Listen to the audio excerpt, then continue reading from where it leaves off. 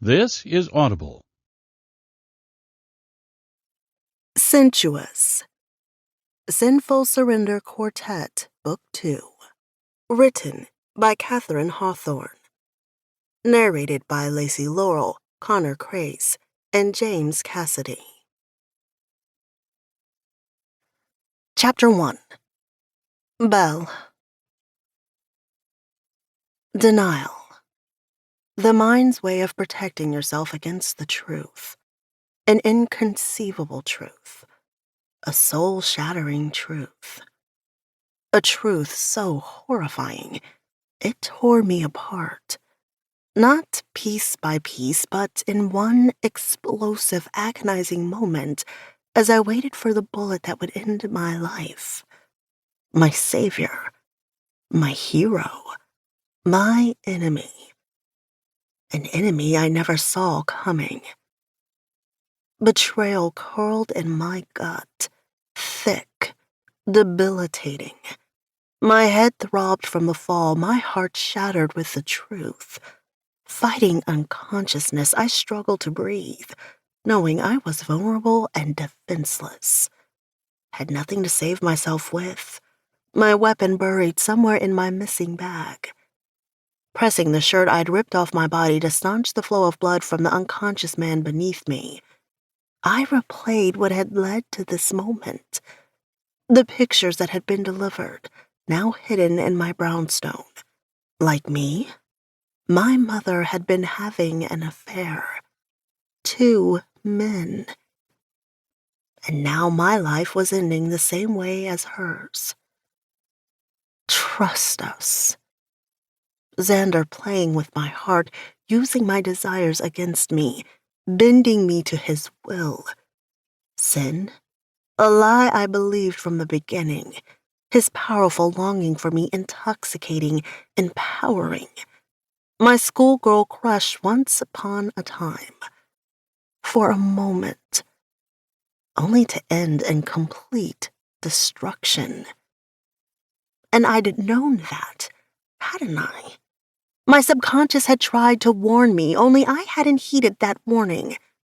Instead, I'd believed everything. Believed the lie. The lie that now cut so deep it pierced my soul. I nearly gave up then, my will to survive weakening, fading like my tenuous hold on consciousness. Too much agonizing heartbreak in my short 23 years. I wasn't sure I could continue. Wasn't sure I could endure anymore. But apparently, like denial, survival instinct was powerful. Right on the heels of that thought came another. I'd fight until my dying breath.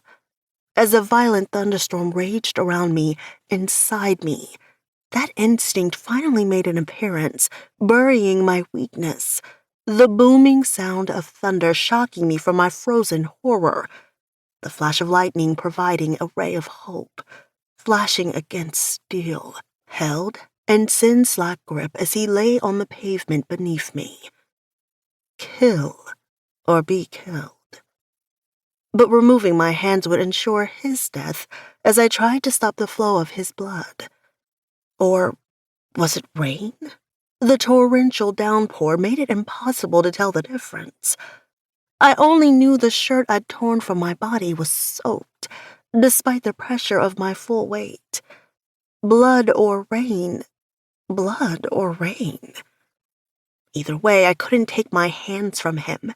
Knew I'd die trying to save him, despite the fact that I was most likely a pawn. A pawn in a sick game where I didn't know the rules. Tossed between the two of them before they pleasured me together, less than 24 hours ago. My gaze left Xander's as he continued closer, his footsteps echoing in the alley, though I knew it was my imagination. Knew I couldn't really hear every terrifying step he took in my direction. Not over the deafening downpour that raged, not over my furiously pounding heart. My sobs that wouldn't cease no matter how hard I tried to contain them.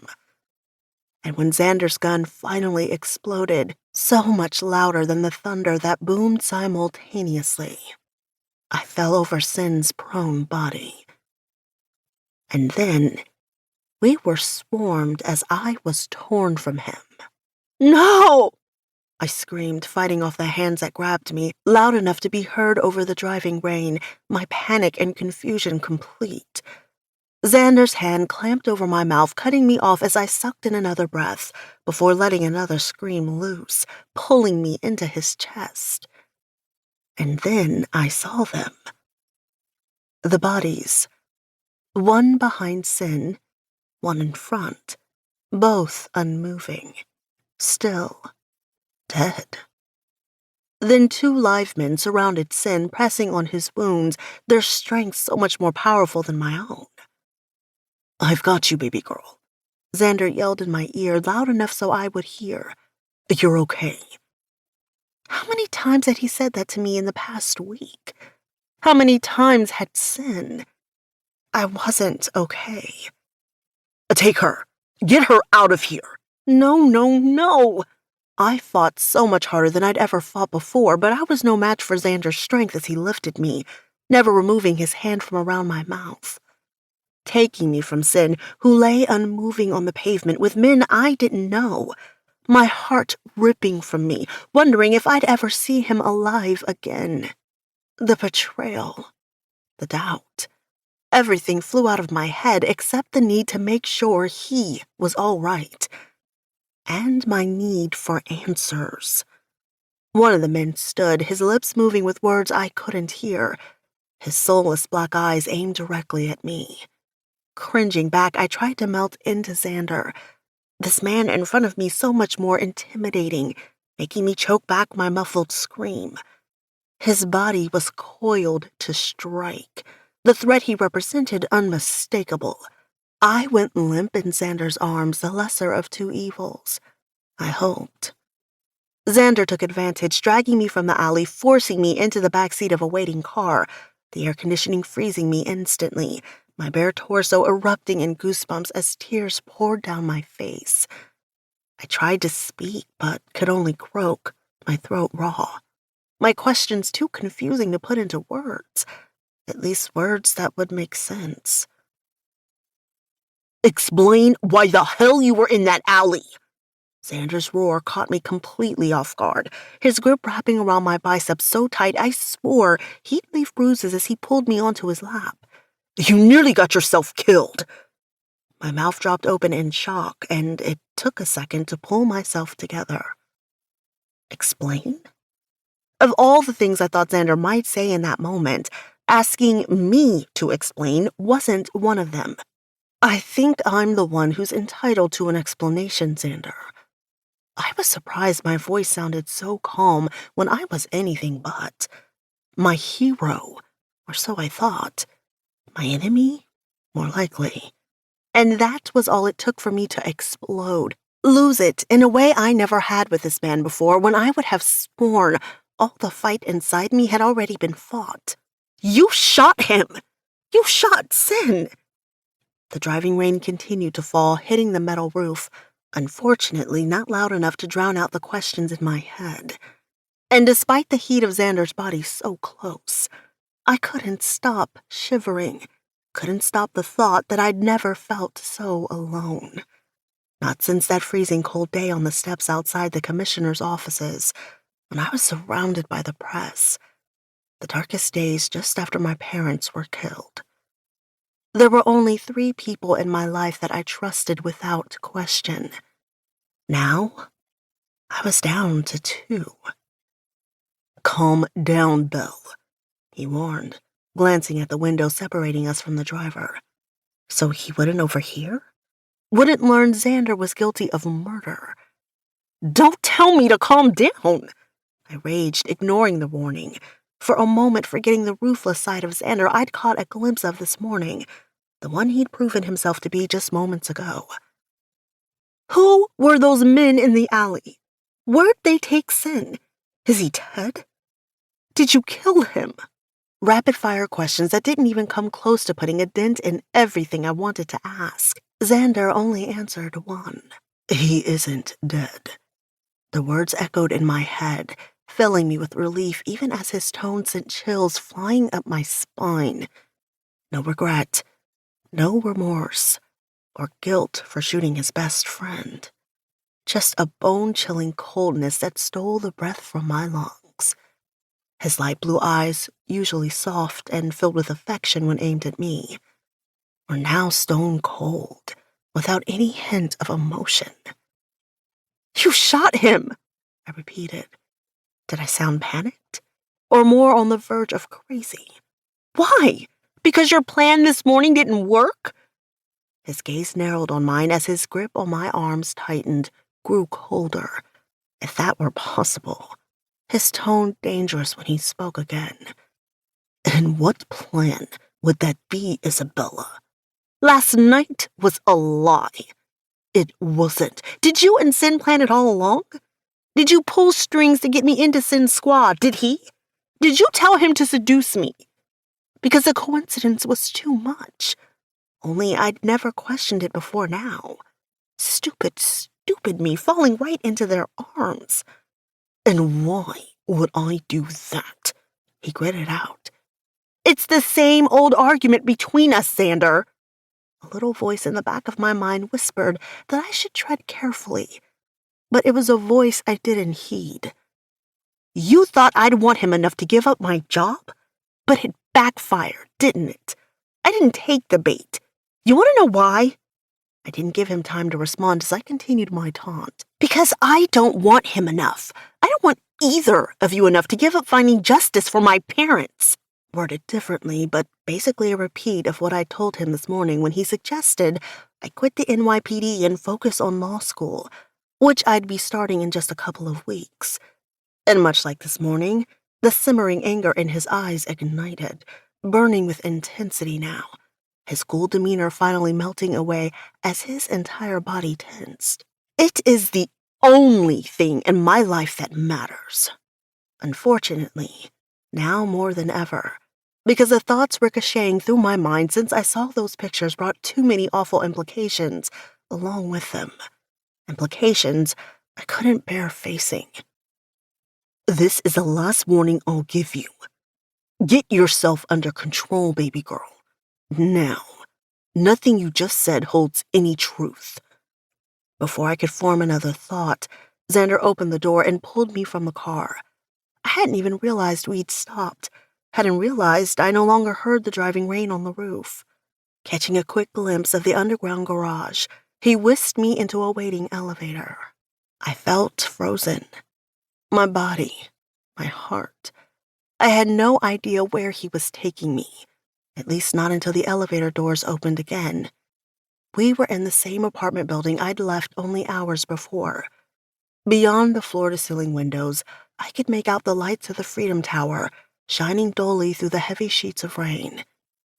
And I wondered if I would ever be free. Free of the lies and the secrets. Old lies from my past, new lies I'd just uncovered. I didn't want to be here. Didn't want to be near him, near Sin. Didn't want the reminder of the ecstasy I'd been lost in with both men. I had trusted them, believed them. No longer. "Doesn't hold any truth?" I scoffed, continuing the conversation as if there hadn't been a 5-minute lag. "Then maybe this scenario is better. You were so overcome with jealousy, couldn't stand the thought of me being with him, so you tried to kill him instead." Somewhere in the back of my mind, I knew the accusations I was hurling at Xander were the same questions I wanted to hurl at my parents, specifically my father. But he was dead, had been dead for more than 6 long years now.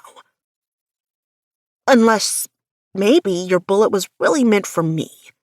That whole, if you can't have me, nobody can mentality.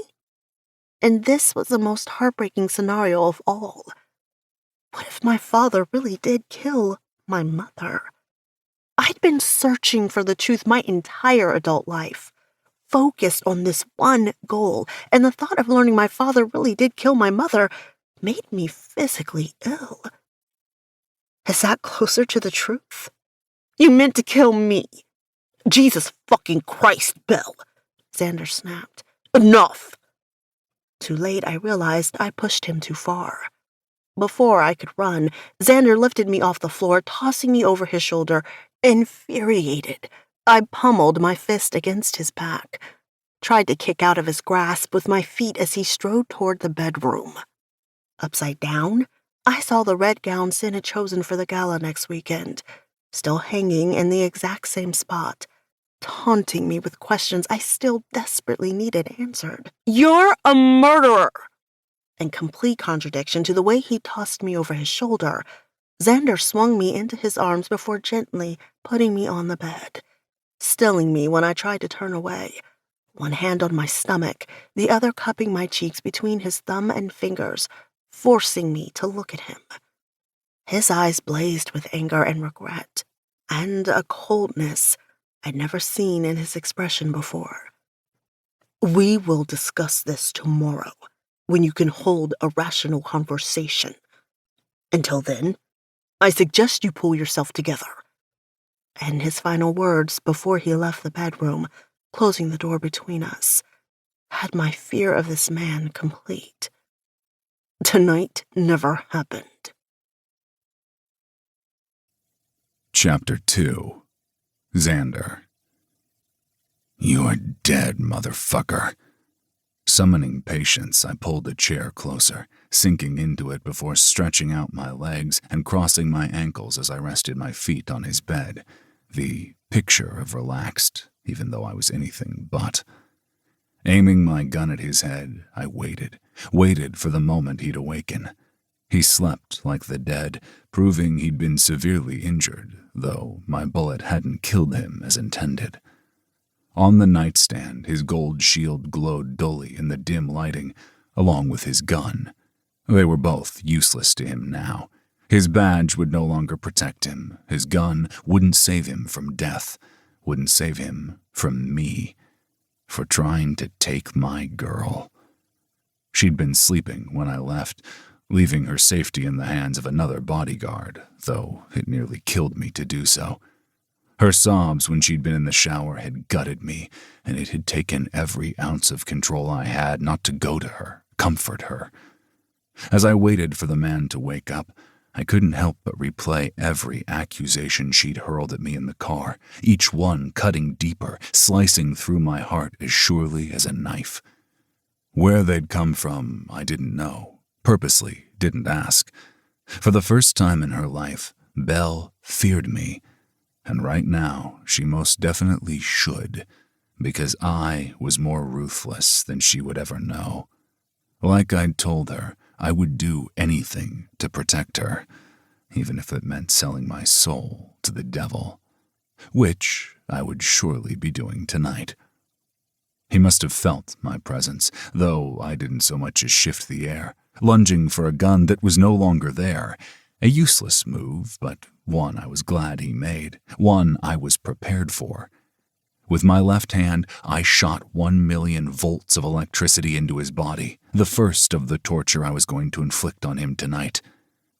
His black hair stood on end as his eyes rolled into the back of his head, his body convulsed, momentarily paralyzed. Not until the last of his jerks stopped did I pull back the hammer on my gun, the sound echoing throughout the apartment as I pointed it at his head. His fear was obvious, filling me with a sick sense of satisfaction. "What the fuck are you doing?" "This can go one of two ways," I said, slowly moving closer to the bed. "You can answer my questions, and I'll let you live." Sick bastard that I was, I took perverse pleasure in seeing the fear that finally showed in his eyes. Grabbing his arm, I handcuffed him to the bed, first one wrist, then the other. Despite the air conditioning, sweat beaded his forehead. Maybe, but doubtful, and I was sure he realized it too. "I thought you were honorable." But he wasn't, was he? Never would have believed you could be bought. That wasn't really true. I'd suspected. You were supposed to protect her, protect every member of your squad, but you sold her out. He sucked in a breath, his fear giving way to terror. "You're wrong. Whatever you're thinking, you're wrong." "I'm not. I was trying to warn you." "Is that the way you want to play this? Think hard, because by the time we're done, you'll be wishing my earlier bullet killed you." An hour later, I finally had a name. Unfortunately for him, the last sound he heard was the discharge of my gun as it blasted through his bedroom. Chapter 3. Bell. Shooting straight up from my bed, my head spun dizzily. My heart pounded in my chest as sweat poured down my body. I wasn't sure what had awoken me. Couldn't remember the nightmare, only knew I couldn't get any oxygen, no matter how hard and fast I was breathing. Darkness still surrounded me, rain assaulting the windows. I didn't remember falling asleep, but I wasn't disoriented. I knew exactly where I was. Maybe not the address, but knew I was in the same apartment in Chelsea where I'd spent the past 2 nights with Xander and Sin. Only this time, neither man was offering comfort. Neither man was protecting me. Rising carefully from the bed, I padded toward the bathroom, nearly missing the toilet as I lost the contents of my stomach. Just like yesterday, when I'd gotten the photographs. That was only yesterday? Jesus. It felt like a lifetime ago. Shutting off my thoughts because it hurt too much to think. I splashed cold water on my face before using the toothbrush on the counter. I needed my bag, my phone. Needed my best friend Sophia because she was the only one I trusted right now. When I felt steady enough, I left the bathroom but halted by the bedroom door, almost afraid to open it, afraid to face Xander for the first time in my life. He was just walking through the front door when I cleared the short hallway, pausing when he spotted me. His expression still a hard mask that I couldn't read. His powerful body was outlined in the dimness of the room, and for just a fleeting moment, I wished everything had been the way it used to be between us. But all the questions I'd fallen asleep with came rushing back to the surface, though I was feeling too weak to ask him anything right now. And too scared, I was ashamed to admit. I took another few steps, holding onto the wall when my head spun again, only getting worse by the second. "Go back to bed, Belle. It's still the middle of the night." I opened my mouth. I'm not sure what I was going to say, but what came out was, "I don't feel so good." And everything went black. I woke in a small white room, only one light softly glowing from the bathroom. Hospital bed, I thought, closing my eyes again. Xander's hand was gripped tightly around mine, his forehead resting on my stomach. I must have made a noise, something that alerted him I was awake. His head jerked up, his gaze meeting mine, the worry in his unmistakable. A complete contradiction to how we'd left things earlier. "Thank God you're awake," he breathed. "How are you feeling?" Like my head was hit with a sledgehammer. I lowered my lashes so I wouldn't have to look at him and tugged my hand, but he only gripped it tighter. "You're hurting me. Again." I heard his quick indrawn breath, knew my cutting remark hit its intended target, and couldn't stop the twinge of guilt. But my comment had the desired effect. He released my hand immediately, and I shifted as far away from him as the bed would allow. Childish, I knew, but I couldn't very well fight with him here, and having him touch me made me weak. Because Xander, no matter what he'd done, would always be my greatest weakness. "Where are we?" "A private clinic not far from Chelsea," he said cryptically. "Do you remember what happened?" I glared at him. Yes. Too bad for you. Lose the bitchy attitude, Belle. He hissed with so much menace that my jaw snapped shut. And I mean right fucking now. I meant, do you remember what happened right before you passed out? It took me a few moments to find my voice. My head was throbbing. I got sick, then dizzy. He nodded as if I'd confirmed his suspicions. You have a concussion. You must have hit your head earlier when you slipped on the stairs in the rain and landed on the pavement. You have a huge knot on the back of your head. My heart thudded again as I gaped at him. My mouth opened to respond, but I snapped it shut again, without saying a word. He was feeding me the story I would repeat to the nurses and doctors. After a moment, I nodded slightly, letting him know I'd repeat it. For now. They took you for an x-ray while you were out. I didn't know what to say to that, so I said nothing. Closing my eyes, I blocked him out as best I could, tried to just let my thoughts go blank as I prayed for sleep to claim me once again. I couldn't deal with any more tonight. Wanted to feel safe and warm. Wanted to feel the heat of the sun on my skin. This miserable night over. Miss Saint? I wasn't sure if minutes had passed or hours when I heard the voice. I opened my eyes to find a woman standing by my bedside. She wore a long white coat, a stethoscope around her neck, and a name tag that read, Alyssa Rose, M.D. How are you feeling? She asked. Better. I lied before I wished I hadn't. If I stayed here, I could use the phone when Xander left, call Sophia and have her pick me up. But then I'd never get any answers, would I? Assuming it was early Sunday morning, Xander would be leaving in a matter of hours. My questions couldn't go unanswered for an entire week. The doctor ran through tests, shined the flashlight in my eyes, causing me to wince, the light making my head throb. She took all my vitals again while I repeated Xander's story, only hesitating when she asked what time it had happened. So I used the approximate real time. Once she was done, she sat on the edge of the bed. You have a concussion, and the radiologist just confirmed you have a hairline fracture at the base of your skull. I broke my head? I gasped. Fractured, she corrected.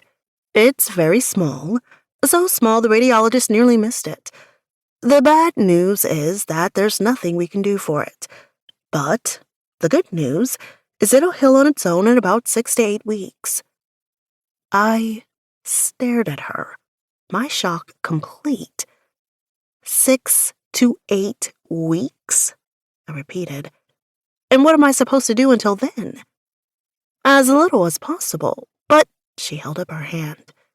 You don't have to be on bed rest. You can resume normal activities once your concussion heals. But I'd avoid any activities that could cause another head injury. Biking, skateboarding, climbing ladders, things like that. I'm a detective with the NYPD. I can't just be out of work for the next 2 months. You'll be out of work while the concussion heals. How long is that? Everybody's different. It could be anywhere from 24 hours to 3 weeks, sometimes even longer. You'll need to follow up with your primary care physician, and they'll let you know when you can return to work. But I strongly suggest staying on desk duty until the fracture is completely healed.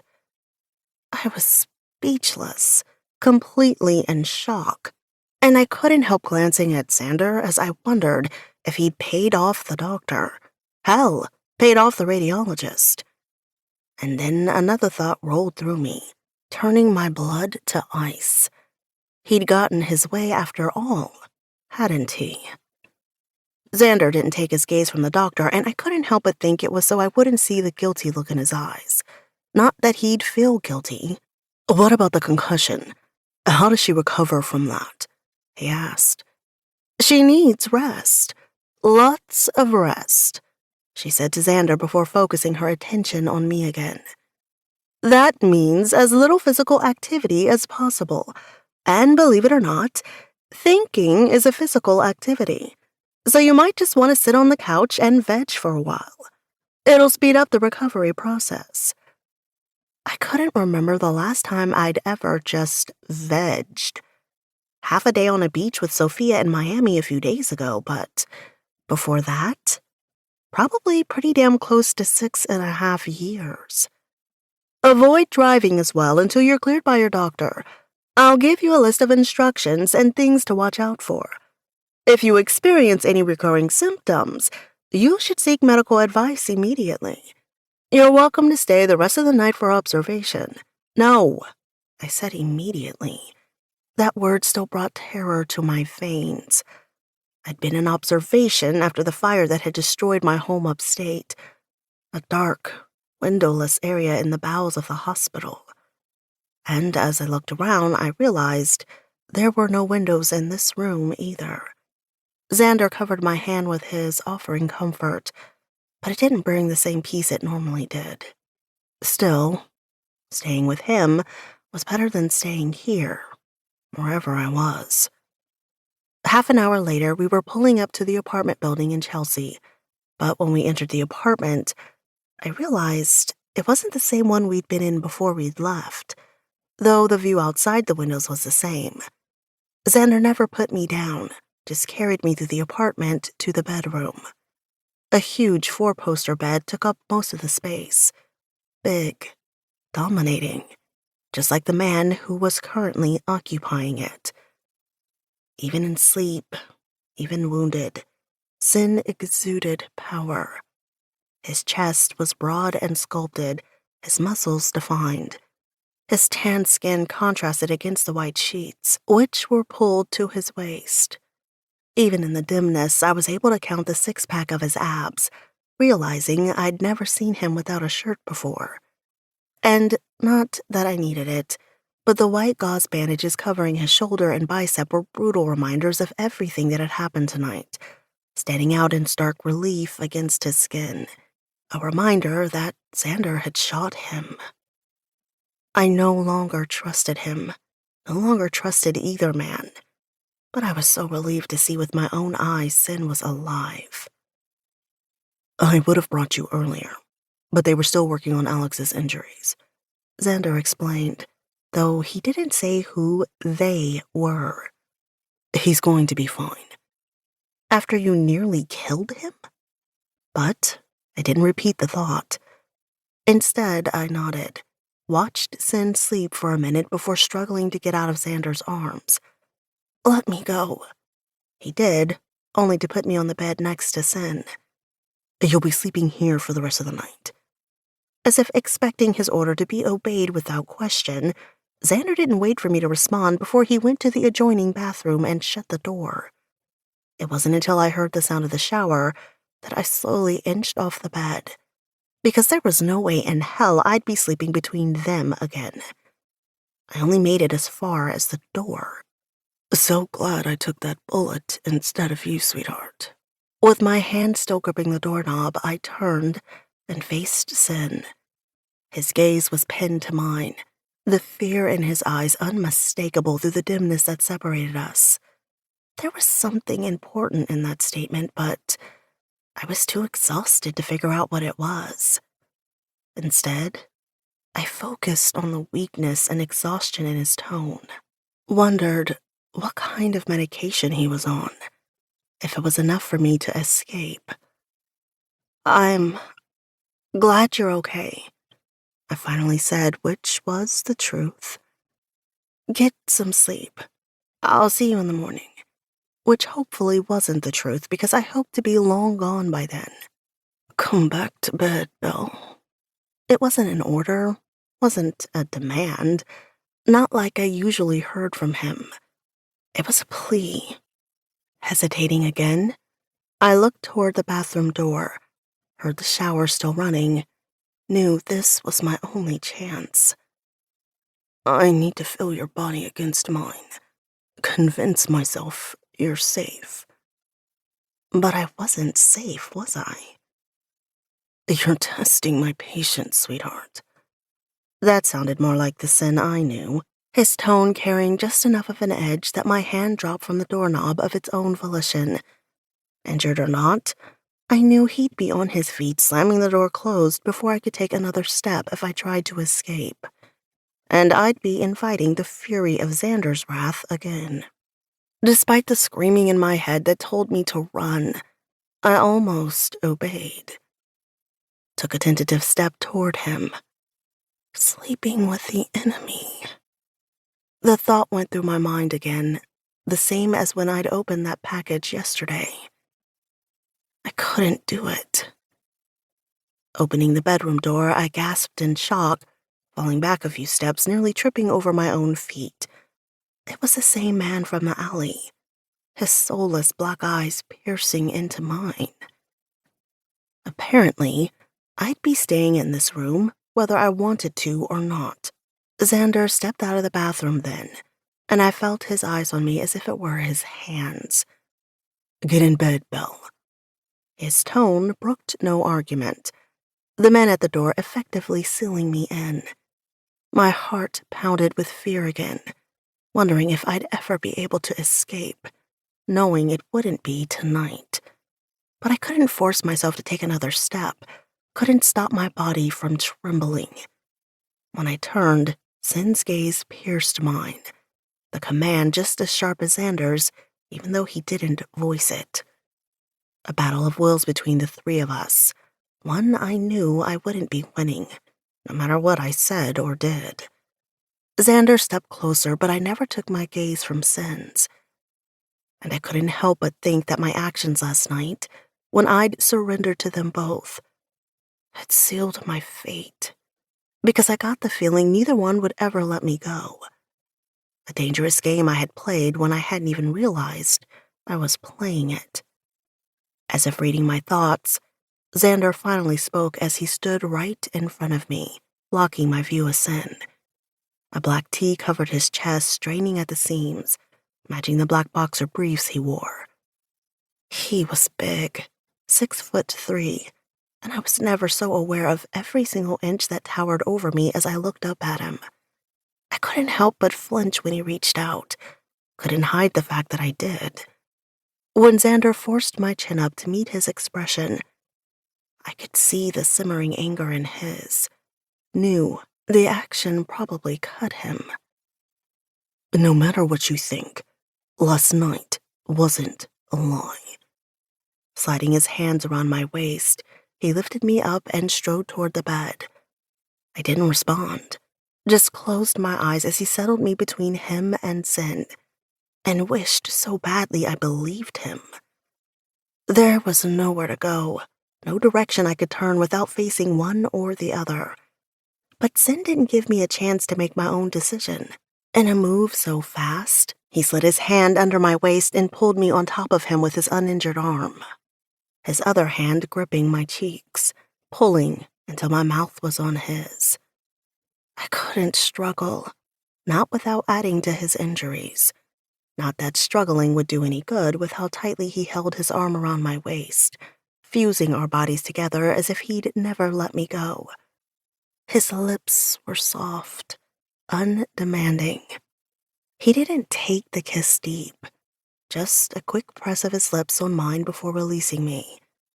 I lifted my eyes to his, saw so much emotion swirling through his, but couldn't make sense of any of it. "So glad you're all right," he whispered before releasing his grip. Was he? As I stared at him, I couldn't help but look for the lie. The son of my enemy. His father had been having an affair with my mother. His father had withheld that information during the investigation. His father was quite possibly a murderer. And the worst part in all that?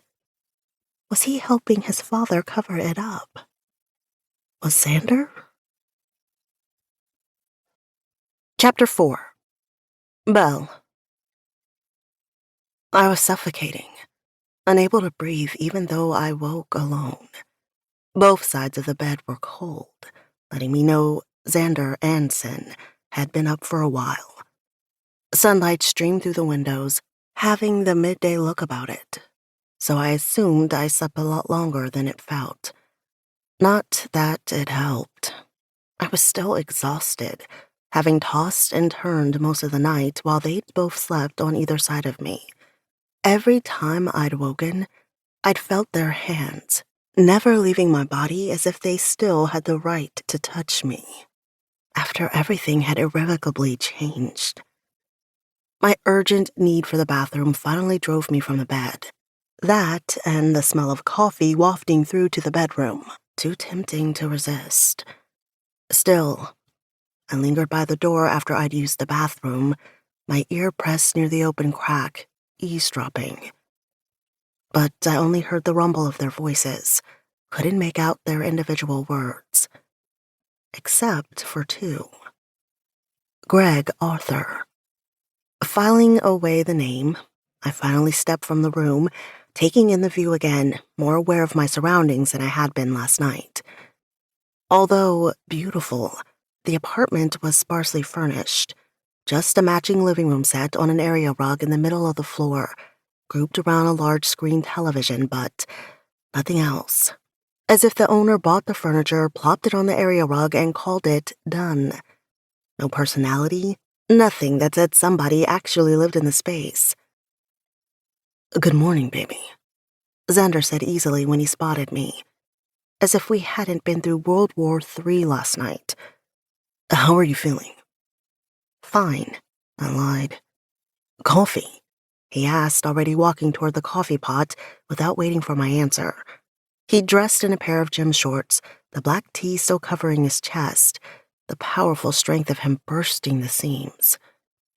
A tax attorney my ass. And I wondered how I could love a man I didn't even know.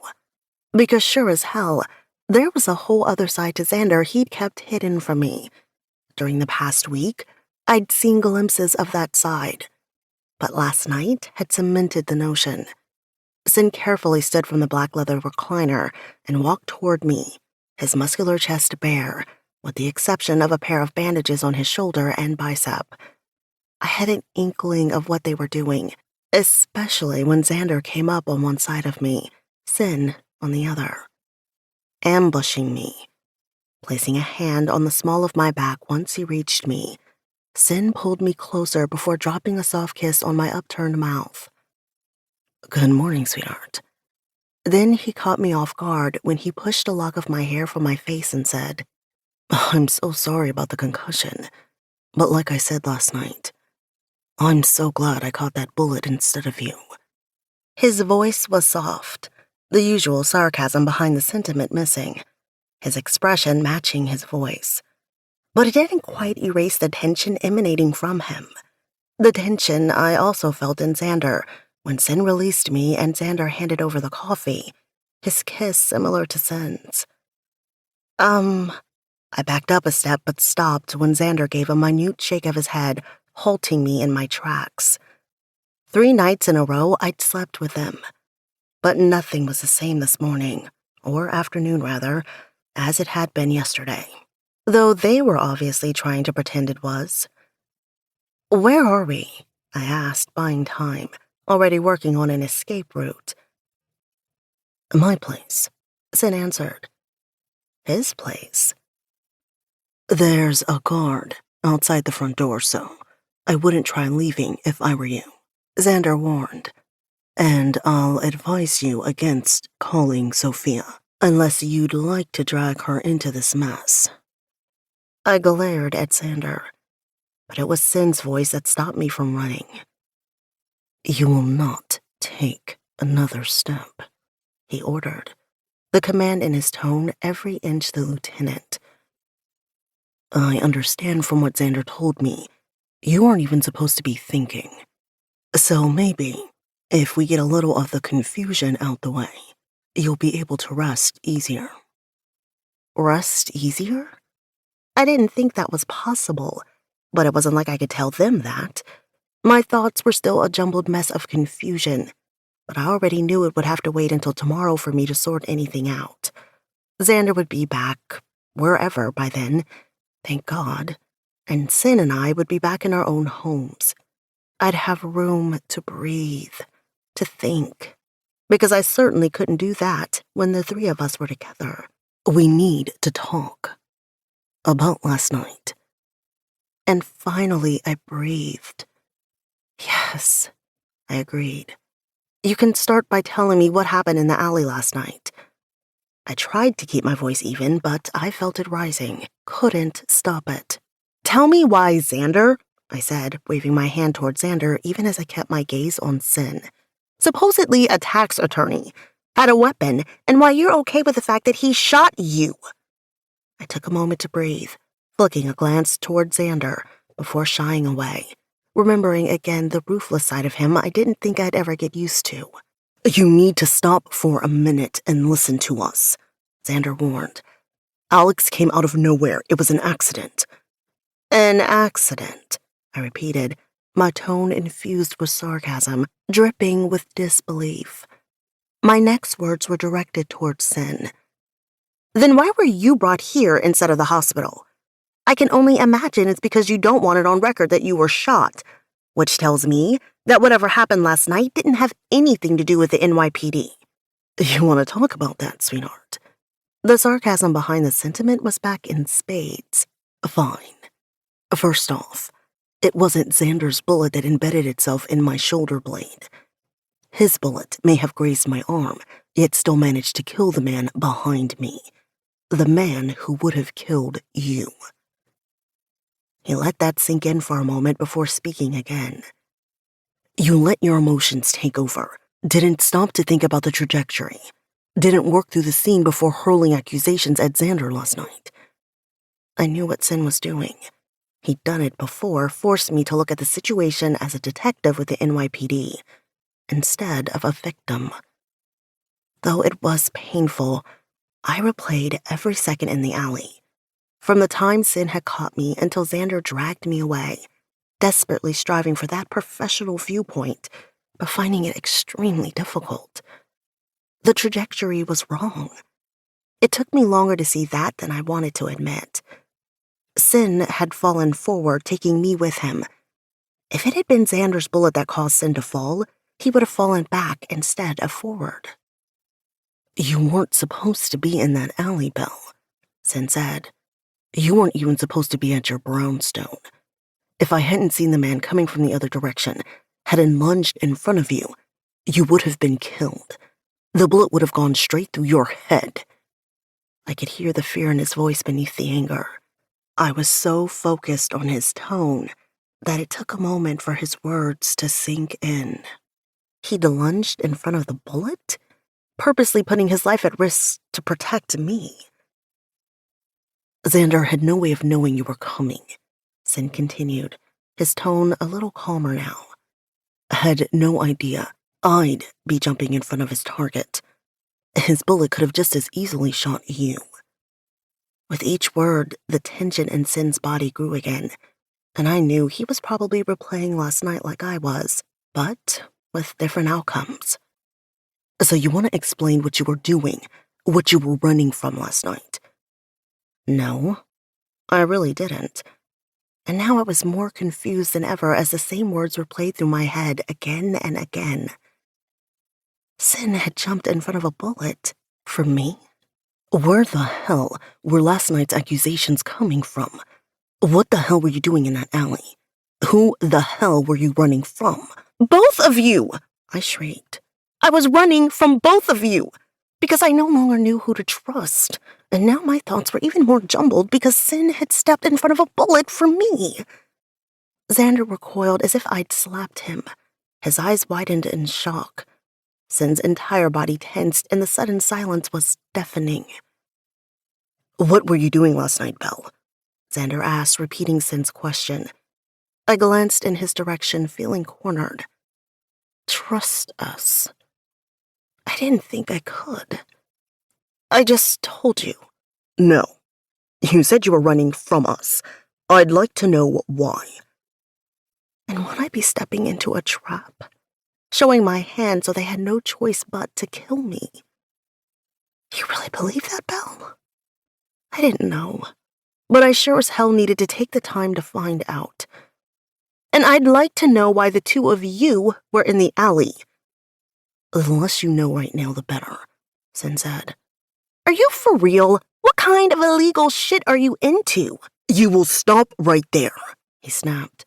Do not ever question my integrity when it comes to my work. He took a step forward, his muscular body coiled, his hands balling into fists, reminding me, oddly enough, about the first time I'd ever seen him. The first time I'd ever really thought about sex was the night Sin had walked into a ballroom, causing fire to launch through my veins. Who would have thought all these years later it would be him I was with? But that was a one-time dream, a short-lived dream. The universe had stepped in, had taken my parents, and had given me Xander. Since then, I'd pictured him, wanted him with both my heart and my body. So much more than a teenage dream. Yet now I wanted as much distance between the three of us as possible. But somehow, in the back of my mind, I knew no matter how hard I fought them, it wasn't going to happen. Not that I wasn't going to try. I glanced at Sin, then at Xander before sucking in a deep breath. Had I known I was sealing my fate, I would have chosen my next words more carefully, or chosen not to say them at all. I'm saying, stop. My only option, I thought. My only way out. No matter what the truth was behind my mother, my father, and Sin's father, it was a sure sign that three didn't work well together. Stop, Xander repeated, a dangerous glint in his eyes. That's not what you said Friday night. Sin hadn't moved, and I didn't dare look at him yet. It was hard enough dealing with one. Dealing with two was nearly impossible. I'm saying it now, I said firmly. I was no match for them, either apart or when they were tag-teaming me. So what? You think we'll just let you walk away? Sin asked as he stalked a little closer. After what happened. You don't have a choice, do you, Lieutenant? I said. A reminder of everything between us. A reminder that he was my lieutenant in the NYPD, and I was his detective, even though I was using it as an excuse now.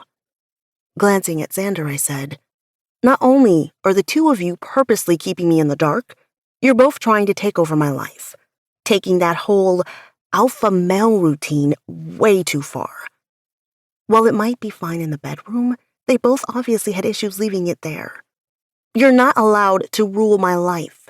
You have no right to tell me what I can and cannot do. Finishing my coffee, I desperately tried to hold on to my false bravery, hoping neither of them knew I was trembling inside. The silence so thick it was unnerving. I turned my back on both and made my way toward the kitchen, rinsing my mug before putting it in the dishwasher, calmly. I want to go home. I nearly made it to the bedroom, possibly because they were too stunned to move, or too pissed. I was just about out of their line of vision before Xander's voice stopped me. Bill. Just one word.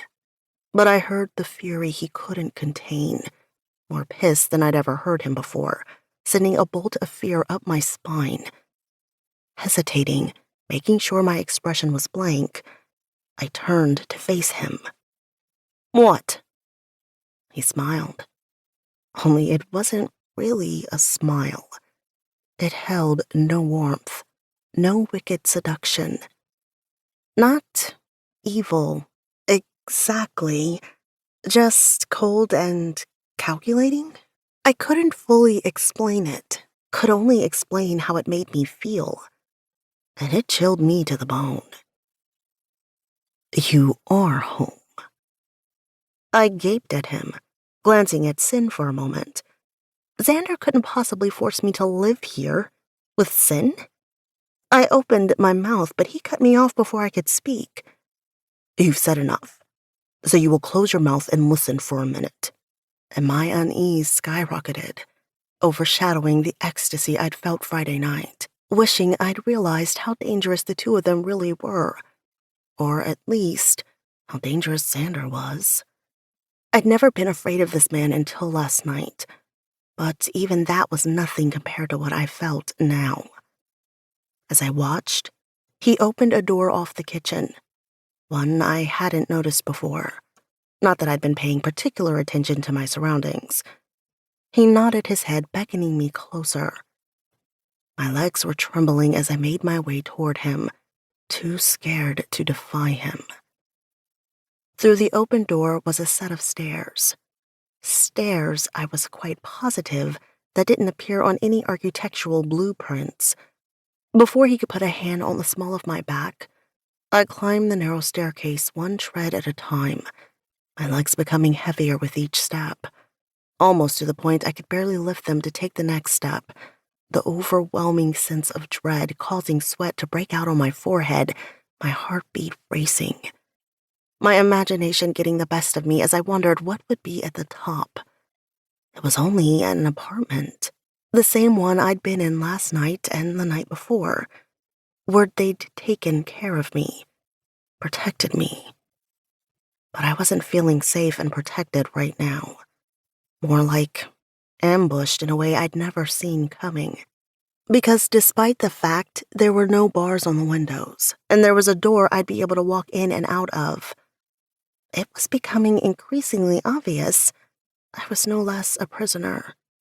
Make yourself at home, baby. This door, it will remain open at all times. If you close it, even once, it will be removed, and your situation will become so much worse than it is now. There are cameras on the front door and in the living area, so if you know what's best for you, don't bother trying to escape.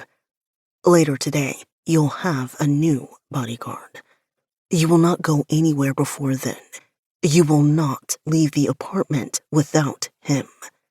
Trust me. Trust you? Are you out of your freaking mind, Xander? You're keeping me prisoner, and I'm supposed to trust you? Not to mention that trust is a two-way street, and even now you're keeping secrets from me. A tax attorney? Really? What kind of tax attorney hangs out in dark alleys and murders people? His expression hardened, turning to stone, and I never realized how icy his eyes looked before. I made a promise to you 6 years ago. Do you remember what that was? His tone was cold, detached.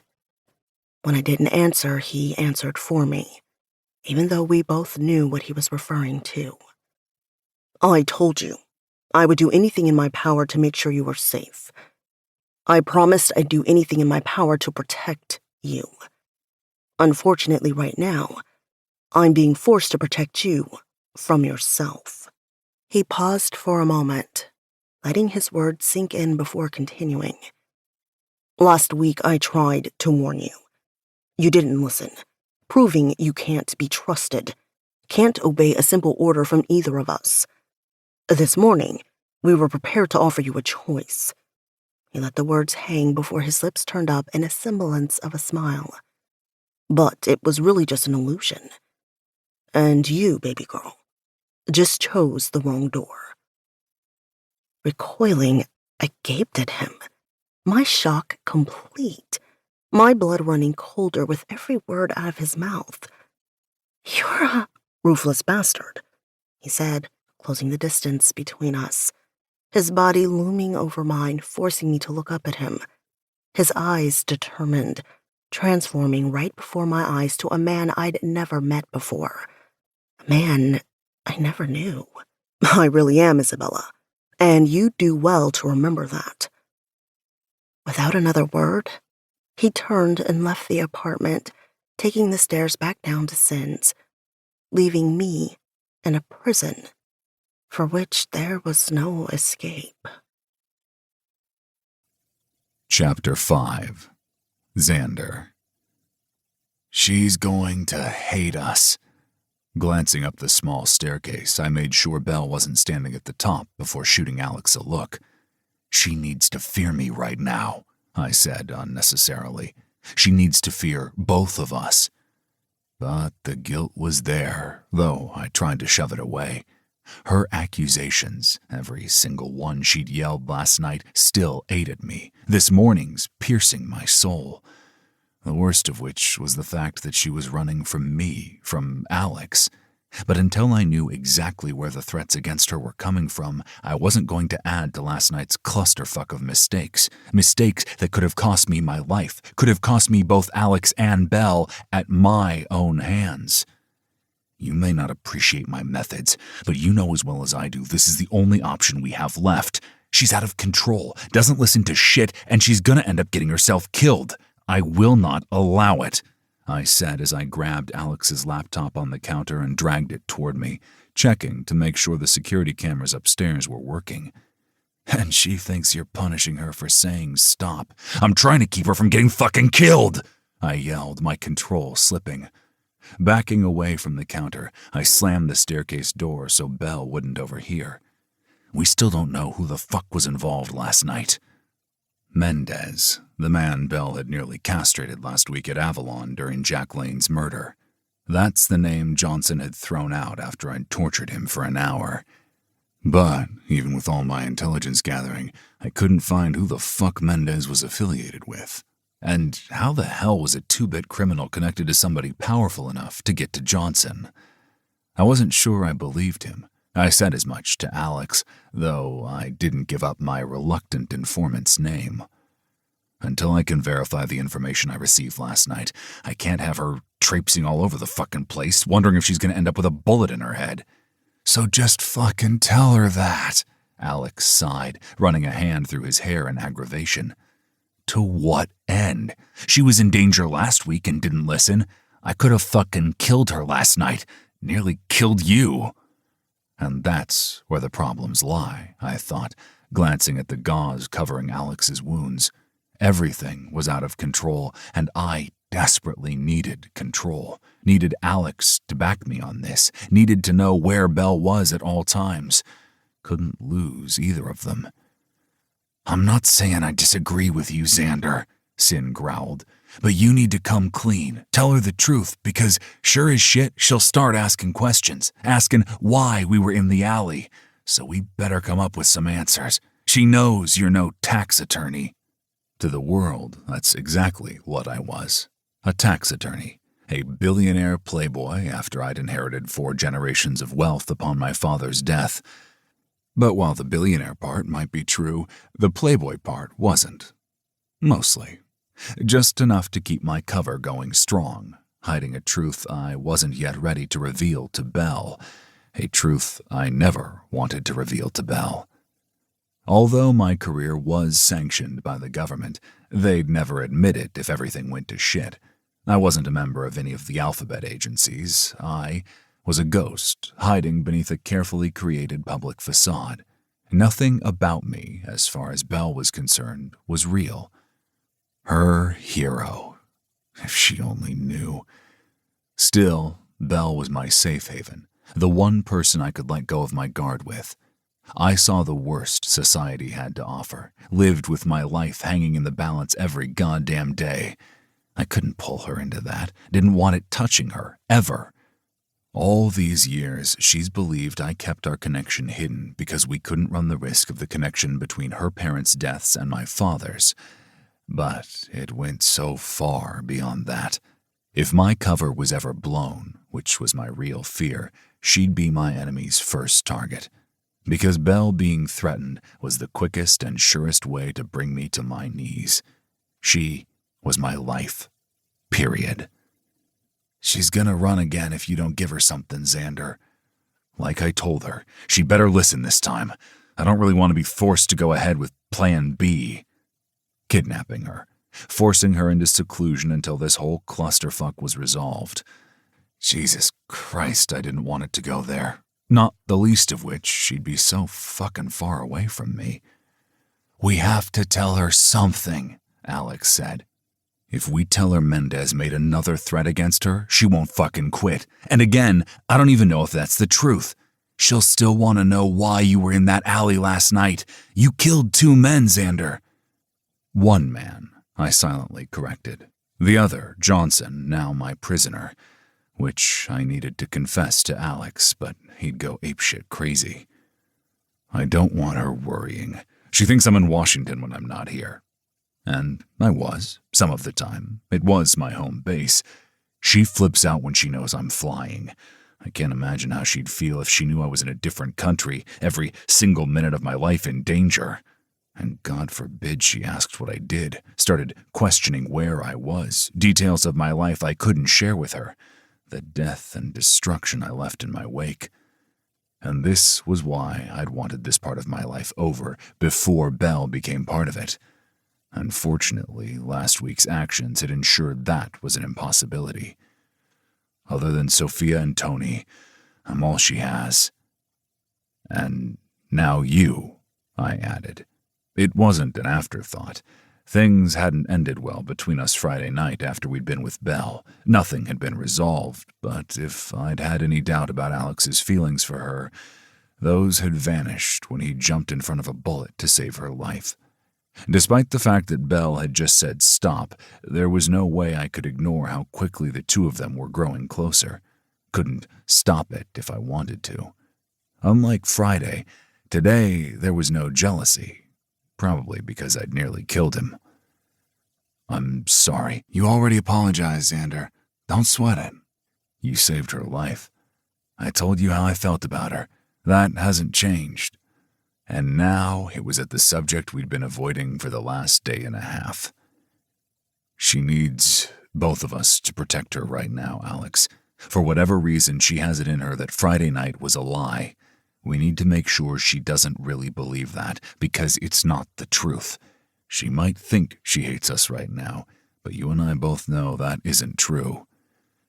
I also told you the other night, Sin reminded me. I won't mess with her head. This isn't a game between us, and I won't treat it as such. Are you gonna walk away then? I still needed him to protect her when I was gone, and truthfully, that connection between the two of them that I could all but see, it scared me, made me doubt whether Belle would choose me if she was forced to choose between us, especially because of what I'd just done to her.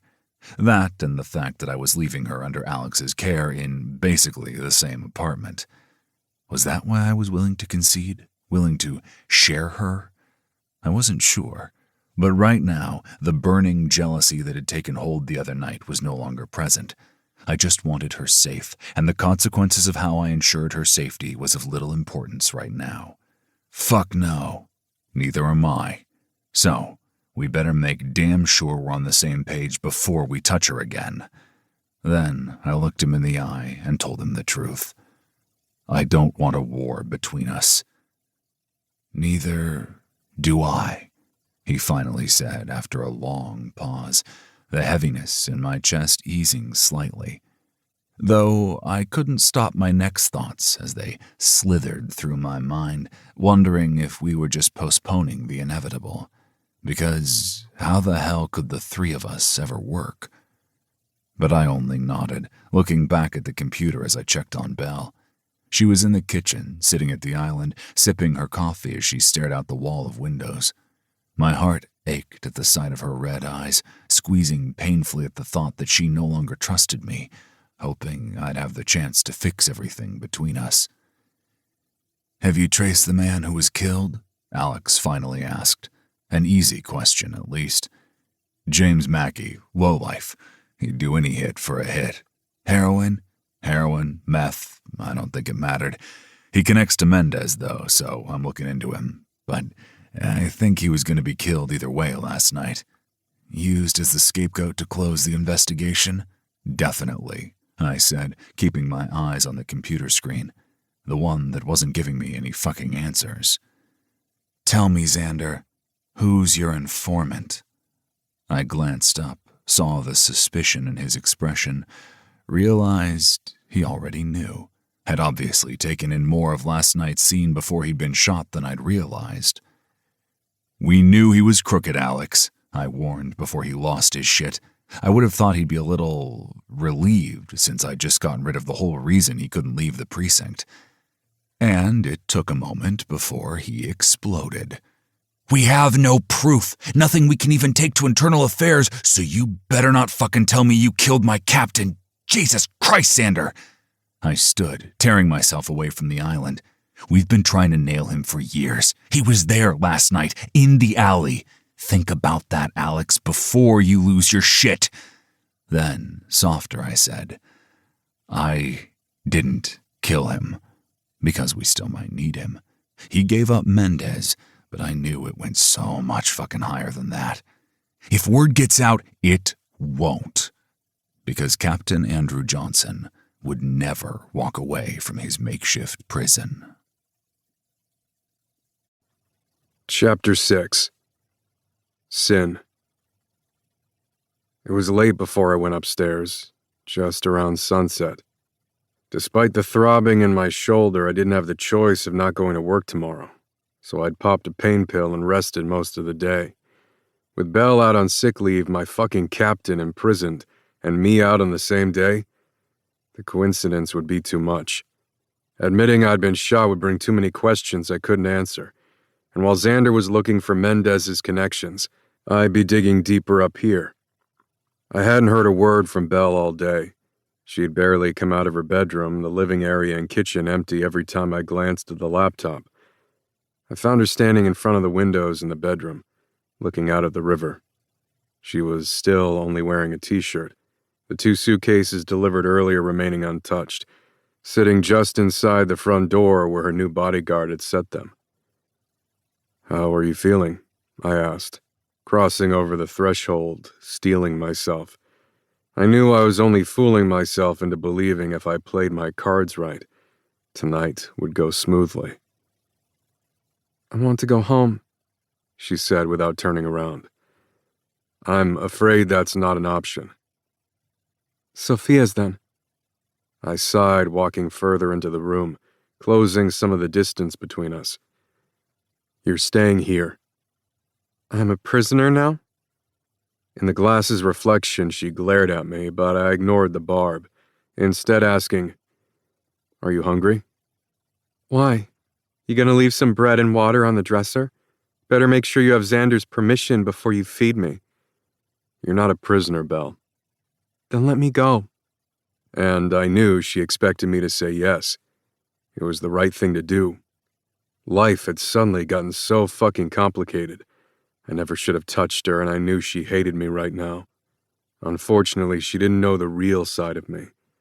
The easygoing, fun-loving side of me that was my norm, outside of work. But we hadn't had any normal getting-to-know-you conversations, both fighting this attraction between us, her more so than me. But there was something between us, and I wasn't going to quit until I knew what it was. "I can't." She didn't respond, though I knew she understood the deeper meaning of my words. After the silence stretched too long, I continued. "We're trying to make sure you're safe." "From what, exactly?" "We're not sure where the threat is coming from yet. A partial lie, and I hoped that would be the only one I'd have to tell her. Until we eliminate it, you'll be under our protection." "Eliminate it? You mean kill?" I held up my hand before she could add what I was positive would be a scathing comment. I didn't want to fight with her tonight, but I did want to let her know as gently as I could that I was in charge. "First, I've warned you about questioning my integrity. I also warned you about disobeying me. Why don't we set the ground rules so your imprisonment goes as smoothly as possible?" She didn't rise to the bait, didn't crack a smile at my poor attempt at a joke, didn't come back with her fury flying. Instead, her shoulders stiffened and I prepared for war. But she still didn't turn to face me, even though she knew I fucking hated talking to her back. But I continued anyway. "Second, I don't take orders from Xander. We discussed this course of action together and decided this was the best way to handle it." Another slight lie, but I didn't disagree. Like Xander said, she didn't listen to shit. She whirled around then, green eyes flashing with so much anger I could feel the heat. "Handle it? You mean handle me?" If she wasn't injured, if I wasn't injured, I'd love nothing more than to toss her on the bed, use my hands and mouth until she surrendered. With a sigh, I finally conceded that tonight wasn't going down without an argument. Not with the role I was about to play. Because Belle wouldn't be getting the good cop, bad cop routine we often used in interrogations. No, she'd be getting the bad cop routine from both me and Xander. Despite her injuries, which made me feel like shit because more than anything, I wanted to scoop her into my arms, put her mind at ease, and never let her go. Not that she'd welcome me right now, and not that I had the strength.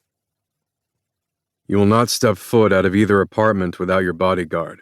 You will not take a taxi or an Uber. That being said, you are not a prisoner. You can leave as long as your bodyguard is with you. Do you understand? She continued to glare at me, biting her tongue. I'll take your silence as a yes. I will also text or call throughout the day.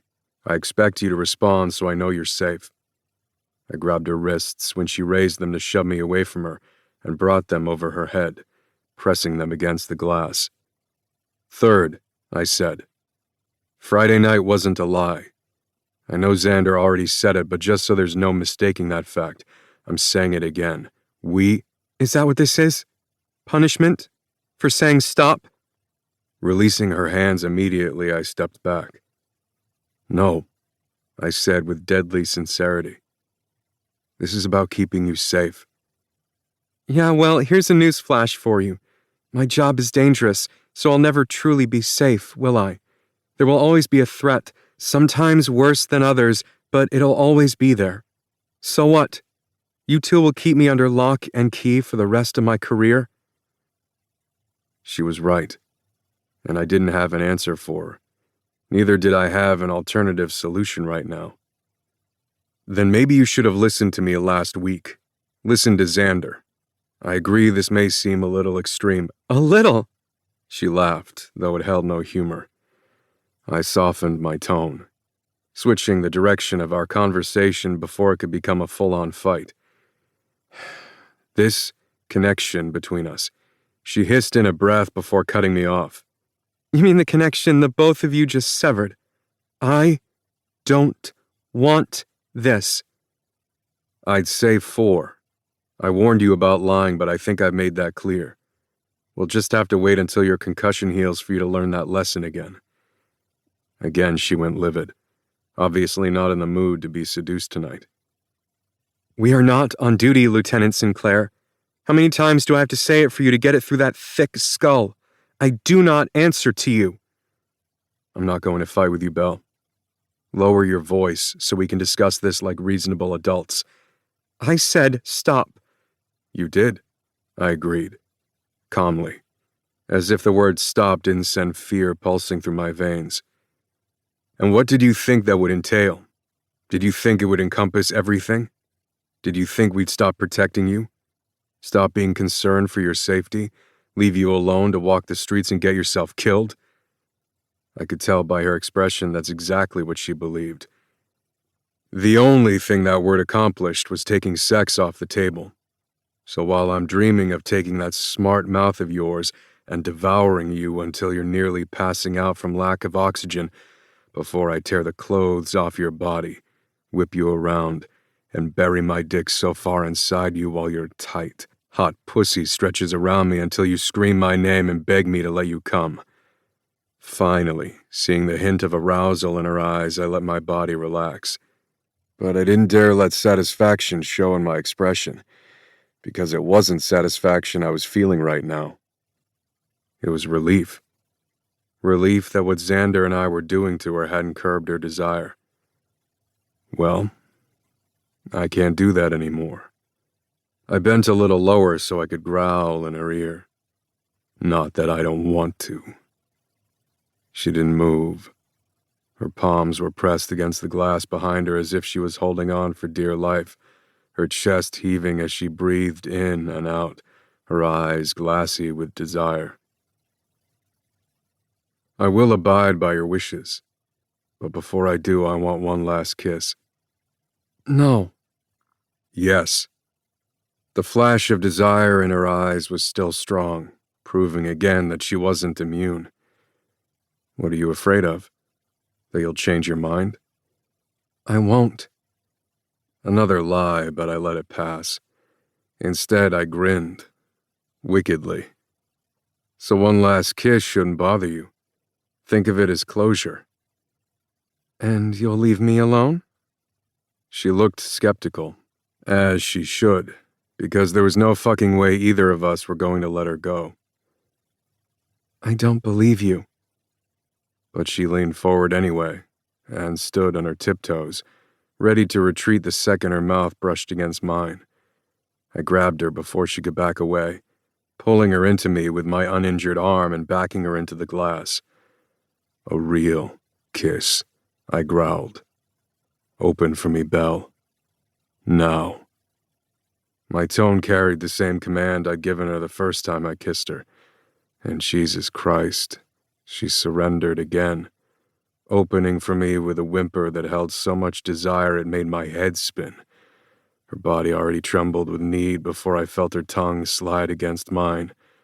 I'd planned to keep it sweet, planned to worship her.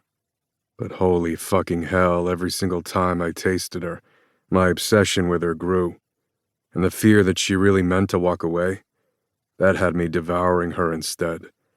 My dick throbbed painfully, straining toward her, needing to be buried deep inside her more than I needed my next breath, claiming her, possessing her. Bending my knees, I pressed against her, felt her wetness soaking through my shorts. 6 long fucking months since I'd had a woman. Not since the day she'd walked into my office and I'd shaken her hand, felt that jolt of electricity, so much more powerful than anything I'd ever experienced before, taking every ounce of self-control I'd possessed not to touch her. Until the night I thought she'd been killed and had finally kissed her for the first time. But I didn't want her like this, without full consent before I even touched her, because once I had her there would be no going back. And I needed to make that abundantly clear to her before this went any further. The thought forced me to slow, forced me to stop. After I released her mouth, her eyes remained closed, her expression hidden from me. I wish I could lift her into my arms, but settled for sliding my hand into her hair, lifting her face up with my thumb under her chin. Your bed or mine? Her body tensed, her eyes flying open, and I laughed. Did I forget to mention Rule 5? You'll be sleeping with me. No. Yes, this is non-negotiable. I don't trust you, sweetheart. I'll give you tonight without handcuffs, but if you even think about sneaking away, tomorrow night will be much different. I saw the flash of anger and couldn't stop my grin. I loved her spunk, loved the challenge, especially since I knew she surrendered just as hard as she fought. But it was so much more than that. Every single time I looked into her eyes, I swore I saw my future. And I needed her to know this wasn't a game. Her trust issues were obvious by this point. No matter how many times I had to repeat the words, I'd say them again and again until she believed me. For however long you're on leave, I said softly, I'm not your lieutenant. I'm just a man trying to protect his girl. She didn't respond, but some of her tension eased, softening a little. You know how I feel about you, Belle. Mostly. But if she knew how deep my feelings ran, I wondered if she'd be running in the other direction. Work with me instead of against me. Please. I nearly lost you last night. Again. Xander nearly lost you. Put yourself in our shoes for a minute, okay? Try and understand where we're coming from. They must have been the right words to say. She swallowed audibly, then nodded. And I couldn't resist. I bent my head and pressed my lips to hers, but lifted before my control snapped, and I took it deeper again. Without asking, she slowly made her way toward the bed, all the way to the edge, flipping over so her back was to me when I followed. Letting her have her space, I didn't crowd her. Didn't pull her into my arms, despite how desperately I wanted her there. Neither of us are willing to walk away, Belle, I warned. The words floated between us, unacknowledged, but I knew she heard them. It wasn't until hours later when she reached for me in sleep, nearly climbing on top of me in her attempts to get close, that I was finally able to drift off. My world finally right for the moment.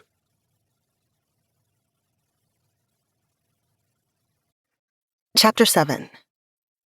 Belle. His father killed my parents. 2 days had passed, 2 long days, since Xander had made me a prisoner in Sin's home. It was Tuesday now, and I still couldn't make sense of anything going through my head. No longer could I blame the concussion for my confusion. I hadn't had any more symptoms since yesterday. No more nausea, no dizzy spells or headaches. Breathe, Belle, and start at the beginning, Sophia said softly. Who killed your parents? Sophia had taken one look at the devastation on my face 5 minutes earlier and had pulled me into Avalon's office before pushing me into a chair.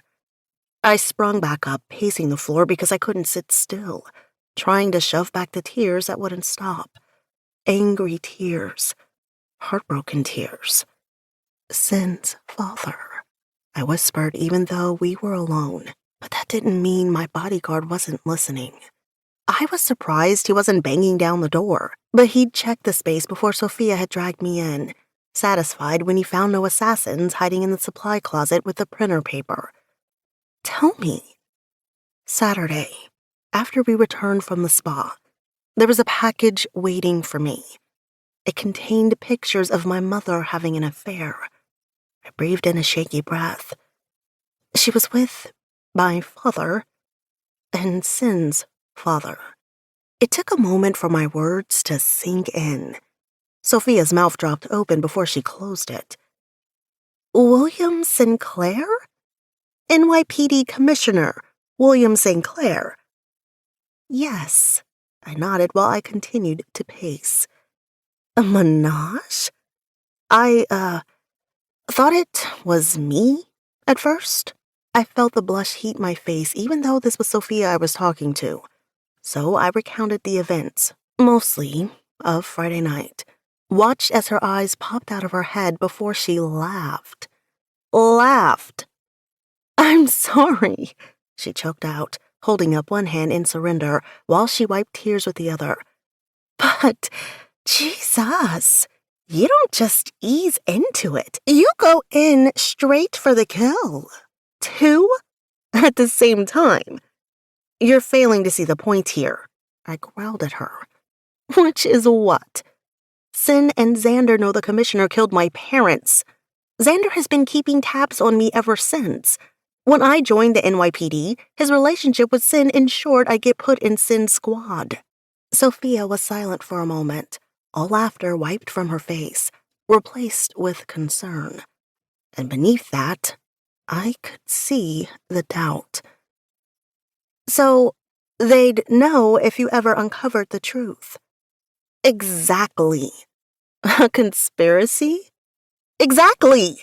I yelled again, ignoring the growing doubt in Sophia's expression, the slight sarcasm in her tone.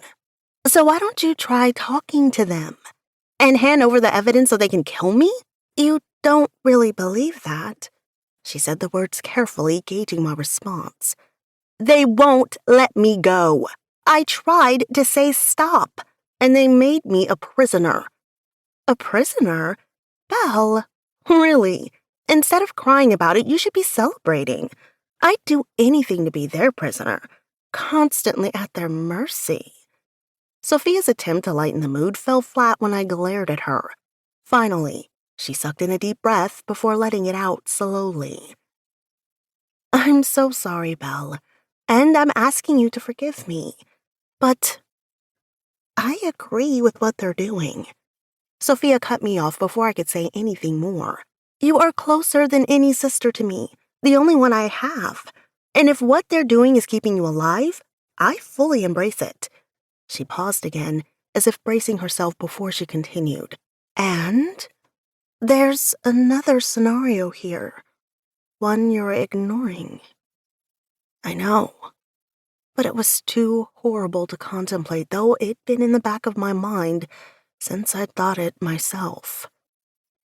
My father did not kill my mother before committing suicide, I whispered. But I no longer sounded as convinced as I once had. when I'd argued with the commissioner when I was 17 years old. But it wasn't a possibility I could ignore anymore. What if my mother wanted out and one or the other didn't want to give her up? Just like Xander and Sin. Or what if my mother was really going to leave my father for Sin's father, and my father couldn't handle it and killed her? Or what if my mother was going to cut off the affair with Sin's father and he couldn't handle it and killed my mother and father? And how does Saturday night fit into your equation? Sophia asked softly, pulling me from my thoughts. They told me they don't know where the threat is coming from, but I don't know if that's true. You're forgetting that Sin stepped in front of a bullet for you. You're forgetting that it was Xander who saved you all those years ago. If he wanted you dead, if either of them wanted you dead, you would most assuredly be dead by now. So bluntly put, but possibly the truth. Still, I wasn't done venting, getting everything off my chest. Xander's been lying to me, Sophia, all this time. He had a gun in that alley, killed 2 men. Then, when I told them I didn't want to, continue anymore, he made me a prisoner and left. I haven't heard from him since, and Sin, he's just as bad, forcing me to sleep with him. Sophia laughed, abruptly choking it back when I cut her with a look. You're being forced to sleep with Sin? I'm failing to see the issue here. Sophia rolled her eyes. Has he tied you up? He threatened to handcuff me. Do you want him to? Of course not. Okay, I thought, as a flash of heat traveled through my entire body. Even I didn't believe that lie. Let's table that for a minute. Let me ask you something and think long and hard before you answer. Do you really believe Xander would ever hurt you? When I didn't say anything, she continued. I see the way he looks at you, Belle. He loves you. And I may not know Sin all that well, or at all, really, but I also see the way he looks at you. Do you really believe he'd do the things you're accusing him of? Saturday night. Forget Saturday night. Obviously, something went down and neither of us have all the facts right now. Instead, think about the Sin you've spent nearly every day of the past 6 months with. Do you really believe that man is capable of setting you up?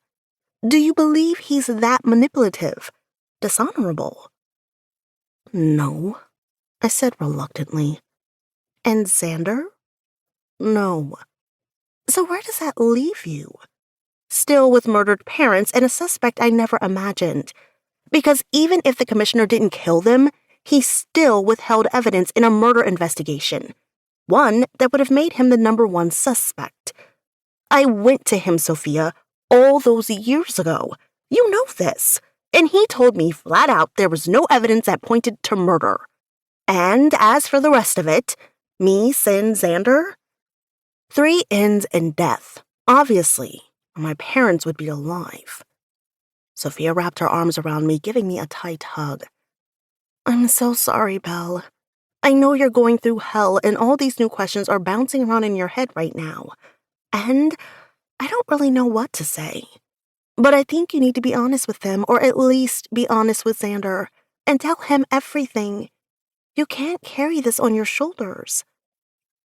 If Xander or Sin found out, even if they weren't part of it, Xander would put me in captivity so fast my head would spin. He'd keep me from the gala, and there was no way in hell I'd miss it.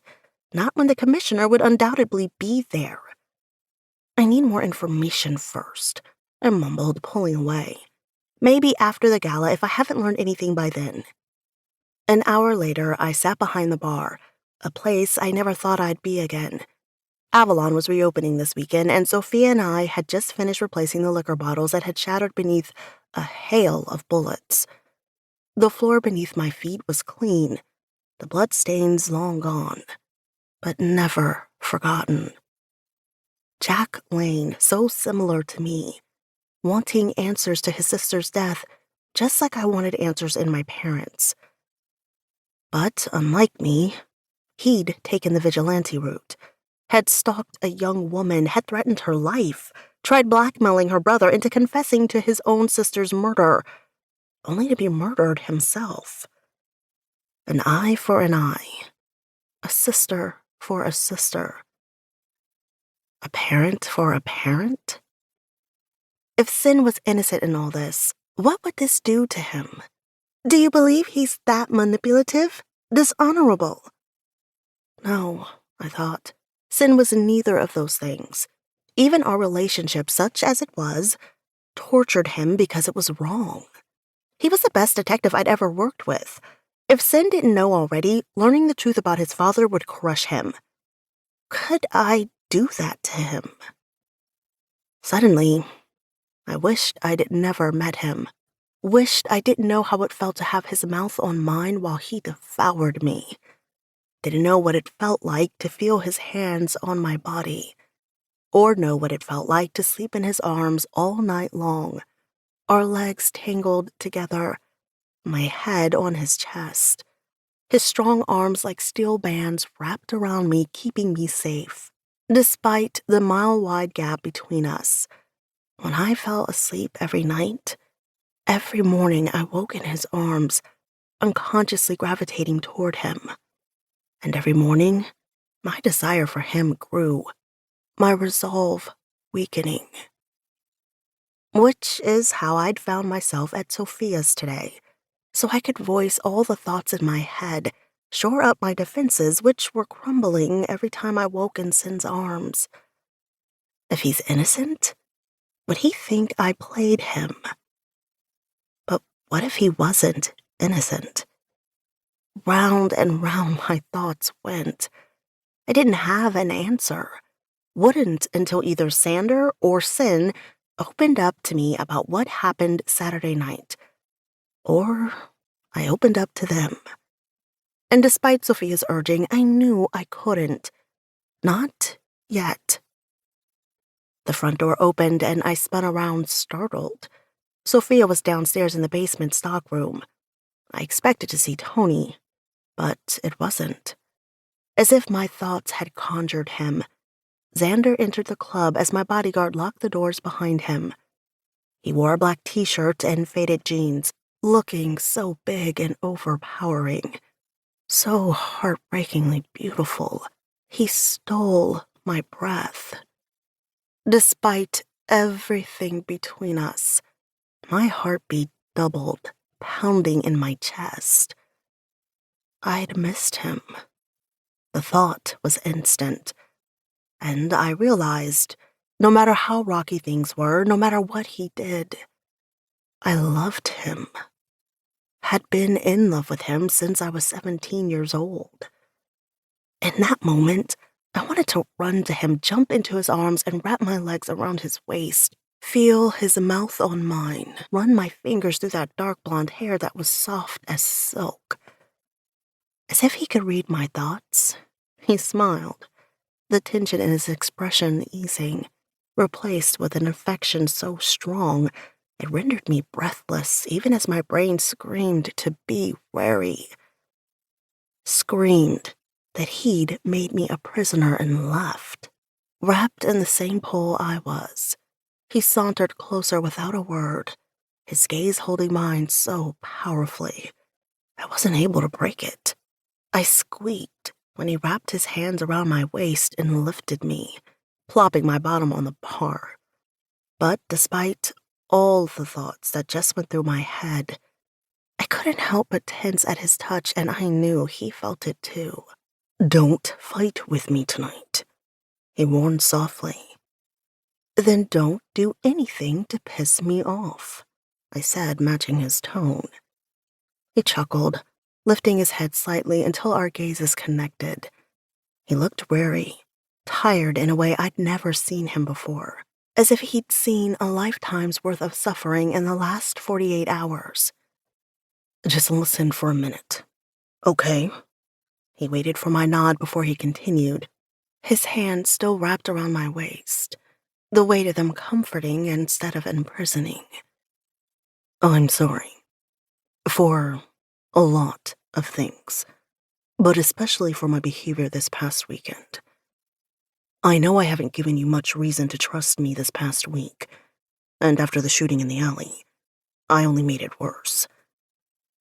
Honestly, I have no excuse other than I lost control, and after nearly killing you and Alex, I needed to ensure you were both safe.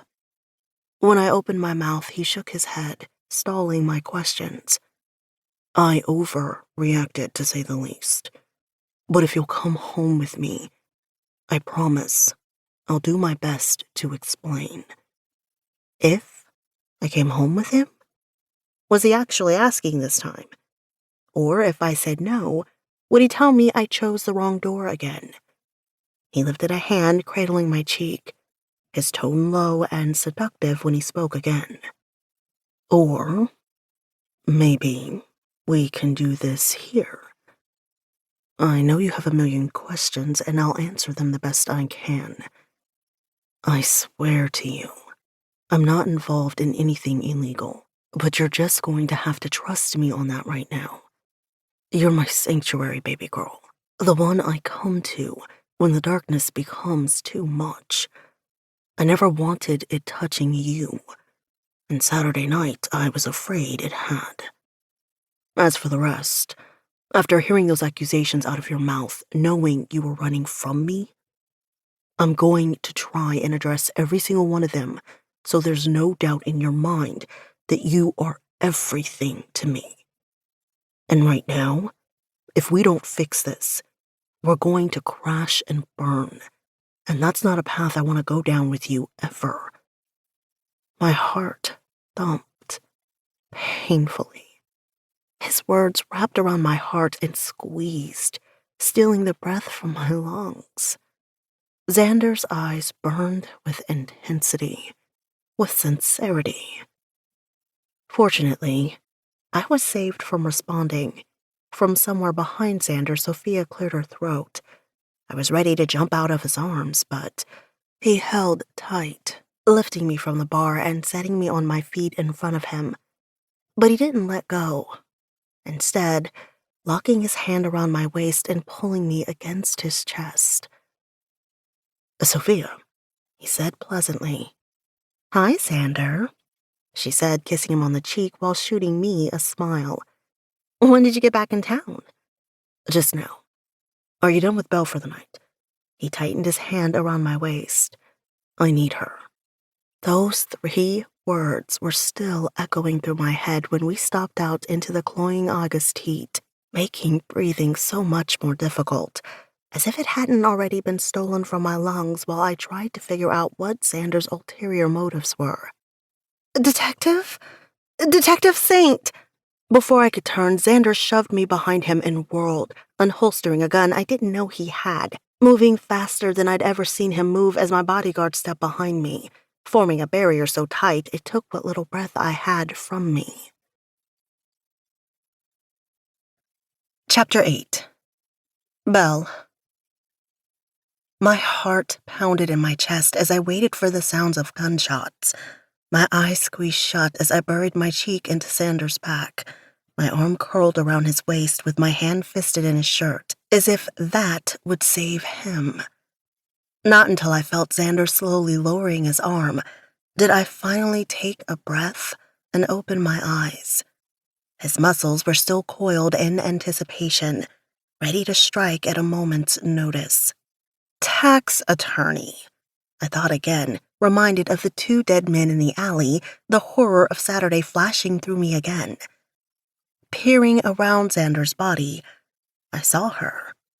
Julie Reynolds, standing on the sidewalk in the middle of Times Square when she should have been in Fort Lauderdale. Her arms were raised near her head in surrender, slowly making their way down. The look of shock and fear on her pale face unmistakable. It's okay, Xander, I said softly. Julie swallowed and glanced up at Xander before taking a step back. I couldn't imagine the look on Xander's face, but I'd bet it was something close to the one he'd given me on Sunday. Forgive me for spooking you. I was just going in to speak with Mr. Esposito when I saw you coming out. She glanced at me for a moment, her smile unsure, before her gaze moved down to the gun still clenched in Xander's hand. I tried to return the gesture, put her at ease, but couldn't force my lips to turn upward. Instead, I nodded, still frozen in shock, and eventually, I was able to force words out, but I could hear the way my voice trembled. How are you doing, Julie? When did you come from Florida? My grandmother and I just got here a few hours ago for tomorrow's interview with Lieutenant Sinclair. She shot a glance at Xander, and I saw her wince, knew she was wondering if Xander was the lieutenant in question. Sin hadn't told me he was interviewing Julie, hadn't told me anything. I thought because we hadn't spoken since Sunday night when he'd forced me to sleep with him. Forced, Belle?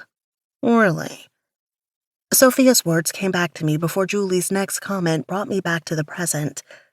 I tried to step around Xander, but he wasn't having it, keeping me locked to his side with his left hand on my waist.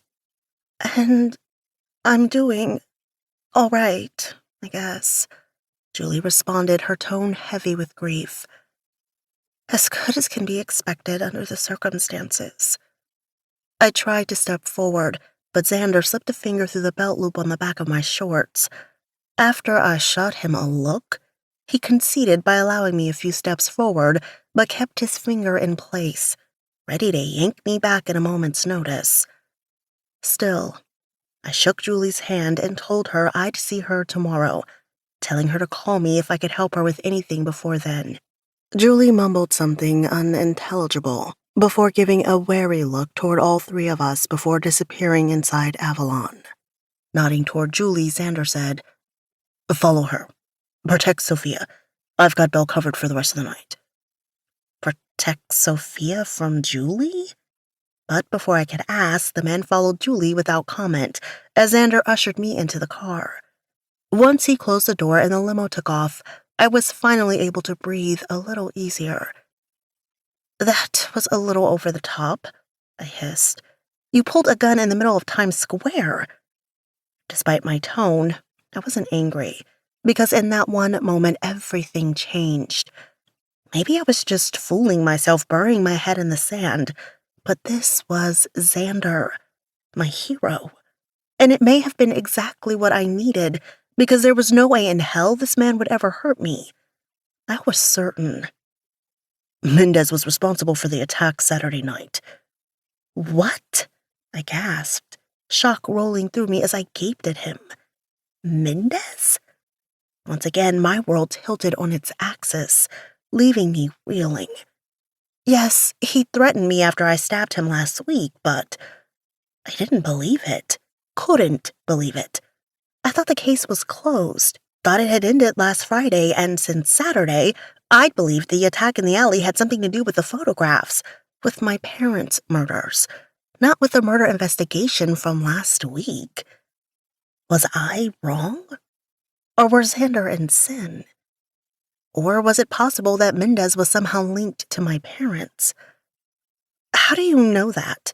I finally asked, my thoughts whirling. "One of the men from the alley confessed," Xander said, his voice growing colder. Confessed? I didn't even want to know. And I thought of the knife Timothy planned slicing me with last week, the paralyzing fear I'd had to force away, remembered thinking I'd prayed for a bullet rather than have that double-edged blade slice through my skin. I'll start at the beginning. Somehow, even from a secured facility, Mendez was able to order a hit on you when Timothy failed. Saturday night was a clusterfuck from the beginning, and it only got worse. I got a call from the security company saying there was an intruder at the brownstone, which I'd already known. Only I hadn't yet gotten the new surveillance system fully in place. Didn't have the cameras working yet. Didn't know you were there, that you were the one who had set off the silent alarm. Which is good, because I wasn't aware about the hit on you from Mendez. Wasn't aware of it until later that night.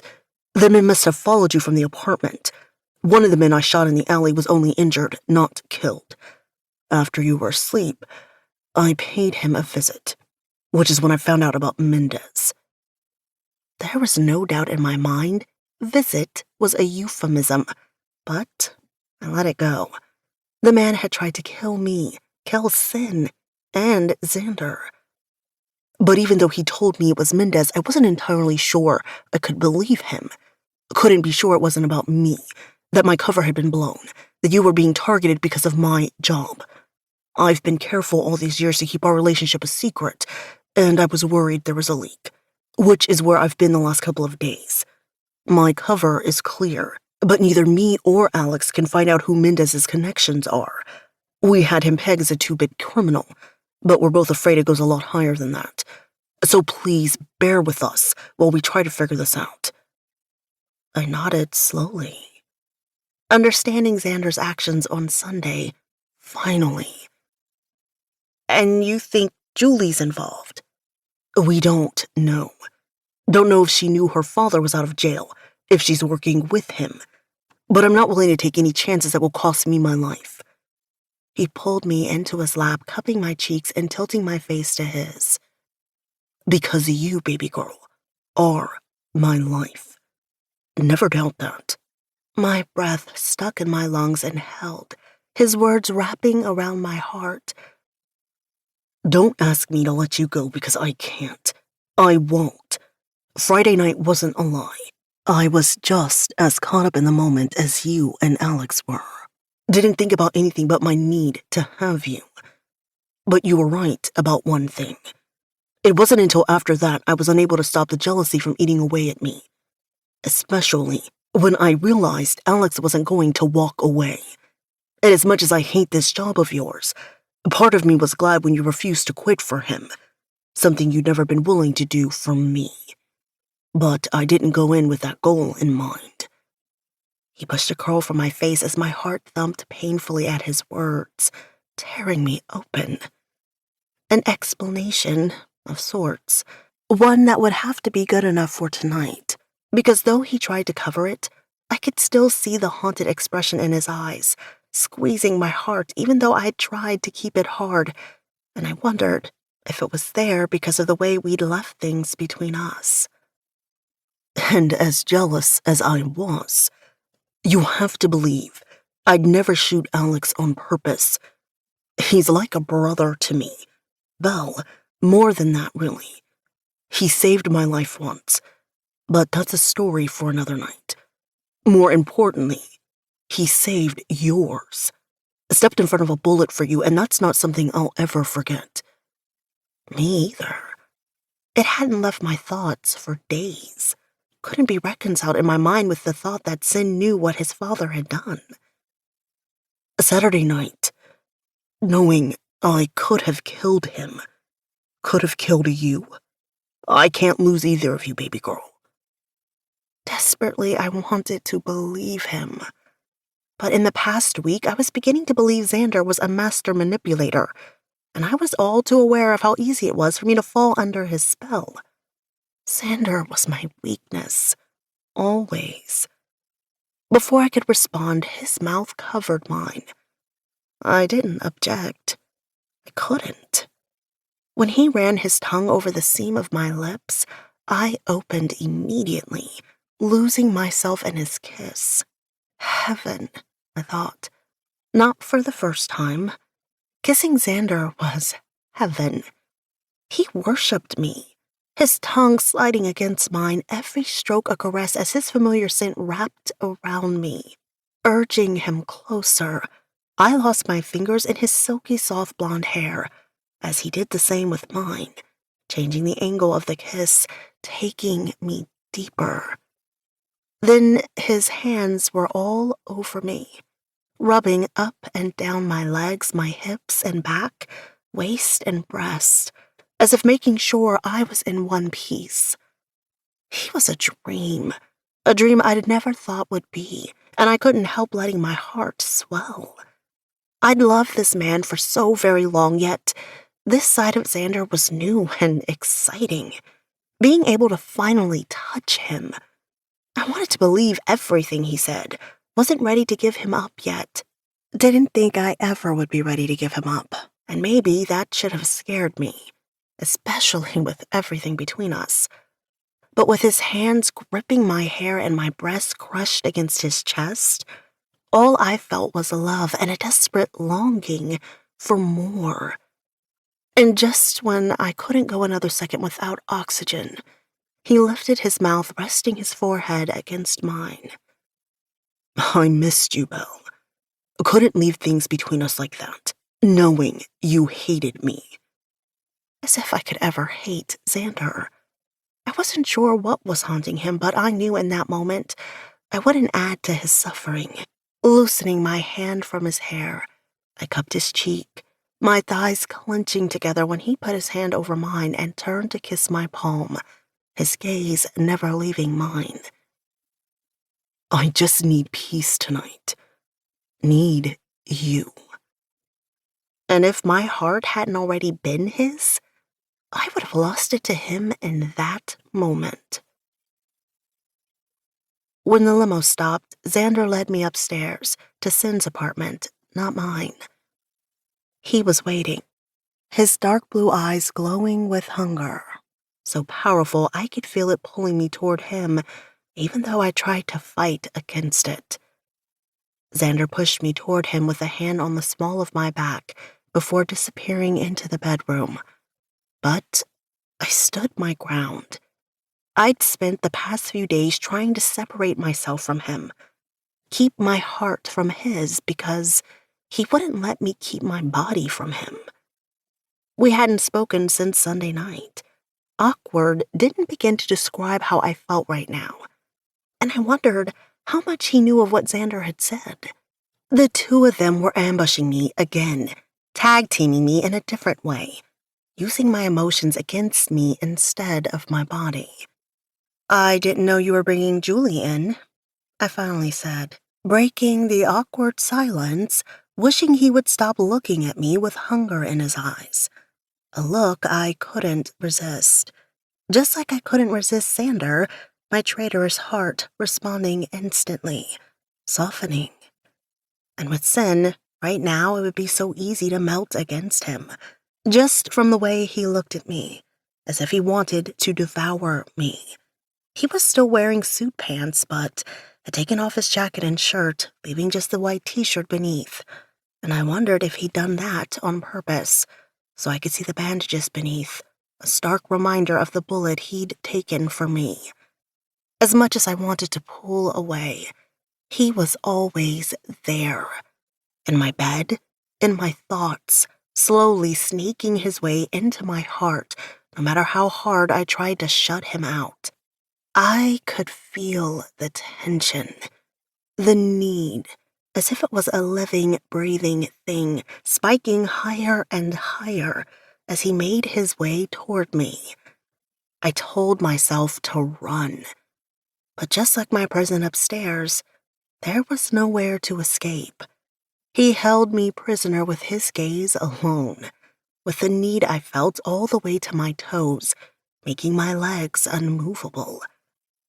Tonight, both men were slowly crashing down my barriers, leaving me raw and helpless. And right now, just like I wanted to do every morning when Sin's alarm went off, I wanted to feign sleep.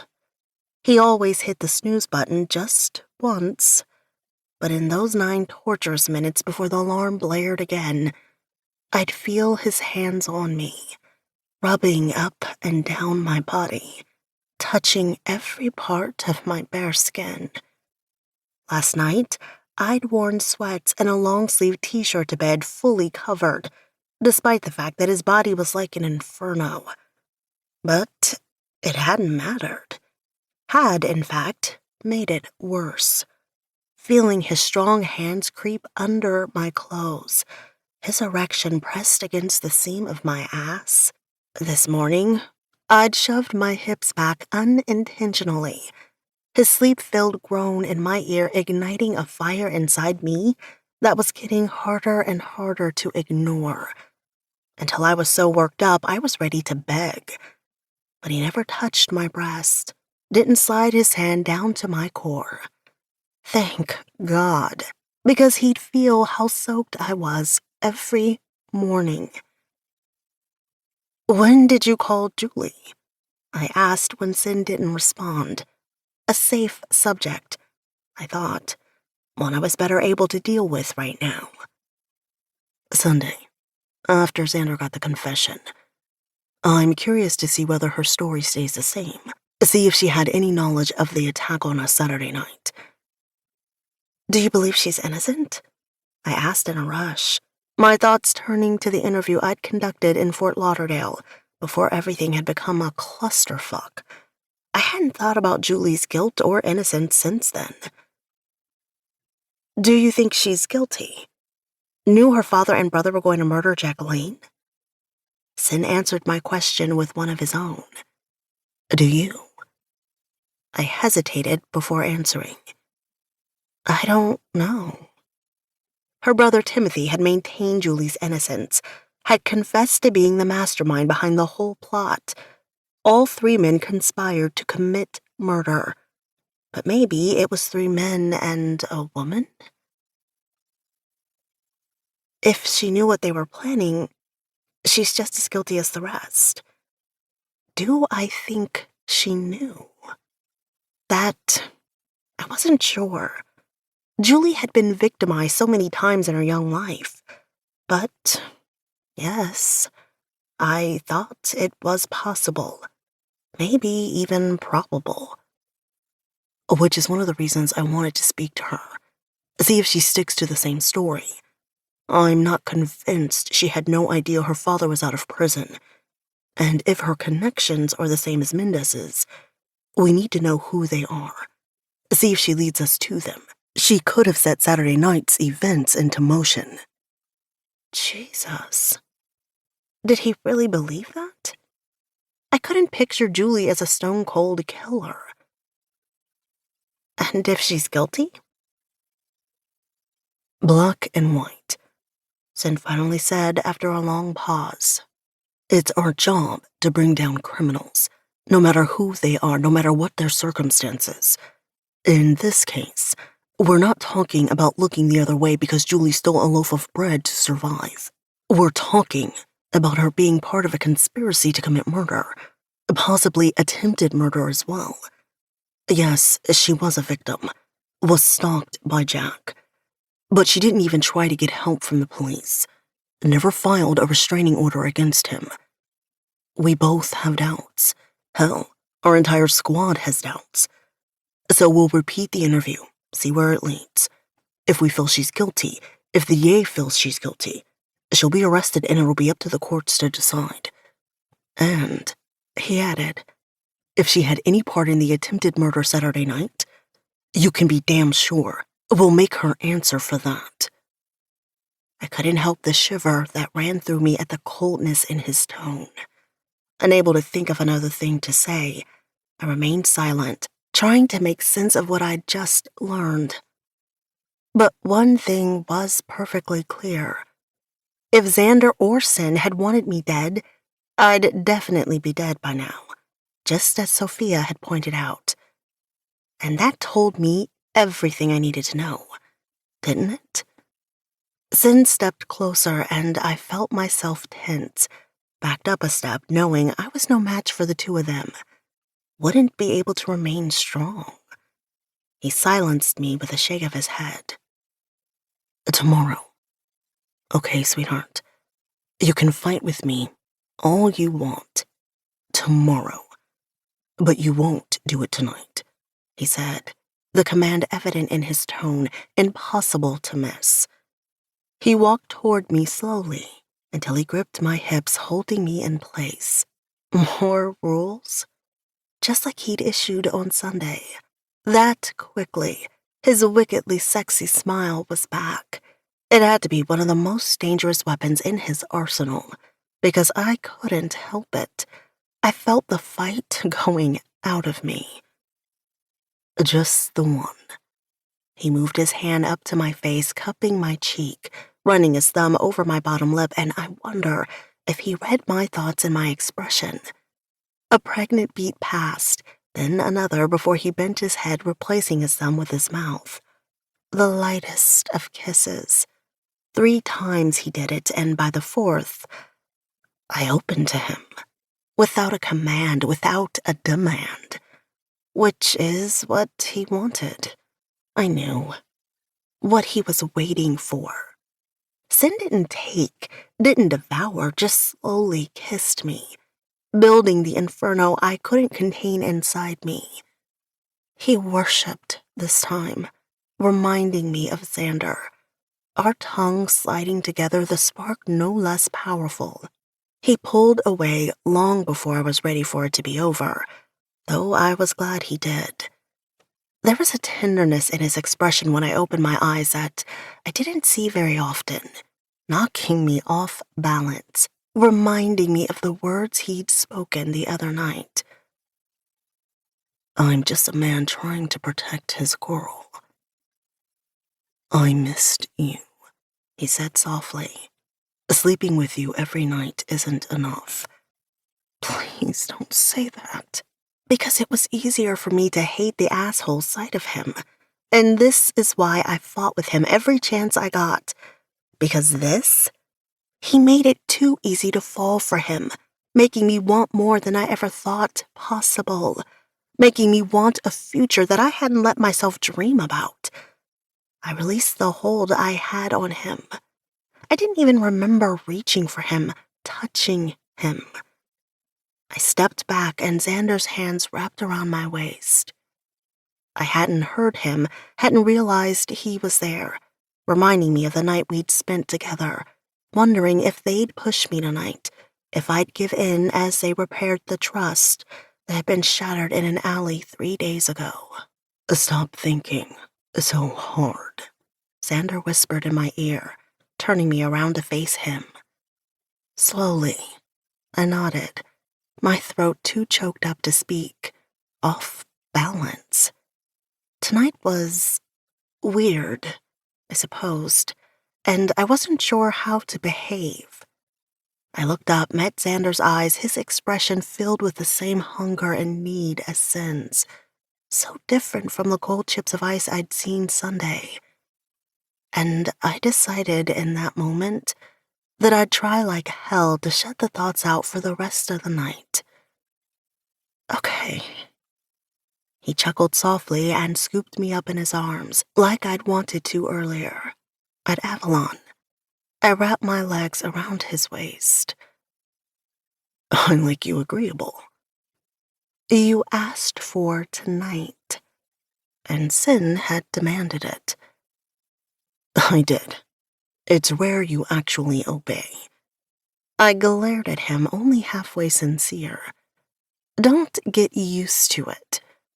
I wouldn't dare. He leaned his head down and nipped my bottom lip. Then he carried me to the bedroom, and I couldn't stop the words. Kiss me again, Xander. He didn't hesitate, his tongue sliding against mine as he carefully tangled his fingers in my hair, gently changing the angle of the kiss, taking it deeper.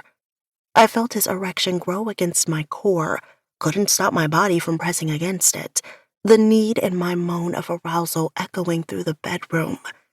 His hands dropped to my waist, gripping me tight for a moment before gently pushing me back. But I wasn't ready for this to end, wasn't ready to let him go. I want you, Bill, he growled, his lips trailing a path down my neck. We both want you.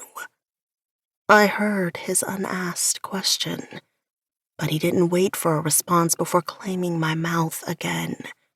When he broke the kiss and I opened my eyes, I knew he was waiting for an answer, and despite everything he'd said tonight, I wasn't prepared to give him one. Unable to keep our gazes connected for another second, I closed my eyes and rested my head against his shoulder.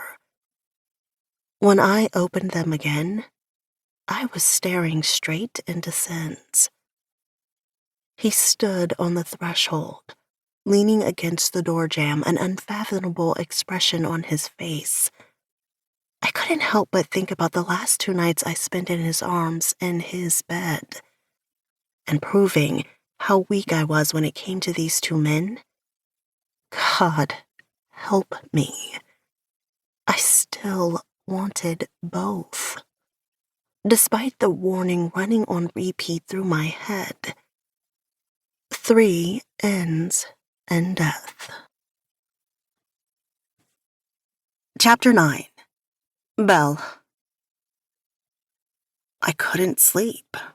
Rain pelted the windows, lightning illuminating the bedroom as bright as day before going dark again. It was nearly 4 o'clock in the morning, and I was restless. Too many questions bouncing around in my head. We hadn't talked again, not about anything serious. The tentative truce between the three of us too unstable to risk.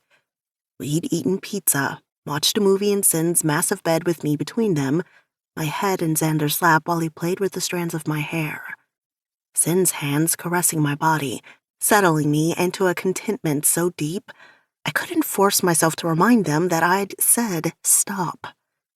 I'd fallen asleep before the movie was over, lost in my thoughts, lost in finding the answer I knew Xander was waiting for. But I couldn't shove away thoughts of my mother, my father, and the commissioner. Xander had left about an hour ago, waking me with a kiss and a promise that I'd see him Friday. I hadn't been able to fall back to sleep, so I'd gotten up, roamed both apartments, intending to stay in my own bedroom, but the red gown hanging front and center had confused me more. And as the thunder and lightning raged, just like it had on Saturday, I found myself in Sin's room again when I couldn't shove the memories away.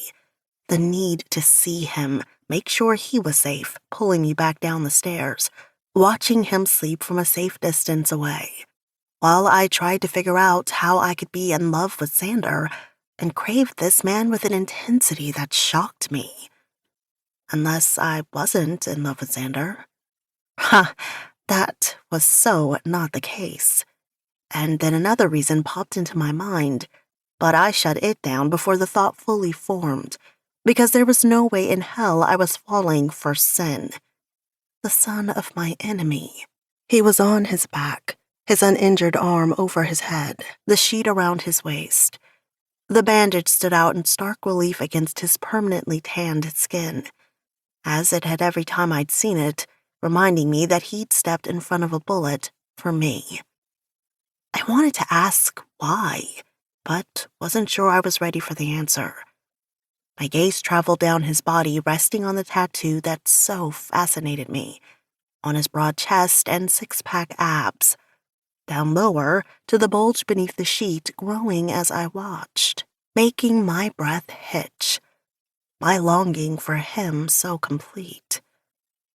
I wanted his arms around me, wanted to feel the heat from his body burning my skin, wanted to be surrounded by him, consumed by him. He woke then, our gazes connecting from across the room, a flush burning my cheeks because he caught me ogling him. He didn't speak, perhaps waiting for me to make a decision. But there was too much between us, too many lies and secrets, and still that whisper of doubt that said I should never trust this man. Come back to bed, Belle. But instead of moving forward, I took a step back. I could feel his desire as if he was touching me, that something I couldn't explain beckoning me closer, as if the fog from outside was wrapping me in its tendrils, pulling me even as I fought against the restraints. His gaze never left my face, didn't drop to take in my body, and only when it got to be too much did I drop my gaze from his, taking in his naked chest again, the powerful and dangerous aura that surrounded him, no less powerful when he was lying down. This need between us that I couldn't explain even though it was so many levels of wrong. I wouldn't climb back in bed with him, couldn't endure another 9 minutes of torture that wasn't really torture when his alarm went off, which wouldn't be for another hour, and this time I couldn't pretend to be sleeping, even though we both knew it was a lie. So I took another step back, freezing with his next words. Don't do it. His intense blue eyes were like lasers, his muscles coiling ready to pounce. And I couldn't move. couldn't take another step away from him. This time a prisoner of my own making, a prisoner to my desires rather than by his decree. And maybe just one night would cure me. Before I went back to work. Before he was my lieutenant again.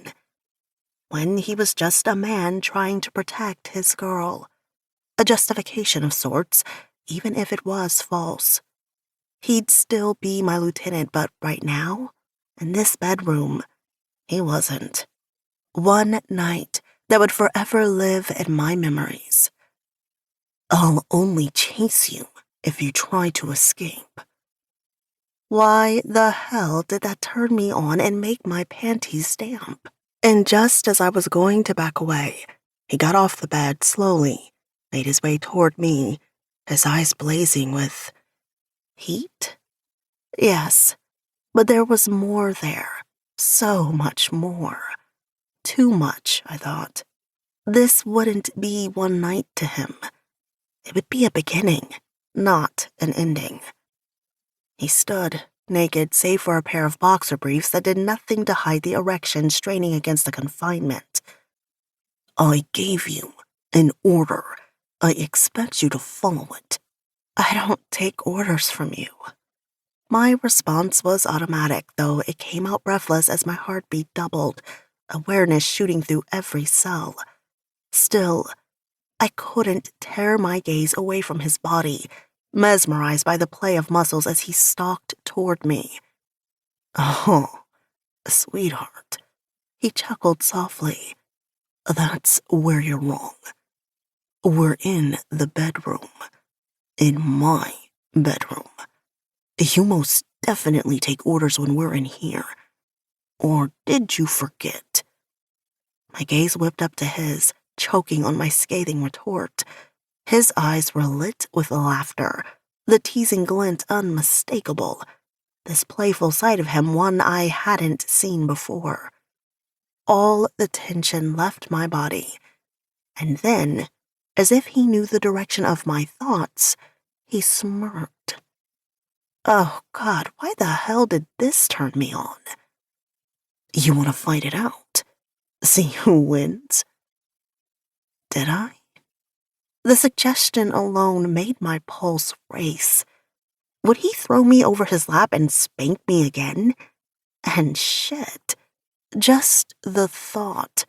My panties were already soaked. Jesus, I shouldn't want this, but I did. So much. I asked you a question. I expect an answer. What the hell was I supposed to say? Take me? But I wouldn't give in that easily.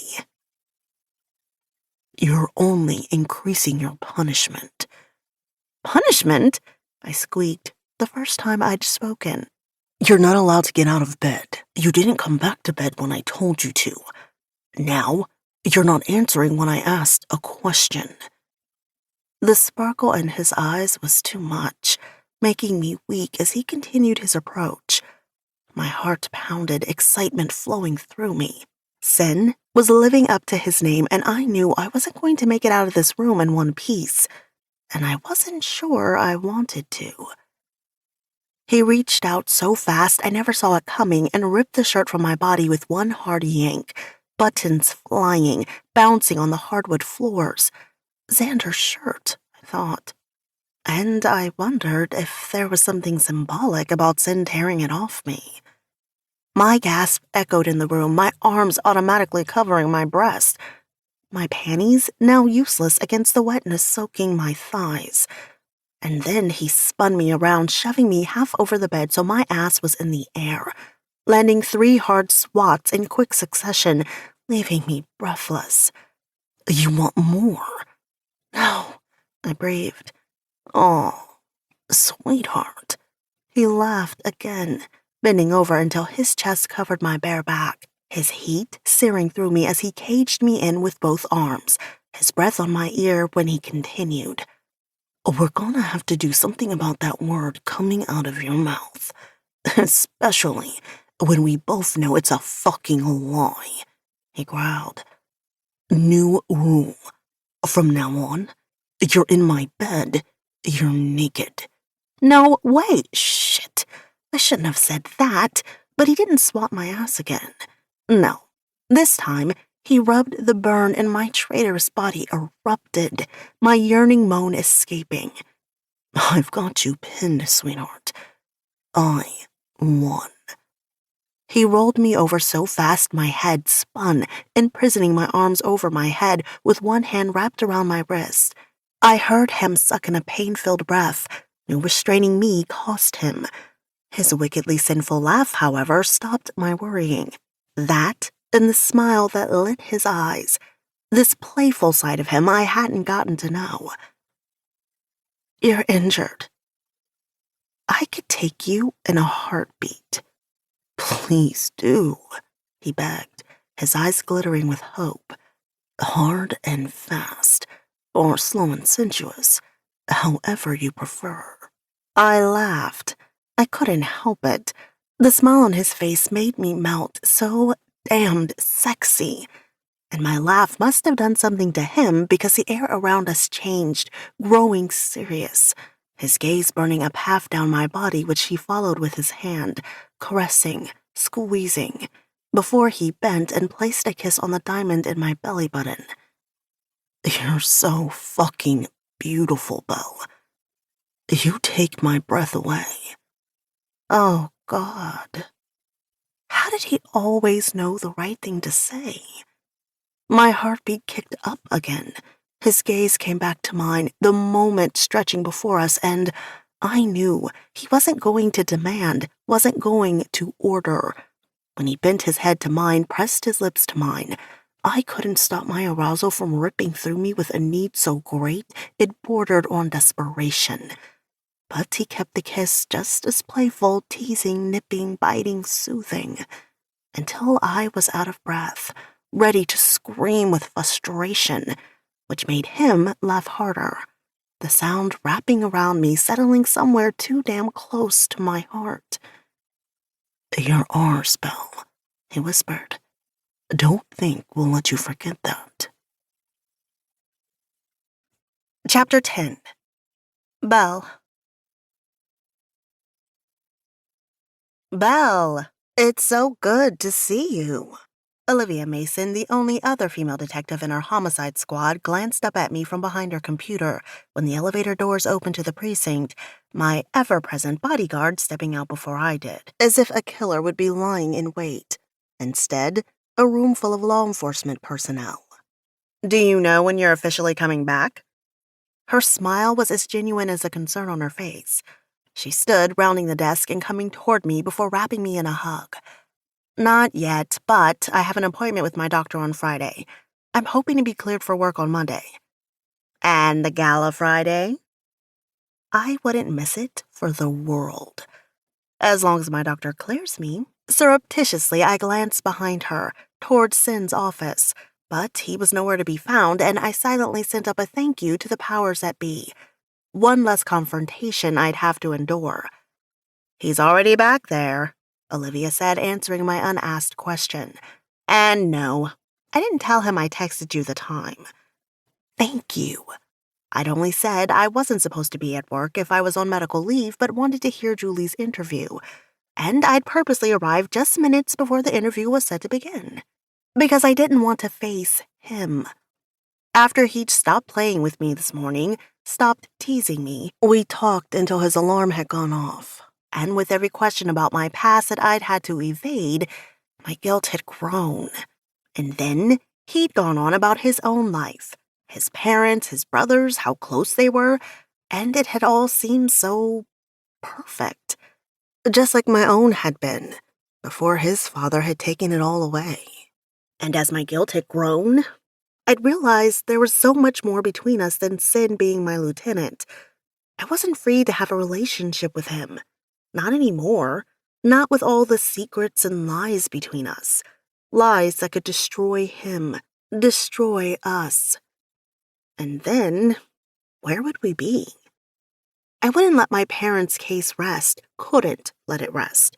Now, more than ever, I needed the truth. You okay?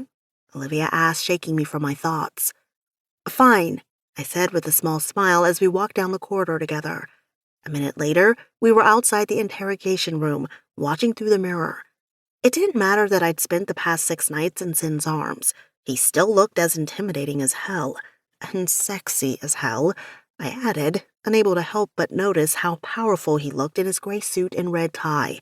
His white shirt crisp and fresh. His black hair was shining under the fluorescent lights. Despite my extra-long shower this morning, I swore I could still smell the dark, seductive scent of him. Wondered if it clung to me, if other people in the precinct would smell him on me and give us away. For all intents and purposes, I was living with him, hadn't slept apart from him for nearly a week, knew what it felt like to have his hands on my body, his mouth, lips, and tongue doing unspeakable things to me. So many shades of gray between us, yet, when it had come to this case, he'd said black and white. As I watched him interview Julie Reynolds now, I couldn't help but wonder if he'd feel the same way if he knew it was his father that had bent the rules of the law. But for the first time in days, I wasn't wondering if Lieutenant Alex Sinclair was withholding evidence. I trusted him. The thought came as such a shock that it nearly took the breath from my lungs.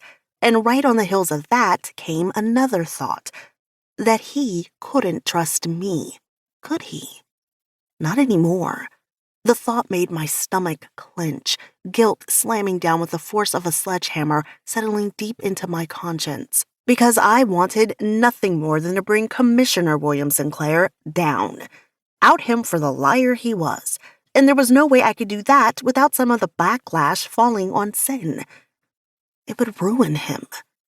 Bring his integrity into question, his honesty and dedication to his career.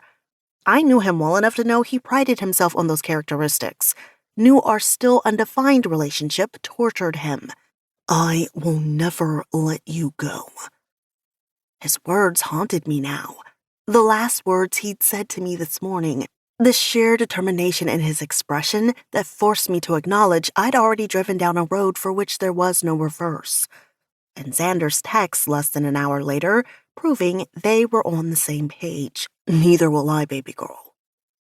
Do you believe she's innocent? Olivia asked. I couldn't concentrate. I'd tried. I'd listened to the recording of my own interview with Julie to refresh my memory, and I was trying to pay attention to Sin's questions, focus on Julie's answers. But all my thoughts were on Sin. How betrayed he'd feel. How could I do this to him? Are you okay, Belle? You don't look so good, Olivia said, holding onto my arm. Tearing my eyes off Sin, I briefly glanced at Olivia. Yeah, my stomach. Head, I murmured. Nauseous. Escaping from the room, I made a beeline for the bathroom, leaning against the ugly green tile wall as my gut churned, telling myself it was ridiculous for feeling guilty because I wanted justice for my parents.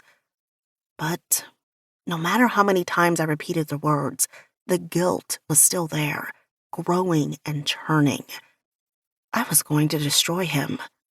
The weight was crushing, wrapping its tentacles around me, cutting off my oxygen supply, leaving me dizzy, nauseated. How the hell was I supposed to choose between finding justice for my parents and a man who... What? A man who looked at me with such hunger and need in his eyes it took my breath away? A man I had feelings for but couldn't yet figure them out. A man I loved bringing to his knees. But not this way. Not by destroying him. I needed to get the hell out of here. And though I planned to do just that, when I passed my desk, I froze mid-step and glanced down the corridor. The precinct was mostly empty, everybody out on cases. Sin and Olivia were occupied. I looked at my computer and backtracked. While waiting for the stupid thing to boot, I kept one eye on the monitor, one eye on the corridor. Come on, I muttered impatiently. I've been on lockdown, my bodyguard tailing me, no doubt reporting back to Sin and Xander. Afraid to touch my own computer, even though I knew how to clear my history. But Xander? Well, he was good with electronics, and I didn't want to take the chance of him seeing my research. As soon as it was ready, I typed in the name I'd overheard the other morning. Greg Arthur. 10 minutes later, I felt the blood drain from my face, my fingers trembling just as I heard Sin's voice. Quickly logging out, I shut the computer down, pretending I didn't hear him call out as I headed toward the elevator and jammed on the button, repeatedly. But Sin was there before the elevator arrived. A detective saint. I didn't expect you to be in today. I caught the meaning behind his words, knew he wasn't happy that I'd shown up. How are you feeling? Great, I lied before giving him the same story about the doctor I'd given Olivia, as if I hadn't spent the last week in his arms, as if he hadn't brought me to the brink of madness this morning, then left me hanging. Jerk. Glad to hear it. We've missed you around here, Sin said, although neither of us believed the lie. And I knew it wouldn't be as simple as getting clearance from my doctor on Friday. If Sin had his way, I'd be on desk duty until my skull fracture healed, and I knew he'd rather keep me prisoner in the apartment above his, making sure I was safe. The elevator doors opened, and I rushed in with my bodyguard trailing behind, pressing the button for the ground floor, feeling the sweat break out over my entire body, holding my breath until the doors closed, hoping he didn't see the guilt written all over my face. But at the last second, his hand blocked the closing door and he stepped inside. Oh, God. I didn't want him following me down, didn't want to be locked in the elevator with him. My heartbeat raced, but it had nothing to do with arousal this time. He gave my bodyguard a look, nodded his head toward the hallway, and the man left, trapping me with Sin. Talk to me, Belle. What's going on? He asked as soon as the doors closed. I just wanted to see the interview. He searched my expression, looking for the truth, the tension in his body evident, and I longed for this morning when we'd been in bed in the darkness before dawn, wishing I didn't have to lie to this man anymore. And I thought of all the lies I'd told him this morning, about my family, about my past. Very little that had come out of my mouth had been the truth. Bullshit. What the hell are you planning? But I remained stubbornly silent, not wanting to add to my lies. You think I don't know you by now? He hissed. Tell me what the hell you're up to, Belle. So help me God, I will not go through this with you again. I'm on leave. I'm not up to... Belle, he warned, his tone so sharp I couldn't help but wince. And couldn't help but wonder just when the hell he'd learned to read me, which right now was a dangerous, dangerous thing. Xander killed a retired cop, I yelled before sucking in a breath as I glanced at the camera in the corner and lowered my voice even though there was no sound. Greg Arthur was a cop. Eavesdropping, sweetheart. The sarcasm was back, in spades. Apparently, that's the only way I'll learn anything since you two are keeping me in the dark. I shot back, but that wasn't entirely true. Not after last night. We don't want you involved. And there we were, back at square one. We glared at each other across the elevator, neither of us willing to back down. Sin was the first to look away, running his hand through his hair in exasperation. Before either of us could speak, the doors opened and we both moved back as two other detectives entered the elevator. Sin made small talk with the other men until we came to the ground floor, but I didn't escape fast enough. Don't even think about it, he hissed, low enough for only me to hear. I stopped, following him out the door, toward the parking lot, the stuffy heat stealing my breath. Behind me, he nodded to my bodyguard before jerking the car door open. Get in. I opened my mouth to argue, but snapped it shut when the full force of his gaze drilled into me. He slammed the door closed with more force than necessary before speaking with my bodyguard. Then he got in the car and pulled on his seatbelt. It wasn't until we were driving in the opposite direction of Chelsea that I finally asked where we were going. But Sin didn't answer. Not for another 20 minutes until we pulled into a neighborhood in Yonkers. Behind us, I saw my bodyguard get out of our car. We're at Greg Arthur's ex-wife's house. I'd already known that. I'd copied down the address, hoping it was still current, but it seemed Sin was one step ahead of me, and I wasn't sure how I felt about that. I looked at the house, a small Tudor-style home. My bodyguard opened the door, but Sin made no move to get out. Wouldn't even look at me. And as I got out, walked up the cobblestoned sidewalk and rang the bell, I felt his eyes burning a hole in my back. 5 minutes later, after introductions, I sat in Debbie Arthur's sunny yellow kitchen with a glass of iced tea. My ex-husband was corrupt, Detective Saint. I haven't talked to him in almost 7 years. He nearly destroyed me. It was almost impossible to contain my shock. And right on the heels of that, my excitement. My first lead. One that might finally pay off. I'd given Debbie a generic explanation of why I was there, just that I was looking for her husband about an old case he'd handled. Can you tell me what happened? I'll tell you what I know, but it isn't much. From what I could gather, he was taking bribes, kickbacks, shaking down local businesses for protection, like he was some kind of mob boss. She paused, the anger on her face obvious as my excitement faded a little. Bribery was a far cry from murder. But what got him in the end was blackmailing the wrong person. Blackmail? My mind spun with possibilities, trying to fit the pieces together. Do you know who he was blackmailing? No, but whoever it was refused to pay. Went to internal affairs instead. And that's who showed up on my doorstep after I got home from work one day with a warrant in their hands. They questioned me for hours and hours. Apparently, Greg had opened accounts in my name without my knowledge. They believed I was just as guilty as he was. When he finally came home that night, they arrested him on the spot. When did all this happen? It'll be 7 years in January. Jesus. The same time my parents were murdered. But the charges didn't stick. Somebody was pulling strings, swept it under the rug. Instead of being arrested, they forced him to retire, kept his pension, his medical. I don't know if there was so much as a note in his file. It was horrendous. My whole entire life a lie.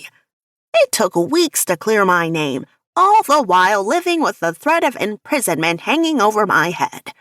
It was indescribable, wondering what would happen to my children. On top of that, all our bank accounts were seized, barely leaving me with enough money to survive. I had to go to court, fight with the cops, prove that some of the money they seized was legally mine, from my job, not from whatever Greg was involved in. Was anybody else arrested at the same time? And what about his partner? His partner was just as devastated as I was. He was pulled through the ringer, cleared eventually before any charges were brought against him. He's still with the department. He's a captain now in Vice. 15 minutes later, Sin was waiting for me, leaning against the car when I came out of Debbie Arthur's house. We don't know if Greg Arthur was ever in the alley. Xander found his prints on a bullet casing in a gun we recovered from the scene. That's a stupid mistake for a cop. It is. Which is why we're not completely buying it. We haven't been able to track him down. Why didn't you just tell me all this? Because for some reason I can't fathom, Bill. You refuse to trust me. But Sen was wrong. It wasn't him I didn't trust. It was his father. Because Greg Arthur's former captain had been none other than Commissioner William Sinclair. Chapter 11.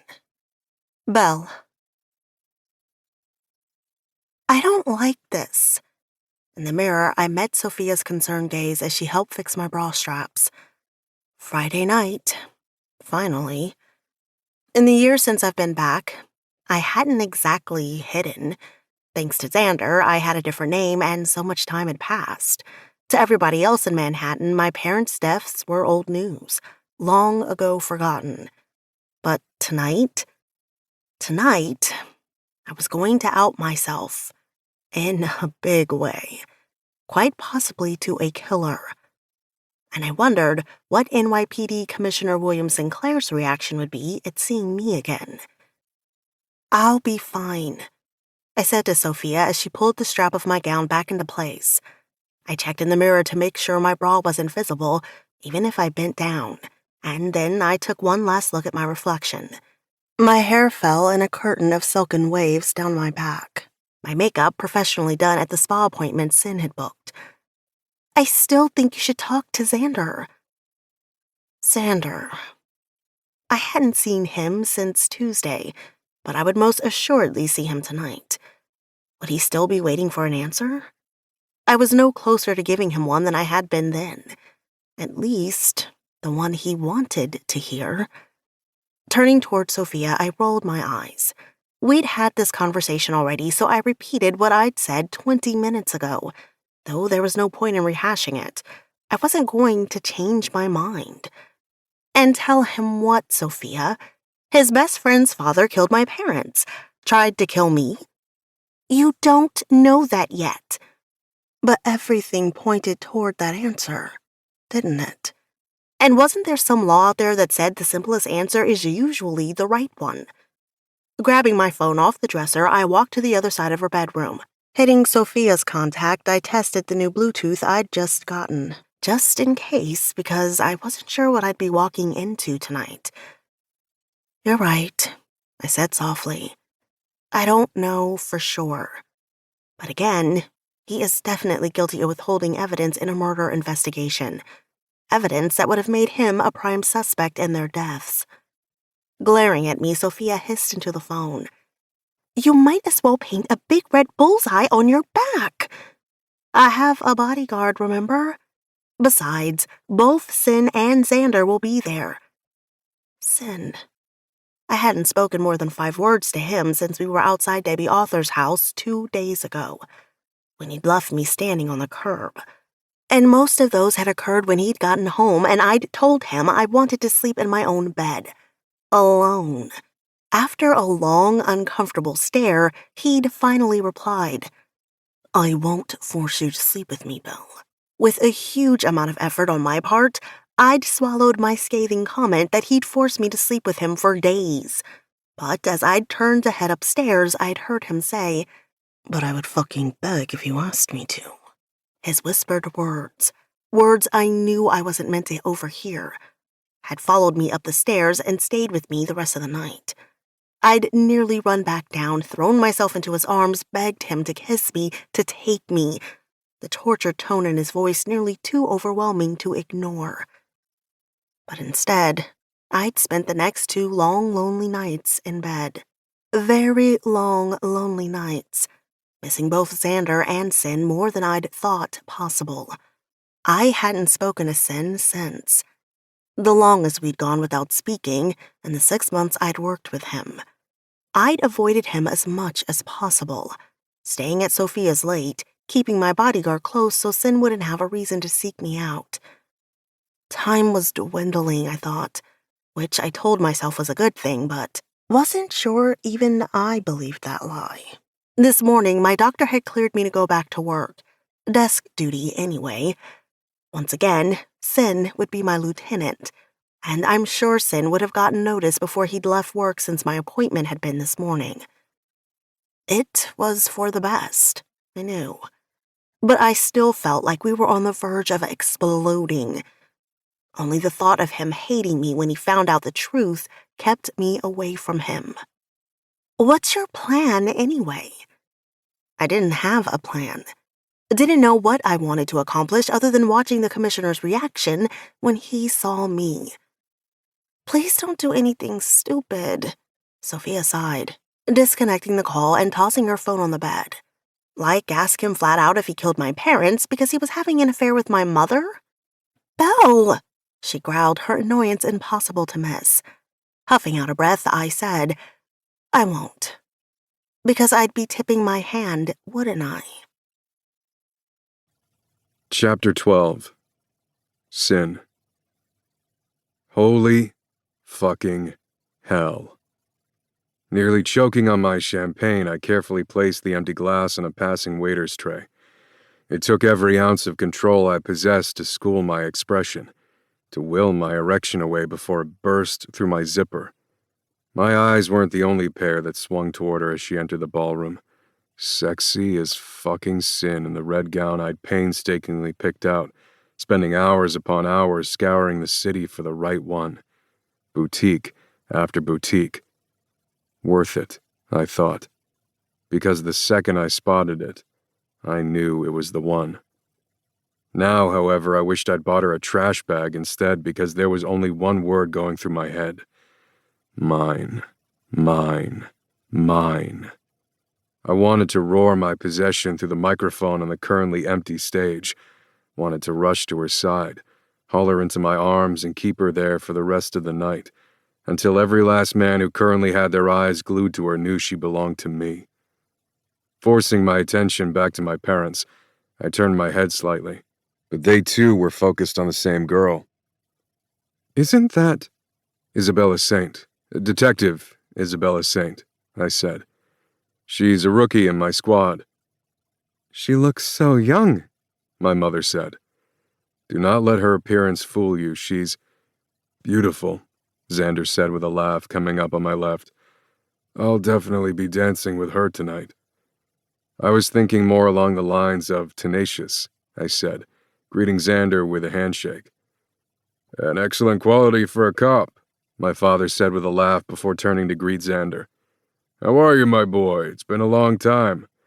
"Lots of tax issues in Washington," Xander said easily, shaking his hand and kissing my mother's cheek. "It's wonderful to see you, Xander," my mother said, finally tearing her eyes from Belle. "It's been too long. Is your sister here?" "Caroline's here," Xander confirmed. "I'm about to go looking for her if you'd like to join me." "Of course." "We haven't seen you in a couple weeks," my father said after Xander and my mother left. "You did a good job with last week's case. Quick turnaround." "That would be because of my new detective," I said, giving credit where it was due. As I said, she's tenacious.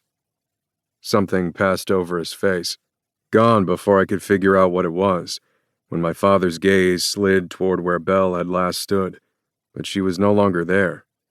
After a few seconds, I found her with Olivia and her fiancé, Mike.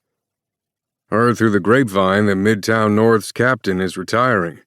You'd be the youngest captain in NYPD history. By a year, if memory serves."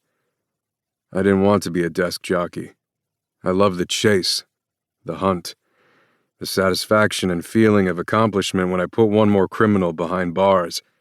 But I absolutely hated the paperwork that went with it, which meant I worked very long hours already, balancing paperwork with my preference to spend as much time as I could on the streets.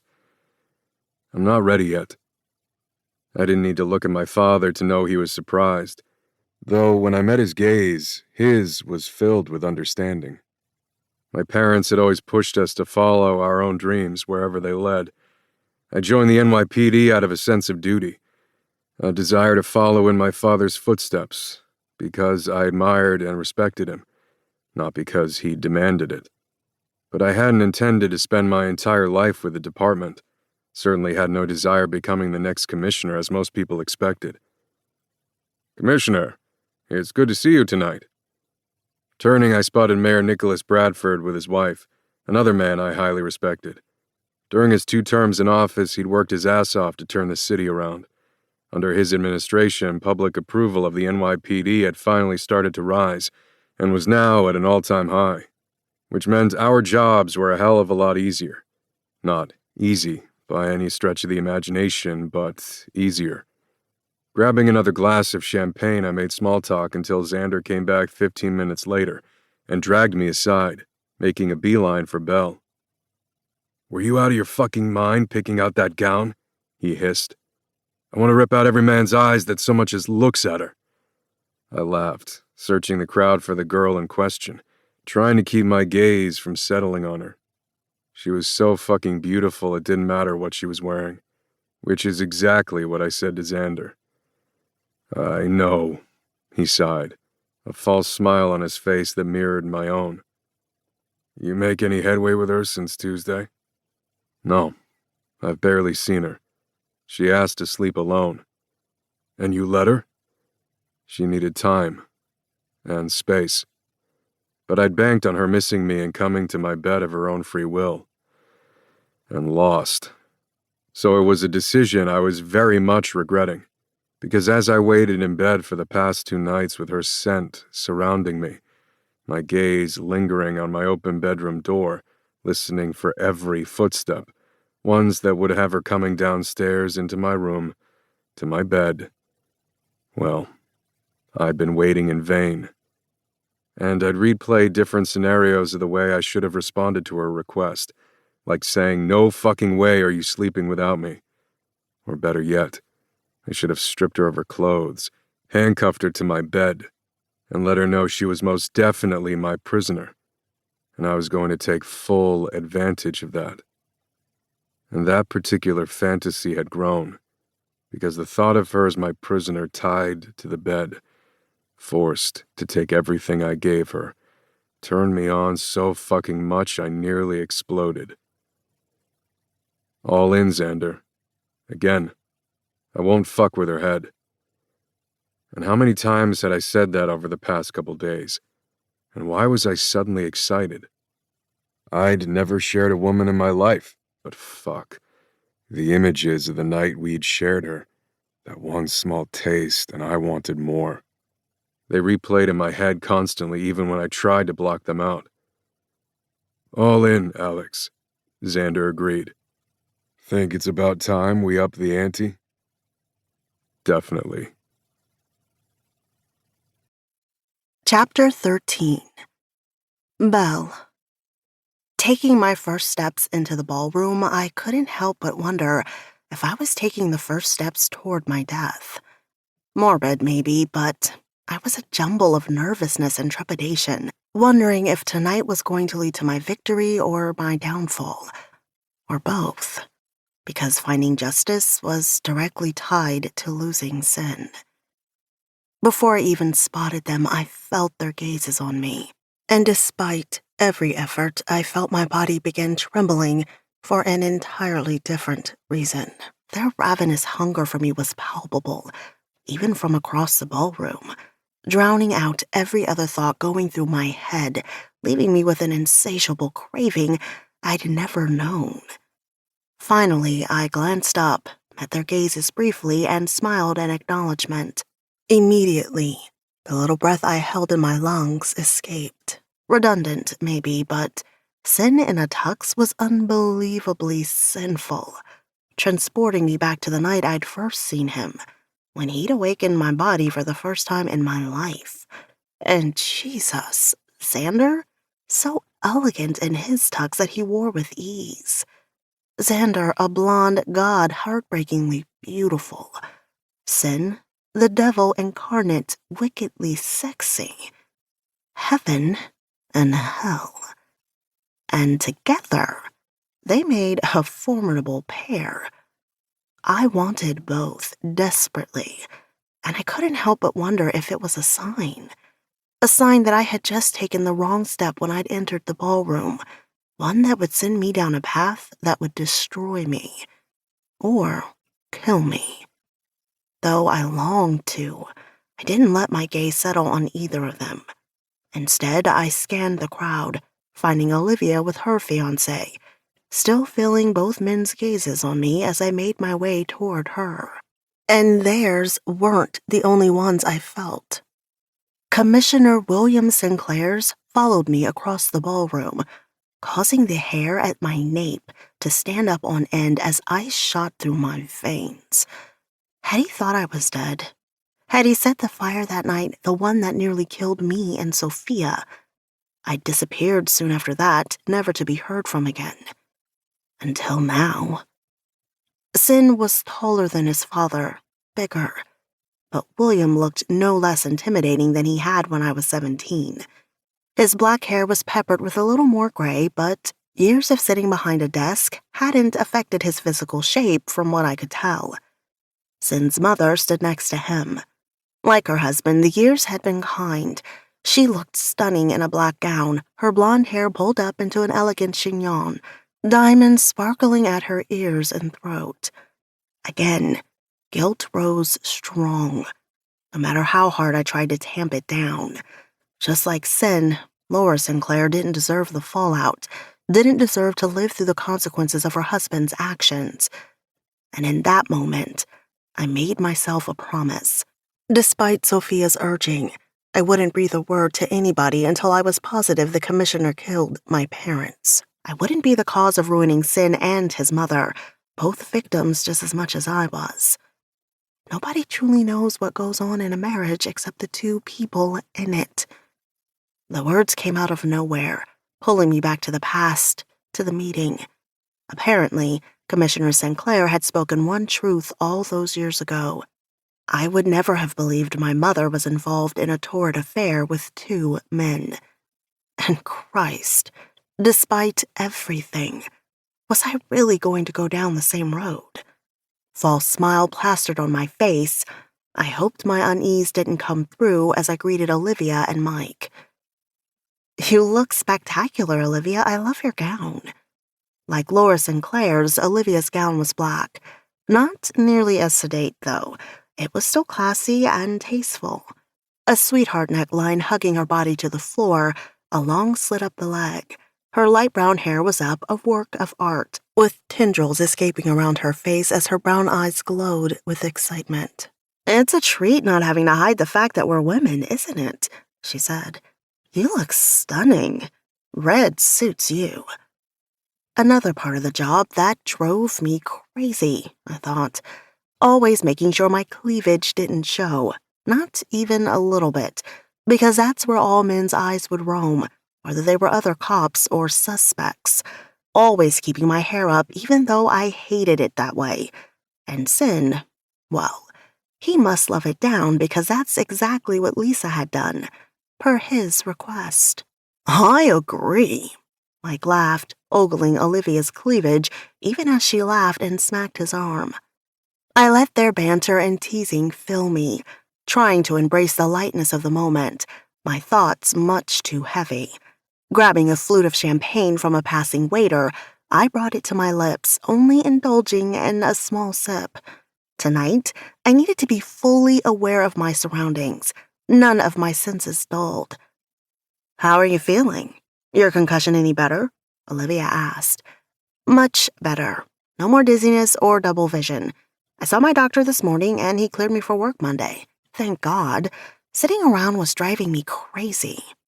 Olivia sighed. "I'd love to sit around and do nothing for a week. I could use a break. Between the wedding plans and work, I'm exhausted." Believe me, it wasn't all it was cracked up to be. "No date tonight?" Olivia asked, changing the subject. I was going to bring Sophia, but she wasn't feeling up to it. I lied smoothly. The truth? I didn't want her being seen with me tonight, and she knew it. Didn't want to bring her into danger if that's where tonight would lead. "Is she still upset about Peter Ross?" Olivia whispered. I shrugged. "A little, I think." I lied again. "She didn't want to leave the club tonight. It's the first weekend it'll be open." Olivia responded, but I no longer heard her words as I felt both men behind me, swearing I smelt them long before they ever reached me. Alone, their scents had a powerful effect on me. Together, with their scents mingling together, created something so intoxicating it was impossible to ignore. Inebriating was perhaps the right word. And though I wanted to gulp down my champagne as nervousness ramped up, I didn't even take a sip, schooling my expression before I turned to face them. Xander made the introductions, and while I knew about Xander's sister, I'd never met her in person. Caroline was just as beautiful as her brother. Her light blue gown matched her eyes, making her stand out in the crowd. Like mine, her hair was down, a smooth waterfall of blonde tresses shining like a halo under the chandeliers. Sin's deep voice was smooth as he greeted me and Olivia, commenting on how exquisite we looked this evening. A perfect gentleman, even though I knew better. "I believe we're all sitting together tonight. Shall we head to the table?" "Not before you introduce me to these lovely women." Ice replaced the blood in my veins. my fingers clutching the stem of my glass with such force, it was a wonder the delicate crystal didn't shatter in my hand. Every cell in my body went on alert as my heart thumped wildly in my chest. Vaguely, over the roaring in my ears, I heard Sin's laugh, was aware that he was speaking but couldn't decipher the words. Forcing myself to turn, hoping the polite smile on my face didn't look as false as it felt, I stared Commissioner William Sinclair in the eye and was plunged into the Arctic Ocean. The human population had gotten it wrong, I thought. Since the dawn of time, hell wasn't fire and brimstone as we'd been led to believe. No, hell was looking into eyes so cold and soulless they immobilized everything in their path, leaving a frozen wasteland that grew colder and colder until finally shattering under the extreme temperatures and ceased to exist. In a blink, it was gone. So fast and complete, I wondered if it was my imagination, seeing what I'd already projected rather than what was really there. His smile was charming as he held out his hand, his lips moving with words I couldn't hear. I didn't look down at his hand when I shook it, didn't cringe when I felt his fingers wrap around mine, shaking the hand of my parents' killer. Commissioner, it's an honor to meet you. Jesus, had I really said that? Appropriate in polite society, I told myself. After all, he held the highest position in the NYPD, was ultimately my boss. The honor is all mine, Detective. A saint, Sin supplied, the deep warmth of his voice helping me melt, a tiny bit. Ah, yes. He wasn't fooled. He knew exactly who I was, and I wondered if he was getting a perverse satisfaction toying with me. Detective Saint, my son tells me you're to be commended for the last week's quick closure. Thank you, I said because, well, saying, "Did you kill my parents?" was most assuredly inappropriate. And then the commissioner moved on, greeting Olivia, Mike, and Caroline, while I tried to watch every nuance of his expression while pretending I wasn't. Eventually, he left, and we all headed to the table where I was sandwiched between Sin and Xander, and I wondered which man was responsible for that. Yet, I was so glad I was. Olivia sat across from me, her gaze straying to Xander, constantly. In fact, she couldn't take her eyes off him, even after her fiancé nudged her a few times. You met Xander at Jack Lane's memorial service, remember? I said softly, trying to feel somewhat normal again. That's right, Olivia said gratefully, shooting me a smile. I knew I met him before, but couldn't place where. She gulped down the rest of her champagne and focused on Mike again, but I couldn't help noticing that her gaze swung back to Xander when Mike wasn't looking, a blush on her pale face. Shoving thoughts of the commissioner away, I wondered whether Xander had slept with her at one point, because God knew I think he slept with half the women in Washington, or wherever the hell he went. Maybe you recognize him from the newspapers. Caroline laughed when she caught Olivia staring at him again. She lifted her glass, toasting Xander. He is quite notorious. No prospective wife yet? I laughed. Well, rather, tried to laugh. Under the table, Xander's hand landed on my thigh, squeezing me gently as his sister looked from Xander to me, and I couldn't help my face from flushing. The smile remained on Caroline's face, but I saw the awareness in her eyes. Thought she mumbled, "Oh." You know that headline was bullshit, Caroline. Xander laughed. I have no plans on settling down anytime soon. I wasn't sure what his hand on my thigh meant, didn't know how to read it, and didn't know how I felt about it. My thoughts of the future were always vague. My life separated into before, during, and after. Before my parents were murdered, during my investigation, after I found their killer. But after was always undefined.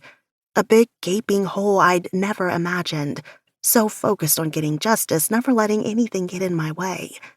And if my life ended because of my own actions tonight, what would be my biggest regret? My answer was immediate. And at some point over the next hour and a half while we ate dinner, I was able to relax, my body eventually thawing, the feeling of being watched finally diminishing. Xander claimed the first dance, keeping a respectable distance, but I knew he wanted nothing more than to pull me into his body. Because of where my thoughts had led me during dinner, I let myself get lost in his arms, let myself pretend this was a date, determined to let everything else go for the remainder of the evening, especially when I saw Sin's parents making their way out of the ballroom. They were leaving? So early. You're so incredibly beautiful, Belle. Not being able to touch you, to claim you as mine in front of every man that looks your way, is killing me. His words were sincere. I could see the truth in his eyes, the yearning hunger, and I knew he was still waiting for a damn answer. One night, I thought. One night for me, because this might be all I had left. But instead of giving him what he wanted, I changed the subject. Are you expecting trouble tonight? When he gave me a confused look, I glanced at the tiny Bluetooth in his ear. It was small, and I'd only noticed it because I was sitting next to him at the table, and I couldn't help but wonder why it was there. Sure, I'd seen it before, but tonight, when my guilt and everything else was working overtime, I kept giving it all kinds of meaning. Not at all. He evaded easily. I always wear it when I'm out. Never know when I'll get a call I need to take. Apparently, we were both keeping secrets tonight. When the song ended and we all changed partners, I made small talk with Olivia's fiancé. Time passed in a blur while I danced with one man after another, eventually losing myself when the commissioner didn't return. I let myself enjoy the flirting, realizing how much of my life I'd truly lost, realizing, possibly for the first time ever, that I'd become a shadow of my former self. It was so long ago now, but I remember a girl who was outgoing and fun, a girl who was open and friendly, a girl who was honest. It struck me then that, tonight, I wasn't only mourning my parents, I was mourning the 17-year-old girl who had died right along with them. So I embraced that girl tonight, with everything I had. And finally, after what seemed like forever, I saw Sin coming toward me. Throat parched, I asked him to lead me back to the table so I could grab a drink of water before he led me back out onto the dance floor. Well, the water and with my Bluetooth engaged, I made one very important phone call. But it wasn't to Sophia. Like with Xander, when Sin swept me into his arms, I could feel his hunger and I let it flow through me, losing myself in the feel of his hands on me after 2 long nights without him. You went to see Lisa.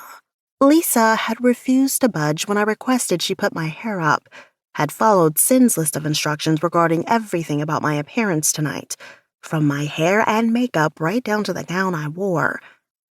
I wasn't aware I had a choice. He smiled. Not the wicked smile I knew he'd give me had we been alone, though it was no less powerful. So, are you always obedient? I laughed. I couldn't help it, and played the game. I try. He scoffed, and I couldn't help but laugh again. Okay, I admitted. Maybe I don't try all that hard, because sometimes it's so much more exciting to be bad. He almost missed a step as he twirled me around, and I couldn't help but congratulate myself. More exciting? How so? Well, I said, drawing out the word. Can you imagine that once I had the most incredible orgasm just from getting my ass spanked? Fuck, Bill, he hissed under his breath, the smile momentarily leaving his face as his eyes flashed with an unholy light. You are playing with fire, little girl. Good thing I want to burn. It took him a few seconds before he could breathe again, continue this dangerous game we were playing, in public for everybody to see. But I was so caught up in the moment, I didn't care anymore. Didn't care who was watching. Didn't care if the whole damn world knew I wanted this man, wanted both men in my bed, if only for a night. So you like when a man takes control? Only under certain conditions. Unfortunately, some men believe just because I'll surrender control in the bedroom means I'll surrender outside of it. He was silent for a few beats, trying to get himself together again. Point taken. I took a moment to scan the crowd around us, but nobody was paying us any attention. Well, one other man was, but I chose to ignore him for the moment. How far are you willing to submit? I'm not sure, I said easily. It's all so new and exciting. I'm not sure where my limits are. Perhaps it depends on how strong the man is, how much I crave him. And with the right man, you'd give your submission willingly. Willingly? I asked, raising my brow, pondering that for a moment as I let the thoughts roll through my mind. Maybe sometimes. Sometimes. Please continue. I did, backtracking a little first, though. Well, the first time I ever saw you, all these erotic images filled my head. I envisioned you demanding me to take you, commanding me to take you. He wouldn't know, I thought, that it had been so many years ago. Maybe that's all it would take. A simple command, and I'd let him have me, take everything he had to give, while I begged for more. Accept his dominance gracefully, submit willingly. His blue eyes were burning me. I licked my lips and met them head on. I made him wait, forced him to ask the question, even though I knew he could barely breathe. His hand was tight around mine, almost painfully so. But I had to give him credit. His expression showed nothing but pleasant interest in our conversation, though I knew otherwise, as proven when he finally spoke. And other times, he finally gritted out. He'd have to earn it, I said slowly. Prove he was strong enough to handle me. He was speechless. I could see the questions burning in his eyes, feel the power I had over this man go to my head, the sensation heady. I'm intrigued, Miss Saint. He finally choked out. Tell me how he'd prove he was strong enough to handle a woman like you. I smiled, politely, matching his expression as we spun again, but I was going in for the kill. Other times, I'd truly make him earn it. I'd take great pleasure in challenging him, defying him at every turn, fight him with everything I had until the erotically spectacular finish when I finally broke, when I finally begged him with every desperate breath to please, please take me. And he would, relentlessly, ruthlessly. With his hands locked around my waist, his dominant grip tight enough to keep me still, while he impaled me completely in one powerful stroke so deep, so hard. Forcing him to spin again when his feet planted themselves on the floor, I breathed. And I'd scream his name as I convulsed around him. But he wouldn't stop. He'd continue to plunge inside me mercilessly, over and over again, forcing orgasm after orgasm from my body, proving he owned me, demanding I take even more. And the screams being torn from my throat, well, they would not only signify my pleasure, but my submission, my complete submission. Because by that point, my only choice would be surrendering, accepting his overwhelming dominance, My smile was sweet and wholesome despite all the dirty words that had just poured out of my mouth. But I think that's a job for 2 men rather than 1. Don't you agree? Rendered completely speechless now, the pressure on my waist and hand painful, I kept my smile in place, faltering for only a second at the sound of a new voice. May I have this dance? Somehow I managed not to jump at the intrusion, though my heart pounded in my chest. Forcing my gaze from Sin's unholy expression, I glanced up at Xander, who looked downright murderous. My smile trembled, but I was proud of myself for keeping it in place.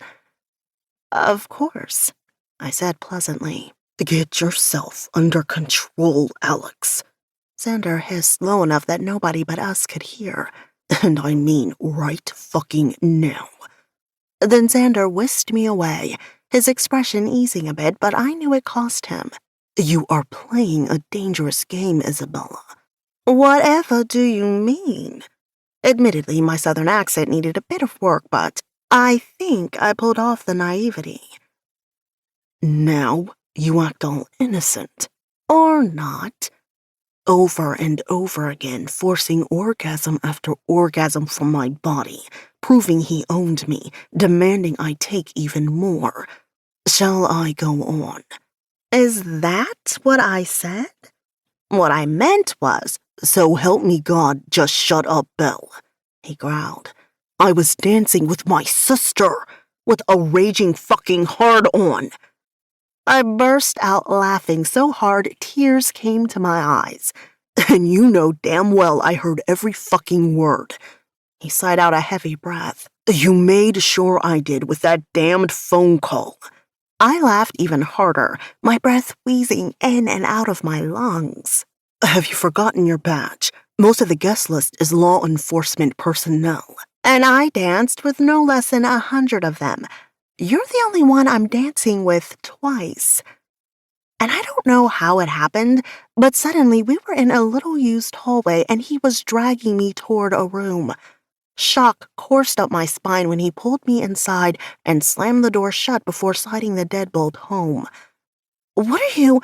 I never had time to finish before his mouth came down on mine.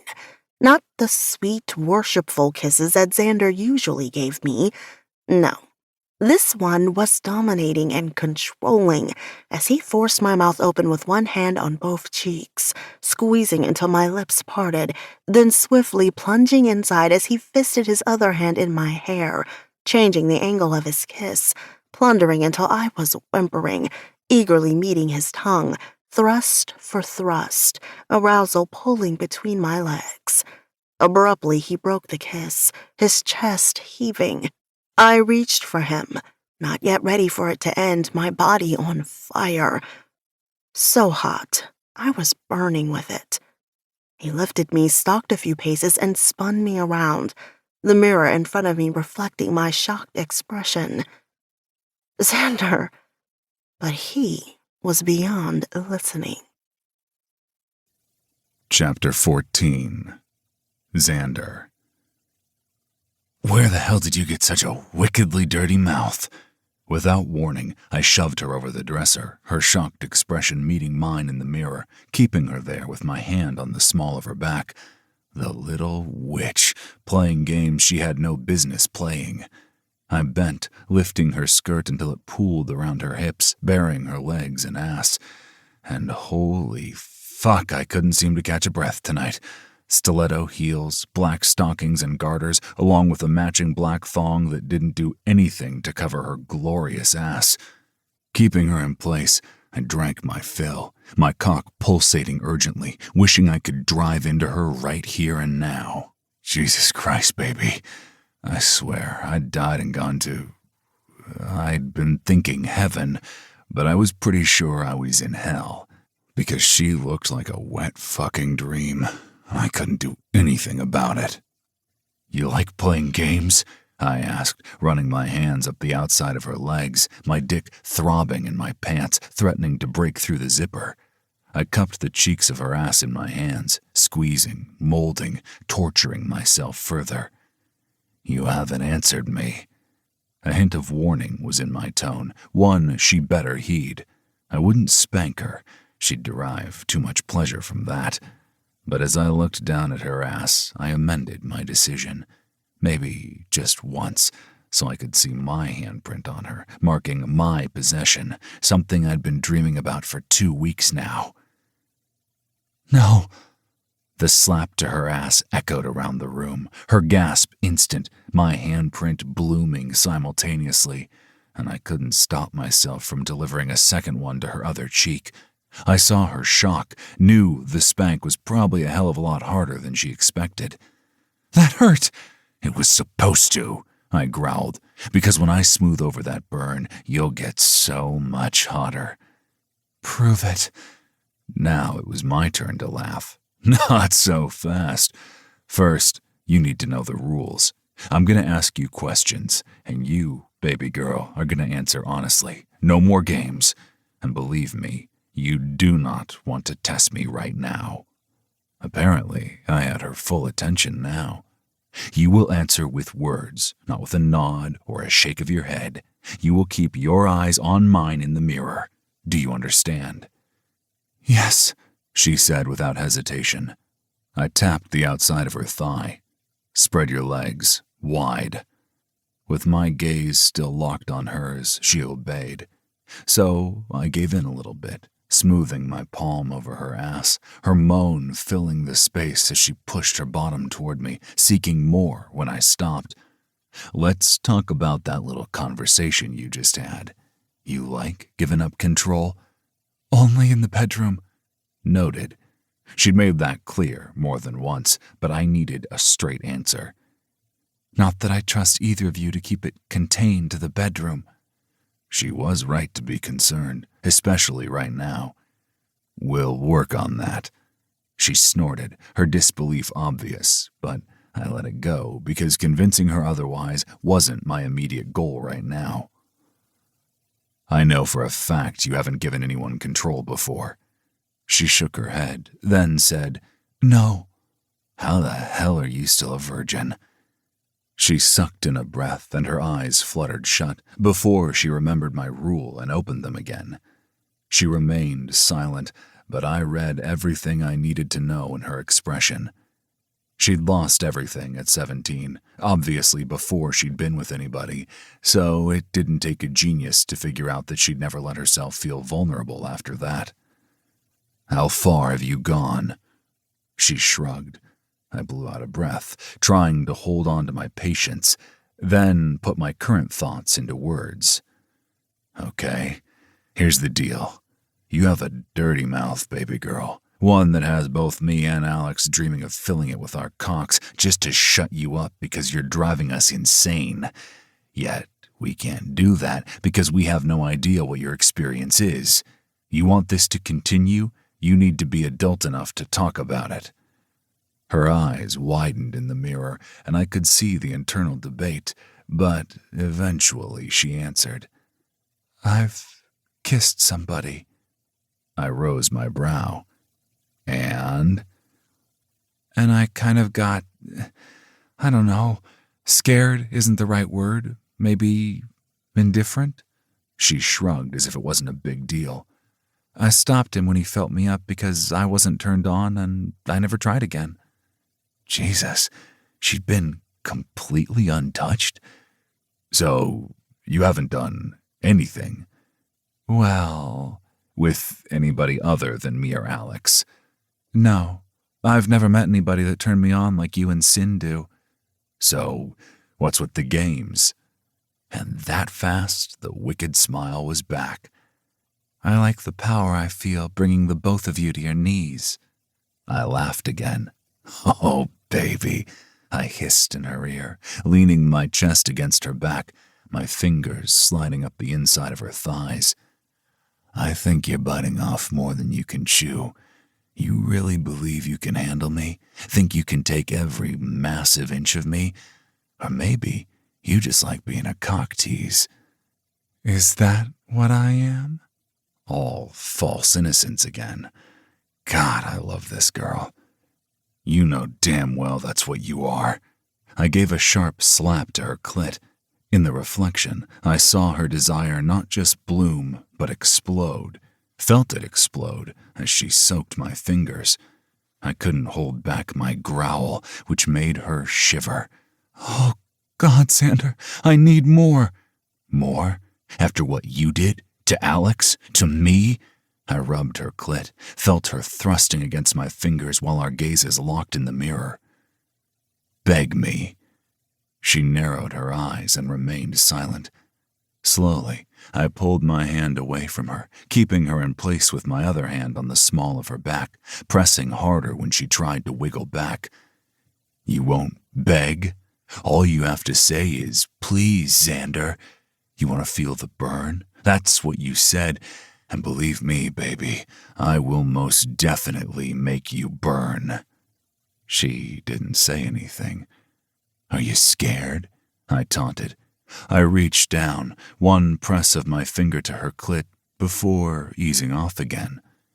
When I make this mine, when I finally pop that cherry you've been hanging on to for so long, you'll feel the burn all the way to your toes. Feel the burn throughout your entire body when your tight little pussy is stretching around my dick, trying to accommodate my size. Her eyes went glassy. I knew every thought going through her head was picturing me taking her, writhing with pleasure. Guaranteed I'll have you begging.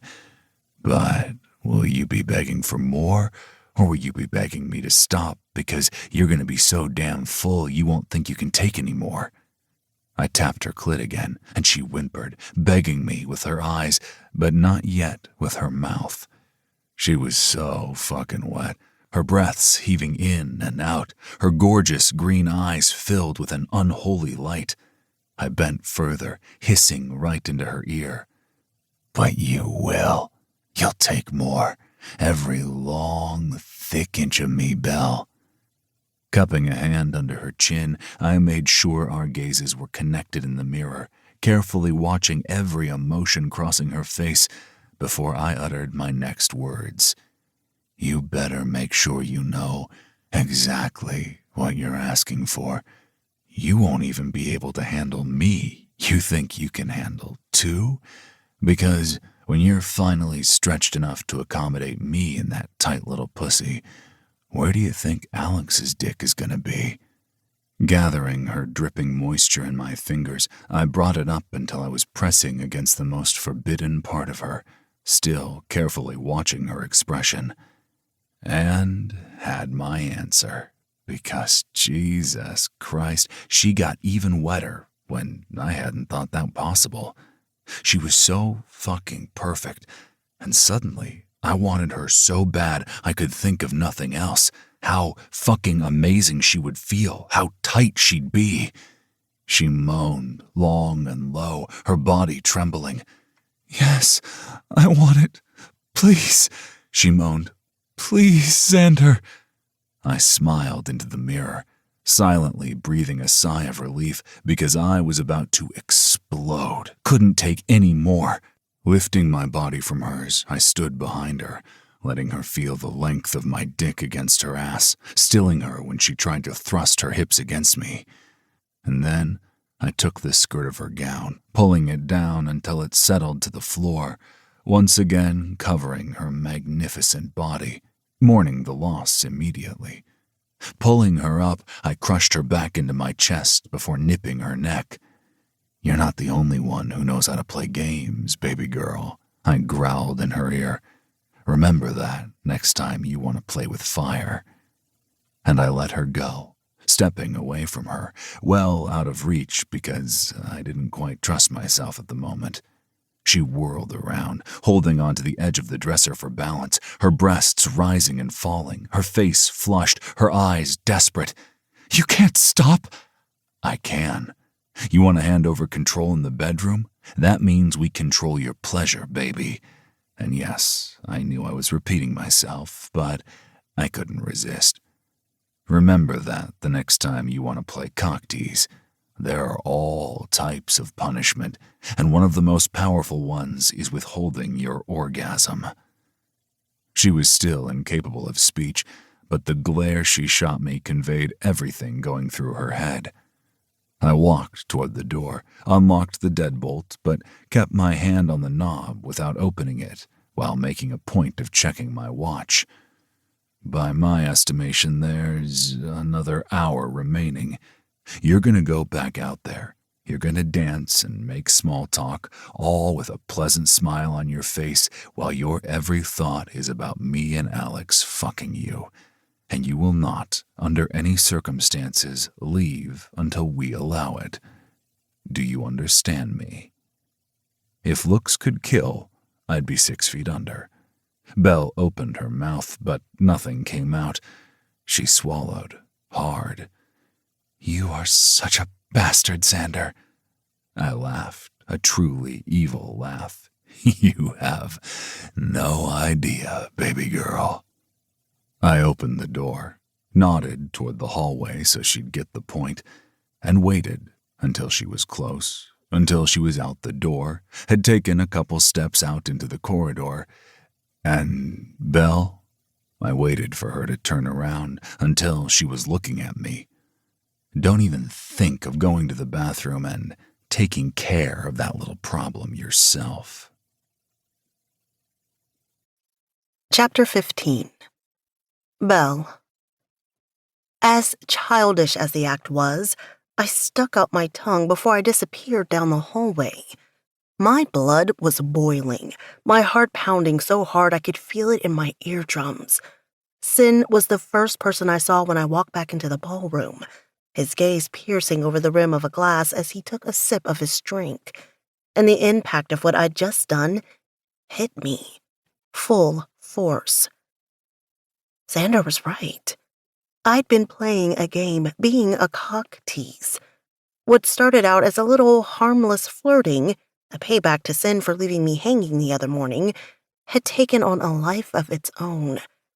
But I was most definitely prepared for the fallout. Taking my phone out of my clutch, I noticed the call I'd made to Xander had already been disconnected. The most beautiful woman in the room. I've been waiting for a turn all night. I was afraid you'd left before I got a chance. According to Xander, I wasn't allowed to leave. Turning to my right, my smile automatic, I eyed the man. He was probably mid-50s, dark hair and eyes with a dimple in his chin. He was tall and slim, nothing about him setting off any alarms. Still, there was something about him. "Richard Campbell," he said pleasantly. Accepting the hand he held out, I returned his smile. "Isabella Saint, may I have this dance?" The same word Xander had asked minutes ago, but I doubted this man was going to pull me into a room and bring me to my knees. "Of course, and thank you for the compliment," I added. "I only speak the truth," he said as he led me to the dance floor, which showed no signs of emptying. In fact, it seemed more crowded than before. "And speaking of the truth," Richard said softly as he pulled me a little too close, "I know who you really are, Miss Sullivan." I felt the color drain from my face as my blood ran cold. All the heat I'd felt moments ago disappearing, as if it had never been. Frantically, I searched the ballroom, searching for Xander or Sin, needing either of them, both of them, but in an entirely different way than moments before. Smile, Elizabeth, in case the wrong people are watching. And who would the wrong people be? I wondered, meeting his gaze. But his expression showed no malice, only concern. Still, I couldn't find my voice, and I wondered if William Sinclair had sent him over to fill me out. Only William Sinclair had left at least an hour ago. "I'm not your enemy." I go by Belle now. I don't know why I said that, why I didn't ask him all the questions that were rushing through my head instead. "Isabella Saint," I repeated. Yes, I know.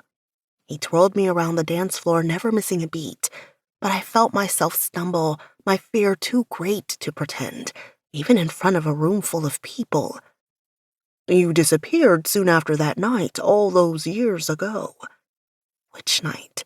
The night my parents were murdered, as we were celebrating the very man who murdered them. Or the night of the fire, when somebody tried to murder me. I licked my lips and tried to swallow, my throat and mouth suddenly dry as fear flowed through my veins. I did, I whispered, then cleared my throat. If you remember, the press was horrendous. I do seem to remember something like that. They even broke into your apartment building, didn't they? Was I really going to tiptoe around what happened? I wanted to ask him flat out what he knew. They did, I said now. That was the final straw. So, you ran away. Forcing a small laugh I didn't feel and didn't quite pull off, I said, No. I finished high school in a small town upstate, then moved across the country. And became a police officer. It wasn't a question, but I answered anyway. I did. To find justice for your parents? For the second time tonight, I felt like I was playing a dangerous game, but this time it was one of cat and mouse, and I had no doubt I was the mouse. Through the crowds, I looked for anybody that might be paying us too much attention, wondering where the goosebumps breaking out over my skin were coming from. No, not justice. As I'm sure you know, my parents' case was ruled a murder-suicide. Long ago, I told myself I'd never reveal the truth of not buying the official ruling, because it had nearly gotten me killed. Had gotten Xander's father killed. And just tonight, I'd made that vow to myself again, to protect Sin. And you believe the official ruling? He pushed.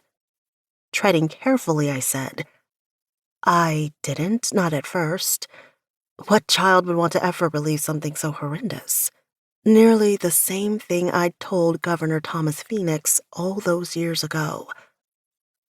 But when I was sorting through my parents' things, I found my mother's journal, learned she was having an affair and was planning on leaving my father. Motive? Richard said, nodding as if he understood. I bet that was a bitter pill to swallow. Of course it was. But it's been years. I lied. But it was so difficult to pretend nonchalance while the pain of the past was being ripped back open. Do you know who she was having an affair with? No, I said sadly. She never mentioned his name. I'm assuming to protect his identity if it ever got out. Besides, he wasn't the one who killed her, so it doesn't really matter, does it? I must say I'm impressed, Miss Saint. I can't tell if you really believe everything you just spouted, or if you're just that good at lying. Either to me or to yourself. My smile faltered as shock rolled through me again. I couldn't play this game anymore. Not for another second. While my mind spun thinking of a reply, wondering if this was my chance, I looked up feeling both Xander's and Sin's gazes burning a hole through me. They were deep in conversation, but I couldn't tell if their attention was focused on me or on Richard. And I wasn't sure if that feeling of the hair on the back of my neck was coming from them or from somebody else. The song was coming to a close, and yet I still couldn't find words because I wasn't sure I trusted this man. Do you believe differently, Mr. Campbell? Ambiguous enough, I thought, neither an admission or a denial. And his own answer was just as ambiguous as my own as he smiled down at me. He released my waist but held onto my hand, bowing slightly as he brought my hand to his lips, kissing it softly. His smile was polite, the look in his eyes concerned, confusing me further because I still didn't know if the man was friend or foe. When you're ready to face the truth, I have some information you might find helpful," he finished, releasing me. I was beyond ready. Closing my fingers over the card he'd placed in my hand, I confirmed with a nod. "Until tomorrow, then, my dear." Chapter 16. Sin. Belle's shocked gasp filled my head the second I grabbed her, pulling her into the apartment before slamming the door behind her.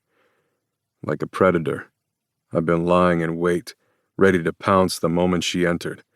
I took full advantage, the fire inside me all-encompassing, shattering the control I'd fought so hard to maintain all week. Desperate.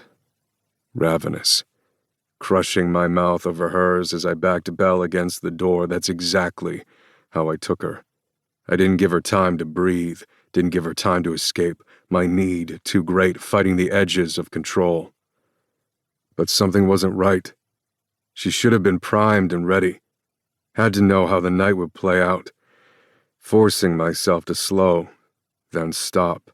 I buried both hands, losing them in her thick black hair, and I rested my forehead against hers, keeping my eyes closed while I willed myself to stay in control. I felt her hands come up, twine with mine in her hair, and for one horrific moment, I thought she was going to force mine away. Please don't tell me to stop. Finally, I opened my eyes and lifted my forehead from hers. When our gazes met, she whispered, "I'm not. Kiss me, Sin. Build me up again." Build her up again. I hadn't come down. Not for 1 second since I'd danced with her, and I wonder how she had. Was she scared suddenly? Nervous? "Kiss me." I did. Slowly. Seducing her instead of taking her, building her up like she'd asked. Tightening both hands in her hair, I guided her head, sliding my tongue against hers in a sensual dance that I was desperate to mimic with my body. And I felt it. What had been missing before, the softening of her body, the thrust of her tongue as she willingly chased mine. And with a moan of surrender that reached every nerve ending in my body, urging me on, she clung to me, fighting to get closer, her hand sliding up my body before she buried her fingers in my hair. "Belle," I groaned, lifting my head just an inch while I waited for her to open her eyes, and saw exactly what I needed to see. Hunger and desire glowing in those gorgeous green depths before claiming her mouth again. It was wild, ravenous. I sank deep, losing myself in the taste of her again, my need for her exploding through me with a hunger I was no longer capable of controlling, unable to get enough. Knew I would never get enough. I couldn't stop, not until my need for oxygen became dire. Tightening my hands in her hair, I pulled her back slightly, revealing her neck. Nipping, kissing, licking my way down, cursing the clothes between us. "Sin?" Ah, hell. Tonight was only the second time I'd heard her call me Sin. It sent tremors through me, and I craved hearing it again, fully prepared to prove I would always live up to the name, just as I was fully intent on showing her she'd never live up to hers, because one thing was utterly certain.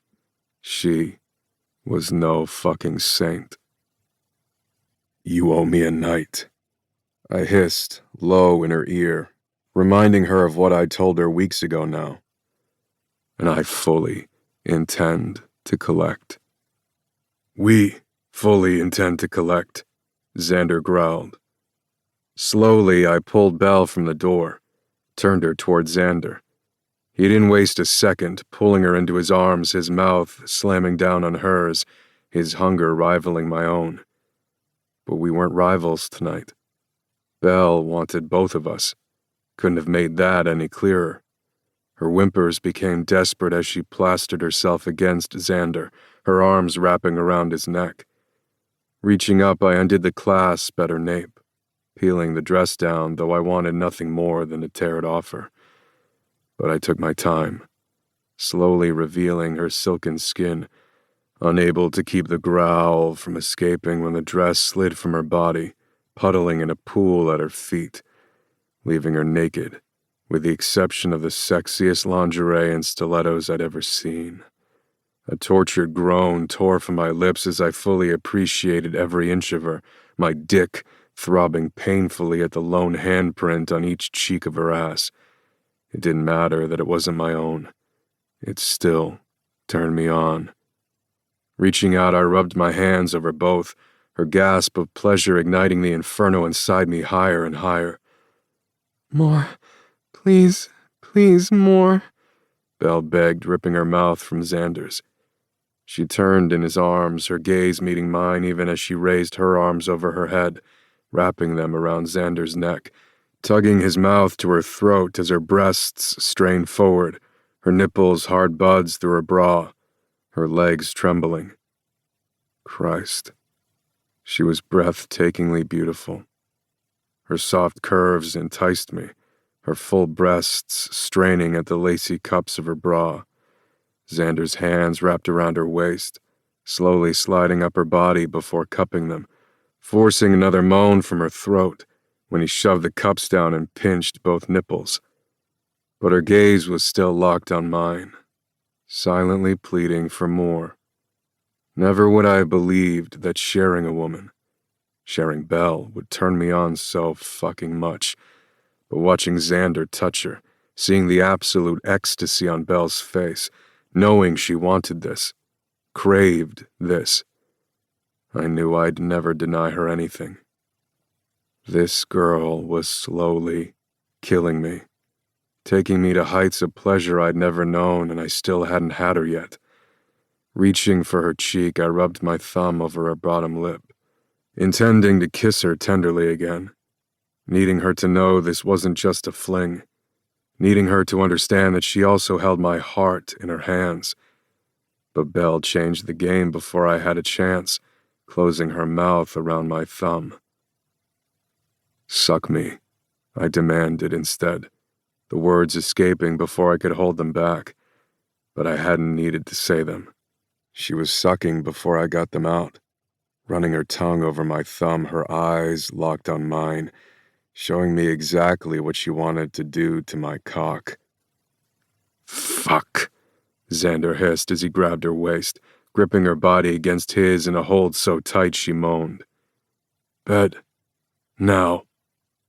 Belle pulled her mouth from me with a pop, her low laugh pure evil, the same emotion glowing in her expression.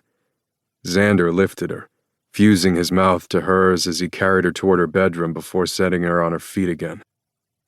With Belle's arms still wrapped around Xander's neck, I undid the back clasp of her bra, sliding my hands around to cup her breasts, pinching her nipples until she went limp in Xander's arms and shoved her ass toward me. Lowering my hands to her hips, I bent my knees, letting her feel how much I wanted her before peeling her garter, thong, and stockings down her legs, kissing her everywhere, loving the way her body trembled with excitement. Patting her calf, she stepped out of her shoes before turning to face me again. And then, she was naked. Gloriously naked. The diamond that haunted my dreams sparkling in her belly button. "You are fucking gorgeous, Belle. So incredibly beautiful." Every part of her. Her beautiful green eyes drunk with desire, her wavy black hair reaching down to her waist.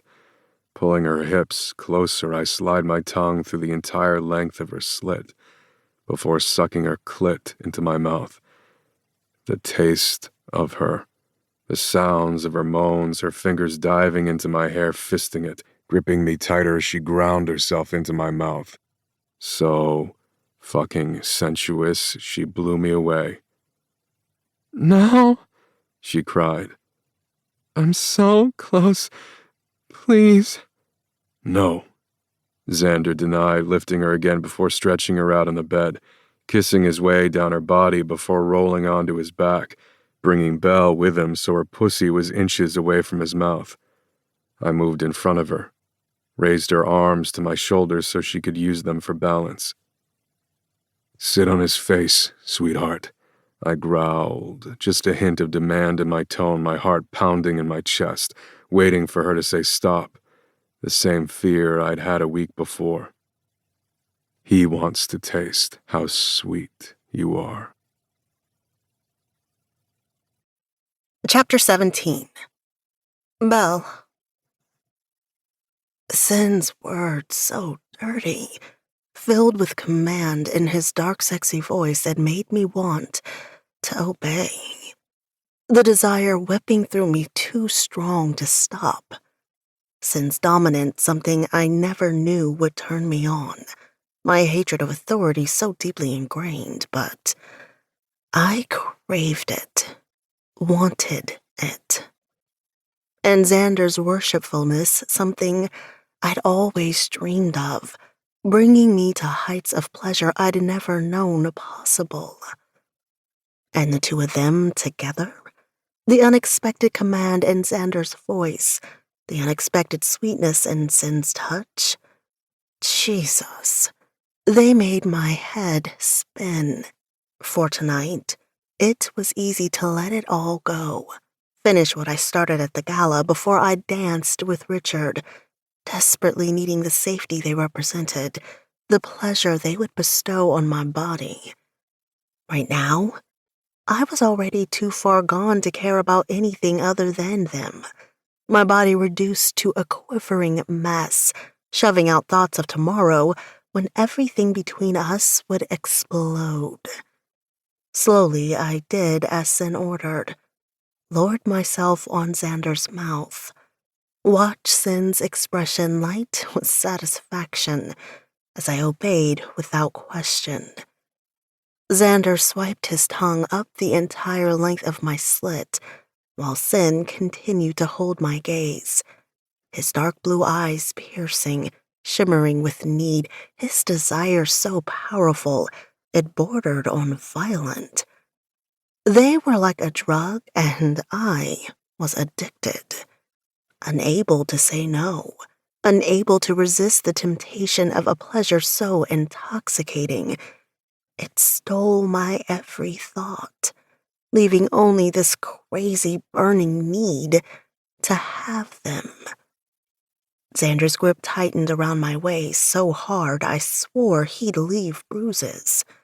I'd wear them with pride, a reminder of tonight, just as Sin's spanking had stirred my body awake time and time again whenever I caught a glimpse of it in the mirror, or every single time I sat down and winced in pain that wasn't really pain. My blood hummed, shutting out everything but the feel of their hands on me, Xander's mouth. Sin removed his shirt and I drank my fill, didn't linger on the bandage covering his shoulder, smaller now than it had been a few days ago. His chest was perfectly carved, as if painstakingly chiseled by a master. Broad shoulders and a light smattering of dark hair leading down to his happy trail that disappeared inside his boxer briefs. I couldn't resist the temptation, needed to feel every part of him, follow that trail all the way to the end. "Touch me, Belle," Sin said, his hands moving to cup my breast as he lowered his lips to one nipple, sucking it into his mouth at the same moment Xander sucked my clit. The dual assault making my head spin as I cried out, tightening my hand in Sin's hair, pressing my other hand hard against his chest. My ecstasy soared as they both bit down at the same time, perfectly choreographed. My cry turning into a scream. My body so close to the brink already, tightening, coiling. "You will not come yet," Xander growled, lifting me a fraction. "Do you understand me, Belle?" Oh, God. There was that order, that control. Did neither of them understand that brought me closer to the brink? Made me want more. Rough demands that had me screaming their names, lost so completely in a sea of desire I'd never be able to escape. Jesus, Xander whispered. You're so wet, getting wetter by the second. You fucking love this. Not a question. It was obvious I did. I pulled Sin's hair, needing to see him again, needing his mouth against mine, kissing me deep. But when he leaned up, I realized I wanted more. Last week had been all about me, and I hadn't gotten to touch either of them. Now I knew why. Understood.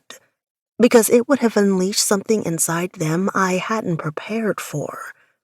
But tonight, I was. So I didn't think about the consequences, didn't think about anything but his pleasure, wondering if I could make him scream as I had. I let my hand slide down Sin's chest, over the rigid length of his cock, freezing for a minute in shock at the sheer size of him, wondering how he'd ever fit. His growl of pleasure ran through me. Xander's answering pleasure vibrating on my clit, causing my body to tense, my hand to tighten around Sin so thick I couldn't fit my fist around it. His pupils dilated, his body tensing, his dark blue eyes nearly black now. Shoving his boxers down, I wrapped my hand around him. I wasn't sure what I expected, but the silky feel of his skin over the hard steel of his cock wasn't something I'd been prepared for. Bill. A warning. I fisted my hand, drew it down the length of him and back up, loving the way his body jerked, feeling so powerful again it went straight to my head. I wanted to make this man tremble, wanted him to feel the same pleasure he gave me, wanted to bring him to his knees, make him lose all control. I rubbed my finger over the tip of him, smiling in victory when he jerked in my hand again. Don't start something you can't finish, sweetheart, he hissed. I'll finish. I want to taste you. Want you in my mouth.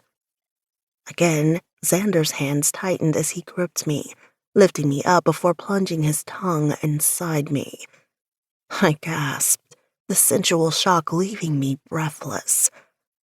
Oh my God. Please, I begged, but I didn't know whether I was begging for Xander to let me come or Sin to fill my mouth. Both, I thought, through a haze of desire. I was begging for both. Have you ever done this before? Sin growled. Had a man's cock in your mouth. I was tempted to lie, worried that he wouldn't let me, that he would deny me this, but I was sure Xander already repeated everything I'd told him at the gala. I held his gaze, licked my lips. Show me. Fist your hands in my hair and control my movements until you lose it, and I taste your release on my tongue before I swallow it down. Beneath me, I felt Xander's entire body jerk, felt his hips rise off the bed, plunging me into Sin's body. Holy Christ. It must have been the right thing to say if Xander's litany of expletives were anything to go by. And Sin? He let out a long, primal growl that made my entire body shiver as he fisted my hair in his hands, just like I'd asked, taking the control I'd just handed over. He shifted back, rising to his knees, his glorious cock straining toward me, pulsing with need. I licked my lips again, already tasting it before he tugged my hair, forcing my gaze to his. You're a wicked, wicked girl. Sweetheart, you want my dick in your mouth? You will take everything I give you, You will swallow everything I give you. Do you understand me? My throat suddenly went dry as nervousness crept in, wondering if I'd be able to handle it, live up to what I just told him. I jerked my head, giving him a quick nod. Use your words, Belle. We need to hear the words, Xander ordered. And I was looking at Sin when I answered, but my response was for them both. Yes, sir, I breathed.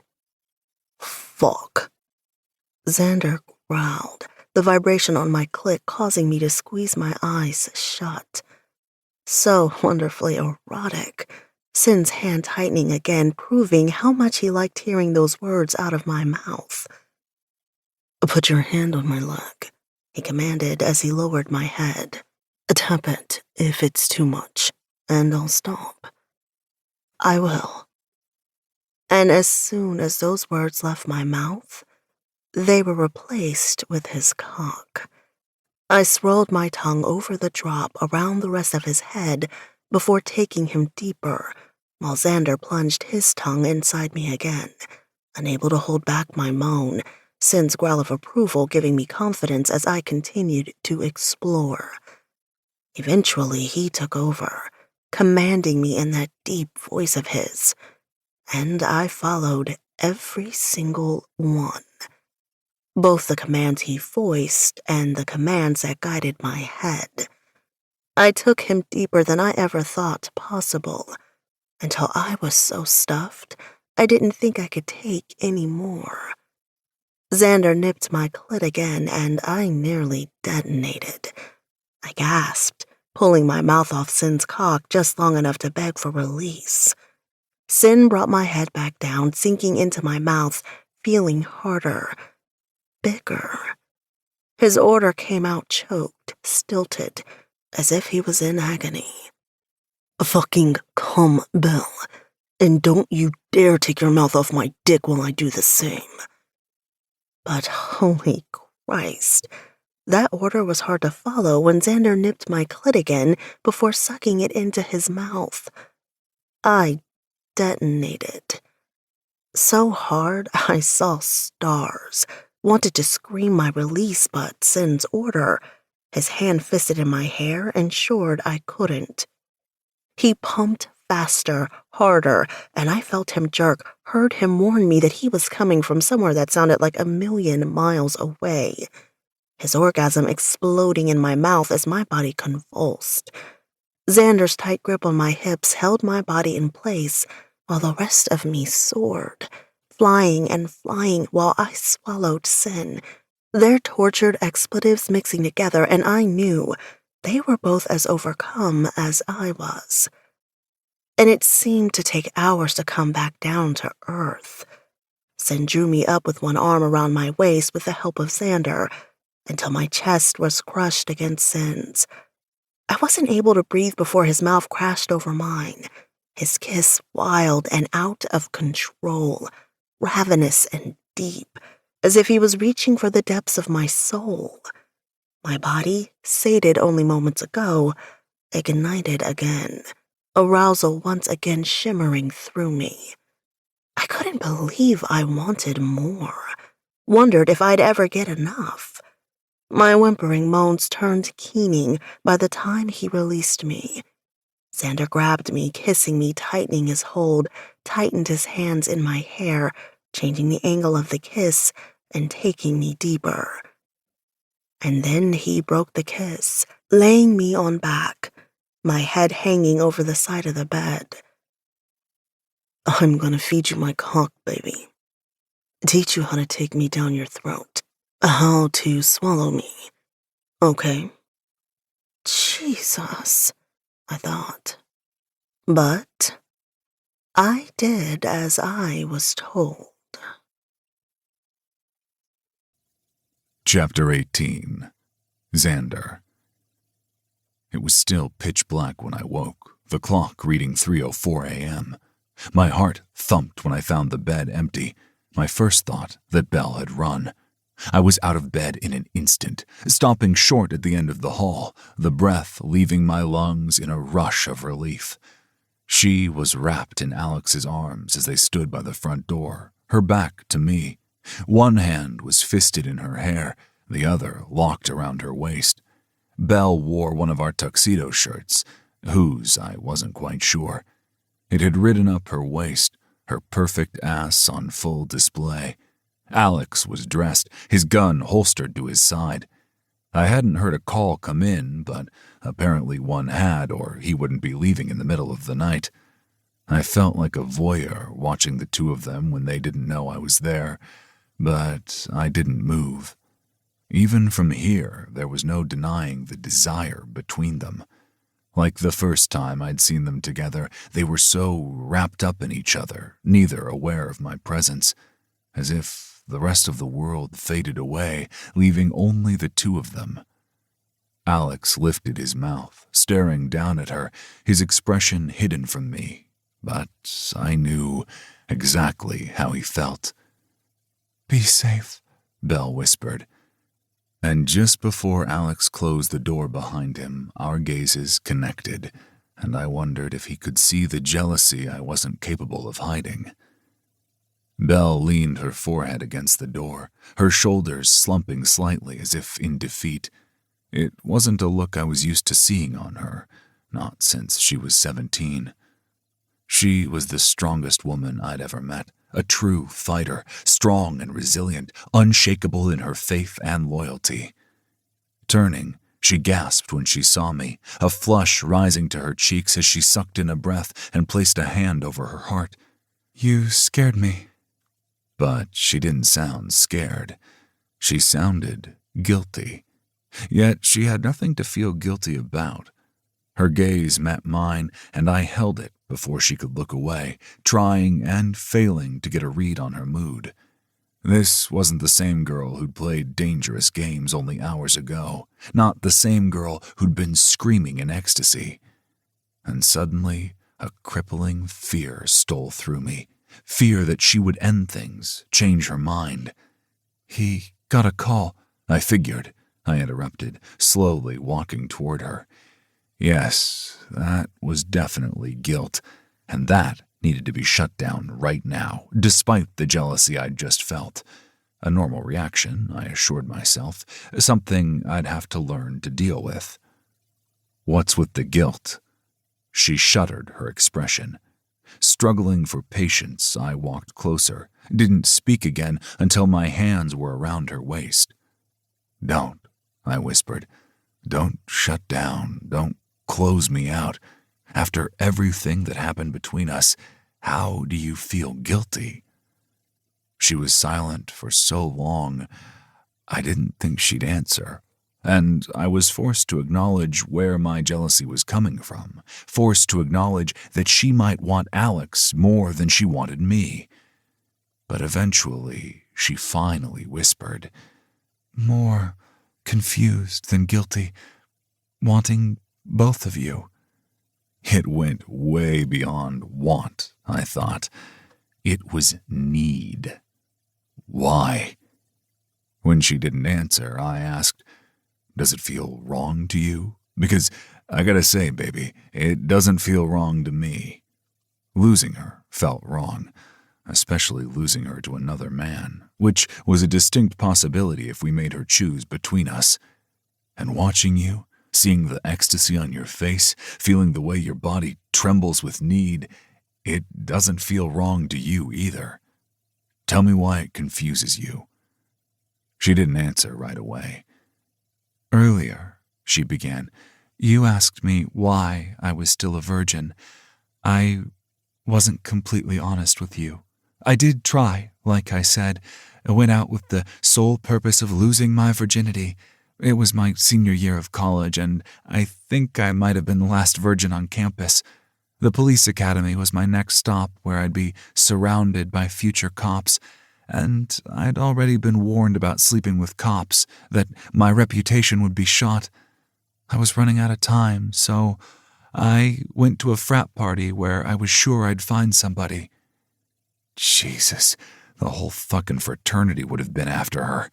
I was so glad I already knew she hadn't lost it, or I'd be fearing the end of her story, pushing her to tell it faster because I couldn't bear the suspense.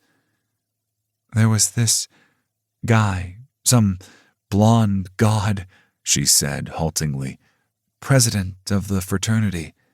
"The guy you told me about earlier?" She nodded. "Yeah, we started flirting, and he was looking at me like I was dessert. But when we started kissing, I went kind of cold, just froze." She was the hottest thing I'd ever seen, the hottest sexual experience I'd ever had, even though I still hadn't been inside her. I couldn't imagine her cold. She melted every time she was touched, got so fucking wet she gushed. I knew I'd be a one-night stand, and that's what I was looking for, but it didn't feel right. Some nameless face I'd regret, and I knew it would be all over campus the next day. So I left. Then there was Brian. Esposito? Sophia's brother? I'd kill him with my bare hands. And on the few occasions we'd been in the same room together, watching the way he looked at her, I'd made it abundantly clear that Belle was off limits. Yes, I was tempted. We both were, and I wasn't cold that time, but it still wasn't right. She took in a deep breath, let it out slowly. Because he wasn't you. All these years, I only wanted you, Xander, so it confuses me that I still want him. Her admission was like a punch in the gut. She'd saved herself for me? Honesty and sincerity reflected in her eyes, never wavering from mine. I was humbled, blown away, fucking euphoric. But now she was torn. And then it hit me. She was falling in love with him, I suddenly realized, even if she didn't know it yet, or refused to admit it.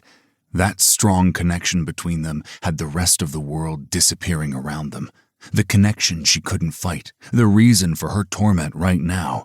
Because if I learned anything from the story Belle just told me, she wouldn't let just anybody touch her, not if she didn't feel that connection, even if she couldn't put a name to it. And I'd been right, knew I was right, as if she shouted the declaration from the rooftop. She wouldn't choose between us, wouldn't come between us. All these years, in my heart, I was always yours. You are mine, I whispered. Always.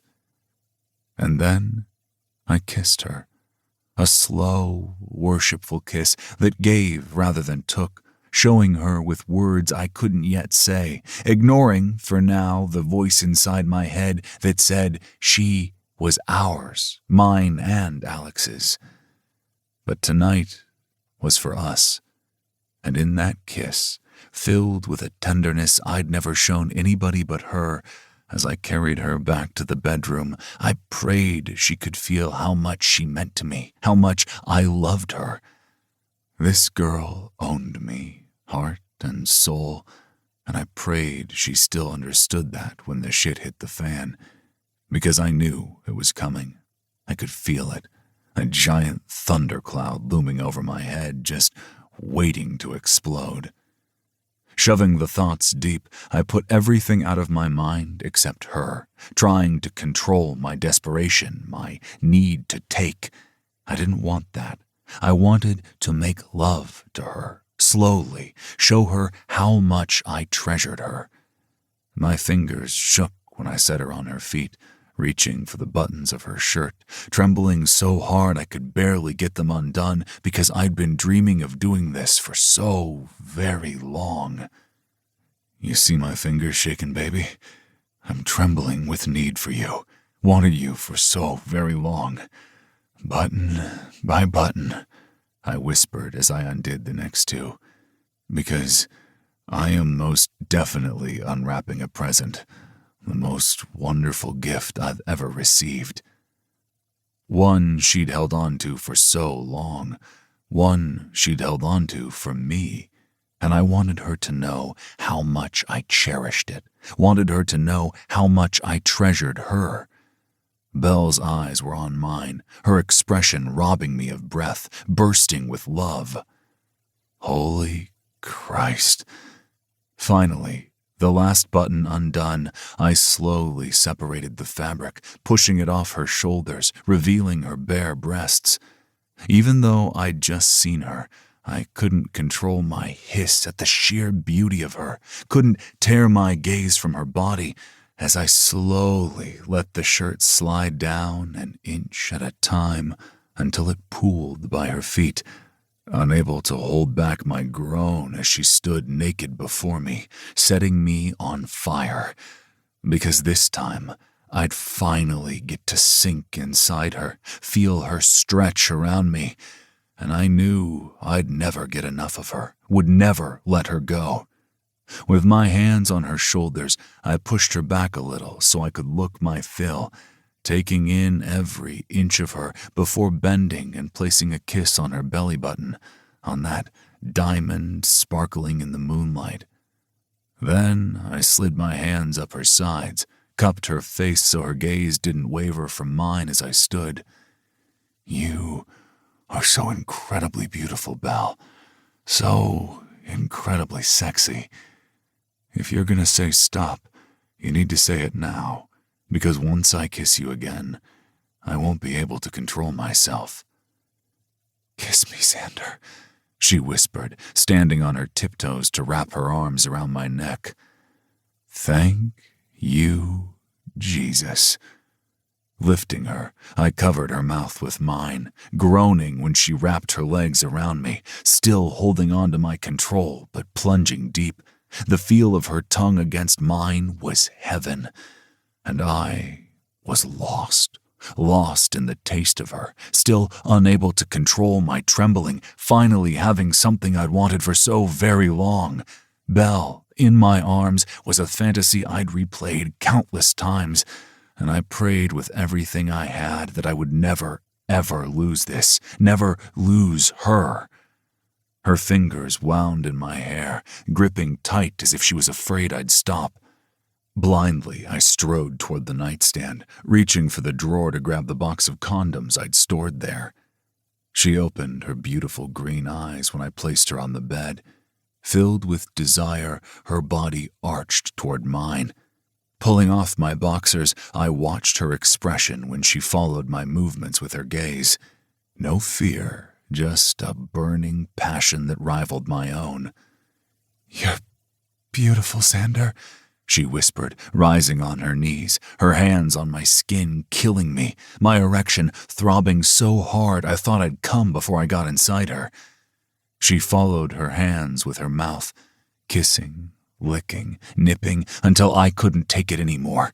Grabbing her hands, I entwined our fingers, keeping our locked hands near her head as I hovered my body over hers. Her eyes were glowing, shining with arousal, her lips red and swollen from my kisses. So glad it's you. Ah, hell. So am I. More than she'd ever know. I couldn't resist, had to taste her again, couldn't get enough. I kissed her until we were breathless, until her moans became keening, her need filling my ears as she arched her hips toward me, seeking relief.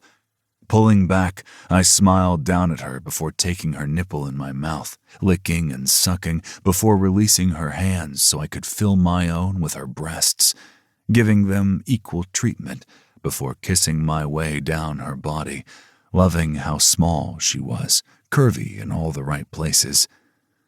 Xander!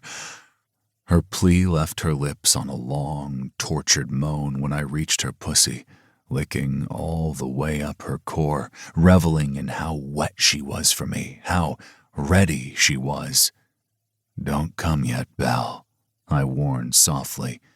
I needed her on the brink, but didn't want her going over, didn't want her sated in the least before I entered her, knowing this first time wouldn't be easy. And Jesus, just thinking about how tight she would be, how much tighter she'd be when she clenched around my dick during orgasm. My own breathing was becoming ragged, so close to the edge. Please, Xander, she moaned, bucking her hips. Kissing my way back up her body, I grabbed a condom, ripped it open. Rising to my knees, I slid it on, watching her watch me, nearly exploding when she licked her lips and reached out, but I stopped her hand with mine before she could grab hold. Next time you can play all you want, but if you touch me right now, baby, I'll explode, and the only place I want to explode right now is deep inside you. I smiled when she flushed and reached down, shallowly putting my finger inside her. I'd been so careful the last 2 times I touched her. Selfish, perhaps, but I didn't want anything popping that cherry other than my cock, a primal craving to make her mine. You're soaking wet for me. But Belle was beyond listening, beyond desperate, pulling my mouth down to hers again, and I was lost. So fucking long I'd waited for her, wanting her with every fiber of my being, lifting my mouth from hers just enough to growl, "No turning back, baby girl. We do this. You're mine. I won't let you go." "Please." It took every ounce of control I possessed to pull myself back from the edge.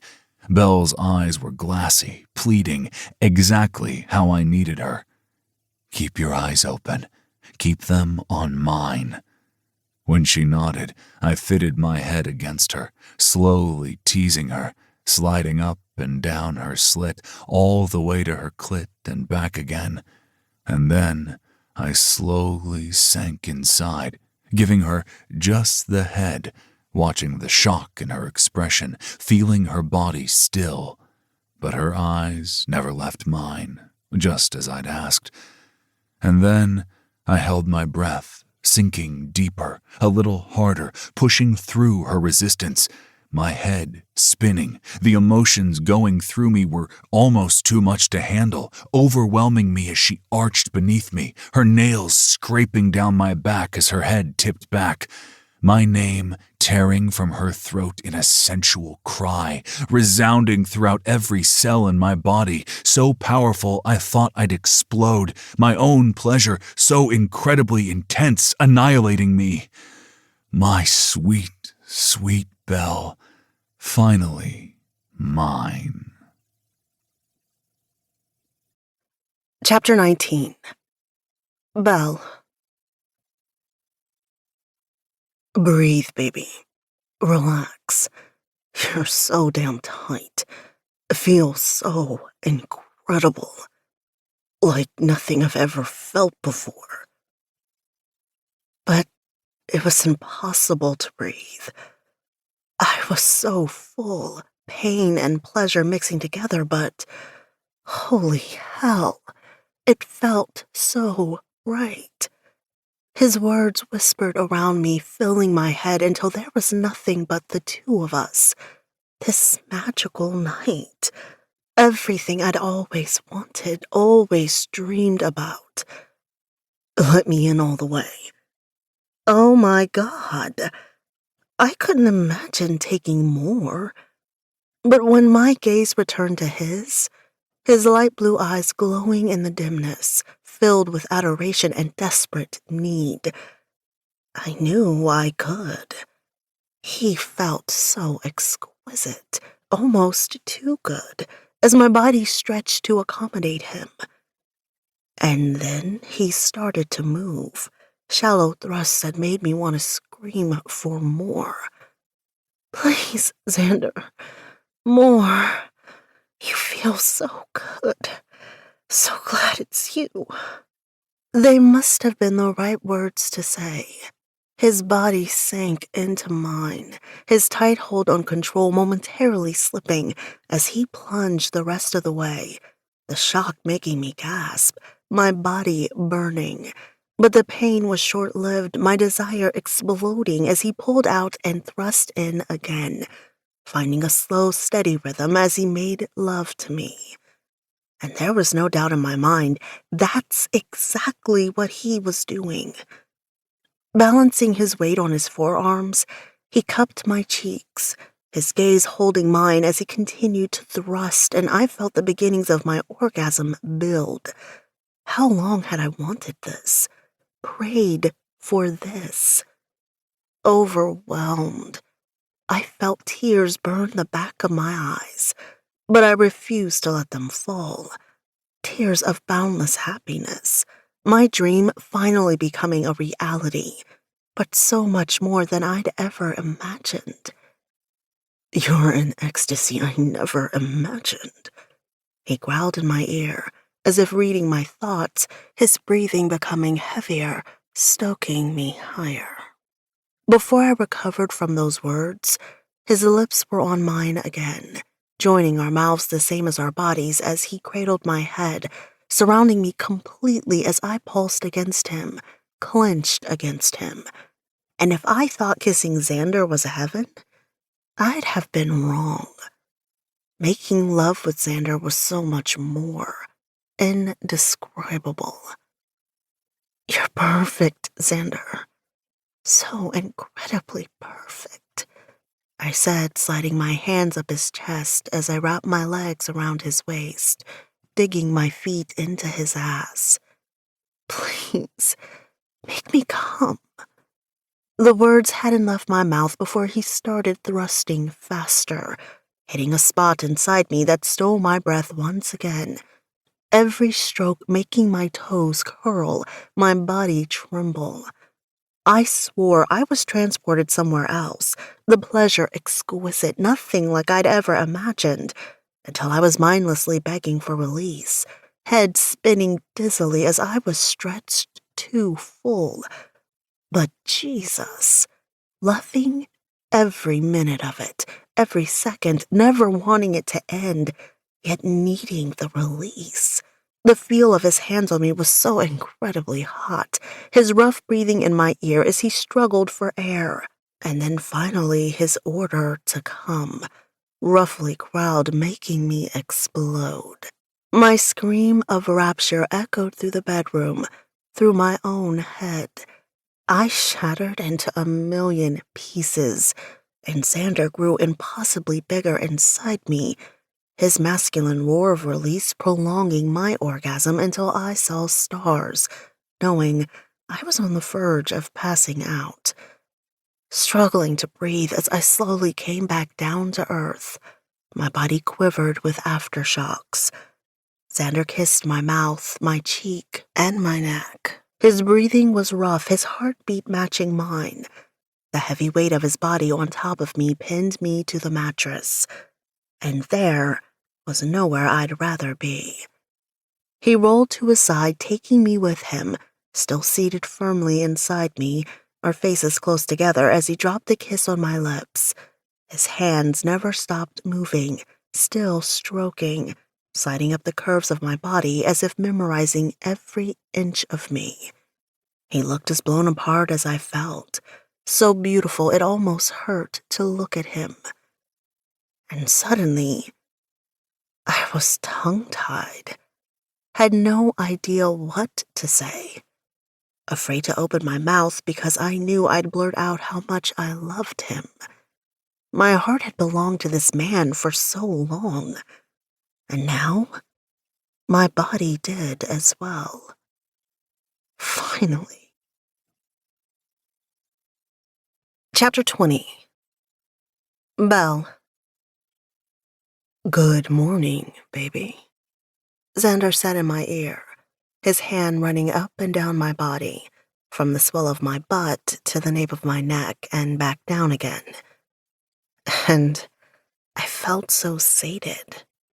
Sore, but sated. I moaned, his chuckle in my ear vibrating through me. Peeling open one eye, I glanced at the alarm clock. 6:31 a.m. I had plenty of time, I thought. I tried blocking everything out. Tried to just luxuriate in the feel of Xander's hands, but all too soon, I began thinking about my 10 o'clock meeting with Richard Campbell. The meeting that was hopefully going to give me my freedom back. And bring hell to Sin.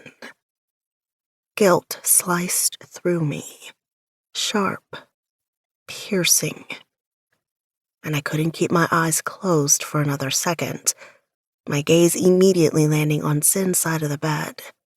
Sin's empty side of the bed. He hadn't come back yet, was either at the crime scene or had already begun the investigation. But I wished he was here, wanted him close in case I lost him for good today. Because I still wanted more, so much more. And how badly do you want more? Bad enough to drop your parents' investigation? The questions flitted through my mind, the only way I could have that again. All it would take is not showing up. As simple as missing the meeting today. And I knew, despite my fierce desire for both men, I'd live to regret it until my dying day. So, I snuggled deeper into Xander's touch, intent on burying my head in the sand for another hour or two. "What are you thinking, baby?" His smooth voice whispered in my ear, his breath stirring the hair by my ear, causing me to shiver. "I'm trying not to," I evaded. Was I too rough last night? I'd lied to both him and Sin so many times over the past week. Even if most of them were lies of omission, one more shouldn't matter. Tell him 2 men were too much. And I opened my mouth to do just that, but it wasn't a lie that fell from my lips. God, no, I breathed. It was perfect. And again, I thought, I wanted so much more. Wanted them both inside me, separately, at the same time. Craved every wicked thing they wanted to do to my body. Wanted to completely surrender to them because if I'd learned one thing last night, I'd learned that letting them have control freed me in a way I'd never imagined. "You want to talk about last night?" I could tell by Xander's expression that he needed to. And I also realized in that moment that was why they hadn't taken me together last night. As if reading my thoughts, Xander said, "We're going to have this conversation at some point. Belle, Alex isn't here, so I won't push you right now, but we need time," I interjected as soon as the excuse popped into my mind. Because that's exactly what I needed. Time today to see what Richard had to tell me before I could figure out where to go from here. I need a little time, so can we table it for now? For now, he agreed reluctantly, searching my expression as if he'd find the answers there. But before it goes any further, yeah, before then. And in that moment, as an awkward silence fell between the two of us, I wished I could confess everything to this man. This man who'd been my best friend for the better part of 7 years and was now my lover. Wished I could pour out every question that haunted my thoughts. What if you had evidence that would destroy somebody you cared about? What if you were finally on the brink of discovering your parents' murderer, but it would destroy your best friend? What if you knew that information would destroy all 3 of us? Xander was too close to me to even ask him what-if scenarios, so I didn't dare. But my own thoughts were still playing the game, even though I'd already decided I'd regret it. What if I just walked away from the investigation? What if I let the secrets and lies stay buried with my parents? Walk away from the job I never wanted in the first place. Be free to explore this relationship with Sin and Xander. But somebody tried to kill me all those years ago, and that killer was still out there. Letting it go, I changed the subject a little, confessing other things that I'd realized last night. A conversation we would have had before our lives had turned upside down. Last night, at the gala, when I was dancing and flirting, I felt so young, so normal. Xander didn't say anything for a moment. Instead, he sat up and pulled me with him so I was straddling his lap. His hand skimmed up and down my back, his touch soothing. He looked especially beautiful this morning, relaxed in a way I hadn't seen in a long time. His dark blonde hair was tousled, his 5 o'clock shadow making me wonder how that would feel on the tender skin inside my thighs. And I couldn't resist. I bent my head, kissed him softly on his lips. "You are normal," he said softly. "You know what I mean. I'm 23, Xander, and haven't even really lived. My entire adult life consumed with the past. The time I was in school, I pushed and pushed, taking on way too many classes. Summer classes, winter session classes, so I could finish my education and rush back here to attend the academy. 2 weeks ago, the night Jack died, that was the first time I'd gone out with a group of friends, ever. I could tell I'd surprised him. He was silent for a few beats, his gaze never wavering from mine. You want your own life. Trust Xander to know exactly what I was saying without having to spell it out. I do. But if Sin's father ended up being the killer, what then? I was torn in a way I never expected to be. Baby, Xander said softly, while I admire your loyalty to your parents, you've spent more than a quarter of your life on this path, your entire adult life so far. Maybe it's time to move on. Oh my God. A sick feeling of dread settled deep in the pit of my stomach as I fought my way through the throng of reporters and bystanders.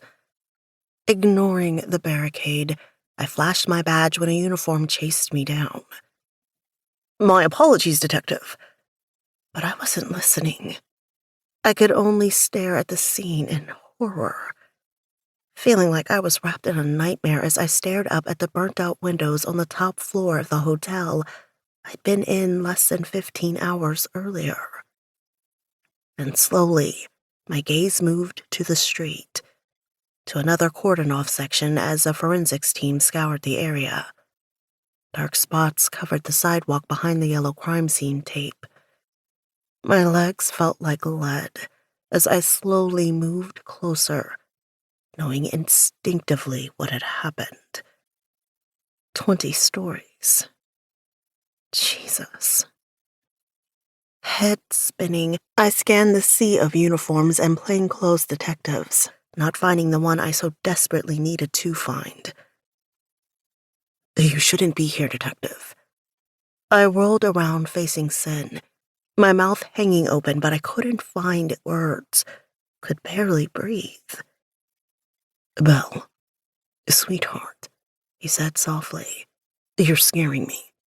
Why are you here? Where's Xander? And your bodyguard? He asked, the last said with rising annoyance as he scanned behind me. I closed my mouth, tried to swallow, my throat suddenly too dry.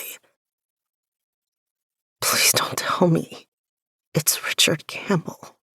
A mistake I realized instantly as his gaze sharpened on my face, tension tightening his body.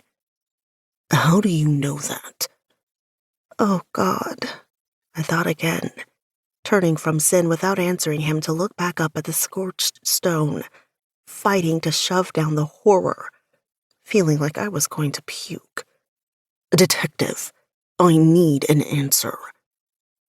So do I mumbled to myself, but he heard and answered. Yes, he said needlessly. We believe it's Richard Campbell. How did? And from somewhere deep within me, the grief I felt for a man I didn't know morphed into an anger so bright I barely recognized myself. All the guilt I'd felt these past few days, especially this morning, all my doubts vanishing in an instant. The bastard had killed him. I straightened my spine, letting the rage roll through me as Sin stepped in front of me, blocking my view of the crime scene. I need to be on this case. My voice was strong, hard, a tone I didn't recognize. Until Monday, you're on sick leave. I'm fine. The doctor cleared me yesterday. For desk duty, detective. Glaring at him, I gritted out. Put me on this case, or I'll extend my sick leave and investigate it on my own. The anger flashing in his eyes was instant, but this was too damned important to me. There was no way in hell I'd bend on this. Go home, Detective Saint. Now.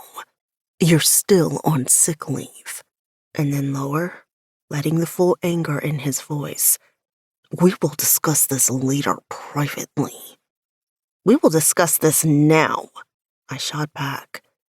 I swore his eyes were about to pop out of his head before he got himself under control. And then, the most amazing thing happened. His body relaxed as he let out a slow breath. Then he nodded, motioning for me to follow him. He pulled out his phone, his voice too low to overhear, as relief pounded like a heartbeat in my eardrums. My knees weak with it as I followed behind him, trying to get it under control so he wouldn't see how relieved I truly was. Then he moved so fast, I never saw it coming. Before I could take a breath, he shoved my body against a car, my hands cuffed behind my back before hissing low enough only I could hear. Get in the fucking car, detective, before I change my mind and shove your ass in a patrol car instead. I opened my mouth, snapping it shut, when he spun me around and I saw the fury blazing in his eyes. Try it, detective, and so help me God you will spend the entire fucking night in a cell. And do not, for 1 second, think I'm bluffing. He wasn't. I knew he wasn't. Too pissed off to speak, I glared at him. He reached behind me, opening the door before shoving me inside. I think I like you handcuffed. Now, all you need is a gag and you'll be just about perfect. He reached over, started the car, made sure the air conditioning was on, his body brushing against mine as he did it, enraging at me further. But I was smart enough to bite my tongue, sitting there with as much dignity as I could, with my hands cuffed behind my back like a common criminal. As soon as he was out of the car, he slammed it closed with more force than necessary, making me jump. Asshole! And it wasn't long before a sleek black limousine pulled up beside us. There was no doubt in my mind who was behind those tinted black windows. With another warning glare through the glass, Sin ducked into the limo and my nervousness soared. Because no doubt, whatever they were discussing wasn't going to be good. 10 minutes later, Sin opened the door. I should leave you cuffed. He gritted out, but he didn't. He also didn't let his grip leave my arm as he hauled me out of the car. Xander stood with his door open, the look on his face rivaling Sin's. All pissed-off male, the fury in Xander's expression caused my breath to freeze in my lungs. No, I whispered, the word coming out on a gasp. But I wasn't sure what I was saying no to, because I'd never seen that look on his face before. Not aimed at me, not even the morning he'd made me a prisoner. Fear crawled up my spine, but again, I wasn't so sure what had me scared. I'd never really seen him lose his temper, I realized. Unlike Sin, he kept it contained, grew colder instead of letting it loose like Sin did. No. One tiny word, and I wondered how those 2 letters could have dread running up my spine. I didn't dare remove my gaze from his, didn't dare look at Sin, but I could feel the anger coming off him in waves. Get in the car. Luckily, the press was swarmed around the front and Xander made sure I was hidden. I looked at the crowd on the streets, reminding myself this was Xander. He wouldn't. You want a scene? You want to do this out here, where everybody will see. I swear swear to God, Belle, I'll give you one. Get in the fucking car. This was my fault, I knew. He'd given my bodyguard the day off, and I'd taken full advantage, sneaking out of the apartment the moment he stepped into the shower, fully knowing and prepared to deal with his wrath later. Only, I wasn't really prepared. Didn't realize how much it would hurt seeing the tenderness on his face turn to stone. And now, I had to deal with them both. Hating myself for giving in, I got in the car. But I didn't dare look at Xander. Didn't make a sound, too afraid that it would unleash a tidal wave. Awkward didn't even begin to describe the ride back to the apartment, the stifling tension that made breathing impossible in the elevator ride back up to my prison. Because surely after this stunt, they'd be throwing away the key. You planned this, he grated as soon as we were in the apartment. There was no inflection in his tone, just coldness. And for some reason, it was a lot scarier than Sin's raging.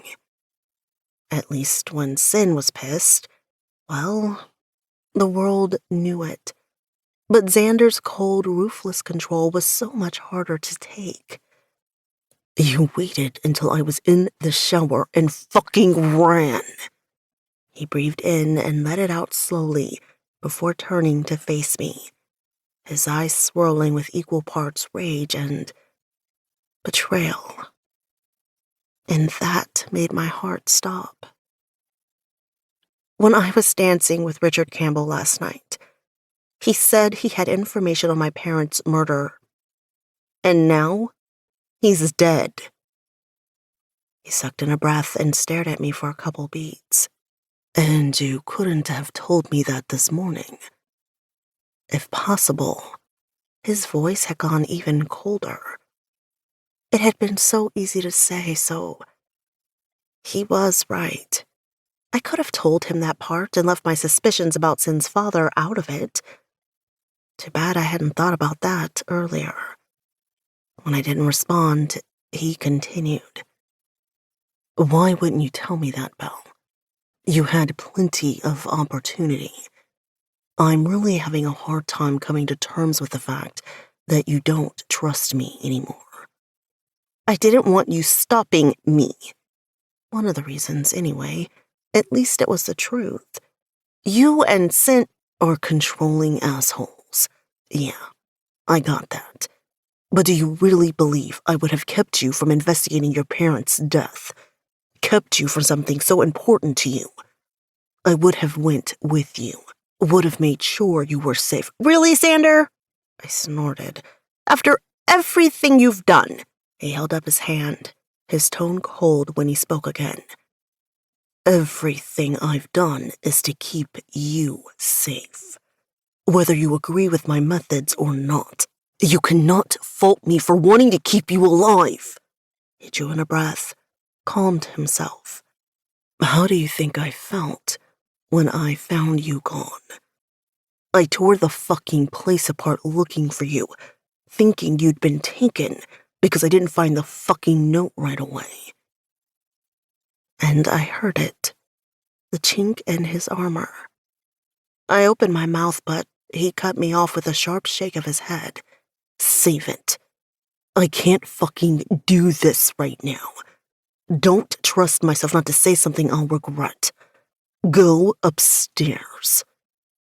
I remain rooted to the spot, at a loss for words, wanting desperately to apologize.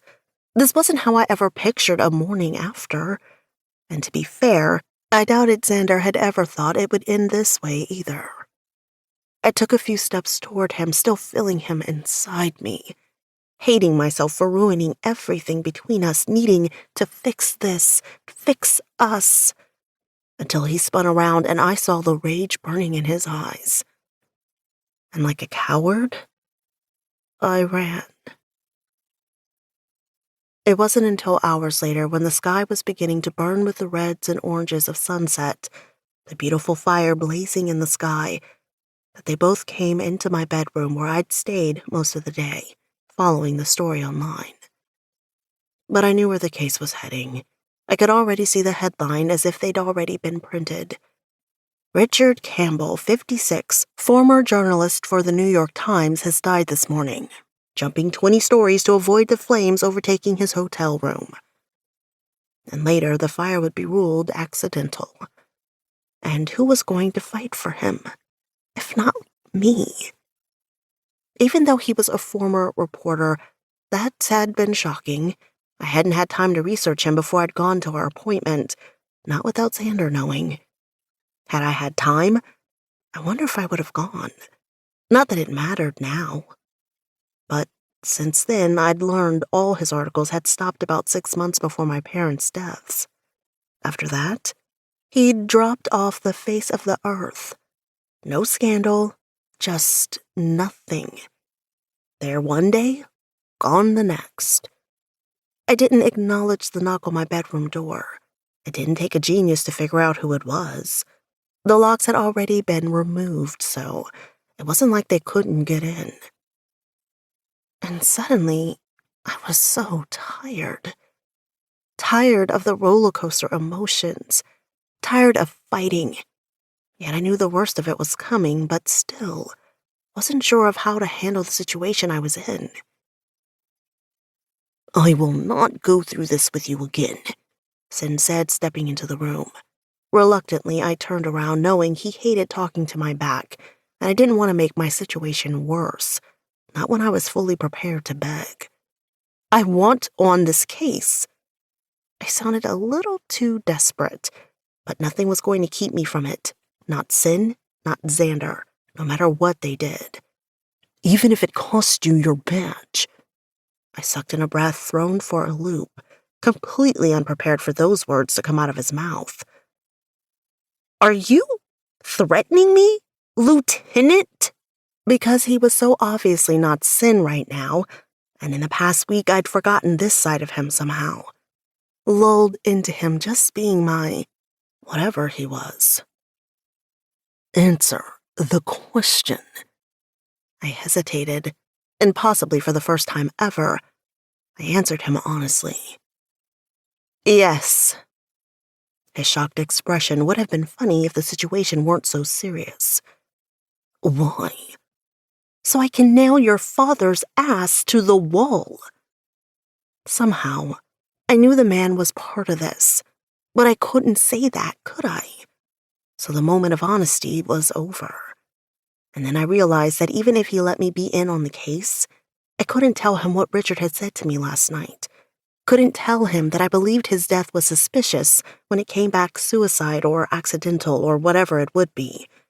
I'd have to lie. Even more than I already had to this man. I'd have to withhold evidence from him, just like his father had done to me. Though our reasonings were so very different, I wondered if that mattered anymore. And I realized in that moment, I was trapped. Trapped by my badge, the very thing I thought would ensure my freedom. Trapped by my own lies, but still unable to confide to Sin in case I was wrong. He stepped further into the room, his voice hard and flexible.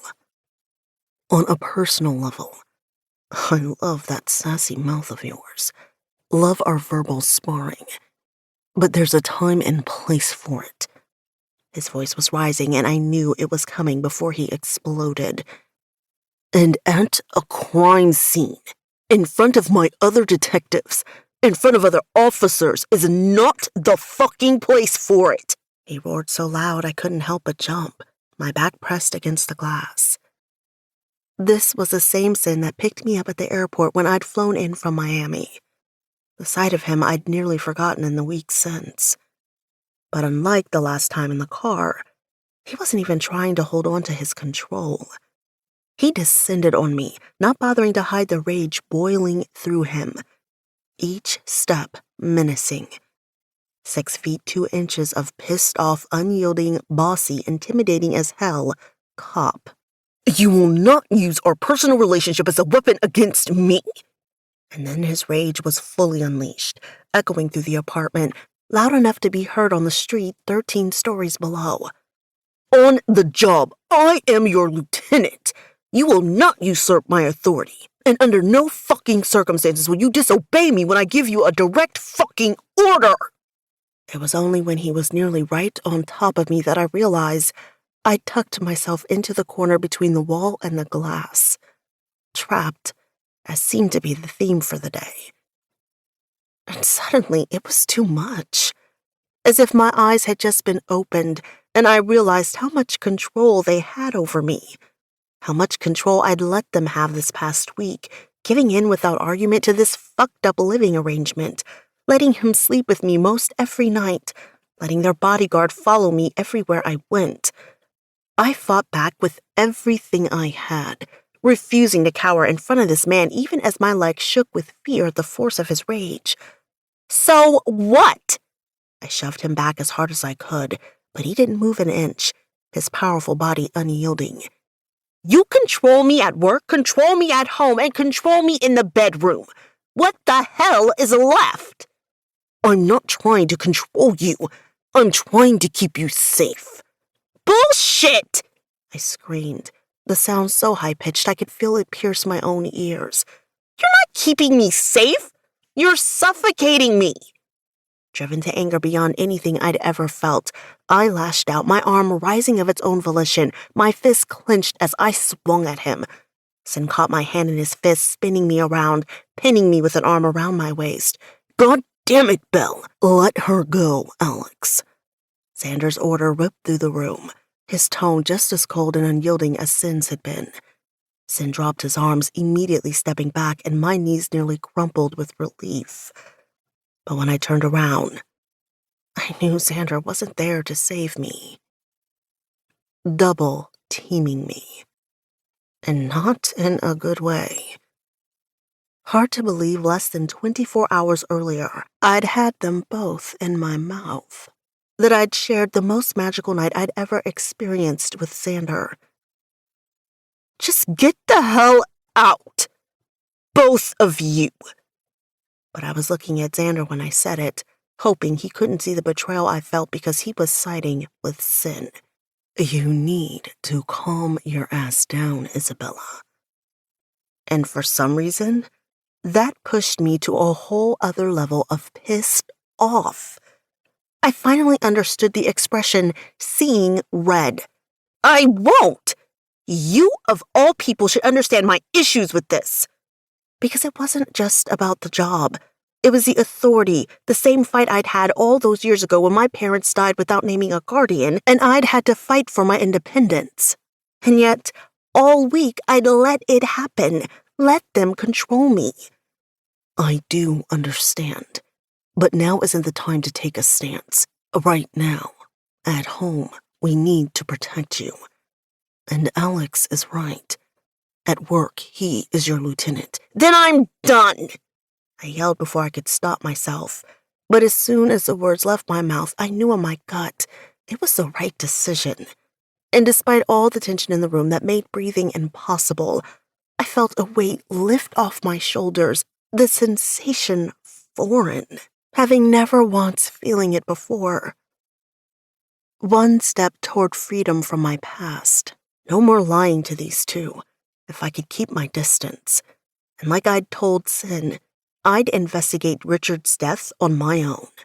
I rose to my full height, wishing it was so much more than my 63 inches, but feeling stronger and more in control than I ever had. With or without my badge, I'd find the answers. And if worse came to worse, I'd march into the commissioner's offices, lay out everything I knew, and demand the truth, even if it got me killed. "You're not done," Sin said. "We're not done. Am I pissed? Fuck yeah, I'm pissed. But you don't get to walk away every time we have an argument." "That's not what I meant." "Then explain yourself," Xander said carefully. Taking a deep breath, I didn't allow my voice to falter. It rang true and strong when I spoke. "Like you said, as my lieutenant, I have to listen to him.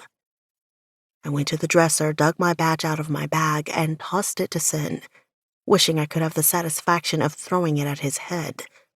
He caught it, the expression on his face unreadable. "Keep it," I said. "Monday morning I'll put in for my unused vacation time, and after that, I'll hand in my resignation." "That's enough, Belle." "I agree," I said, glaring at Xander. "Like I said, I'm done." Despite how angry I was, I knew neither man would let me go, so I didn't even try to take it there. I'd said yes last night, and I wasn't going to say stop again. There was no need. I thought, trying to ignore the pain in my chest. That whole thing would crash and burn on its own when the rest of my deceptions came to light. "Congratulations, Xander," I said, wishing I had a glass in my hand so I could toast him. "You won, after all." And as I made my way to the bathroom, Xander's final words followed me in, staying with me the entire night. "If I've lost you, Belle, I haven't won anything." Chapter 21. Sin. Congratulations, Xander. You won after all. Belle's words, but they could be my own. Jealousy raged, no matter how hard I tried to tamp it down as I confronted Xander. This sick feeling of defeat raging through me all day. The second Belle stepped out of my car this morning and looked at Xander I'd known, and felt like I'd been punched in the gut. Some damned primal instinct filling me with a fear so great it had taken every inch of control I'd had not to take him down right in the fucking street. Now I wondered if I'd taken it out on Belle, if that's why I'd lost it so completely, driven a wedge between us, the very thing I feared most, forcing her to call it quits, and now she was upstairs hating me. "Did you think I wouldn't know you took her without me?" "Was that a rule?" Xander asked, unaffected, barely looking up from his laptop, his fingers flying over the keys. "Because I don't remember getting the handbook." I doubted he'd be so fucking nonchalant if I'd been the one to take her first. "You motherfucker," I snarled, stunned. "That's exactly why you did it, isn't it? She was yours first, and you just fucking ensured you'd always be her first." Seeing him wince, I knew I hit the nail on the head. "God damn it, Xander, we were supposed to be on the same page. This wasn't supposed to be a competition." I reminded him, my voice lower now, trying to tamp down my anger. "You're the one who said you didn't want this turning into a war. A war I would have lost sometime between 3 and 10 this morning. Despite my moderate tone, I wanted to roar with rage. Because damn it all to fucking hell, I knew Belle was in love with him. And Xander, no matter what he said, Xander still had it in his head that she was his. I didn't know where the hell to go from here. Admit defeat? Fucking step away because she'd made her choice? But this raging need for her clawed at me, refusing to release its grip, even as I questioned the feasibility of the three of us ever really working. "She wanted me," Xander finally said, the truth of his words cutting me, even though there was no triumph in his expression. Because I'd known that. The second I found out she was untouched, I knew she had saved herself for Xander, so it wasn't a fucking shock. He didn't need to spell it out for me. "And yes, I admit I was jealous, watching you with her before you left. But that isn't why I took her. I wouldn't manipulate Belle's feelings that way. And just because she slept with me, it doesn't take away the fact that she wants you. So if she tries to say she doesn't, she's lying. If she tries to push you away, push back." What the fuck? Do you even hear yourself right now? She made her choice. Xander didn't look smug. "You're wrong. She didn't. And she all but said she wouldn't choose.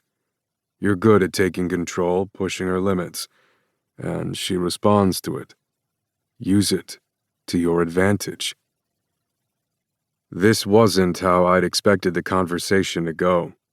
Rather, I assumed he'd tell me to stay the hell away from her. Why the hell are you telling me all this?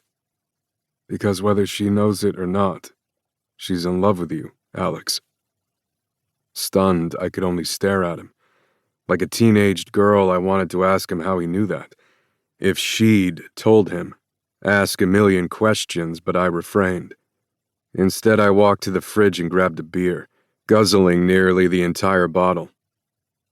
"What went down earlier?" Xander asked, changing the subject as if my world hadn't just tipped on its axis. Is that why Belle had been so ready to quit? Because she was in love with me? We're still waiting for confirmation on the identity of the body, but right now we're assuming it's Richard Campbell. He was burned beyond recognition. Witnesses saw a ball of fire jumping from the window, or falling, but it took some strength to smash out those windows. A high-powered shotgun would weaken the integrity of the window. Easier to shatter it. Yeah, except there was no gun, no weapons. Definitely a homicide investigation. Any leads? No, not yet. I finished my beer, grabbed another. Xander just glanced at me before glancing back down at his computer. Have you found any of Mendez's ties? Or Johnson's? I didn't ask where Xander was keeping Johnson. Plausible deniability and all that crap. I worked within the confines of the law. Xander? Not so much. No. You? Not a goddamn thing. Every lead I follow turns up shit. Which means his connections are high profile, I finished. Because somebody was going to a lot of trouble to make sure they weren't connected to the piece of shit that was Mendez. It was dark by the time I went upstairs to Belle's room. I'd hoped she'd cooled off in the past few hours it had taken me to get my shit together, but the first words out of her mouth didn't bode well. Get out. I hadn't planned this, didn't really know what to say, or how to make things right when they were so fucked up. But maybe if she finally heard some truths from me, it would go a long way in fixing things that could be fixed. It was beyond time we had to talk. Figured out where we went from here. I'm returning your badge.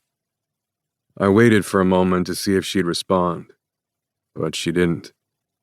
Placing her badge on her nightstand, I walked closer to where she stood by the windows. It didn't give me any happiness that we could be together if she quit her job, that there would be nothing standing in our way. Not if it came at the price of her giving up her dreams. Nothing was worth that. Not even me. In the morning, I'll contact your doctor. Have him fax over a form extending your sick leave. It can show that the overexertion from the gala caused a setback, in case anybody asks. Or, like you said earlier, you can put in for your unused vacation time. That'll give you time to decide if resigning is what you really want. Again, she didn't respond. Her arms were crossed around herself, as if holding herself together. Her shoulders slumped in defeat. It made my heart ache. I'd much rather have her fighting with me, or, better yet, laughing with me. But, well, that would probably not be happening tonight. You ready for bed? That made her turn around, her eyes flashing. So much better than defeat. I longed to scoop her up into my arms and toss her on the bed, but my shoulder wasn't ready for that, so I made do with stalking closer, trying to get back to the place we'd been the other night. When she'd laughed, when she'd had that sparkle in her eyes that stole my breath and stopped my heart. You're not sleeping in here. I am. Cocky tone, teasing voice, but she wasn't smiling yet. You said you wouldn't force me to sleep with you anymore. I lied, and stalked some more. You can fight me all you want, sweetheart, but I slept without you for 2 very long, very lonely nights. I won't be doing it again. Her eyes widened. Shock, not laughter. Fuck my shoulder, I thought, reaching out and grabbing her. Ignoring her shriek, I tossed her over my good shoulder before striding across the room and throwing her on the bed while she damned me to hell and back. If you even attempt to get off that bed, Belle, I swear I'll rip the clothes from your body again, handcuff you, and force you to sleep with me naked, I warned. Have you lost your ever-loving mind? No, but I fear I've lost you. She stilled, gasping in a breath, and I could almost see the fight go out of her. Hoping I wasn't pushing my luck, I sat on the bed and lifted her into my arms, moved her across my lap until she was straddling me as I leaned against the headboard. The room was dim, only the lights filtering through windows cutting through the darkness. But it was enough for me to see her, enough for me to see the expression in her eyes. I kept my hands on her hips, ready to grip them tighter if she tried to escape. But she didn't. I never wanted to kiss a woman as bad as I did in that moment. A long, slow, sweet kiss that would bring tears to her eyes, show her everything that I couldn't put into words. But she needed those words right now, as awkward as they would be to say. Tomorrow my day would be endlessly long. I probably wouldn't be home before she was already in bed for the night. Didn't want our argument being the last thing in either of our minds. She was still quiet for once, wasn't fighting me. I gave in to the need to touch her and pulled a lock of her hair through my fingers, encouraged when she didn't pull away. From the very first day you walked into my office, I've wanted you to be mine. I've tried fighting it. I've tried ignoring it. Tried pushing you so hard these past few months you'd hate me. I gave a little chuckle, but it held no humor, only a sad sense of irony. And now that you do, it's tearing me up inside. You've bewitched me, sweetheart. Cast me under some kind of spell I can't break free from. When I got that phone call from you when you were at Avalon, that hour I thought you were dead. It was the worst fucking hour of my life. I've told you before it scared me.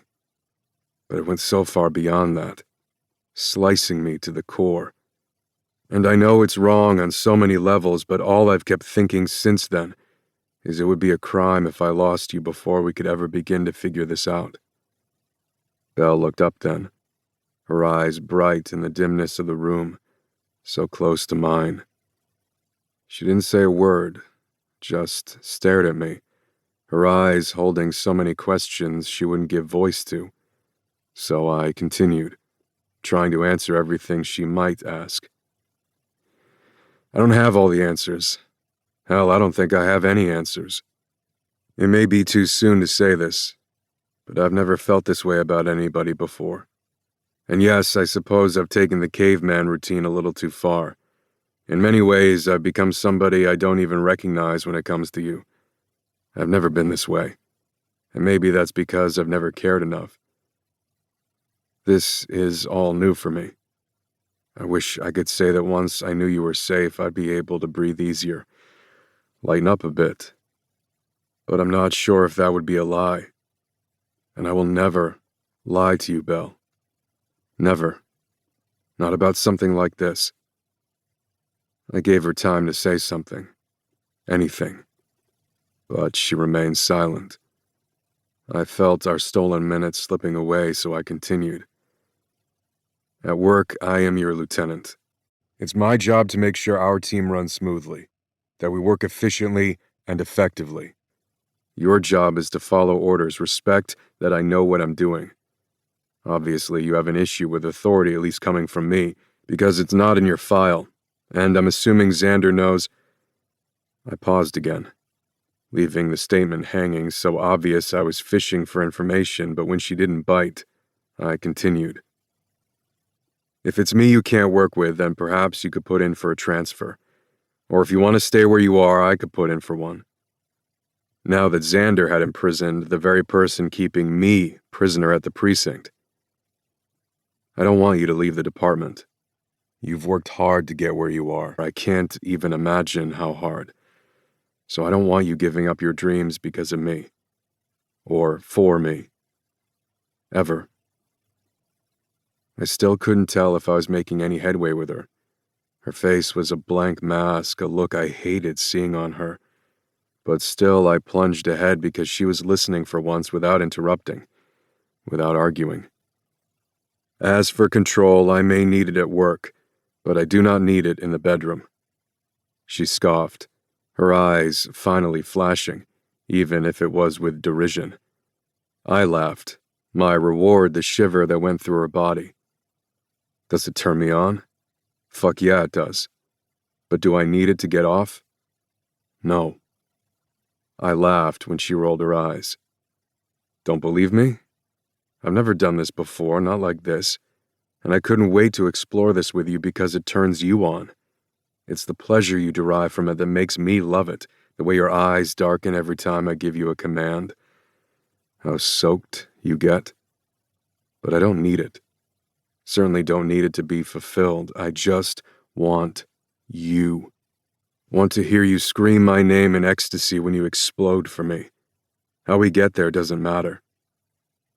She was softening. I could feel it in the way her body melted a little into mine. I bent my knees so she could lean against them. And just as I felt I was getting through to her, just as she leaned into me, my phone buzzed. Never a good sign at this hour. With a sigh, I reached for it, drawing it from my pocket. Dispatch. Belle scrambled off my lap even though I wasn't nearly ready to let her go. Sitting on her knees in the center of the bed, she didn't bother pretending she wasn't eavesdropping when I answered. Sinclair. We have another fire, another fatality. The fire chief is requesting your presence. Fuck. Another murder? Belle asked after I hung up, my phone dinging a second later with the address. Now, she talks. Another fire and a fatality. Oh no, where? She stopped and glared at me. Forget I asked.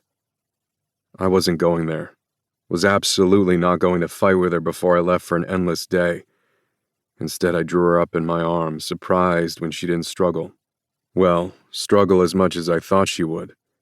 Still, I filled my hands with her hair and drew her mouth to mine, kissing her softly on the lips before quickly plunging deep and pulling away before she could protest. I laughed when she glared at me. Thank you for that, I said, as if she'd had a choice. Then I changed my tone so she'd hear the sincerity in my voice. It'll help get me through the day. Chapter 22. Belle. You breathe a word of this to either Sin or Xander, and I'll kill you with my bare hands. My bodyguard laughed as he crossed his arms over his massive chest, his bald head gleaming in the sunlight, undaunted by my threat. Well, with my service weapon, I amended, still glaring at him. When you least expect it. Because that was the only way I'd get the jump on him. The smile didn't leave his face as he followed me up the steps to Richard Campbell's son's house. It was a nice neighborhood, a family neighborhood, I assumed, from the park on the corner. The front of the house was cream and stone, different than the rest of the houses in the neighborhood. I held my breath as I knocked on the wooden door and tried to stop thinking about everything Sin had said. And Xander. Because the moment Sin had left the apartment, Xander had stepped into the room, pulling me into his body, telling me to get some rest. And wouldn't be me, I'd gone without a fight, hating the hell I was causing between the three of us, but still knowing without a doubt that Xander would whisk me away if he knew about the investigation I was conducting. Detective Saint! Robert Campbell greeted, as if he'd been expecting me. I'd seen his picture during my research yesterday. Where Richard had been tall and slim, this man was bulkier, perhaps a little shorter. He wasn't too much older than I was, 27, according to the articles I'd found. Earlier, I had been happy Sin left my badge so I wouldn't be hindered investigating Richard's death on my own. Apparently, I hadn't needed to worry, but I wasn't sure how Robert knew who I was. Immediately uneasy, I stepped back, closer to my bodyguard, my senses going on alert. His expression didn't show any signs of surprise that I was here, which wasn't alarming in itself. Obviously, he'd expect the police on his doorstep, but neither did it convey any signs of grief. I'm assuming you're here about my father. Matter of fact, his tone matching his expression. I am, I replied, unsettled by his lack of grief. Nothing like I'd been after my parents had died. Had he disliked the man? Or was he still in shock? Shock, I decided. Behind his glasses, his brown eyes were bright and alert instead of rimmed with red.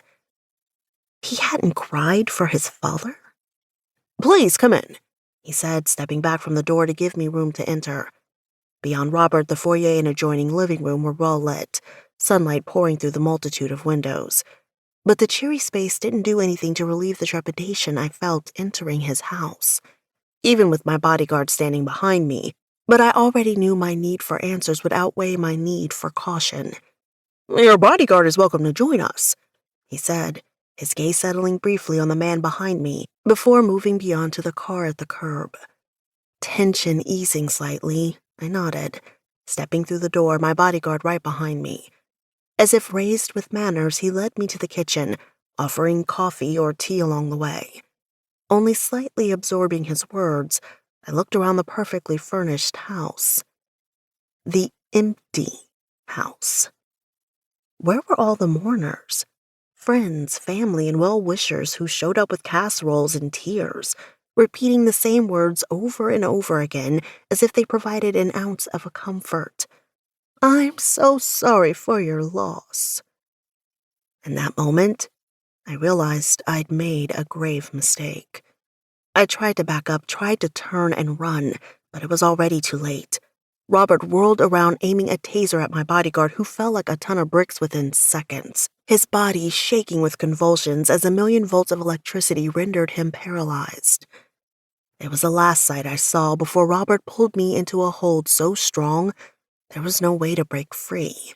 His arm wrapped around my neck, his other arm coming up to squeeze in a move I knew well, one I had practiced at the academy. Within seconds, my entire body went weak. A few seconds after that, just as he was electrocuting my bodyguard for the second time, unconsciousness claimed me. Chapter 23. Sin. 2 hours earlier. The smell of burnt flesh still permeated the entire floor, nauseating in its intensity, the mask provided by the fire chief doing nothing to diminish the odor. The hotel, if you could call it that, wasn't quite rent by the hour. The hotel, if you could call it that, wasn't quite rent by the hour, but it was pretty damn close. The officer guarding the door held out booties and gloves, which I donned before stepping just inside the room, still dripping with water. Most of the damage was concentrated on the bed and the wall behind it, but the other 3 walls remained the same dingy gray as I imagined they were before the fire. According to registration 1 floor below, the charred remains in the middle of the bed belonged to John Smith. The smaller body beside him hadn't been listed on the registration form. There were no cameras, no video surveillance, and both bodies were burned beyond recognition. Identification was going to be a painstaking process, if not impossible. Aberdeen, the county coroner, glanced up. 1 male, 1 female. The male victim shows the pugilistic attitude. A boxer's stance. Arms raised in a defensive position, hands balled into fists, legs slightly bent, which meant he'd been alive at the time of the fire. I'm not yet ruling out self-immolation. Suicide by fire. Most commonly seen in those with severe mental disorders or a history of alcohol or drug abuse. Other times, it was a spectacular self-sacrifice, people dousing themselves in flammable liquid, most often gasoline. His burns are concentrated on the front of his body? I asked. They are, Aberdeen confirmed. But I wasn't buying it. Maybe if they had been on the street, in front of a crowd, unless one rendered the other unconscious before lighting themselves up. And the female? I'm thinking she was already dead, but I'll confirm it back at the lab. I'll also put a rush on the toxicology reports, Aberdeen added before I could make the request. Everything would hinge on those. And now it was a waiting game. An hour later, I was back at the precinct, swearing I could still smell the burning bodies even after I'd gone home and showered, hoping to see Belle, but she wasn't there. As I headed to Robert Campbell's an hour later, I still had nothing on either fire. No name, no face.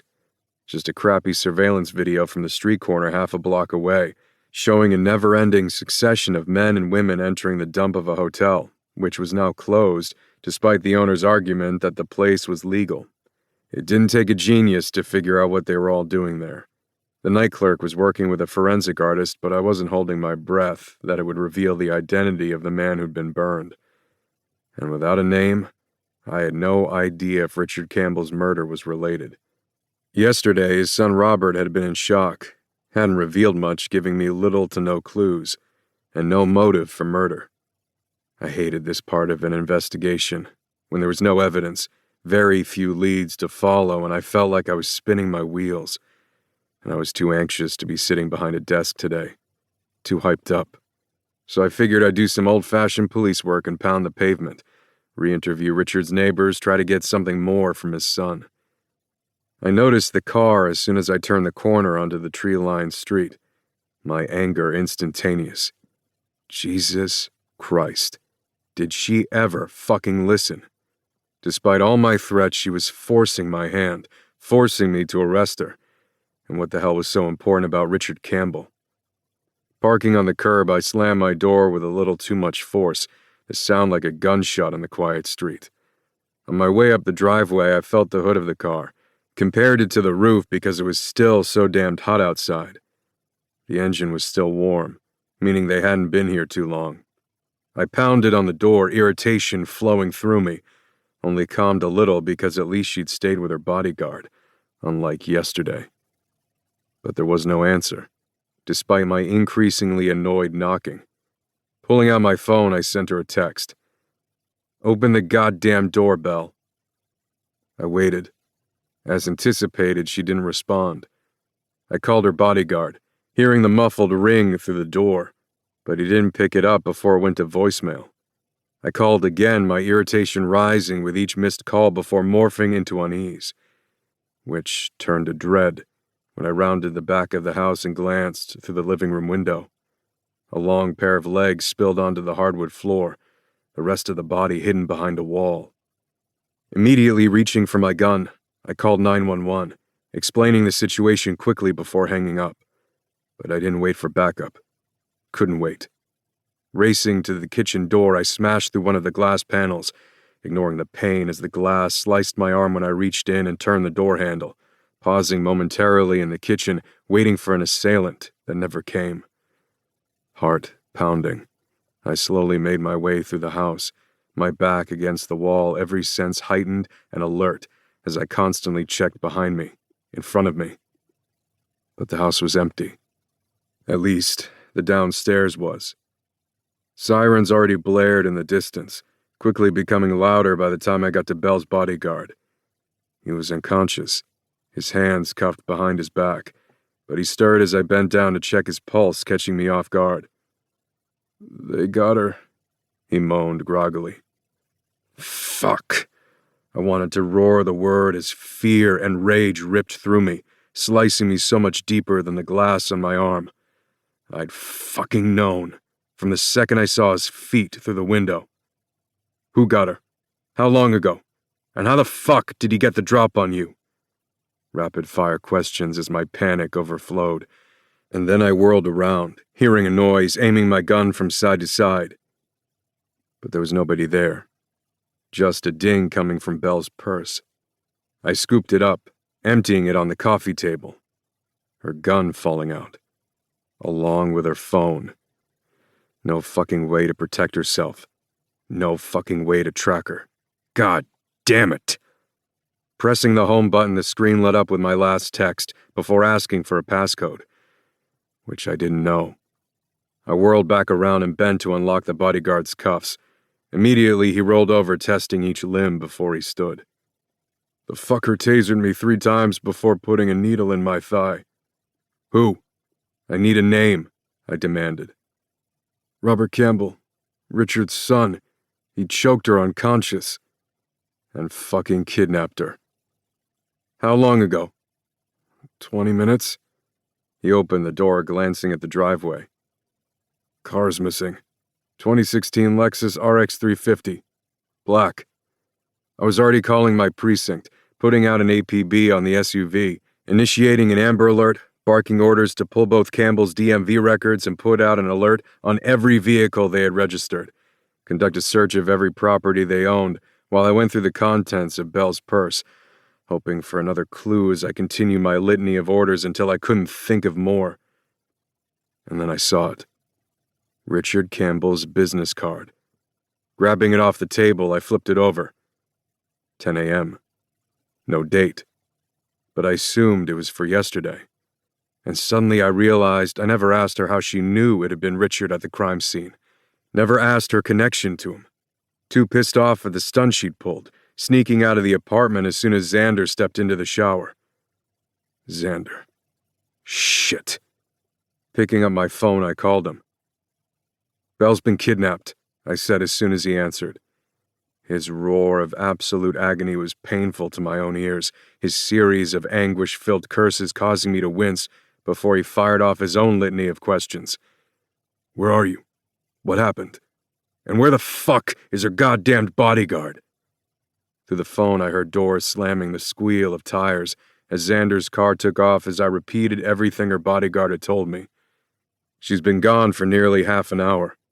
Robert was probably smart enough to change cars already, and the only fucking tiny ray of hope in this scenario is that Robert didn't kill her bodyguard. And I was praying with everything I had that he wasn't going to kill Belle either. Her phone's here, along with her service weapon. You have any other way to track her? No. But Jesus Christ, when we get her back, I'm going to make damn sure she has one implanted. I agreed, wholeheartedly. But as I heard his fingers flying over his laptop, a thought passed through my mind. One so horrible everything inside me turned cold. The same thought that must have passed through Xander's. Do you think she staged it? He asked. I'll never let you go, Belle. How many times had I said that to her? Had Xander? Had we pushed too far? You're suffocating me. I didn't answer. I couldn't. Guilt rose strong and fast, and I silently swore if we got her back, hell, I didn't even know what I'd do. I have an APB out in the car her bodyguard said was in the driveway. I started the proceedings for an Amber Alert. Xander exploded. You fucking what? Jesus, Alex, you're going to get her killed. Cancel it, I mean right fucking now. What? Cancel it, Xander roared. Now! Tell whoever you made a mistake. She's been found. Before that fucking alert goes out. I'll be there in 10 minutes. Before I could respond, he disconnected the call. Anger burned through me, but I called it in, canceled the alert, my fury and irritation rising with each second that passed. Belle's phone rang, reminding me I hadn't gotten the passcode from Xander. At least I was able to answer the damn thing. Sophia, it's Alex Sinclair. And just like I'd done with Xander, I told her flat out. Belle's missing. You have any idea where she is? She didn't. Another lead down the drain. Fucking wonderful. Chapter 24. Sin. I canceled it, but you better give me a good fucking explanation, Xander. Xander shot me a look as I got in his car before taking Belle's bag from me. I glared at him as he went through Belle's phone, because of course he had her passcode. We were in his limo heading to Nyack after giving Yonkers PD everything we had, which wasn't shit. But as soon as I got in the text about another property Richard owned, we took off. Impatiently, I glanced out the window, tried to see what the damn holdup was. We were so fucking close, but an accident on the Tappan Zee forced traffic to a standstill. New York State troopers would be at Richard's before we would. Should already be there. I clutched my phone like a lifeline, willing it to ring, but it remained stubbornly silent. I want an answer, I gritted out. But he didn't answer right away. Still deliberating, and I lost it. Her life is in danger, goddammit. If you know anything, you better fucking tell me. At the gala, Richard Campbell told her he had information on her parents' deaths. Her parents died in a car accident. Xander was silent for a few beats. That isn't how they died. The official ruling was that her father killed her mother before taking his own life. What? It wasn't that I hadn't heard him. It was more that I couldn't believe what I was hearing. Jesus Christ. What the hell are you talking about? The press didn't let up. Drove her out of the city. Her parents had recently purchased a ski house upstate, which is where she went. My head was spinning. There's no other way to describe it. She wasn't a witness in your father's death, was she? I asked carefully. Xander was silent for a moment, glancing out the window as traffic finally started moving again, though at a crawl. No. I found out about her when I was going through his office. He had every newspaper clipping, every interview the police had conducted. I went crazy looking for her. Thankfully, it didn't take long. When I got there, the entire house was engulfed in flames. Sophia was there, hysterical, telling me she was still inside, had been sleeping in the loft upstairs. I ran in, knowing it was probably too late. Xander closed his eyes, laying his head back against the seat before beginning again.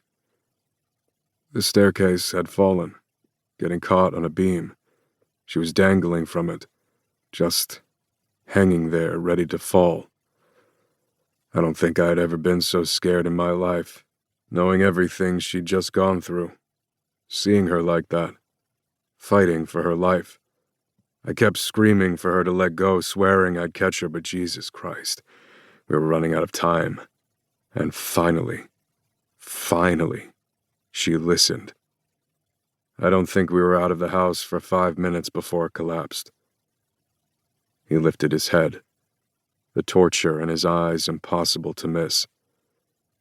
The fire was ruled accidental, just like Belle predicted it would be. She refused to believe it, refused to believe either official ruling. It was too much to absorb, and so many things began clicking into place. Her fierce determination when it came to her career, how hard she pushed herself. And in less than 24 hours, there had been 2 more fires. And what do you believe? I was convinced enough, frightened enough to have her identity changed. I was too shocked to speak, couldn't even form a word as blow after blow came down on me. She was born Elizabeth Sullivan. Sullivan. The name rang a bell, and as I searched my memory, the celebration came into focus. The celebration of my father being named commissioner. The murder that had taken place that same night. The stories as the press went crazy. The 17-year-old heiress who was left orphaned. It hadn't been my case. Hadn't even been in my jurisdiction at the time. But there had been no avoiding the sensationalism that had followed the story as every media outlet in the nation rehashed the murders endlessly. In the days following the fire, she told me she met my father when he saved her from a press attack, that he promised to help her any way he could. He was the one who suggested she go to the ski house. Jesus Christ. Chapter 25. Belle. Jolting off the couch before my eyes were fully open, I did a 360 rolling around, taking in my surroundings as my heart pounded wildly in my chest. But it was just an ordinary house. Somewhere in the country or suburbs, I assumed. There was nothing but trees as far as I could see, no other houses or signs of life. At least, until the man stepped into the room, giving me the shock of my life, leaving me reeling. You're alive? Richard Campbell's mouth tipped in a semblance of a smile at my stupid question. I am. He stood 5 feet away from me. I couldn't help but back up, surreptitiously searching for a weapon, though I didn't feel particularly threatened. Your son attacked my bodyguard before knocking me unconscious. He kidnapped me. But it wasn't lost on me that I'd woken without handcuffs, healthy and whole. Richard didn't move closer, didn't try to scare or intimidate me.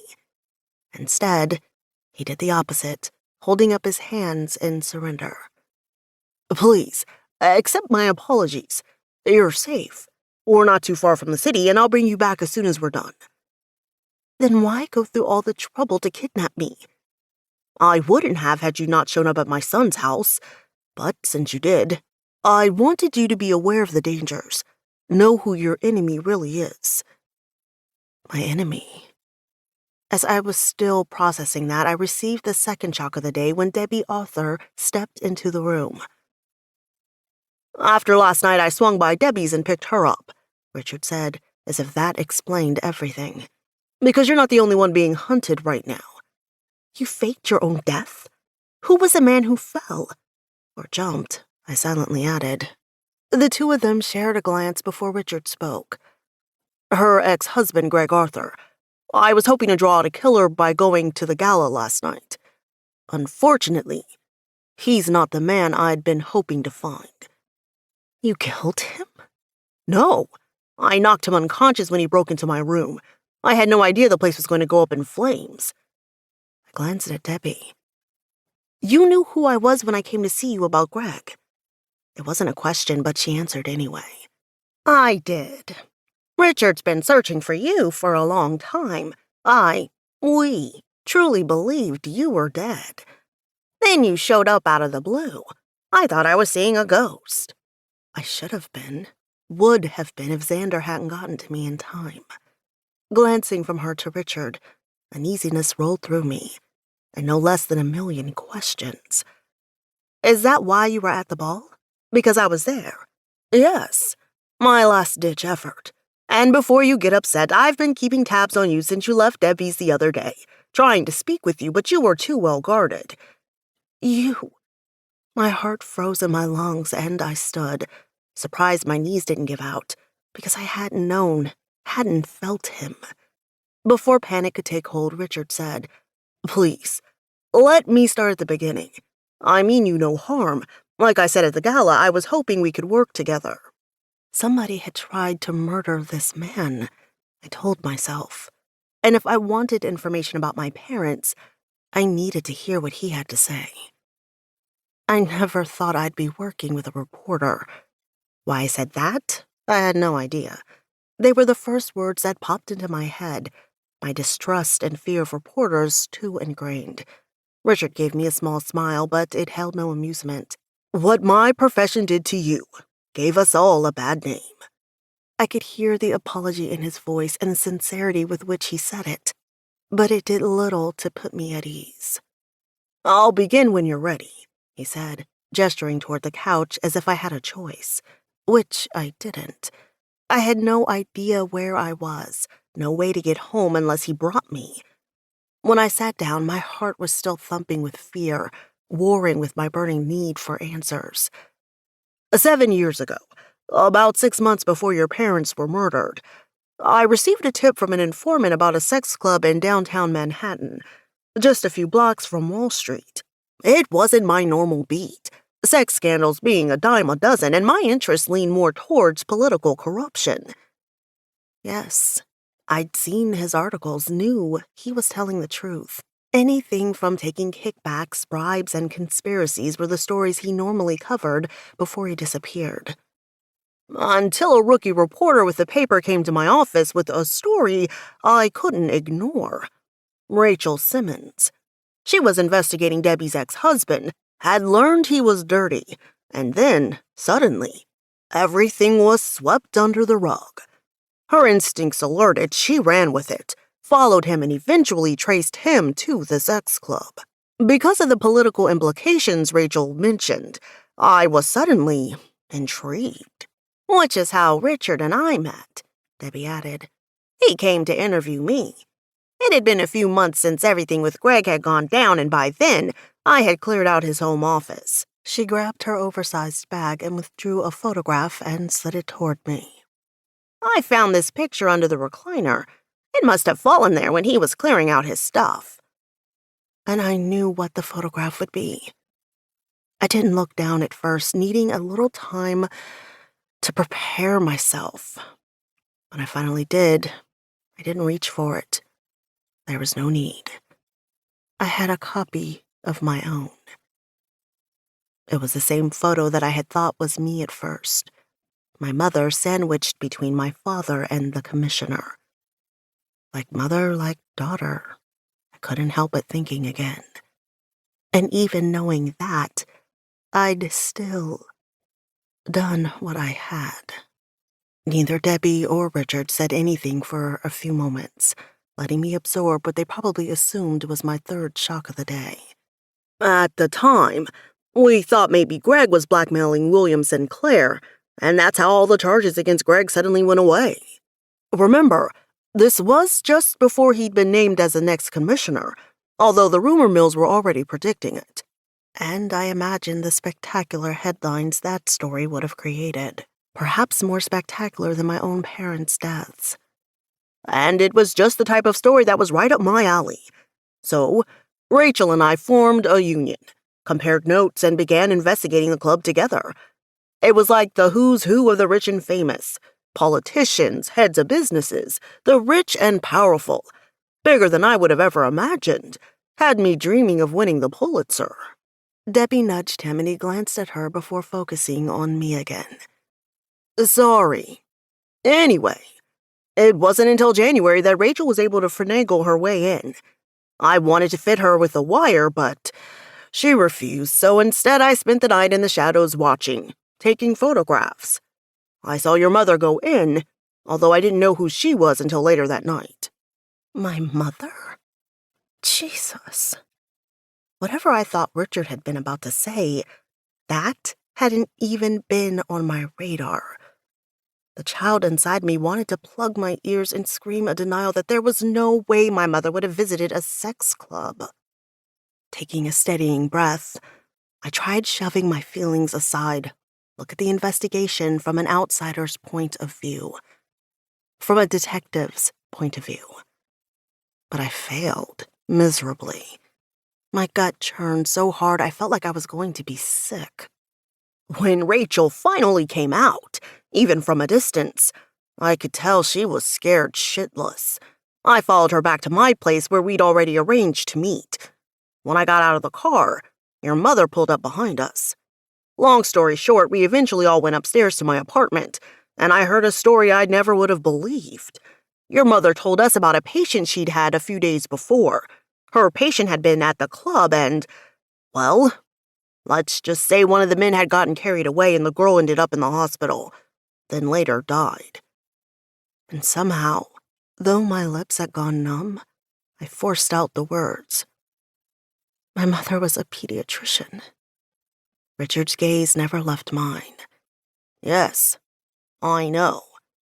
Oh, God. The girl was 17. The same age I'd been at the time. I couldn't help but think. Rachel never made it inside her home that night. She was killed right outside her apartment. A drive-by shooting later blamed on a gang-related turf war. The next night, both your parents were murdered and the club ceased to exist. I gaped at him. I didn't even know what to say, where to begin. The same day your parents were murdered, I was fired and suddenly blacklisted. I couldn't even get a job at an online rag. Then a threat on my own life forced me to go underground. I spent the next few years investigating every man and woman who stepped into the club, but it wasn't until about 2 years ago I got word that the sex clubs had started opening again. They're more careful now, their system a little more refined. The locations change, never in the same place for more than a night, and some of the events are public. Looks, I breathed. Yes, their grand reopening gala. Unfortunately, I didn't realize until after the fact. Whoever's behind the clubs, they're always one step ahead of me, ahead of law enforcement. Law enforcement? There's an investigation going on. An unofficial investigation, which includes an FBI agent, an investigator with the Attorney General's office. He paused. For a fact, I couldn't help but think. Along with the commissioner. What? The commissioner? I repeated. William Sinclair has been looking for your parents' murderer ever since they died. And I can only imagine he was trying to protect you, protect the investigation. Although I don't know how long the investigation's been going on for sure. But Richard held up a hand when I would have interrupted, so I held my questions. That's not the story he fed you. I know. Not the story that went out on the airwaves. But I had already spent years keeping tabs on him, investigated every detail of his life. From a distance, of course. I wondered whether he was involved, especially when no word of his affair hit the papers. But I never found anything. Not so much as a hint of scandal, another affair. I can't tell you whether or not he used his position to cover up Greg Arthur's crimes, but it's certainly possible. But I don't believe that makes him a killer, especially because of the investigation he's been silently conducting. And how do you know this? I'd been wrong? Wrong. Everything I'd believed since I got those pictures. Wrong. And I could almost hear Sin in my head, telling me I didn't think things through, that I jumped to conclusions without checking out the facts. Although, to be fair to myself, I had been trying to check facts. And then another thought hit me, and I sat there stunned, reeling. Everything I'd been led to believe.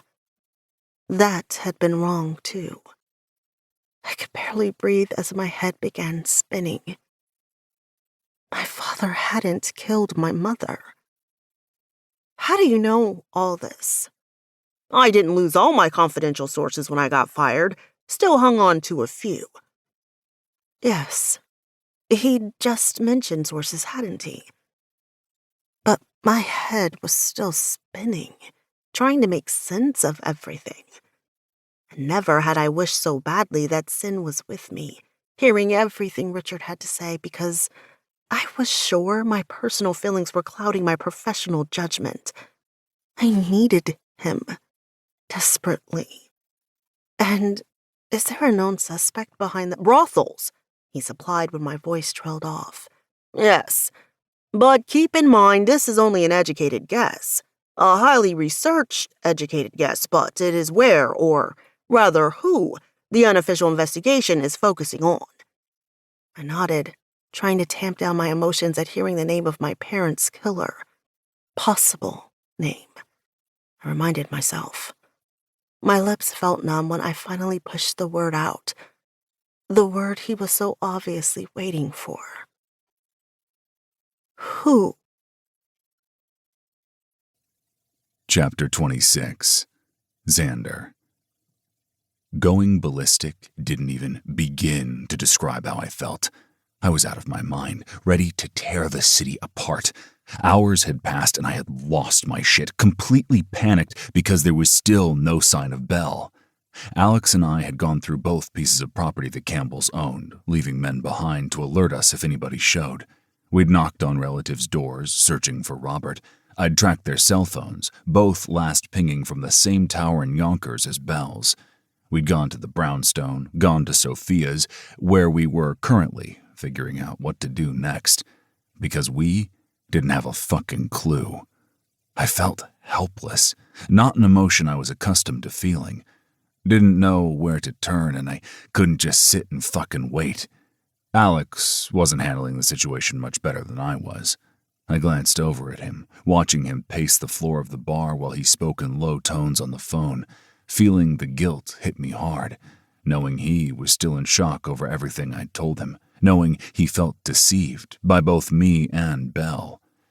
And she was gonna hate me for telling him, I knew, but I'd deal with that later. Hopefully. Because the thought of not having to deal with it, the thought of never seeing her again, sucked every ounce of life out of me. I'd never survive it. And as that thought hit, Belle's phone dinged with an incoming text. I lunged for it, disbelief, cautious relief filling me when I saw the message from the unknown number. She's safe, recovering from a mild dose of ketamine. Palace Hotel, room 321 is in your name. Alex! I yelled, already running for the door, alerting the men I already had on standby. We've got her! We reached my car at the same time, rushing inside, Sophia hot on our heels. I almost told her to stay, but thought better of it when I saw the look on her face. Faintly, I heard the tires screeching on the pavement as the limo pulled into traffic. 6 blocks. 6 endless blocks. The longest blocks of my life. But traffic, for once, was on our side. Stay in the car, Sophia, just until I give you the all-clear. I couldn't be sure it wasn't a trap. Sophia nodded but didn't speak while she wiped tears from her eyes. She'd been going through just as much hell as me and Alex, the fear on her face still present. Wrapping my arms around her shoulders, I pulled her closer, offering what little comfort I could. She'll be okay. I said it aloud for both our sakes, needing to believe it, but I knew I wouldn't get it together until Belle was in my arms, whole and healthy. I glanced at Alex, feeling guilty once again. I'm sorry, Alex. It wasn't my story to tell. You don't need to explain. I do, I sighed, because Alex was honest to a fault, and he'd always been the one person I'd never lied to. I just never expected it to come to this, everything so fucked up.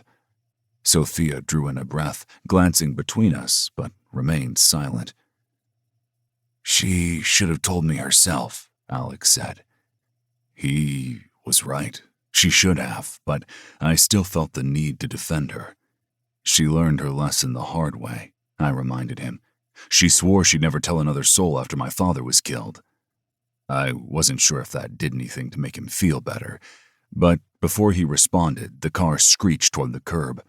Flinging open the door before the car came to a full stop, I ran as if my life depended on it, Alex hot on my heels. The men I called were already on their way up, while I made a detour to get the key before racing up 3 flights of stairs. 3 men waited by the door, 2 from my team. The other was Sims, the doctor who'd stitched Alex up after the shooting. Opening the door, my gaze immediately fell on Belle, lying unconscious in the middle of the bed. Thanking God it was just a room instead of a suite, we cleared it in seconds. At my nod, Sims entered, closing the door behind him, while I fired off a quick text to Sophia. Belle woke with a jolt before the doctor touched her, her gaze immediately locking with mine. And I swore I'd never seen anything so beautiful in my life. She was everything to me, my very reason for breathing. I wanted to scoop her in my arms, hold her to me so hard and tight she'd never be able to break free. Never let her go. And as soon as the rest of the men left the room, as soon as the doctor finished checking her over, I did exactly that. Lifting her from the bed, I hauled her body into mine, my mouth crashing over hers, cutting off her shocked gasp. I needed this, desperately.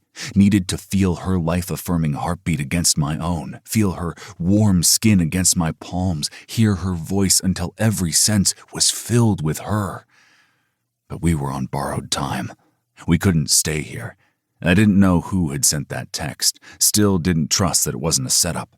Didn't know if she was still in danger. Didn't matter that she was right in front of me, in my arms. The tension of the past few hours refused to dissipate. Jesus, what the hell happened, baby girl? I asked, tearing my mouth from hers, but still unable to let her go. I was out of my mind. We both were. I'm okay, Belle croaked, her voice barely above a whisper.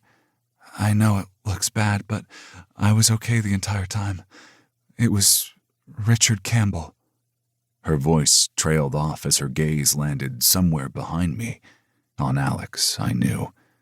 Easing my grip, I turned and released her, but she didn't move, didn't go to Alex as I expected. And when I glanced over at him, I couldn't help but swear under my breath at the blank expression on his face. I saw the shift in his posture, knew he was transforming from a man who'd been going through hell to a seasoned detective in the span of seconds. He made no move to touch her, distancing himself, and there was no questioning that Belle knew it too. I felt her body sink into mine, felt the tension tighten her body, subtle but impossible to miss. And as much as I'd wanted to avoid it, I knew there was a war coming.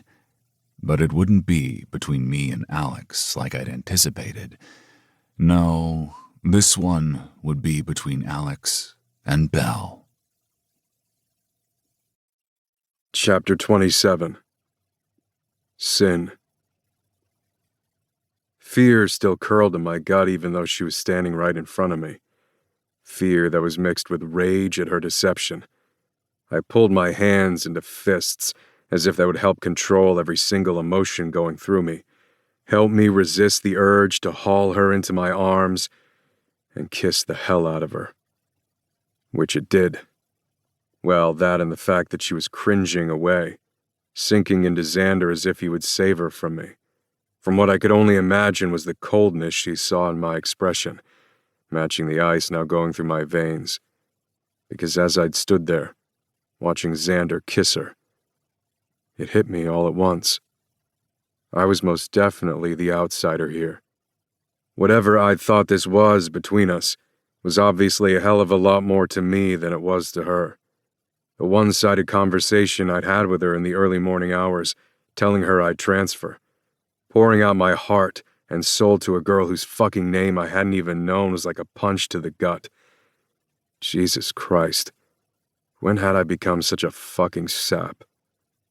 Xander had been wrong. Belle wasn't in love with me. I had no doubt there was a fierce pull on her side.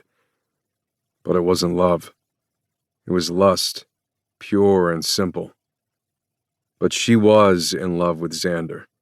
I'd fucking known that the first time I'd ever saw her looking at him, outside the precinct all those days ago. Why I thought I'd have a shot I couldn't even begin to fathom now. I'm glad you're okay. But we can't stay here, I said, voicing my thoughts, my tone just this side of cold. We need to get you to the precinct for a statement. Belle nodded but didn't say anything. Xander's men swarmed her as soon as we stepped out of the hotel room, forming a barrier around her until we got to Xander's car, and I swore I didn't breathe until the door closed behind us. Sophia grabbed Belle in a bear hug, her voice high-pitched as she bombarded Belle with questions until I interrupted. Sophia, I know you're worried, but we need to get Belle's statement right now, so we're going to drop you off at Avalon, I told her. No, I'll call you as soon as I can, Sophia, Belle interrupted. Really, I'm fine. She kept saying that, and I knew she was anything but. She looked pale, a little shaky, and she refused to meet my gaze, probably because my own tension was still pounding through my veins, still wound so tight. Beside me, Xander was just as tense. It seemed to fill the entire cabin of the car, sucking out the air until we dropped off Sophia. And it only got worse the second the door closed behind Sophia. Who took you? I demanded. Richard Campbell. Well, his son, but he brought me to Richard. Richard's in the morgue. He isn't. Greg Arthur is in the morgue. I glared at her for a beat before withdrawing my phone, pressing the screen so hard it was a wonder the glass didn't shatter. Wait a minute, Belle said, trying to grab the phone. What are you doing? Getting the ball rolling on an arrest warrant. We're going back to the station so you can press charges. No, I'm not pressing charges. Hear me out first. Where did he take you? I don't know. He drugged me both ways. Even if he hadn't, I'm sure wherever we were, he's long gone by now.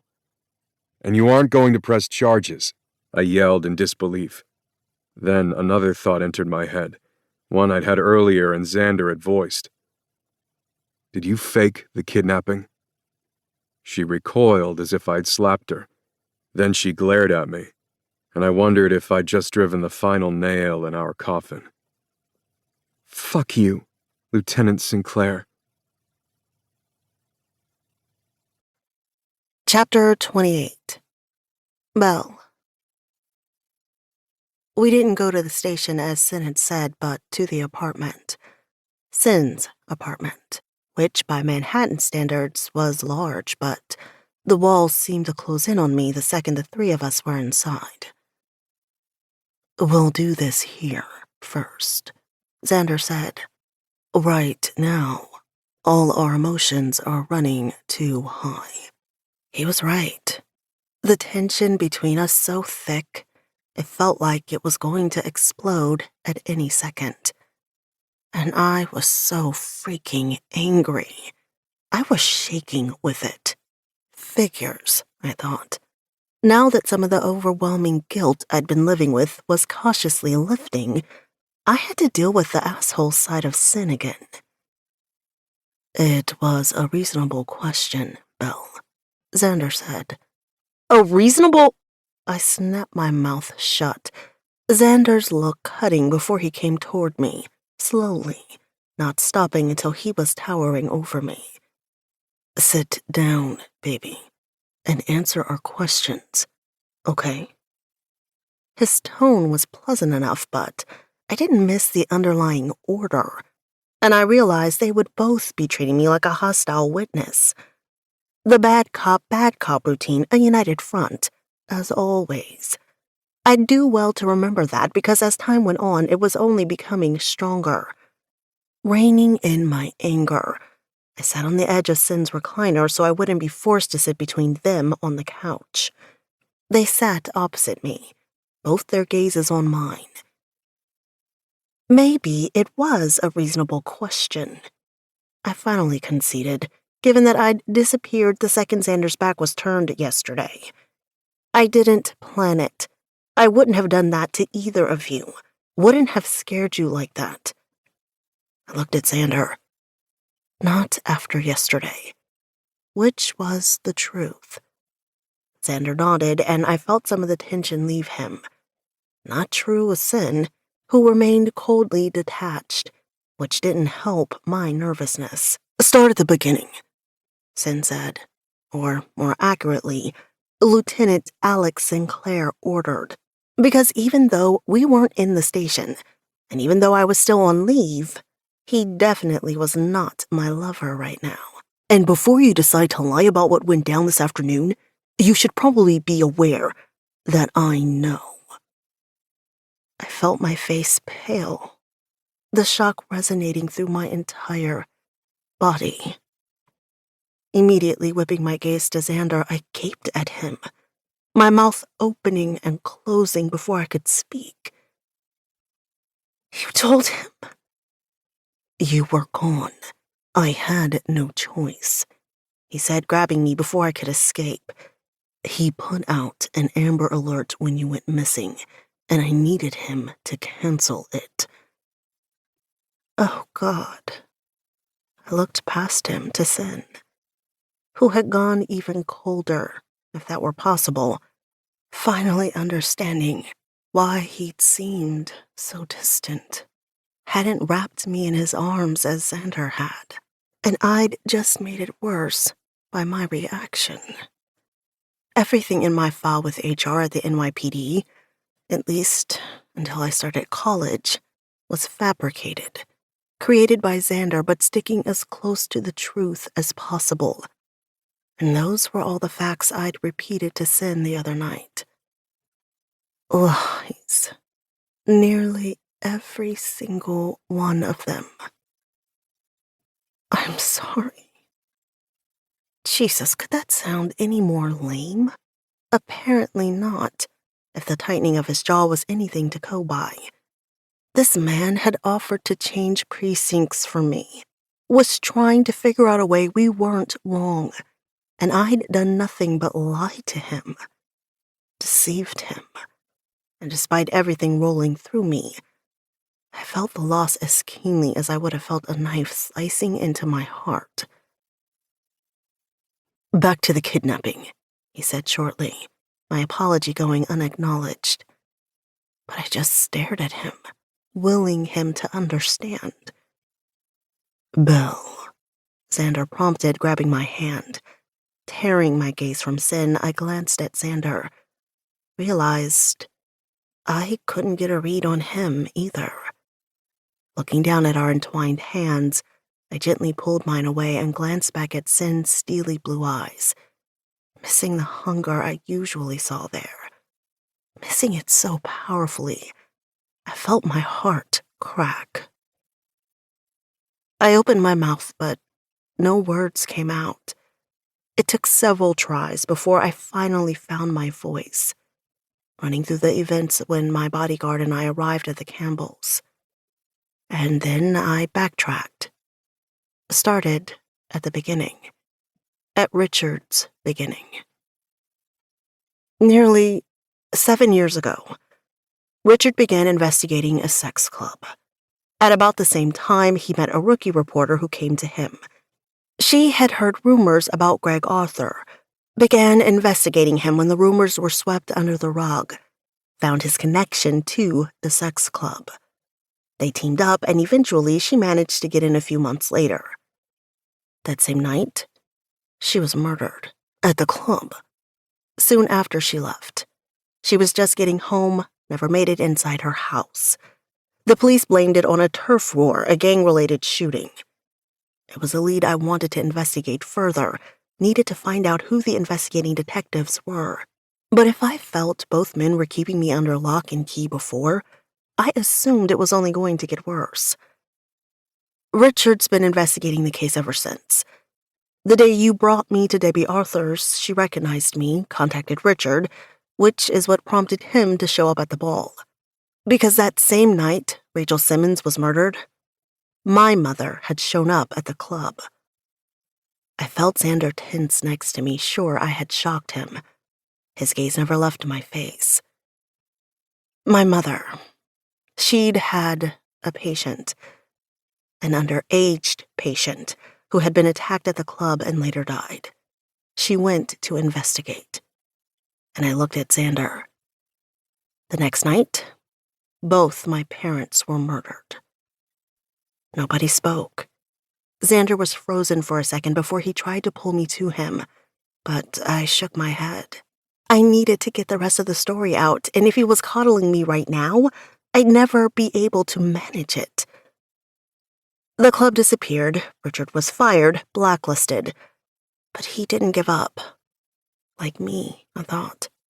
A few years ago, he learned the clubs began opening again. Apparently, they change locations, open across the city from place to place for one night only before they change locations again. He hasn't been able to determine even a schedule, but it's been a few times a year. Lux was the last known location, just a few months ago. As I continued my recount, the tension in the room increased, impossible to ignore. Both Xander's and Sin's bodies were seemingly coiled for action, yet they remained rooted to their seats. Then they shared a glance, and it hit me. You knew, suspected, Xander said, jumping up from his chair when I catapulted out of my own, catching my arm. But I hadn't been about to run, just pace the floors, trying to fit that in with everything else I knew. And I looked at Sin. Is that really why you brought Julie Reynolds back? Because you suspected Lux was a front for a brothel? Sin ignored the question, instead asking one of his own. Did Richard have any idea who might be behind the clubs? It took me a moment to find my voice again. He does. Sin stared at me, not asking the question but waiting for the answer. And as much as it sickened me, I was so relieved it wasn't his father's name I would be revealing. Mayor Nicholas Bradford. Chapter 29. Sin. The mayor. Shocked, didn't even begin to describe how I felt at the moment. My head was spinning as I tried to make sense of it, tried to connect the dots that refused to fall into any kind of order. Of New York? Stupid comment, I knew, but I was still trying to absorb the shock, still trying to process the information. There had never been so much as a hint of scandal surrounding the mayor in all the years he'd held office. I couldn't begin to fathom the repercussions this would have on the city. And then I looked at the girl sitting across from me. The repercussions this would have on her. Was she already in the mayor's sights? Fuck. You're getting ahead of yourself, Alex, Xander said as if reading my thoughts, and as frantic as he'd been when Belle had gone missing, I couldn't believe he was the voice of calm right now. But then I took a closer look and realized he wasn't as calm as he appeared. His hand was nearly crushing Belle's, his knuckles white. We don't know how much of Richard's story is true. He was right, of course, but deep in my gut I knew it wasn't a lie. Belle handed me a flash drive. Richard said these are copies of the photographs he took the night Rachel and my mother went to the club. He says he has the originals. It connects Lux with the attempt on Belle's life in the alley, Xander continued. And everybody involved in that investigation, including Mendez, but if we start questioning them, it'll only tip them off that we're onto something, Belle said. I know that, I said, tempted to remind her that I knew how to do my job. But then when I looked at her, as pissed as I was reminded of her brilliant mind, of how tenacious she was when it came to investigations. If she really did resign, the NYPD would be losing a rising star, one the department couldn't afford to lose right now with the upcoming scandal that was now brewing. You're on leave, I reminded her, fisting the flash drive, unable to stop the fear that was still clawing its way up my spine. So there is no we regarding this investigation, because you won't be questioning anybody. She glanced at me, acknowledging my statement with a nod. Not that I believed her. At least once she got her spunk back, I thought. Because right now, with one arm curved around her waist, as if holding herself together, she looked ready to break. Her tortured expression and the pain in her voice tamped down my anger faster than anything else could have, or at least put it on hold. But then she shocked me again. The mayor was at the club that night. The night Rachel Simmons was murdered. He was there at the gala the night my parents were murdered. She took another breath before she spoke again. Richard also said there was an unofficial investigation between a few key people. He said one of them was your father. And then she looked at Xander, and I felt as if I'd been dismissed. My father didn't kill my mother, she whispered. And then she lost it, her knees going weak. Xander caught her before she hit the floor, scooping her into his arms, holding her as she clung to him, her body trembling with the force of her sobs. Xander soothed her, rubbing up and down her back with one hand while he held her head to his shoulder with the other, his face against hers, whispering words I couldn't overhear. Her fucking hero. The one person she trusted over all others. I couldn't watch them for another second. Unable to control the rage flowing through me, I punched the wall outside my apartment, needing an outlet, but only managed to bruise my knuckles. I lost her. Lost her before she was ever really mine. Chapter 30. Sin. We've got a serious issue. Tensing, I backed into my office, hearing the heaviness in Aberdeen's tone, already knowing whatever he had to say wasn't going to bode well for me. Like I needed more shit to deal with today. My investigation was all but stalled. My personal life as fucked up as it could get. I was wrung out in a way I'd never been before. And I'd been about to leave, end this miserable fucking day, and hunt down my father because I hadn't been able to get a hold of him today. The ME closed the door behind him. I got an idea on this morning's death. Who? Before he said the name, I felt a chill go up my spine. Knew this was going to be big because he wouldn't be in my office if it wasn't. Mayor Nicholas Bradford. Well, shit. You're kidding, I finally said, sitting heavily in my chair hoping the infusion of shock in my tone sounded real. Because I don't think anything I learned today, or tonight rather, could shock me anymore. And the girl? She was underage. Well, shit, I thought again. The skepticism I'd held onto regarding Richard's story vanished a little more, just like it had when I'd gone through every photograph of the flash drive Belle had given me. And I swore. The names read like a who's who of not only the city, but the entire Northeast. Movers and shakers, heads of business, politicians large and small, including the fucking mayor. Finding Richard had just become one of my top priorities. Not only had he kidnapped Belle, and in no way did it matter that he'd safely returned her, but I wasn't convinced he was innocent in all this. Hell, he could have murdered the mayor. Payback if he thought the mayor tried to kill him? Or had him blacklisted? No identification yet, Aberdeen continued. We know from the bone structure she was Caucasian.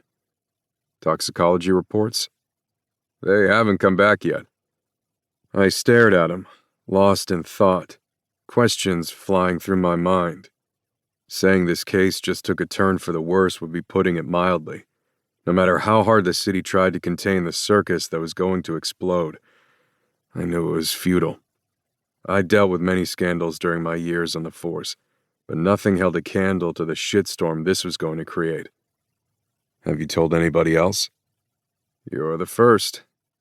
I nodded, thinking of the mayor's wife, where I'd be going as soon as I finished with the ME. How do you identify him?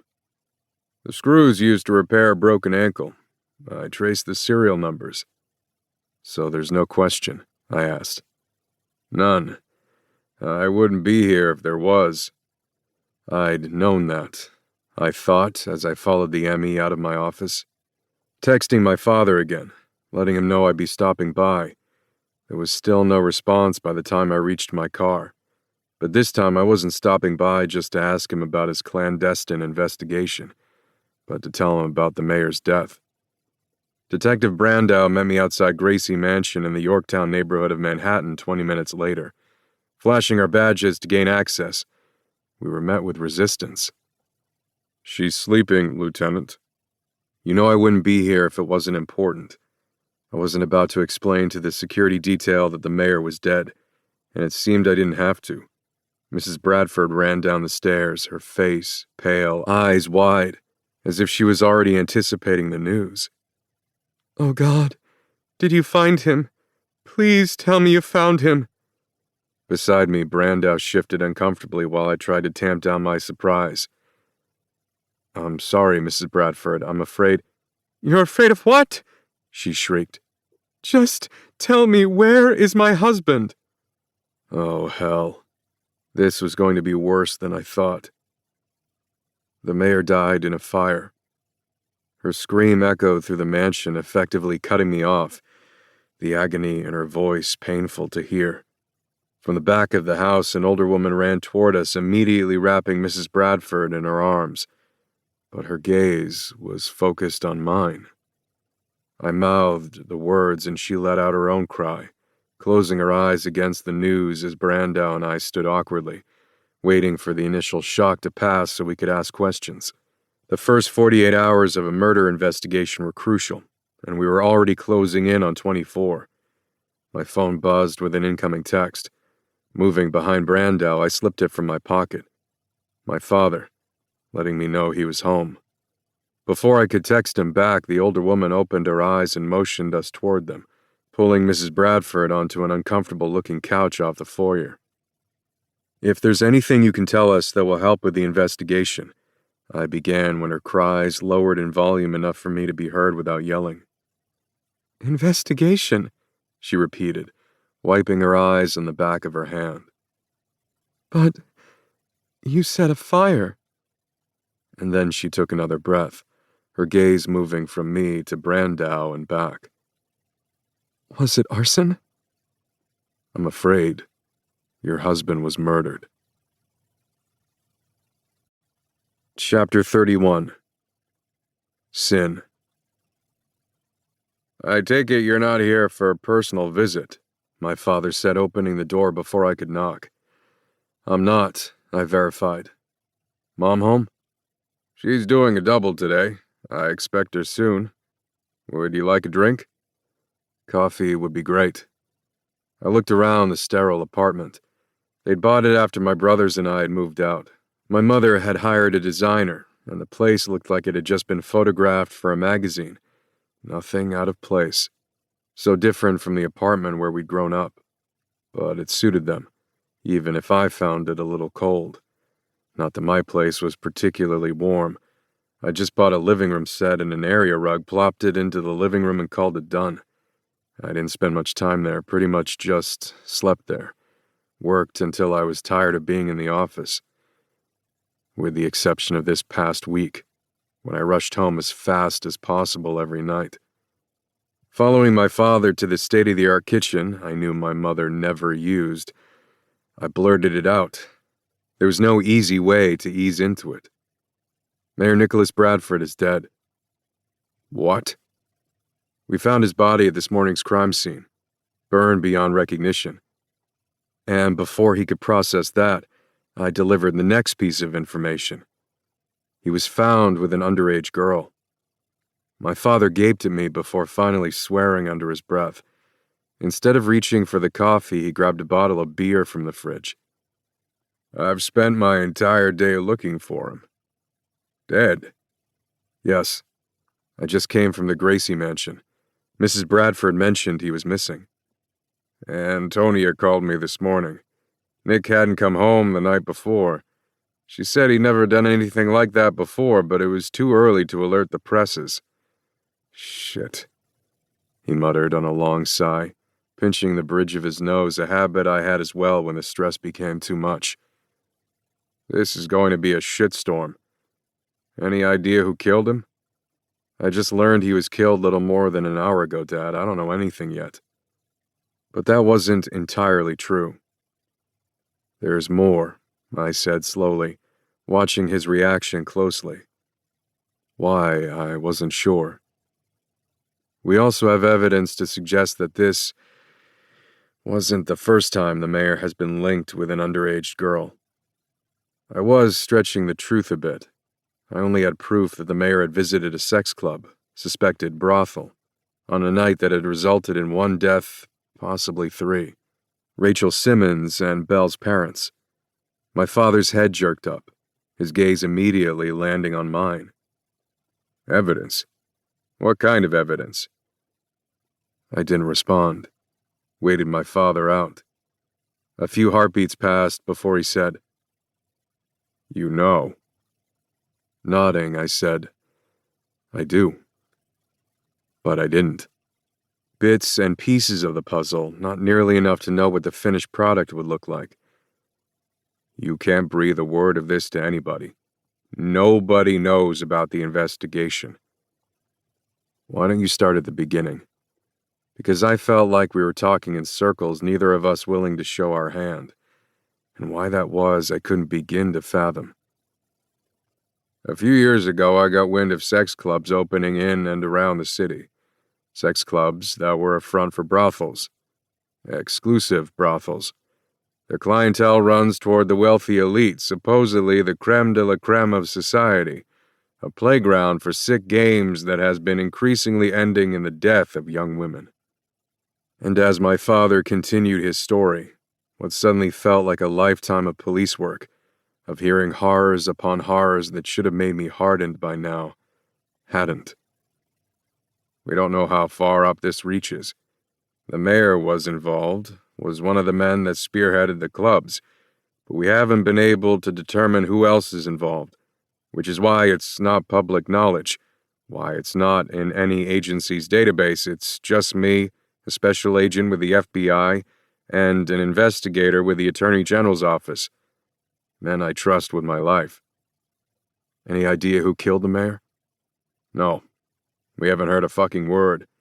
When the mayor disappeared, I thought there was another event, and he just hadn't gotten home yet. I heard the question. I doubt the event would have been held at the Fleabag Hotel where he was found.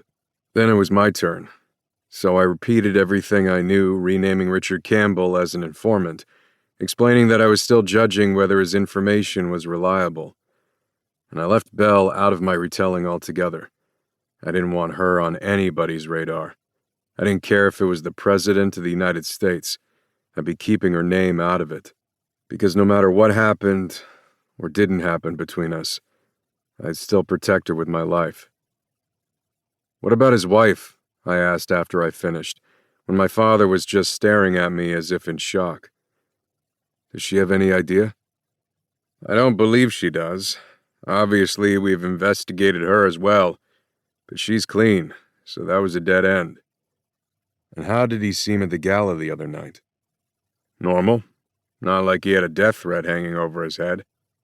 And it was everything I could do to not kill him with my bare hands while he was schmoozing the crowd for campaign donations. Jesus. You don't have enough evidence to arrest him? In all these years, he had nothing? But then I thought about my own investigation. Knew sometimes investigations took years. No.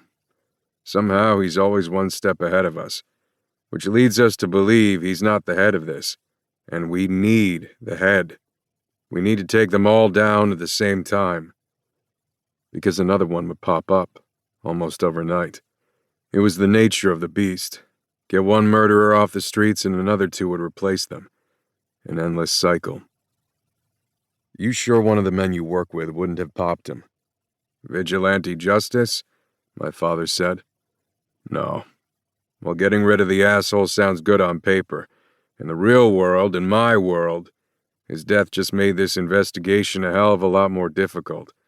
Because the mayor's death doesn't fucking help, it only makes it harder. These people were already so far underground we couldn't figure out who there were. Now, we'll be lucky if we ever know who they were, which makes it impossible to catch the fucking bastards. Finishing off his beer, he said, Investigate every lead, Alex. See if there's anything else in his life that would cause somebody to murder him, because it was most definitely not one of my men. And I'd appreciate it if you kept me informed. You're going to have to schedule a press conference, I warned him. I'll schedule it in the morning. Keep it under wraps for the rest of the night so I can notify everybody who needs to know. What about the girl he was found with? Do we know who she was? Shaking my head, I said, No. We might need the public's help identifying the girl, but hold off on that until I can check in with IT, see if they found anything on the street cams. And find Julie Reynolds, I thought. Brandau was staking out Lux, Mason was staking out Julie's hotel room, but neither had been able to track her down yet. While I couldn't interview Mendez or the other two, I had no qualms about interviewing Julie. Could easily spin it into making her think it had to do with Jack Lane's murder without raising a flag. Just keep me informed. He was silent for a bit, looking at me in a way that had me on alert. I've never pulled any punches with you, and I'm not going to start now. I've been hearing some rumors lately, surrounding you and your young detective. It wasn't so much what my father said, but the way he said it that had me going on full alert. Like he knew, or at least suspected. And I wonder where the rumors had started, how they'd gotten back to my father, and why I felt a hell of a lot like I had the day my captain had called me into his office. Rumors. Hinting at a personal relationship. An inappropriate personal relationship. I don't think I've ever lied to my father. At least, not since my teenage years. Silence stretched between us while my father waited for my denial. She's Xander's, I evaded, as if it didn't kill me to say those words aloud, hoping he didn't see the pain in my expression or hear it in my tone, because that was the truth. It was as obvious as if Xander already had his ring on her finger. Was she Xander's when you spent the night in her brownstone? What the fuck? You used my car to bring her to the hospital, then again to bring her home. You never left. Apparently I'd been wrong when I thought nothing else could shock me today, because now I couldn't keep the shock from resounding through my entire body. Yes, I'd used his car the night of the bombing at Liv. How many days ago was that? It felt like a lifetime.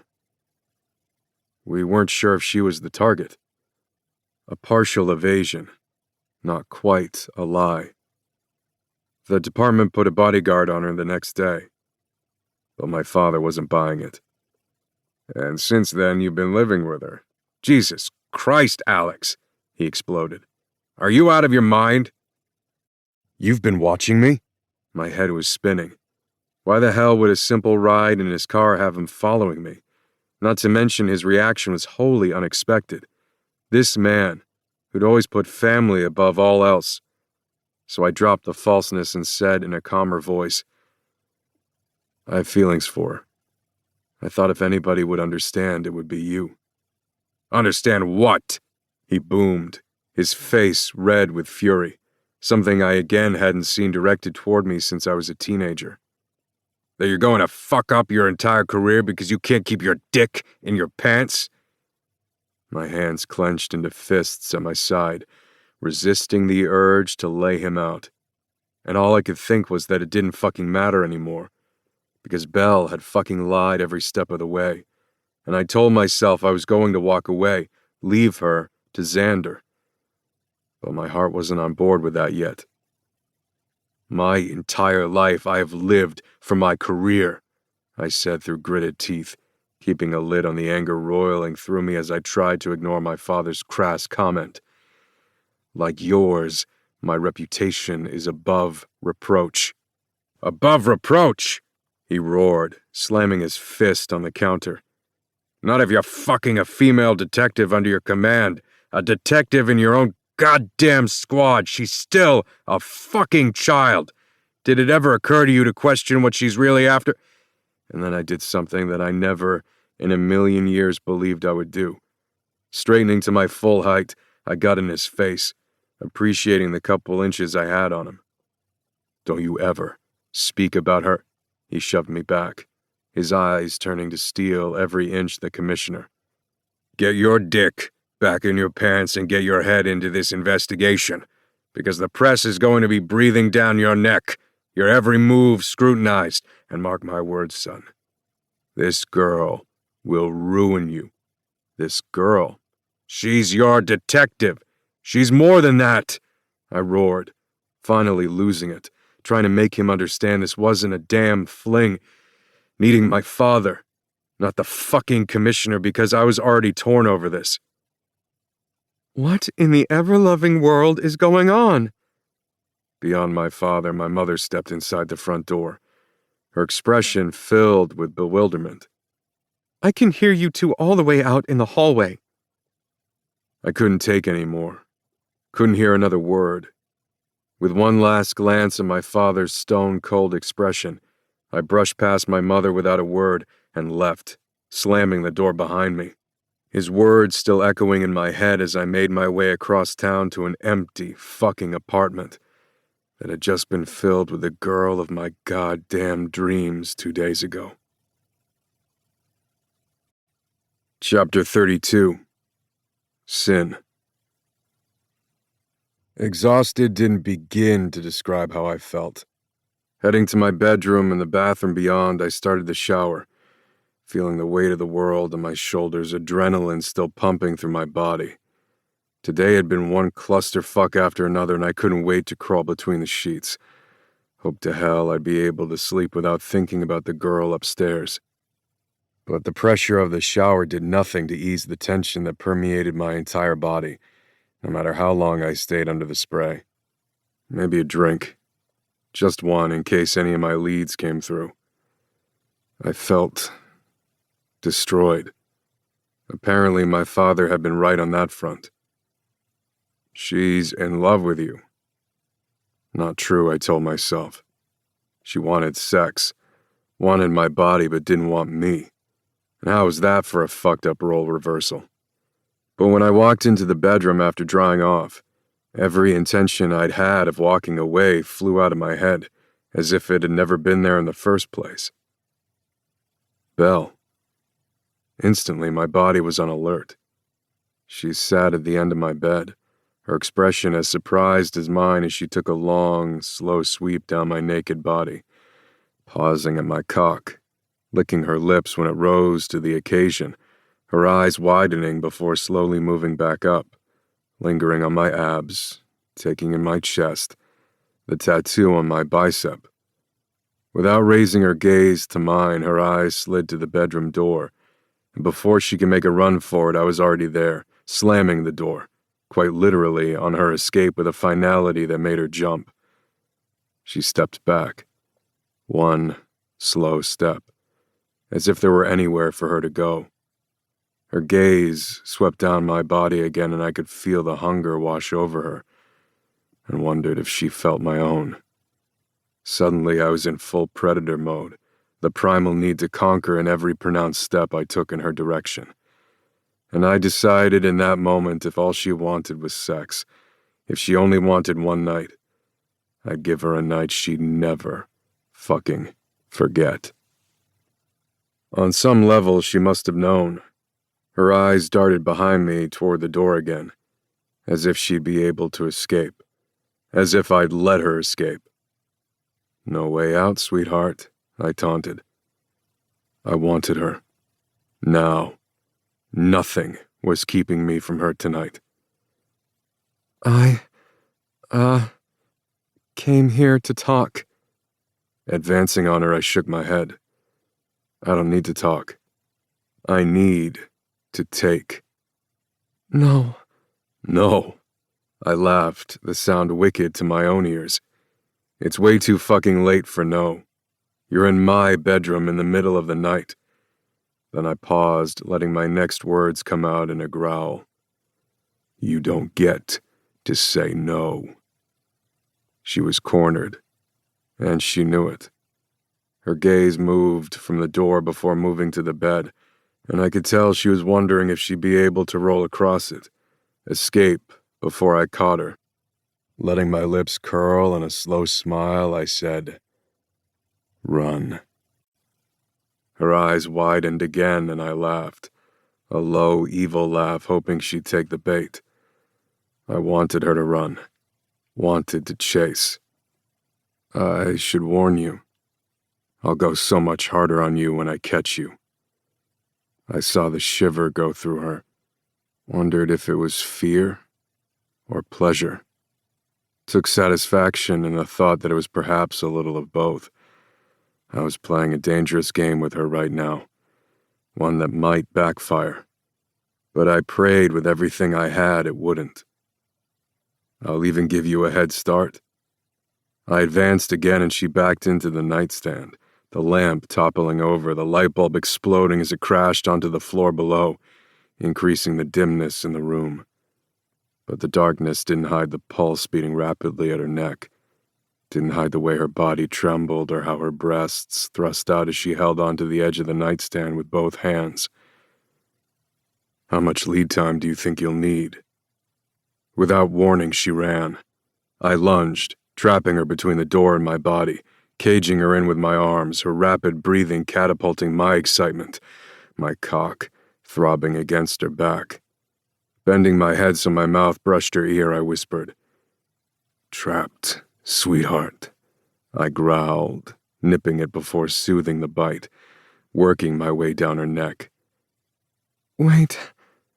I whipped her around, lifting her simultaneously so she had no choice but to wrap her legs around my waist, lodging my dick against her before grabbing her hands, pinning them against the door above her head. Fuck that, sweetheart, I growled. I'm done waiting. Slamming my mouth down on hers, I took her with a ferocity that surprised even me, my need for her overwhelming, my control shattering as I plunged deep, shoving my body more firmly against hers, ignoring her struggles as she tried to buck me off her. Holding both wrists prisoner in one hand, I slid the other down, filled my fist with her hair, positioning her where I needed, taking her mouth the way I wanted to take her body. Desperately, urgently, deeply, completely out of control. Her moan echoed through the room, echoed through my body as she melted in my arms. Surrendering.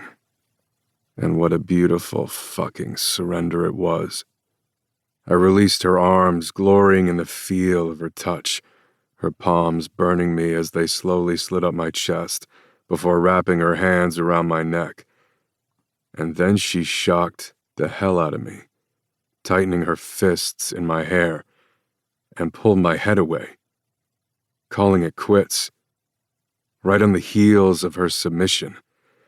I wanted to roar with rage at the rejection even as denial coursed through me. But I had no choice. Lifting my mouth, my lips hovering an inch from hers, regret infused me. Breathing raggedly, I tried to rein in the control I had lost.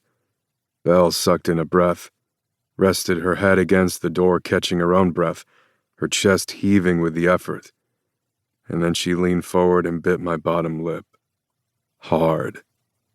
Her mouth covered mine, her tongue thrusting, taking me just as fiercely as I had her. My head was spinning, trying to make sense of it, trying to catch up as she took control.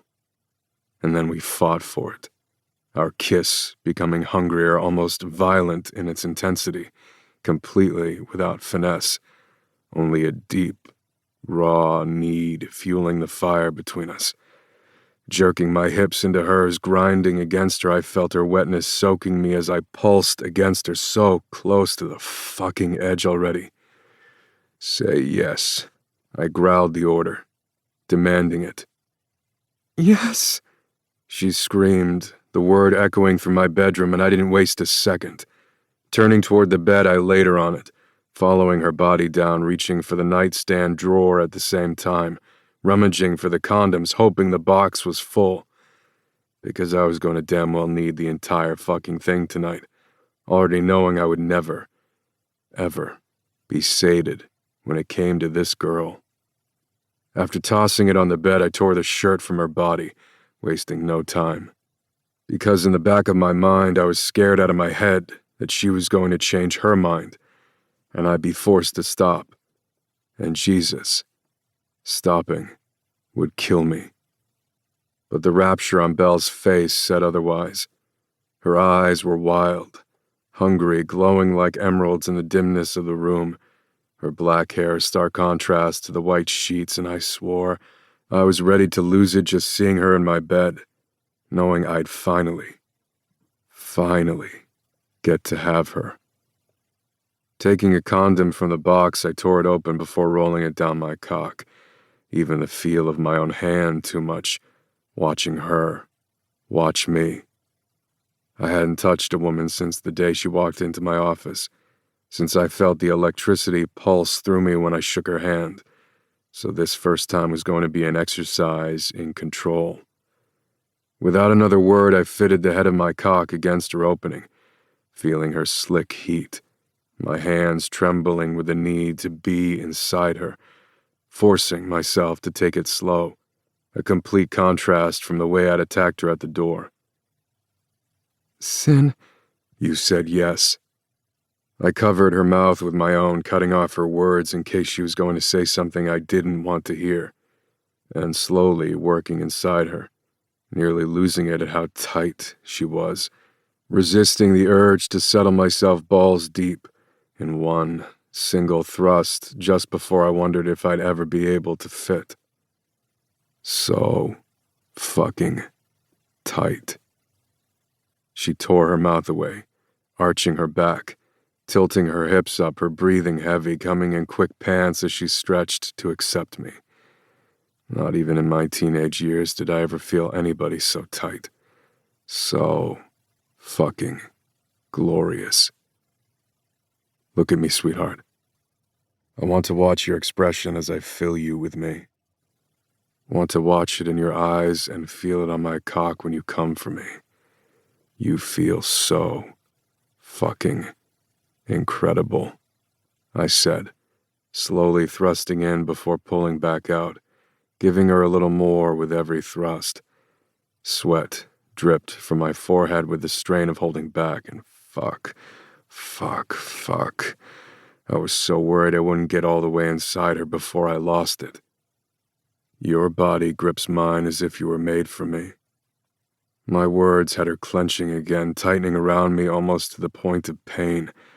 But holy Christ, I'd take this kind of pain any day. Her moans filled the room, almost keening by the time I was fully seated, her gasps of pleasure filling my head. I was nearly out of breath. The ecstasy of her, something I should have been prepared for. But it went way way beyond that, all the way to the deepest depths of my soul. I bent my head, saying the words directly in her ear so there was no possible way she could avoid them. I told you I wouldn't let you go. And I meant it, Belle. You are mine, sweetheart. Chapter 33. Belle. I just signed my soul over to the devil. And all I could think was hallelujah. His words filled me with elation. The thought that this man would fight to have me and never ever give up. And finally, I was beginning to trust those words. He withdrew nearly all the way out and thrust back in again, his mouth on mine, one hand in my hair, the other on my waist, moving up to cup my breast, softly pinching my nipple, making me moan aloud as I pushed my hips up, meeting each thrust, wanting more and more, desperate to have him, taking as much as I could, beyond desperate. "Slow down, sweetheart," he growled, his gaze locked on mine. "We're not racing right now." But I wanted to race, needed the climax that was already building. And then he lifted off me kneeling, spreading my legs in a wide V with his hands on my ankles and thrust deep. My scream of pleasure echoing through his room when he hit a spot inside that had me crying out. "Again," I breathed when I could, but even then, I wasn't sure how I got the word out. He chuckled, the sound leaving a trail of goosebumps over my skin. He did it again, and I watched the muscles in his abs work with every slow thrust as he watched himself sink deep inside me. Then he rested my ankles on his shoulders and grabbed my hips, angling me up, thrusting again, the angle different and oh, so perfect. His gaze locked on mine again, the look in his eyes alone, enough to burn me brighter. "You feel so perfect, Belle. You feel like home." And in that moment, I lost my heart completely.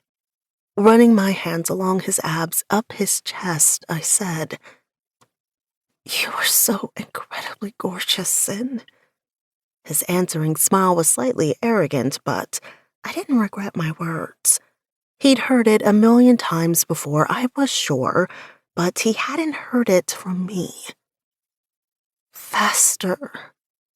2 deep, hard thrusts, and I was done for. My body coiling, my orgasm building, and on the third, I shattered completely. His name tearing from my lips as he grew impossibly larger inside me, stretching me when I hadn't thought I could be stretched any further. Fireworks exploded behind my eyes, and he drilled into me, no longer careful, no longer slow. His grip tight on my waist, controlling my movements, pushing me higher and higher as pleasure spiraled through me. His masculine roar of release as he shouted my name, and the pulsating of him inside me prolonging my orgasm when his body crashed down on mine. And I wondered if he felt just as shattered as I did. Our breathing rough. He gathered me in his arms before flipping me over, holding my slick body tight to his as I was splayed across his chest, his rough breathing hitting my ear, my neck, keeping my arousal skimming the surface even though I'd just had a mind-blowing orgasm. He was still inside me, and I never wanted him to leave. His touch had been surprisingly gentle, not what I had expected after that attack near his door. Next time, I thought, a smile blooming on my face as I squeezed him tight. Because I was finally able to give myself to this man. As if he could read my thoughts, His hands tightened on my back, keeping me in place even though I hadn't tried to get off him. He rolled us to our sides, cupping my face so I had no choice to meet his gaze. So incredibly sexy. His dark blue eyes hitting me with the force of lasers. His black hair messy from my hands. Tonight is a beginning, not an ending. Do you understand me? My body responded before I could, clenching around him hard enough to make him groan again. But he didn't take his gaze off mine.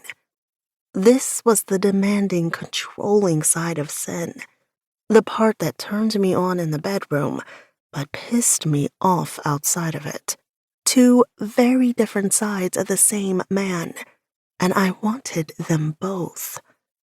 And as that tiny kernel of hope inside me started growing, I smiled with everything inside me.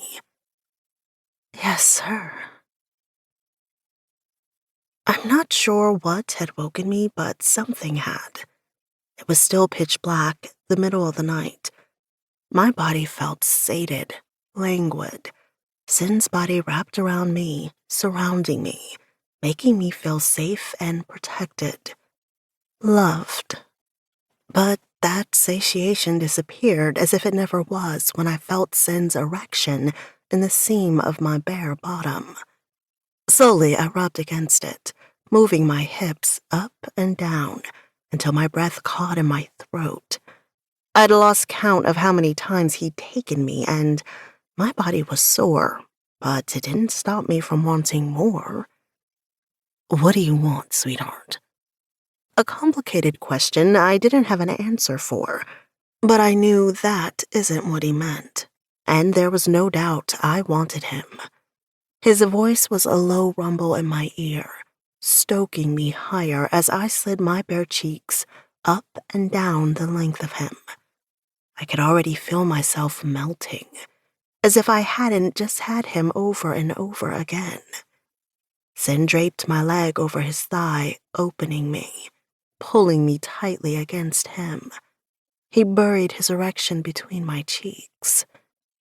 You want me here? He growled, increasing the pressure. But I couldn't answer, not when he slid his cock down the seam of my ass, causing all the air to rush out of my lungs. No. He stopped teasing, instead sliding his fingers along my slit, his soft laugh sending shivers all the way down to my toes. Are you sure about that? The thought turns you on, doesn't it? A statement, not a question. You're so fucking wet. He slid 2 fingers inside, proving his point. You're thinking about it, aren't you? My finger sliding into you before I take you there. Awakening nerve endings you've never experienced. The pleasure beyond anything you can imagine. Jesus. I was soaking wet, getting wetter when he flipped me onto my back, increasing the speed of his fingers so it dripped down, down, down. No. I breathed again, even though he knew it was a lie. A partial lie, anyway. Curiosity warring with fear, diminishing as my desire climbed higher, weakening my resolve to even play the game.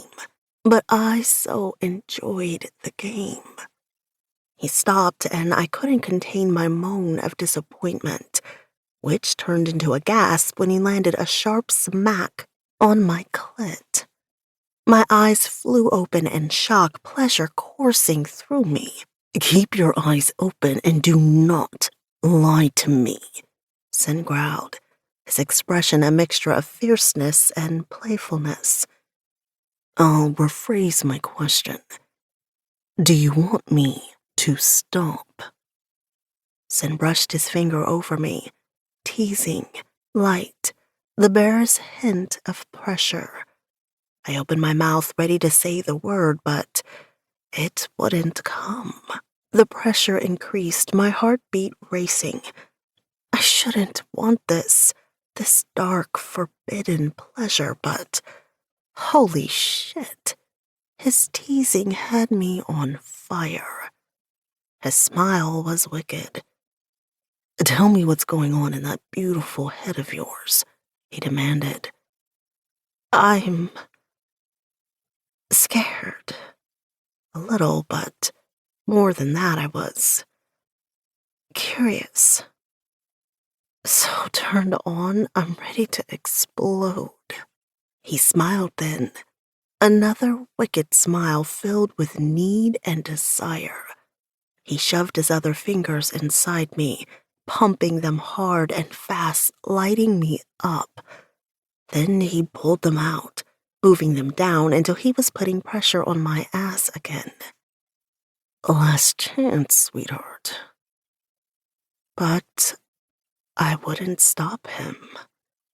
Not trusting my voice, I nodded. He'd teased me there, but I knew there was a world of difference between teasing and actually doing more. It was so damn wrong, so sinfully erotic. Sin's slow laugh heated me again, his hand finding its way to my pussy. "I need the words."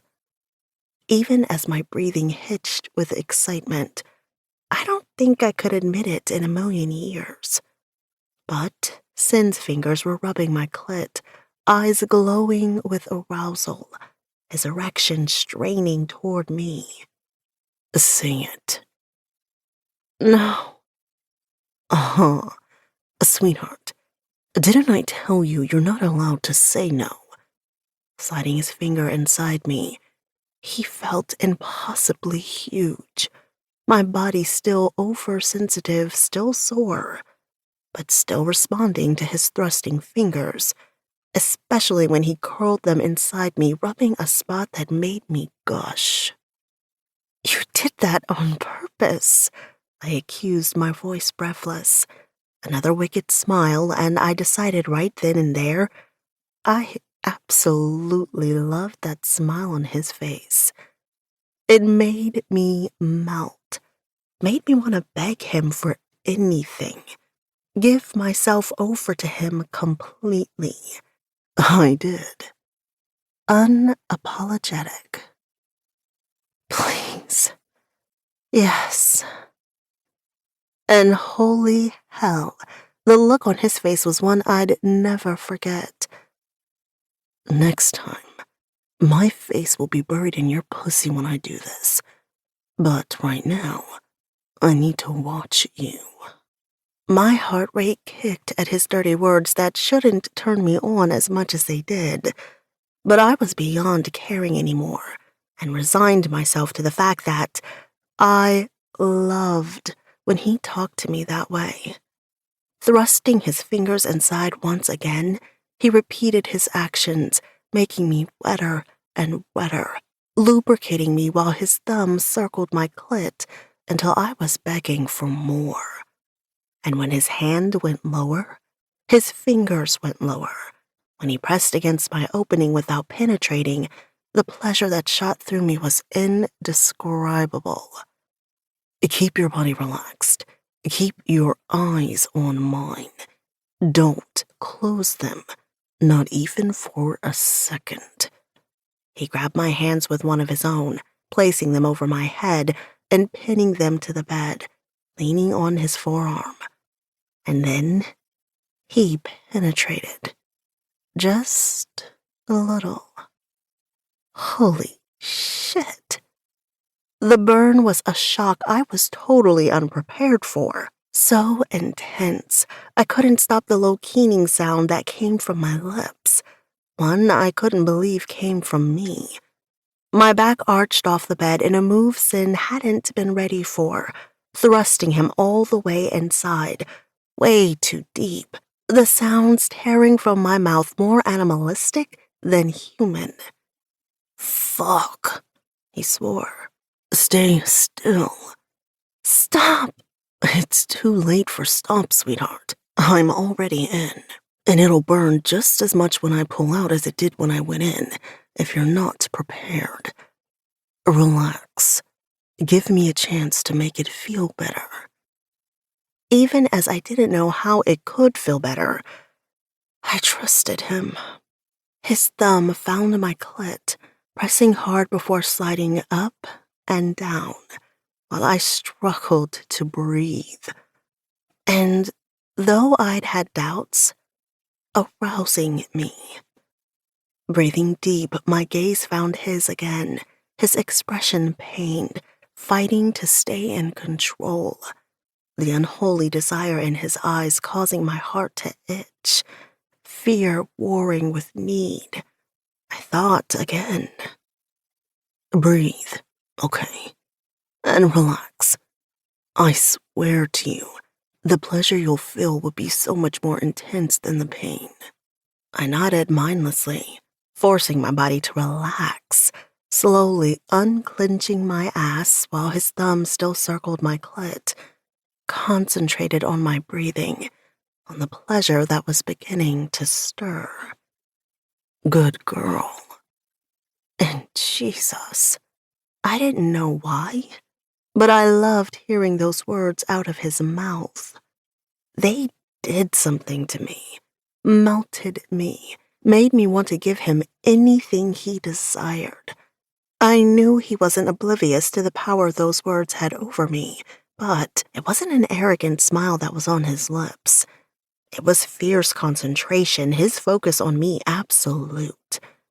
And then he began moving his finger in and out, every movement pronounced, and so very slow, his thumb never leaving my clit. And holy hell, he'd been right. My head began spinning, dark pleasure far outweighing the pain. You feel it now, that intense pleasure. His eyes were still glued to mine. It wasn't a question, but I nodded anyway, never taking my gaze from his, the intimacy of the moment, something I'd never forget. Yes. You are so fucking incredible, Belle. So tight and hot. I can't wait to feel you wrapped around my cock. His words alternately turned me on and scared me to death. He bent his head, kissing me slowly, synchronizing his movements. Every time his tongue thrust into me, so did his finger, his thumb still on my clit, the triple assault increasing my dizziness, my head spinning and spinning until my orgasm exploded without warning, shattering me, so incredibly, indescribably intense, as he captured my shocked scream with his mouth, growling as I clenched around him, my body convulsing uncontrollably until I thought I'd pass out. And the second I started to come down, he pulled out of me and impaled himself inside my pussy, seating himself fully with one ferocious thrust that had me exploding again as he took me with wild abandon, without an ounce of control or finesse. The way he probably had wanted to take me earlier, pounding into me so fast and so hard, I couldn't catch my breath as I was reduced to a mindless being, sucked into a passion so complete. And then he pulled out. Before I could complain about the loss, he flipped me over and pulled me up until I was on my hands and knees, and he impaled me from behind, impossibly deep. Collapsing on the bed because my arms wouldn't hold, I gripped the sheets in my fists, my ass in the air, his hold on my hips painfully tight, as he slammed me onto his cock with every thrust forward. So different from last time when he'd made love to me. But now, he was fucking me relentlessly. And I loved it. Sin!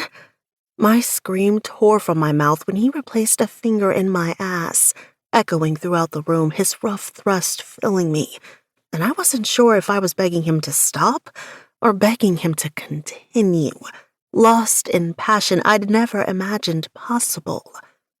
So fucking incredible, he groaned. drive me insane. Every word was punctuated by another thrust. Fucking come, Belle. Need to feel you come again. I could feel the sweat from his body on my back, the fierceness with which he took me, stealing my breath. Never would I have believed I had another orgasm left inside me, but I felt it building. Can't. Now. He roared, pushing his finger deeper, and oh my God, adding another, and holy fuck, my body obeyed, my third orgasm in as many minutes exploding, zipping through my body. Sin's hands on my waist, the only thing tethering me to earth, as the rest of me soared, higher and higher until I couldn't breathe. My name tore from his mouth, so deep and masculine, sounding almost tortured as he impaled me 3 more times before stealing, repeating my name over and over before he collapsed on top of me. Our sweat-soaked bodies fused together, his breathing rough in my ear as he buried his face between my neck and shoulder, my body collapsing beneath his. I don't know how long we stayed like that. Couldn't even swear I retained consciousness. When I finally opened my eyes, when I could finally breathe a little easier, he was still on top of me, caging me so completely, surrounding me. I felt him move, felt him get up from the bed, and heard the bathroom door close. The next thing I remember was a washcloth being pressed between my legs, and I may have mumbled something, but I couldn't swear to it. I was in a place I'd never been before, floating, though still vaguely aware of my surroundings. An orgasm-induced coma. Sin crawled back into bed, scooping me into his arms, my body boneless as he draped me over him like I was a rag doll. I felt his lips press against me, felt his fingers in my hair as he held my head to his chest, and I swore. I heard him repeat his earlier declaration. Never, Belle. I'll never let you go. Chapter 34. Sin. What's going on, Alex? The city was in upheaval, the scandal ripping through the airwaves, causing a shitstorm the likes of which I'd never seen before. And I had so much fucking work to do, I wondered if I'd ever be able to sleep again. But here I was, at a late breakfast with my mother, because I couldn't ignore her calls any longer. Now looking over the cafe table, I wondered what to tell her. Unlike when I'd fought with my father, Belle was most definitely mine. Half mine, I amended. I'd known sex with Belle would be incredible. The way she surrendered as hard as she fought was so unbelievably perfect. Turned me on to no end, and yes, I admitted, I fucking loved it. But it had been so much more than that. Earth-shattering, mind-blowing, explosive. A million words I couldn't fully articulate and do it any justice. Your father has barely spoken a word since your fight. I've never seen him like this before. She prodded when I said nothing. It's nothing, just the job. Or rather, the girl that was taking my mind off the job, and I couldn't help but wonder how she felt this morning. She probably hadn't been ready for the way I'd taken her. Not that roughly. Taking her with a ferocity that had surprised even me. But Belle, well, she rose to the occasion, the slick, tight heat of her body pushing me further than I probably should have taken. So fucking hot. So damn sexy and responsive. So wild. Watching her take part of me in her most forbidden place. Watching her fall apart from it. My need for her raging, taking the last vestiges of my control. So much so that I'd forgotten a condom.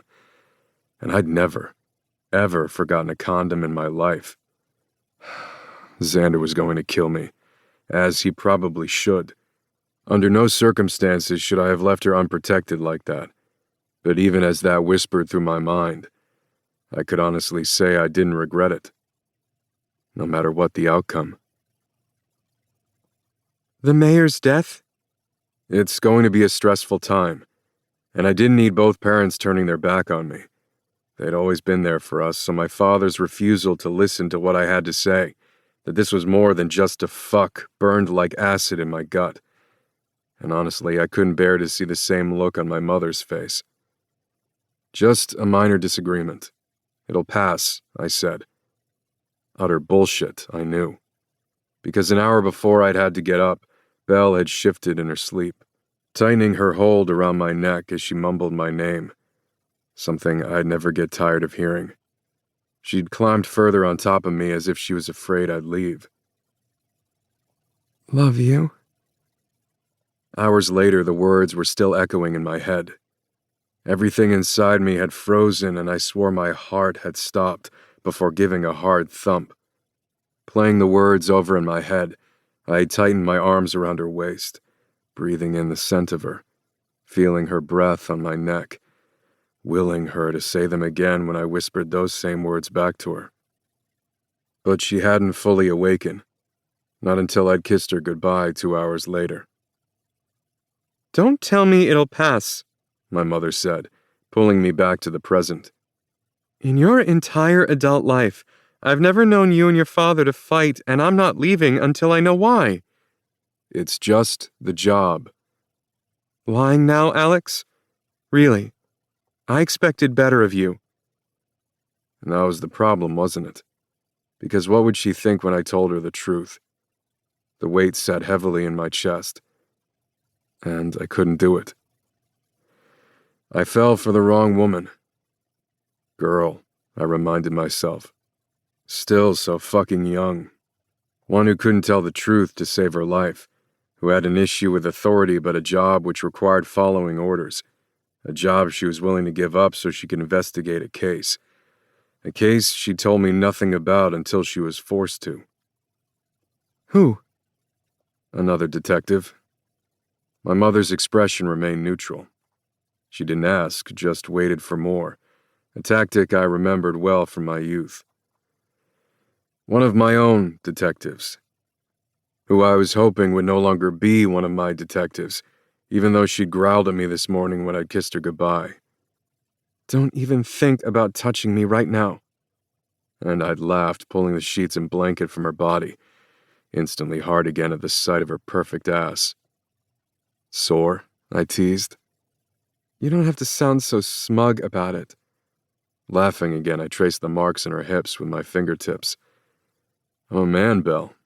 Of course I take great pleasure in the fact that I wore you out, that you'll still feel me inside you every time you move. All day long. But even more, I love these fingerprints on your hips that you'll be wearing for the next week. The ones marking her as mine. What? She gasped, rising to her knees on the bed and turning her gloriously naked body toward the mirror, giving me a simultaneous back and front view while she stared in shock at, yes, my fingerprints on her body. And then she did something I never would have expected. She turned toward me, a wicked smile on her lips as she wrapped her arms around my neck and pulled my head down for a long, slow kiss. For the next week, I'll wear them with pride. And she laughed, stroking me through my pants, teasing me, the little witch, before kissing me goodbye and locking herself in the bathroom while I'd stood there with a raging hard-on I knew she'd given me on purpose. Ah, my mother said. Willing my erection to go away at the memory, I glanced at her, trying to remember where we were in our conversation. There was no disapproval in that one small word, or in her expression, just a well of concern. I'm sure you've already weighed the consequences. Of being with one of my own detectives, finally remembering where we left off. I have, repeatedly, but I always came back to the same answer. And your career? That could blow up in my face. Unless Belle really did hand in her resignation. But I didn't know that because I hadn't talked to her. I'd taken her, just like I'd warned. And that needed to be rectified as soon as possible. I don't know, I said honestly, but I need to figure it out. After a long moment of silence, my mother said, Alex, you are the most honest man I've ever met. Any woman would be lucky to have you, and I'm not just saying that because you're my son, though I admit I may be a little biased. She smiled then, a smile filled with concern. And you've gone all these years without a woman catching your attention, no matter how many your father and I throw at you. If this one does, that says something right there. Your father and I, we just want what's best for you. Considering your career, you of all people understand how short life is, and there's definitely a heck of a lot more to life than a job. So if this woman has you questioning it, then maybe you need to take a good look at your life and figure out where you want to go from here. And don't worry about your father. He'll come around. I'm sure he's concerned this will blow up in your face, ruin the reputation you've worked so hard to achieve. Or worried it'll fall back on him, especially with the upheaval the city was now facing. My mother shot me a warning. You don't really believe that. I know you don't. I wasn't sure what I believed anymore. I hadn't really expected my father to react the way he had in the first place. But I will warn you, even though you don't want to hear it. The media is in a frenzy right now, so you need to be careful. With the mayor murdered, they're going to be looking at everybody. And as I fought through the very press my mother had just warned me about, on my way to the morgue an hour later, I finally got some concrete evidence. You called? I said to Aberdeen as he walked into his office from the examination room. You were right. Greg Arthur was the first body, the one who fell. He took off his glasses and used a tissue to wipe them clean, peering at me over his desk as he sat down. There were no drugs in his system, nothing to give me any reason to suspect he was incapacitated at the time of the fire. According to what Belle had said, Richard had knocked Greg Arthur unconscious, yet he'd wakened before he'd fallen out of the window. Was shoved out of the window, I corrected. Witnesses had seen him falling from the sky. His entire body burning, had heard him screaming. I still wasn't sure I was buying Richard's innocence. If my father hadn't verified the mayor was dirty, I'd be questioning whether Richard was using the mayor as a scapegoat for the entire prostitution ring. Toxicology reports came back. The mayor was drugged. Ketamine. The same drug Richard used on Belle. No, Rohypnol, otherwise known as the date rape drug. And enough heroin to kill a horse, but then the heroin didn't kill him. He was still alive when the fire began, and the girl, still unidentified, had a broken neck before the fire started. Jesus. No drugs in her system? None. No traces of anything in her system. She was clean. So she wasn't a drug addict. Wasn't drunk at the time. And I tried working the scene through. The girl could have drugged him and maybe he'd realized it. Broke her neck. It didn't take long to break a person's neck, and the mayor probably had 100 pounds on the girl. And the fire, had it already begun? Had the girl miscalculated, thinking she'd be able to escape in time? Or was there another murderer out there? And as if on cue, my phone vibrated. IT. We got a possible hit from the street cams. My entire demeanor buzzing with excitement, I said, I'll be right up. Which I was, not bothering to wait for the elevators. I ran up the 4 flights of stairs. What have you got? 2 girls, no identification, but come see. Mary Moore, a technician I'd worked with before, looked up when I entered her cubicle. Brown hair pulled back into a no-nonsense ponytail, she eased her glasses up her nose and motioned me in. Peering over her shoulder at the screen as she brought the frame into focus, she pointed at a figure. 2 small figures, the girl's images crappy on screen. I can enhance it a little, but I wanted you to see it first. And bear with me, I know it doesn't look like much, but I think it's something. I've watched every street cam there is, and I can verify these two are the only girls that entered that seedy motel and never come out. Well, the dark-haired one. In black and white, both girls looked Caucasian. One girl with darker coloring, dark hair, the other lighter, possibly blonde, maybe red. As they grew closer, Moore tapped the screen. See the time? It's 7:37 p.m. when they go in together. But like I said, the girl on the left, the dark-haired one, she never comes out. Moore rolled her chair to the left after I backed out of the way, reaching for the mouse on a different computer. The light-haired one comes out 13 minutes later, but not through the front entrance. She wiggled the mouse, brought the screen to life, giving me the cross streets.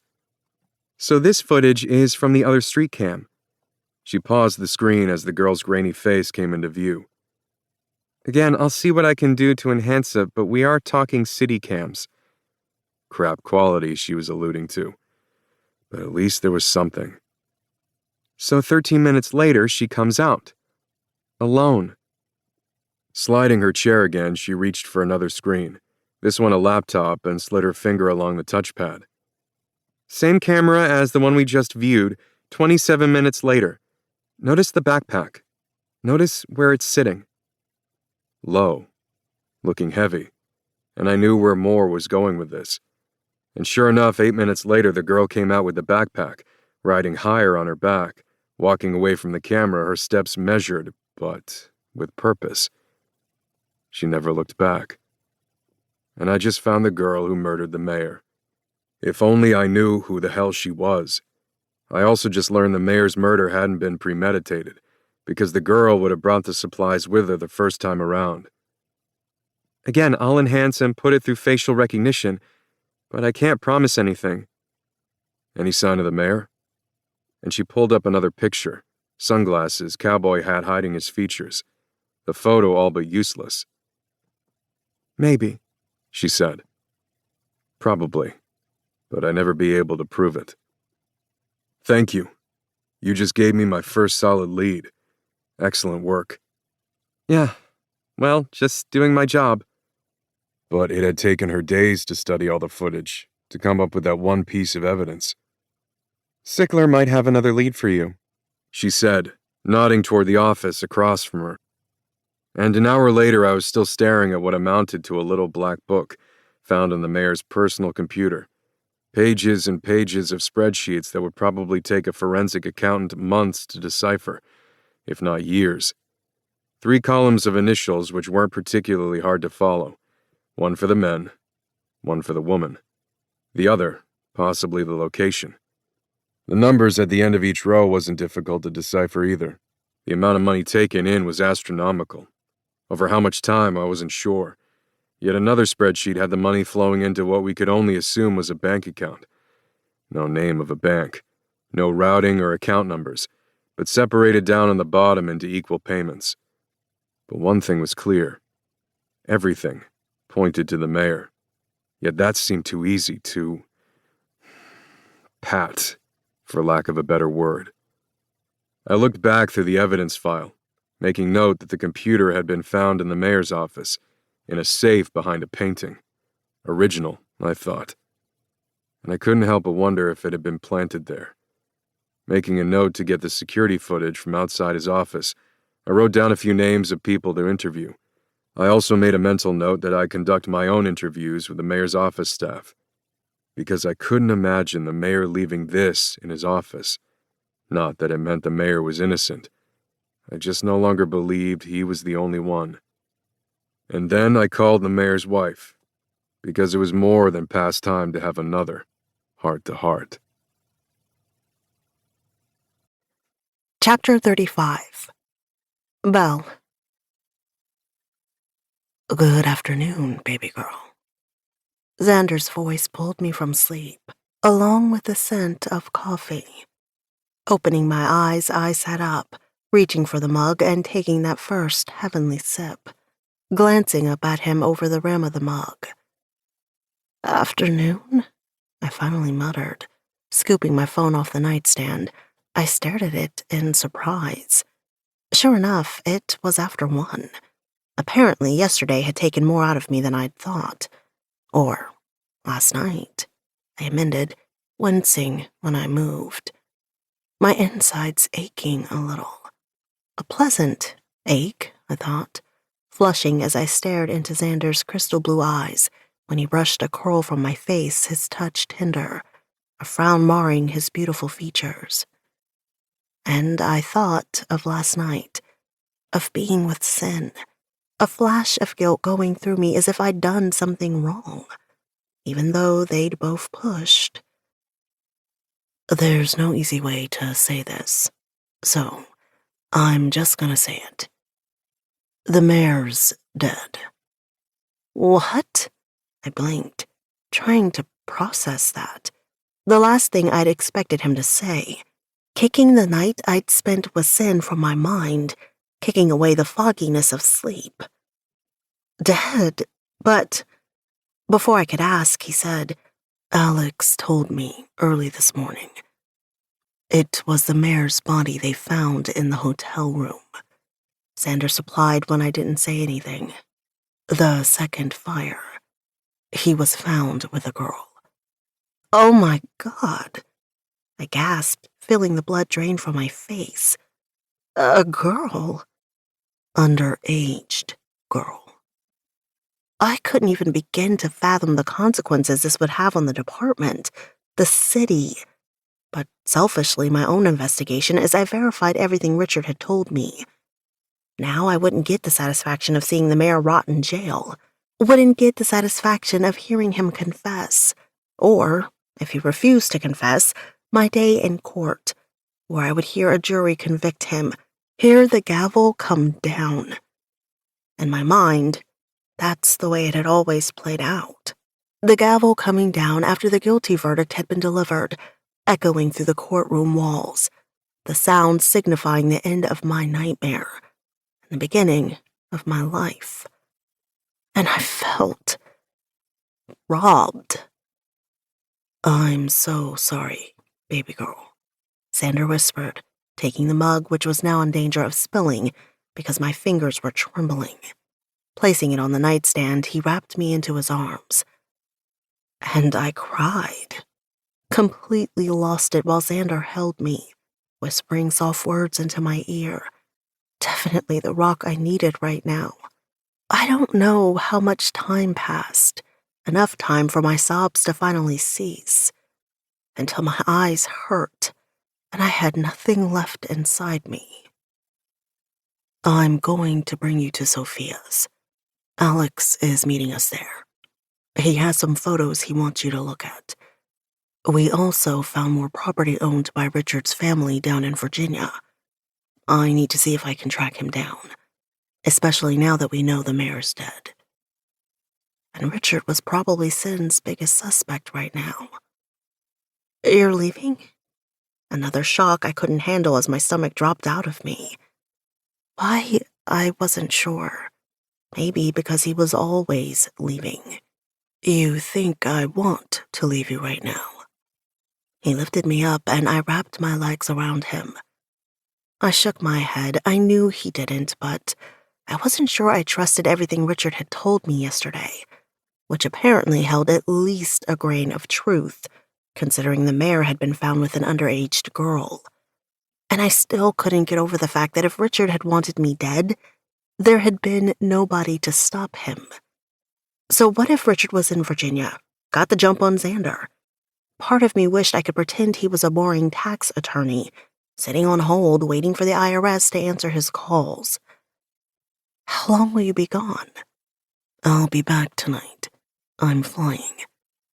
That should have made me feel better, but didn't. I hated, absolutely hated, when I knew he'd be taking the helicopter. You need to get ready, he said, carrying me toward the bathroom before setting me on my feet. But still, I clung to him. I'll be fine, he said as if reading my mind before dropping a kiss on my mouth. Take a shower. Alex should be at Sophia's in a bit. Sin's scent hit me when I was giving Sophia a hug, mixing with Xander's, causing my heartbeat to race. Nerves, I thought.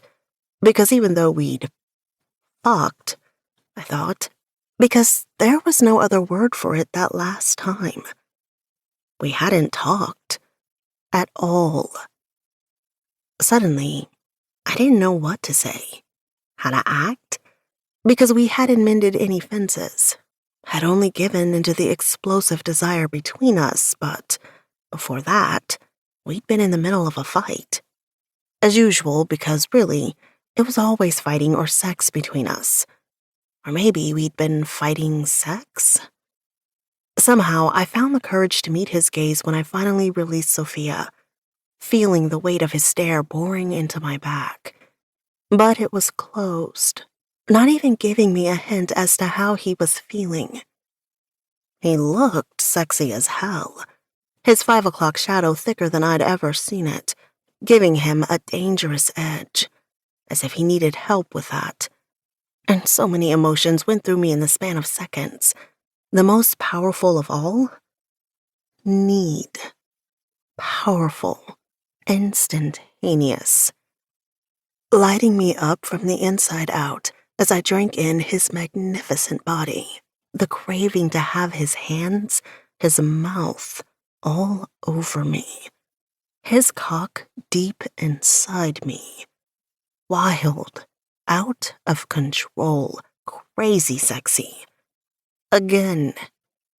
With Sin dominating and rough, growling dirty words in my ear, demanding me to take everything he gave. A repeat of last night. And then I saw it. The spark of awareness in his eyes. The arousal his body wasn't capable of hiding. Thank God, was all I could think, feeling some of the nervousness leave me, some of the tension. And then he smiled. A full Watt smile that had my knees going weak, and I thought I'd do anything he asked to see that smile on his face. My lips trembled when I gave him a tentative smile back, shoving away the tears of happiness, relief.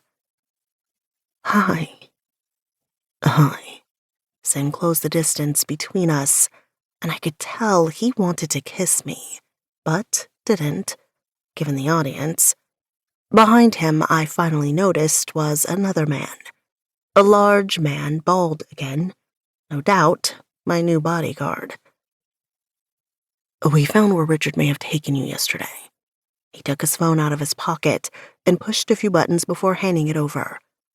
I glanced down at the screen, thankful to have something to look at other than him, and huffed out a breath. I didn't recognize the outside of the house, but I definitely recognized the view. This was the place. I recognized the backyard. He nodded. It's owned by his ex-sister-in-law. As you suspected yesterday, the place appears empty. But we did find the Lexus your bodyguard told us about, which we're using to get a search warrant because the woman won't give us permission to search without it. In the meantime, I have a team watching the place waiting for everything to come through while keeping every body out. And I swore my heart stopped. Again, hoping, well, praying, that Richard or Debbie had taken the picture of my parents with Sin's father. Because honestly, if his father's affair with my mother had nothing to do with my parents' murder, well, he didn't need to know anything about it, did he? My fingers trembled when I handed the phone back to him, his fingers brushing mine, sending a jolt of electricity through me, proving again last night hadn't been enough. You want to come with me? I gaped at him. He was letting me in? Wasn't trying to keep me shackled in a prison? And I realized he was trying. Doesn't that go against your overprotective nature? I asked lightly. His laugh wrapped around me, warming me. It does, he agreed. But I figure you'll be safe enough surrounded by law enforcement personnel. And he wanted time with me. Time away from everybody without the hassle of the outside world. Away from the temptation of a bed. I'd love to. He nodded before glancing at Xander, and they headed toward the office together, leaving me and Sophia alone. So, tell me about the Alexander situation. Please, please, please, she begged. I couldn't help but laugh as she pushed a cup of coffee across the bar. Yeah, I said, taking a sip. And? She hissed. Both? Just him? Come on, Bella baby, I need details. The suspense is killing me. Just Xander, then Sin, I whispered back with a glance toward the office. But Sin and I still have a few issues to work out. And I told her I hadn't said anything about his father, that even though he knew about my past, he didn't know everything. And I debated with her on whether I should mention it or not. But our conversation was cut short when Xander came out of the office and nodded his head toward the back entrance. Getting off the bar stool, I made my way toward him, my heart heavy again at the thought of him being gone, praying he was telling the truth and would only be gone today. He hauled me into his arms and kissed me as soon as we were outside. A long, slow kiss that told me everything he was feeling. I couldn't help but cling to him, praying he'd come back to me in one piece. When he broke away, my heart was pounding, this time with need. Do me a favor today. Of course. Be honest with Alex. I tried not to wince over the fact that he had to ask. And again, the pictures. I will. He pushed a curl from my face. Everything's out in the open now. No more hiding. No more lying. From here on out, the only way this is going to work between us is with complete honesty. He was asking again, I realized. The way he'd asked me before the gala. And maybe I was finally beginning to believe this was possible, despite everything between all of us. Yesterday, he felt betrayed by both of us. I've never lied to Alex about anything before, so even though it weighed on my mind, I promised you, baby girl. And that was a promise I wasn't going to break for anything. Until he hadn't had a choice, when my life had been in danger, or so he'd thought. But now, like I said, everything's out in the open, and I need to make sure you're up for this before it goes further. Being ours doesn't make you any less mine, okay? Or his. I know how deep your connection with him is. Knew it that night I walked in. Saw the two of you kissing, and neither of you knew I was there. That first kiss Sin and I had shared. The night Sin thought I had died. The kiss that had changed everything. Is that what this is about? You think I'd choose him? No, he said slowly, but I wasn't sure I believed him. Whatever this is between the three of us, Belle, it's real. Neither one of us are asking you to choose. And I'm not saying this isn't going to be without issues. But we can make this work, especially if we're honest with one another. Are you only saying this because you're leaving and need him to protect me in your absence? Xander paused at eye level, cupping my cheek so I couldn't look away. No, he said sincerely. Stop trying to find ulterior motives, because there aren't any. I'm saying this because the devastation on your face yesterday when he went cold, he said, pointing toward the back door of the club, was heartbreaking, Belle. Whether you're willing to admit it to yourself or not, you're already in love with him, and I don't want to see you hurt. Then he kissed me once before ducking into the car. Behave yourself. Stay safe. Chapter 36. Sin. Did you verify Richard's story regarding the reporter? Rachel Simmons?" Belle asked as I drove toward Richard's sister-in-law's place. The warrant had come through, but I'd asked forensics to hold off entering until I got there. I did, and it checked out. At least the part I could verify. The ruling that it was a gang-related drive-by shooting, which still could be true. Rachel hadn't lived in the best neighborhood, and her roommate, according to police reports, had heard the squeal of tires before and after the shooting, and I hadn't had time to contact the detective in charge of the case yet with the shit hitting the fan. "And my mother's patient?" My hands tightened on the steering wheel. As hardened as I thought I'd become sometimes, well, looking over the girl's case had gotten under my skin. Beaten to within an inch of her life. She had been conscious when she'd been brought in, later succumbing to her injuries, as if she'd held on only long enough to tell her story. The photographs had been brutal, and all these years her murderer had gone unnamed and unpunished, was still walking the streets, unless, of course, it had been the mayor. Also true, but "You still have to check all the facts." I do. Stopping at a red light, I glanced over at her. She was facing me, her eyes filled with sadness, and I swore in that moment I'd do everything I could to get rid of that look in her expression. We had plenty of time to talk about the investigation, but depending on traffic, only about 20 minutes for everything else.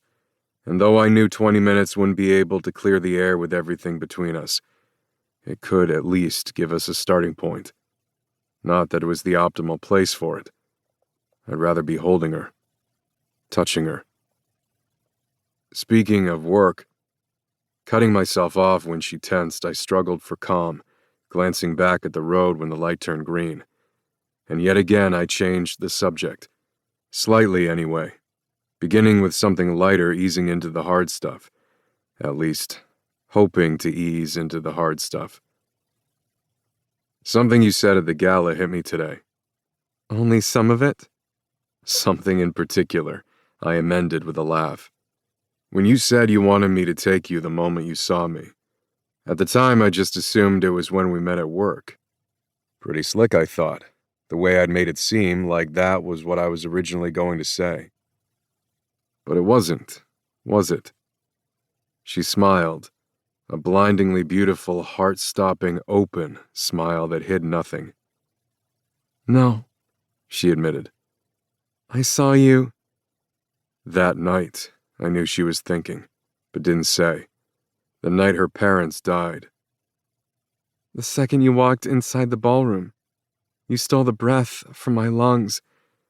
I gave her my own heartbreaking smile when she stopped abruptly.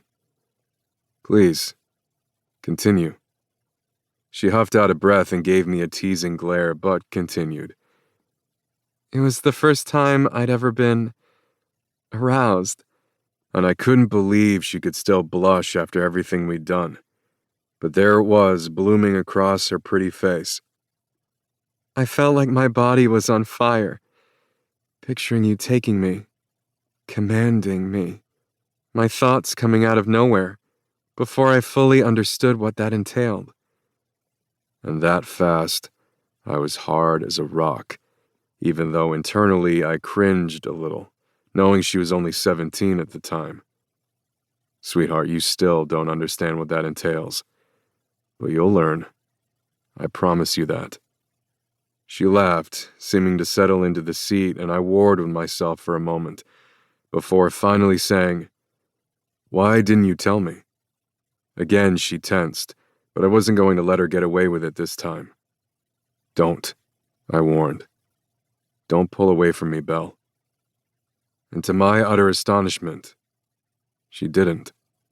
And when she finally opened up, everything poured out of her mouth, without further prompting, opened up in a way she never had before, starting at the beginning, the night her parents were murdered, the night she was nearly killed, and all the years between then and now. I didn't interrupt, didn't ask questions while I purposely missed the next 3 exits and continued to drive north on the parkway. And as I listened, finally began to understand her issues with trust, her drive to find justice, her refusal to tell anybody her secrets after Xander's father had been killed. the only person she'd confided in. And when I finally circled back toward Richards, I was anxious to get there, because I realized I was now investigating the most important case of my life, and I vowed I'd give Belle what she wanted more than anything in the world: her parents' killer. Chapter 37. Belle. We didn't find anything at Richard's sister-in-law's house, which thankfully included no pictures of my parents with Sin's father. We'd spent a couple hours there, and I'd walked into the living room and verified this was where I'd been taken. But the entire place had been wiped down, not a fingerprint in sight, even though I'd pointed out everything I remembered touching. And in the back of my mind, while I'd watched forensics collecting evidence from the couch I'd sat on, I knew Sin was making a case against Richard for kidnapping. But I couldn't worry about that right now, so I didn't bother trying. He had kidnapped me, even if it was just to talk. Without being told, I stuck close to Sin, remaining within eye distance so he wouldn't worry, watching him take command of the scene, which apparently turned me on when I wasn't on the receiving end of it. Well, with the exception of the bedroom, I silently added. And that brought me to thoughts about work, because I knew it was weighing on him and Xander as well. As I looked around the living room, I thought, yes, I was ready. More than ready. My parents' case was about to be solved. I could feel it. I was very nearly free to live my own life. Labor Day was next weekend. I'd be starting classes, and because of my inheritance, I could afford to not work. And the prize in all that? Xander and Sin. A chance to explore this with them, with no barriers between us. No lies, I thought, ignoring the slight lie of omission regarding the pictures, which I'd torch the minute I was able. No hiding our involvement or sneaking around. And suddenly, I couldn't wait until we were alone again. Couldn't wait to give Xander the answer he'd been waiting to hear. My heart filled with life, hope, excitement. Things that had been largely missing for way too long. Tell me, Sin growled 10 minutes later when we were in the car again, headed back toward Manhattan. Tell you what? Everything going on in that head of yours. But I wanted to wait for Xander, because he'd been asking since last week. Just thinking about the case. I evaded, not that he believed me. Have you gotten anything from IT yet? He looked like he wanted to say something, but changed his mind at the last minute. Before I met you at Sophia's, I spent a couple hours with IT. We found evidence of 2 girls entering the hotel, and only one coming out. She returned a short time later, just before the fire. I believe she torched the place. Oh my God, why didn't you tell me? Because I don't know who she is. Don't know if we'll get a name through facial recognition. Not only was the quality of the street cam bad, there's no guarantee she's even in the system. But if she was a prostitute, it's a good possibility. Until then, we still have a case to build. And the mayor was drugged, with both rohypnol and heroin, but killed by the fire. He was alive at the time. I said woodenly, brought back all those years to the cabin, watching the flames lick toward my feet.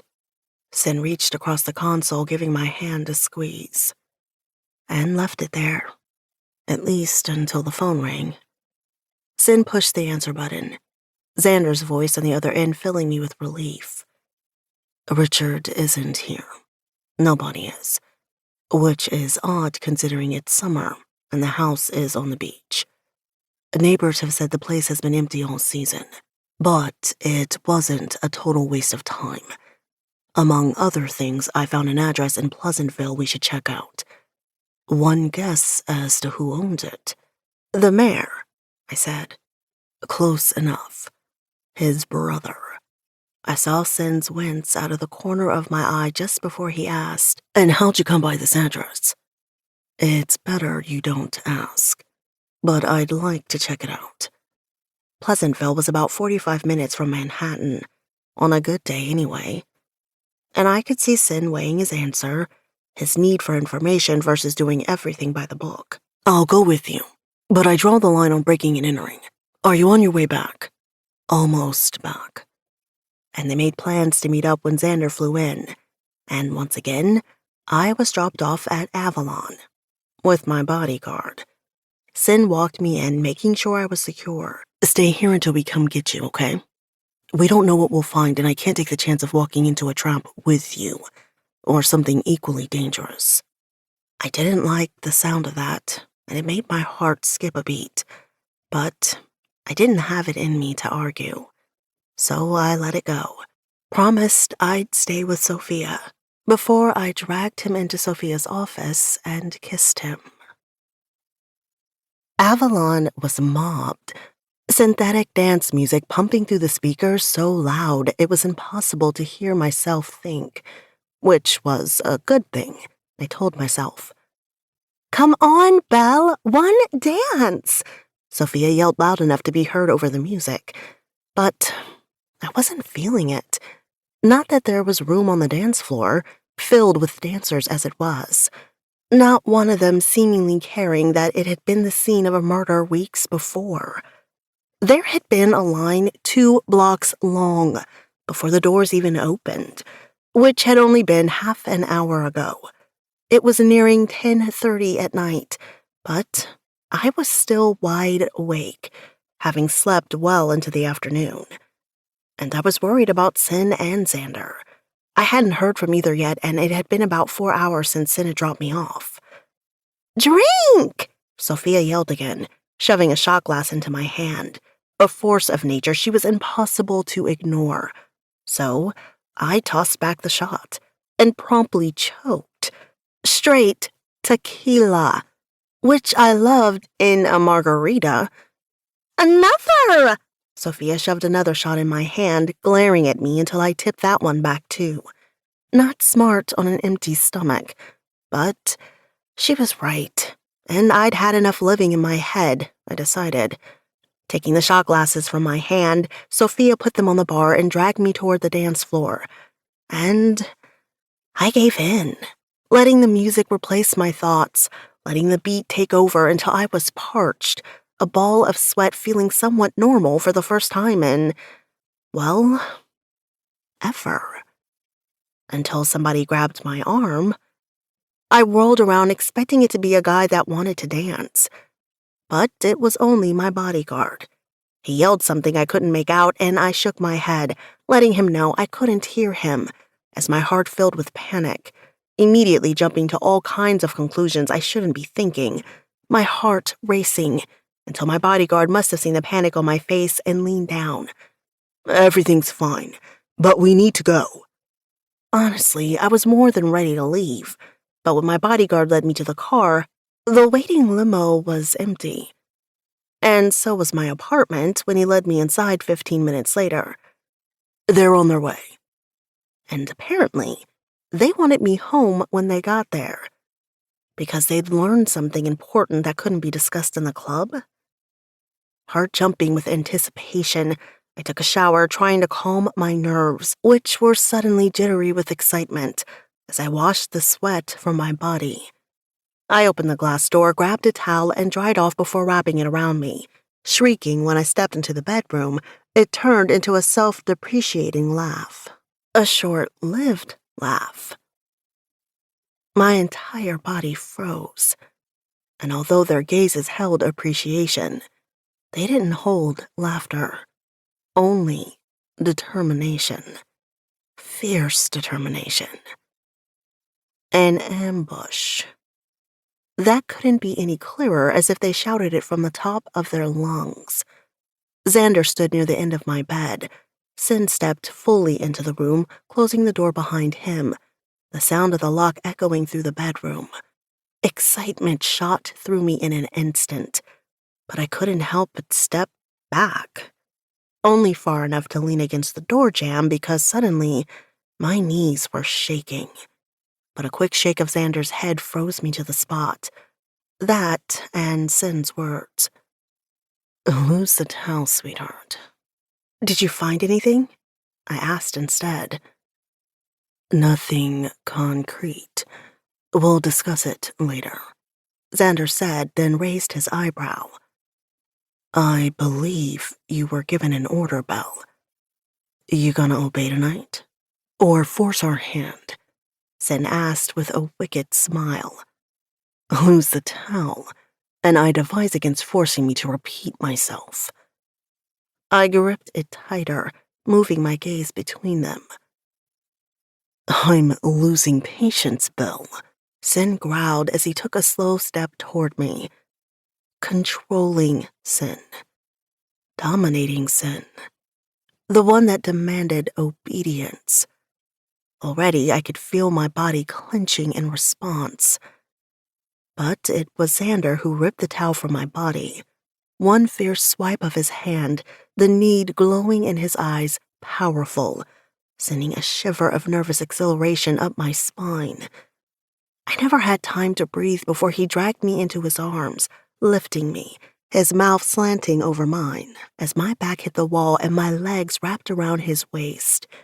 His hunger was ravenous, bordering on violent.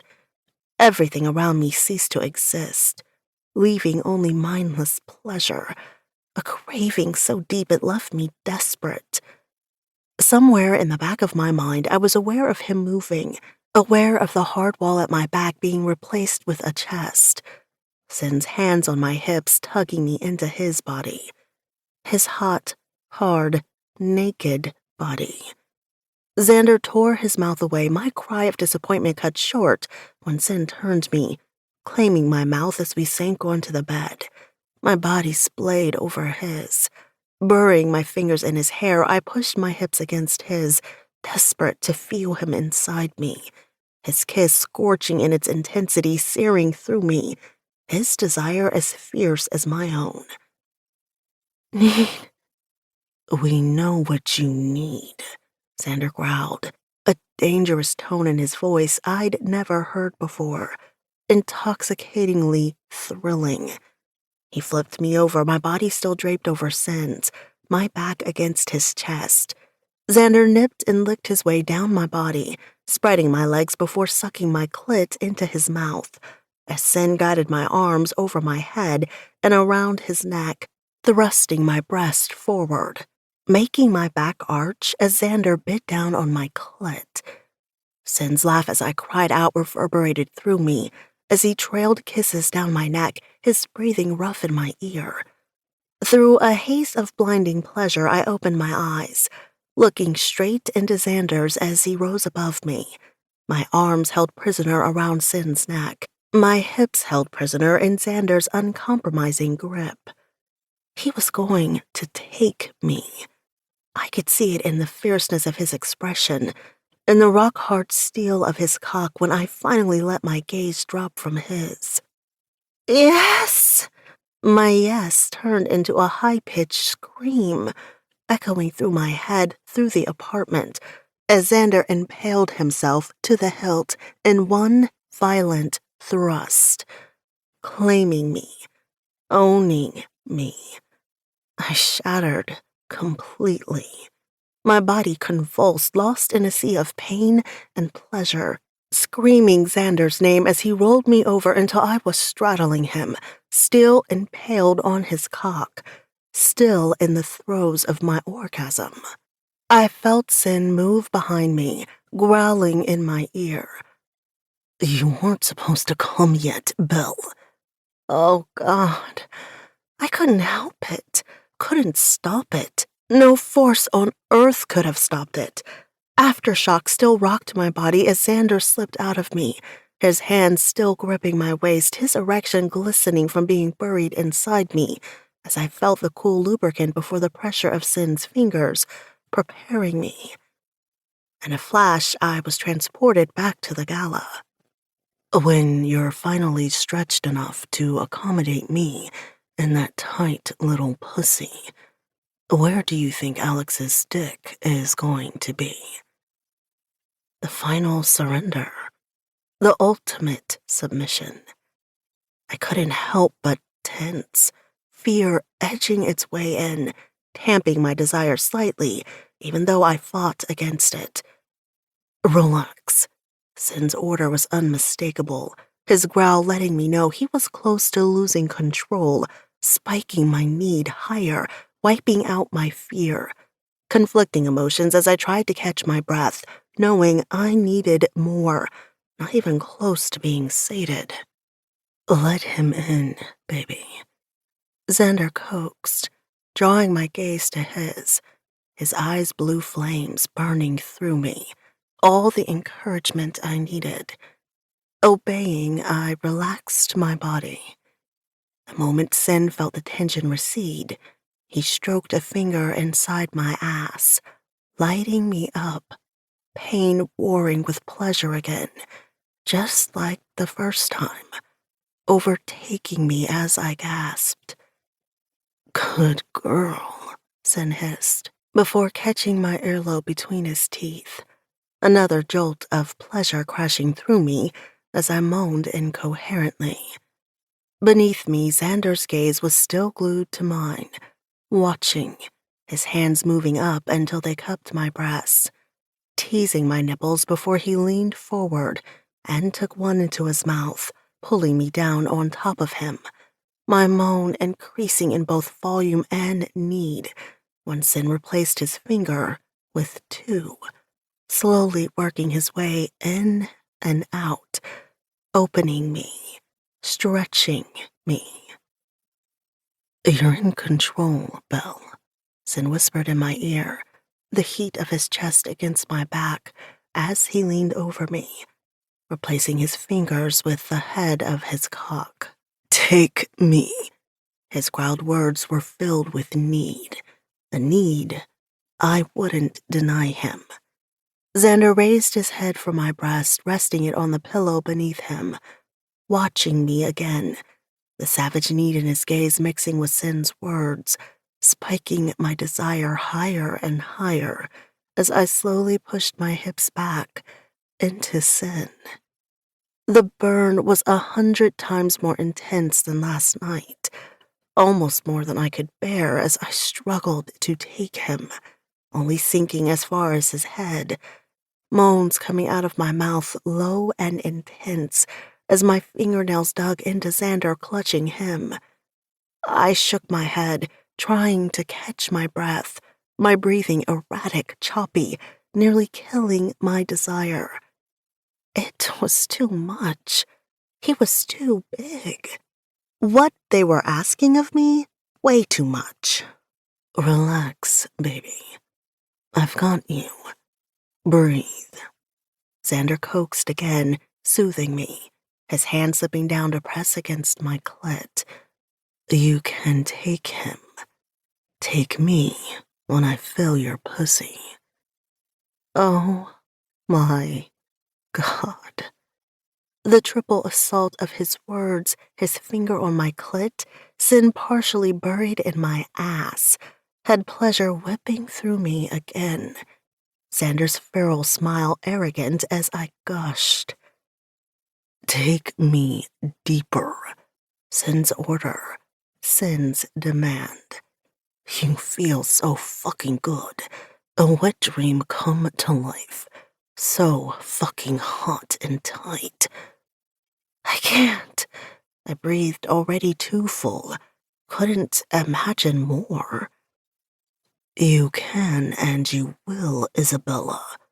Xander growled just before he claimed my mouth again, his breath-stealing kiss bringing desire slamming back into me, surpassing, eclipsing anything I'd ever felt before. I felt myself clench around Sin's cock, his growl of pleasure fueling my desire, encouraging me to take more. Xander landed a soft slap to my clit, the jolt of pleasure shooting from my core throughout my entire body, and I slid further down Sin's cock without conscious thought, the burn still bright, still warring and intertwining with the pleasure. My cry ripped from my throat, nearly delirious with need. Sin filled me completely, buried all the way to the hilt, both men firmly holding my shuddering body prisoner. "Oh, fuck," Sin's growl low and ferocious in my ear. "Jesus, sweetheart, you're killing me." "Please, Sin, take me," I begged, handing the control back to him, needing him to move. "Nice and slow, sweetheart." His growl in my ear was the most erotic thing I'd ever heard, forbidden pleasure making me dizzy as Sin started to move, slowly, letting me get used to the feel of him inside me. The pleasure built until every nerve ending was on fire, and I was nearly begging for release, every thrust of Sin's cock driving me higher. I nearly detonated when Xander's fingers sank inside me, stretched so tight, and oh my God, I never ever wanted this to end. "More," I breathed, a plea to Xander as our gazes locked, as I tried to breathe through each of Sin's strokes as he pulled nearly all the way out before sinking back in again.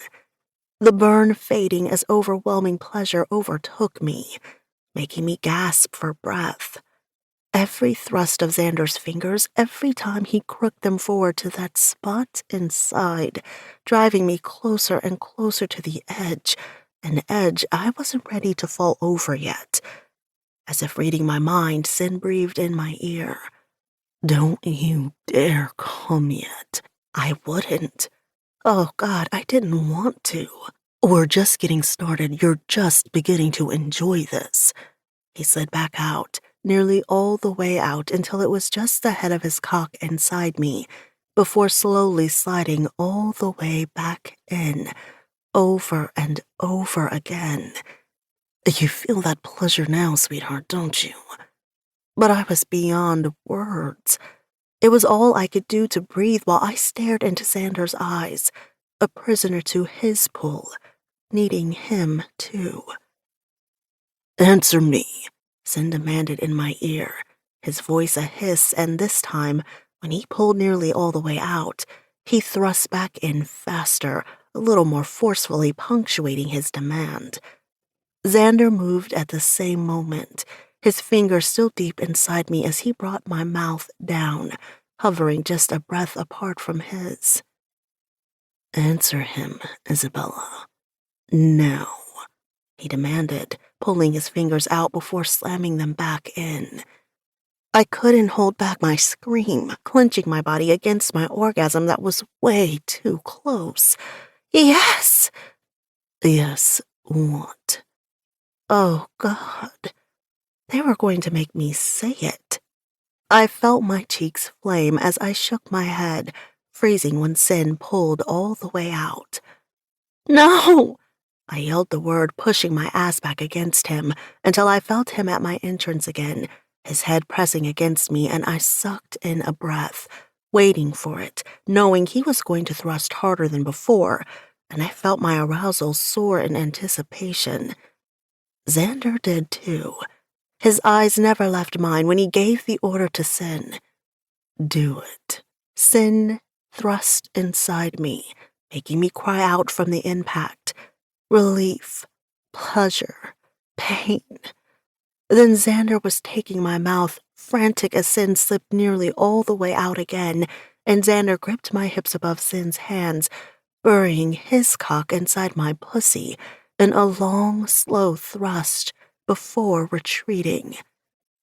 Holy shit. They alternated, one then the other, in and out of my body, and I was nearly delirious, stretched to the limit, so full, so undone. Ripping my mouth from Xander's, my breath coming in pants, the orgasm on top of me now threatening to explode at any moment. Only fear that I'd break, that I wouldn't survive, holding it at bay. Sin's groans became more guttural, and I knew he was close. Xander's expression tight, hanging on to his control, as I was rocked between them, back and forth, perfectly choreographed, until they both pulled out, simultaneously thrusting back in. I exploded, the scream tearing from my throat, so loud and long, the white-hot burst of ecstasy so intense, spots danced in front of my eyes. Vaguely, I was aware of Sin's wholly masculine growl as he swore, Xander's fierce grip on my waist as they both slammed back into me, taking me with a force that stole my breath, giving my waning orgasm new life. I screamed in ecstasy again until I was free-falling, praying one of them would catch me, coming harder and longer than I ever had, the pleasure so undeniably explosive as they finally stilled, their dual roars of release vibrating through me. I fell on Xander's chest, his arms immediately wrapping around me, holding me in the aftermath of my life-altering orgasms before rolling me to the side.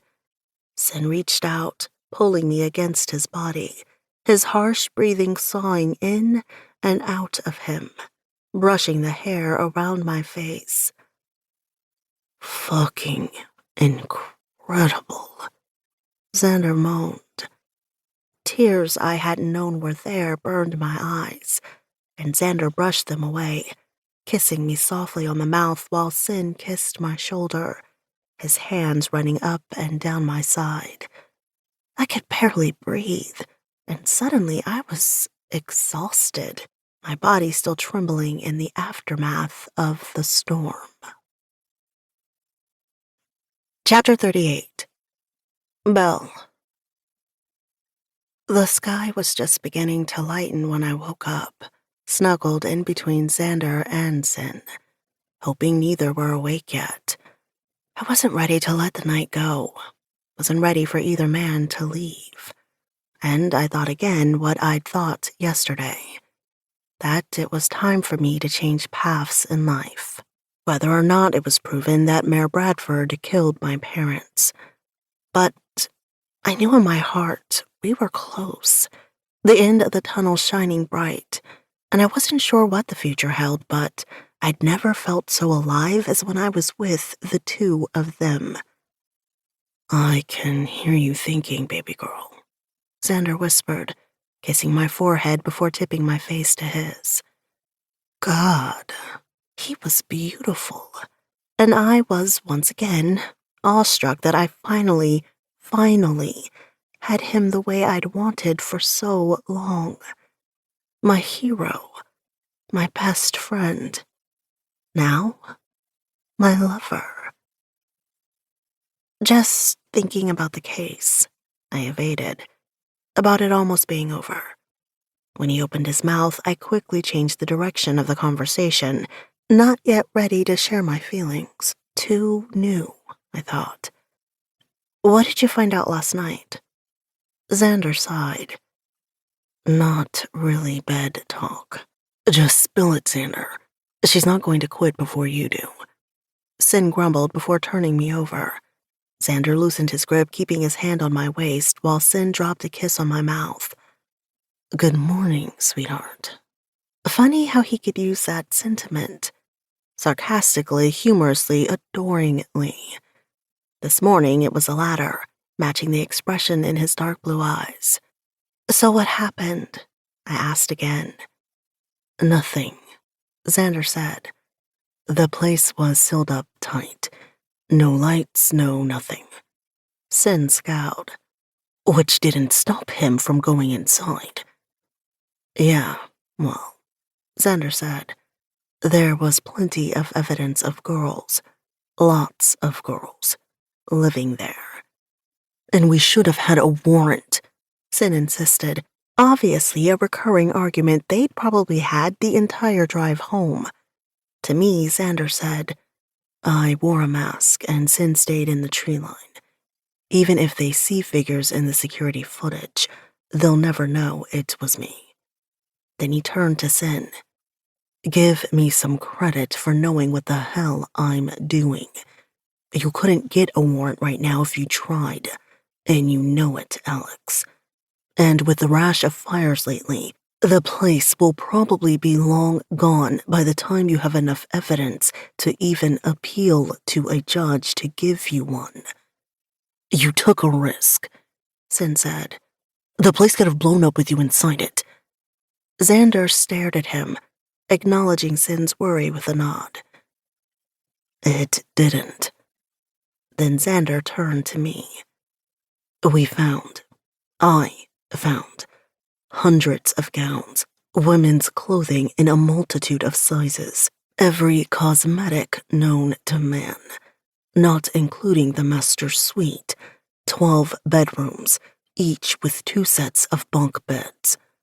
48 girls, I thought, my stomach roiling. Xander nodded. There was an on-premise hair salon, complete with a tanning bed, a pool for a natural tan, a doctor's examination room. The supply closets were filled with IUDs, birth control pills, and patches. Jesus. Something spooked them. They just cleared out. There was laundry still on the floor, a load in the washing machine, dishes in the sink. Signs of a struggle? Of bloodshed? I thought. No. And no signs of bloodshed. But they left in a hurry. And we're talking, at minimum, 48 women disappearing. But they packed, so I'm taking that as a good sign. Empty drawers and hangers. Which brought me a little relief, I thought. Any sign of the last time they were there? Milk in a cereal bowl hadn't congealed yet, but smelled sour. Some overripe bananas on the counter that were starting to bring a few fruit flies. A couple days, maybe. The day the mayor was murdered. Or the day he went missing. Again, he said to reassure me. They left in a hurry, but not in a panic. No photographs, no phones left behind? None that I could find.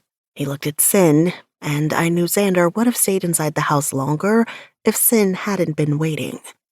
I wonder if they left on their own, or they were moved by someone else's orders. Considering the mayor was burned to death by a girl, and the time they left, I'm thinking they moved of their own volition. Which would mean the mayor's death was premeditated. It wasn't, Sin said, but didn't say why. And I wasn't quite sure what to think about that, so I decided not to. The man, at least according to Richard, which still needed to be verified, had killed my parents. Chapter 39. Sin. All the tension that had just eased over the past few hours disappeared when I heard the pounding on my front door and looked through the peephole. My father stood in the hallway, his expression unreadable, and I couldn't help but think my life was about to explode, because despite the fight we'd had, I couldn't bear to see the disappointment in his eyes. "I was hoping to catch you before you left for work," my father said when I opened the door. "If you have a minute." I didn't have a minute, not when Belle could come down the stairs at any moment, but I opened the door wider to let him enter. "I came to apologize, Alex," my father said as he stepped inside and closed the door behind him. Chancing a look toward the kitchen, I could only hope Belle stayed upstairs. Christ, how many times over the last couple days had I been reduced to feeling like a teenager? "I'm your father, first. Always. Not the commissioner. And it seems I overlooked that the other night." I didn't have to wonder why he cut off his words. I could feel her behind me, smell her even before my father's gaze left mine. "Elizabeth?" And that quickly the entire apartment filled with tension, and it took me a moment to realize what he'd said. The name he'd used. A name I'd only just learned. But from the sound of things, my father had known, and had known quite well. "This girl will ruin you." Following my father's gaze, I turned, catching the look of surprise and fear on Belle's face, the stiffness of her body as all the air was sucked from the room. And I don't know how long the silence reigned, how long until I felt the walls caving in on me as they stared at each other, as if I wasn't present. Would somebody like to explain? I asked tensely, though it wasn't really a question, more like a demand, sounding as if I'd been issuing an order. A coping mechanism, I supposed, a cover for the fear that raced up my spine, knowing my life was going to change in an instant and unable to do anything to stop it from imploding. Belle was the first to speak, her voice trembling. Ask your father. I didn't miss the heavy sarcasm on the last word. When I turned to look at my father, Belle tried to escape, inching back up the stairs. Lunging forward, I caught her by the arm and drew her toward me, moving my hand down until my fingers were wrapped tightly around hers, trying to ignore how cold they felt as I looked at my father and waited for the bomb to drop. Because somehow I knew there was going to be a bomb. My father eyed our clasped hands before looking back up at me. Again, Alex. I came to apologize. And that may have been true, but there was so much more going on here now. Somebody needs to explain what the hell's going on. Belle's shoulders wilted in defeat, and I felt the deep seeds of foreboding begin in the pit of my stomach, spreading throughout the rest of my body. And just before I lost it, I knew Elizabeth's mother. My father's gaze cut to Belle, burning with intensity now, but I couldn't tell if it was anger or something more. He seemed to be waiting. For what I wasn't sure, but when she didn't respond, didn't say a word, he continued. And even though he was looking at her, he was still speaking to me. We were having an affair. Shock. That was the first emotion that ran through me, quickly followed by outrage, and I reeled back, taking Belle with me.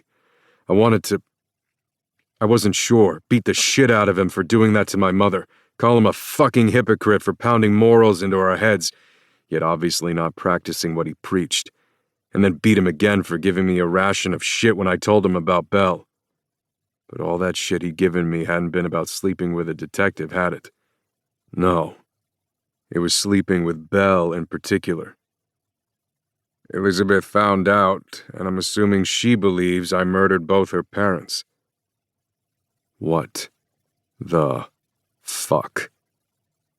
Whipping my gaze to Belle, I waited for something, anything, a denial maybe. But that isn't what I found. Her shoulders were slumped as if all the fight had gone out of her.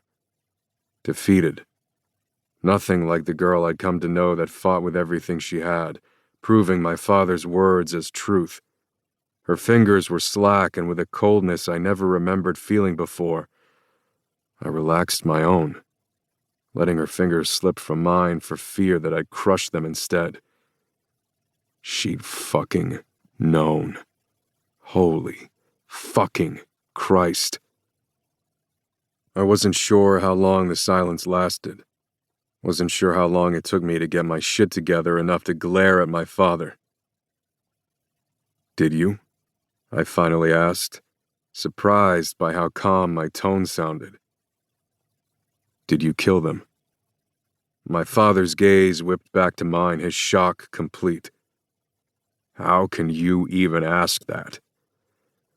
I wasn't sure, but the man standing in front of me wasn't who I'd thought, wasn't who I'd been led to believe. You warned me away from her, I said, jabbing a finger toward Belle. Not because she was my detective, but so I wouldn't find out you were fucking another woman. It makes me question just how far you were willing to go to keep your secret. No, I didn't kill her parents. Why did you lie to me all those years ago? Belle finally asked, softly, but as she continued, her voice grew stronger, louder, 6.5 years' worth of pent-up rage coming from the depths of her soul. When I came to you all those years ago, when their deaths were ruled a murder-suicide, I was 17 years old, had lost both my parents, had nobody to turn to, and the one person I did, begging for help, lied to me. All those years you've withheld evidence that would have pointed the finger at you.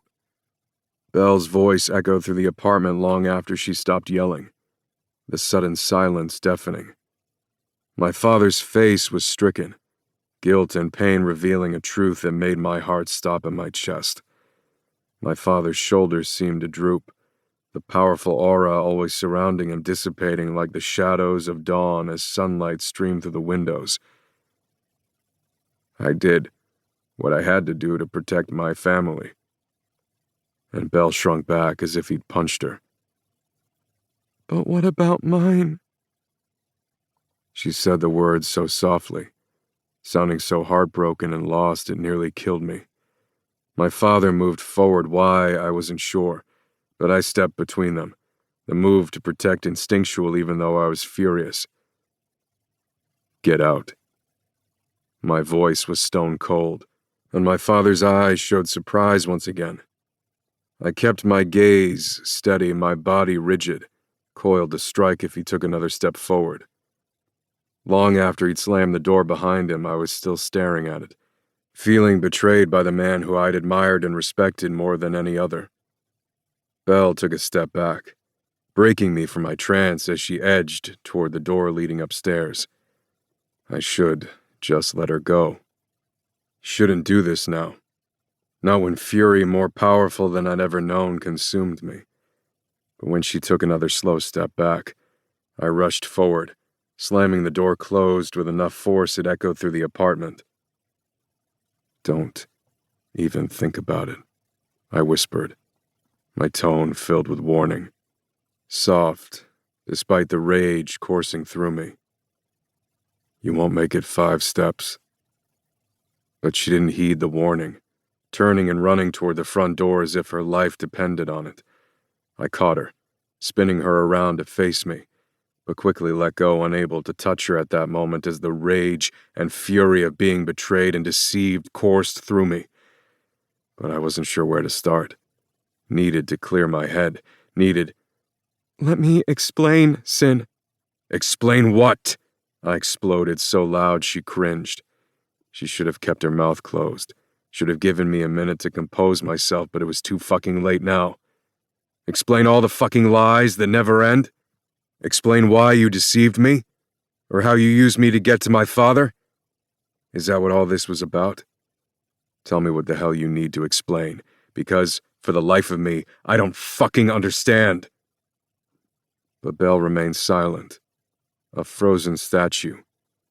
Pure, unhidden fear shining in her eyes as her body began to tremble, which had the dual impact of pissing me off and filling me with guilt at the same time. Taking a deep breath, trying to get my rage under control. You thought I knew, didn't you?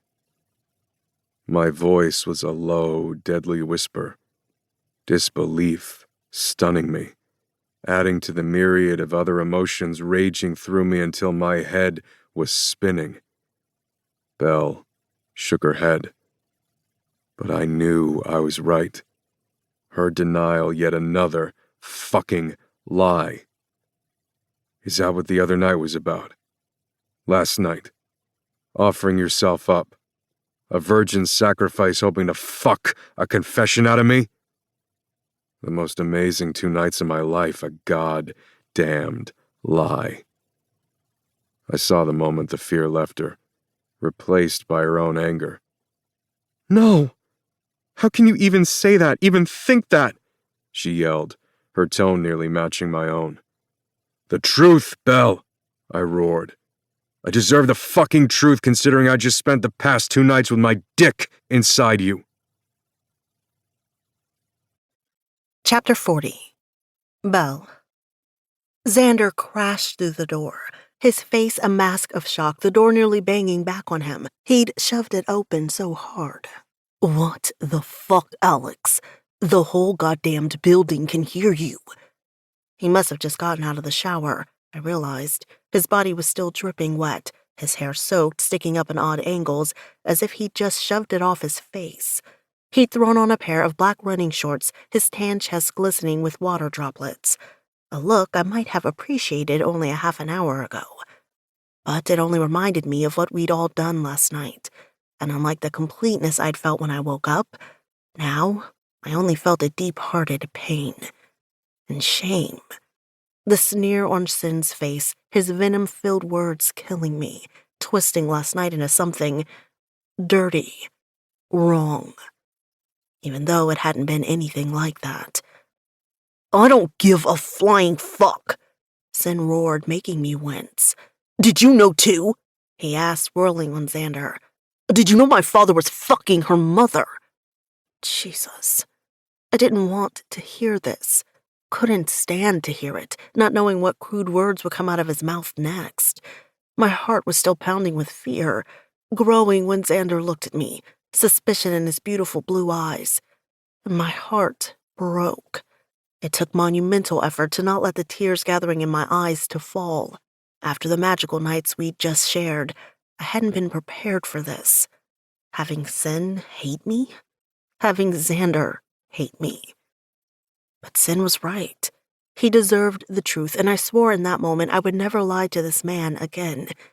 Not that I'd ever get the opportunity. When I spoke, I made sure my tone was modulated, didn't want to escalate the fight, didn't want to fight with this man. Below his fury, I saw the pain, knew I hurt him. Not once, but over and over again. So I took a deep breath and told him the truth, even though I wasn't sure if he was in a place to hear it. Somebody delivered pictures. My father, your father, my mother. I saw the shock on his face, but I didn't pause, needing to get it all out because I wasn't sure if he was going to explode again. For a few hours, I thought you knew. Thought you both knew. An admission that I hadn't trusted either one of them. And while Sin still looked cold, Xander looked, well, a million things, but stunned bewilderment was the top, because I hadn't trusted him enough to tell him. Thought that's why you were both with me. I heard people coming, didn't know who it was. The night of the shooting in the alley. Yes, I admitted to Sin. His tone wasn't softening, neither was the look on his face. He was still cold. A look I was used to, but had hoped to never see again. And I mourned the loss of the playful side of him I'd experienced the other night. The sensual side of him I'd experienced the past two. My gaze dropped to his hands, and for some reason that made my already broken heart shatter, splintering into a million pieces, wondering if I'd ever feel those hands warming my skin again. Holding me, protecting me, bringing me to heights of ecstasy I'd never imagined before. I wondered if both you and Xander were covering for your father at first. I saw him tense, Xander doing the same, but I didn't dare look either of them in the eye when I said that. Too scared, too ashamed. But I quickly dismissed that idea. I said to Xander before glancing at Sin again. Like you just heard, your father lied to me, so I jumped to conclusions when I found those photos. It wasn't until my conversation with Richard that I started doubting your father was involved. He was silent for a few beats. When he spoke again, his voice was lower. And when, if ever, were you going to tell me all this? Never. I saw his face harden, but this time I met his gaze, looked him straight in the eye. You didn't. But Sin didn't give me time to explain. From his bedroom, his alarm blared. Save it. I don't need to hear any more fucking lies. Without another word, he left the room, slamming his bedroom door with a finality I couldn't dismiss. 3 little words. 3 words along with timing too coincidental to ignore and led me to the door I now leaned my head against. And gut instinct. Admittedly, it had taken me longer than I wanted to confess. My kidnapping had shaken me, had thrown me off, made me aware of my own mortality, consuming my thoughts to the exclusion of all others, weakening me. That and believing the mayor had killed my parents. But right now, I felt stronger than ever, more in control. Somewhat, anyway. Clutching the keycard in my hand, I took a deep breath, gathering my courage before I opened the door, not knowing what lay on the other side, but knowing it was a trap, knowing I was meant to be here, where it all began. I was not a victim. I was strong, determined. More than that, I was pissed. Bastard. Hissing the word under my breath did not have nearly the same effect as screaming it at the top of my lungs, probably because the bastard in question couldn't hear me. But he would, because suddenly, in the blink of an eye hours earlier, when I'd been hysterically repeating the fight between me, Sin, and his father, while Sophia tried to calm me down, everything, most things, had become glaringly obvious. Just open it. Open the door where your nightmare began. Where it'll end. Bracing myself, I inserted the key card, heard the snick and shoved it open, immediately sucked into the past, 17 years old again. Rivers of red replaced the formerly elegant hotel room. Blood dripped from the crisp white walls, soaking the plush white carpet, splashed on nearly every surface like something out of a horror movie. My mother was in the middle of the room, her open, lifeless eyes staring right through me, her arm reaching as if begging for help that was way too late in coming. An image I knew would haunt me for the rest of my days. Blood covered her face, still so fresh it dripped to the carpet below without a sound, as if in slow motion. Her gold dress was now crimson, the sequins catching the light from the crystal chandelier hanging directly above her, glinting off the still butt of a gun just a few feet away. The gun still gripped in my father's hand. The back of his head was a big, gaping hole, brain matter mixing with blood, saturating the carpet behind him. Blinking out of my trance, my brain finally registered that I wasn't seeing blood from the past, but blood from the present, along with a girl bound to the chair in the center of the room, her screeches indecipherable behind the makeshift gag in her mouth. Gaping at Julie, I struggled for calm, even as my heart raced. Faster, harder, thumping in my eardrums so loud it drowned out all other sounds. I held my fingers to my lips in the universal hush sign, drawing my weapon from my holster as my bodyguard followed me in, clearing the rest of the suite while I double-checked the deadbolt and chain. Returning minutes later, he gave me a nod before taking the gag out of Julie's mouth and checked her for injuries. "Thank God you found me!" Rushing forward, I pulled the knife I'd finally replaced from my ankle, cutting through her bonds. Whose blood? I wasn't sure why I was whispering. The suite had already been cleared.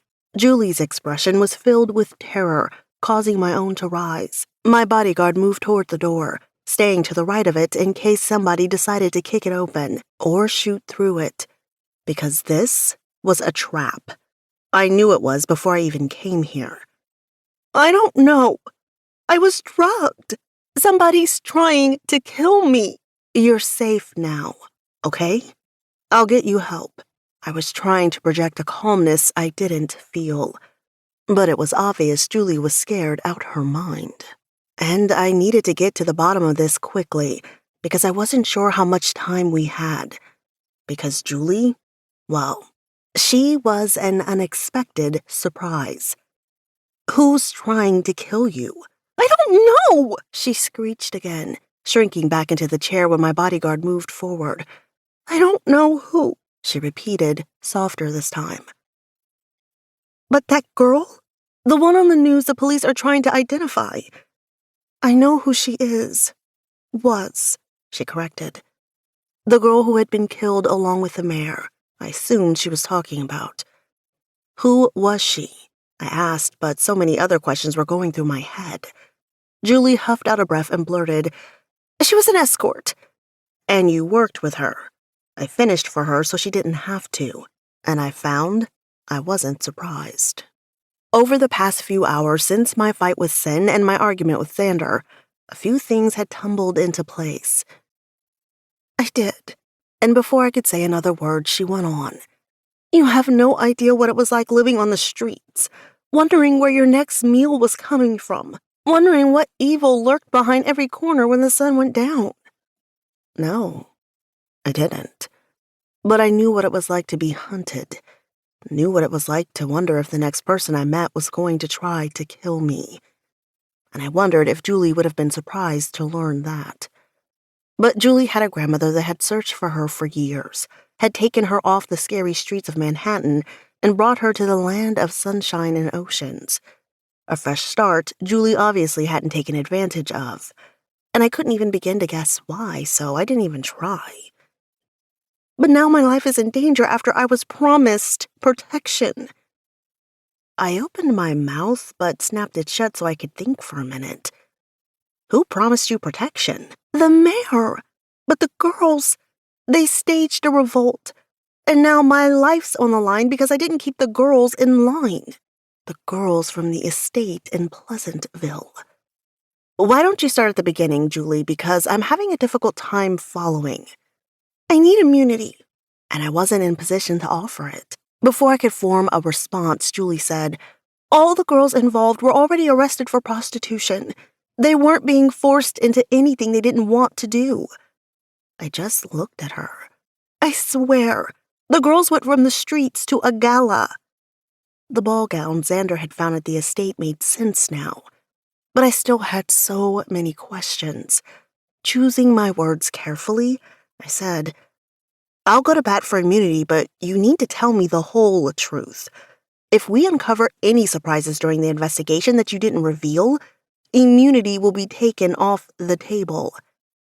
Slowly, Julie nodded, and internally I breathed a sigh of relief. And even though he hated me at the moment, I wished Sin was here. Please begin with an explanation of how the girls went from the streets to a gala, I advised, using Julie's own words, even though they made me slightly ill. Julie nodded. Like I said, they were previously arrested for prostitution. We'd, bail them out, offer them a choice. At least, the ones who weren't hooked on drugs or carrying any sexually transmitted diseases. The ones that made it through the selection process, meaning the ones pretty enough to be put on display at a gala. The ones men would be attracted to. They had a choice, Julie reiterated. If they said they weren't interested, they were left alone. If they agreed to work for the club for a year, their legal troubles went away. They were given a place to live, and they were well cared for during that time. If one of the Johns didn't kill them, I thought, but didn't say, because I needed more information.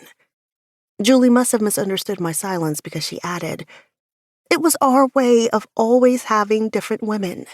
Fresh meat, I silently rephrased.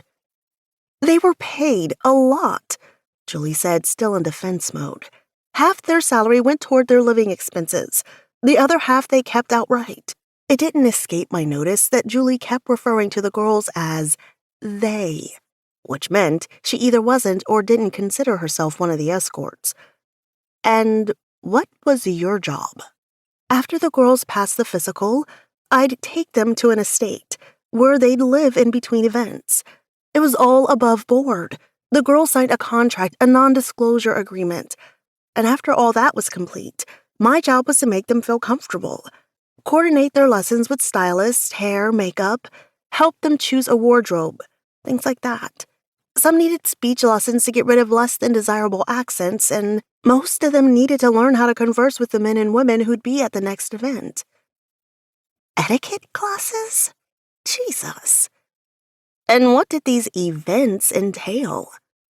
The girls started off at small parties, private parties, invitation only.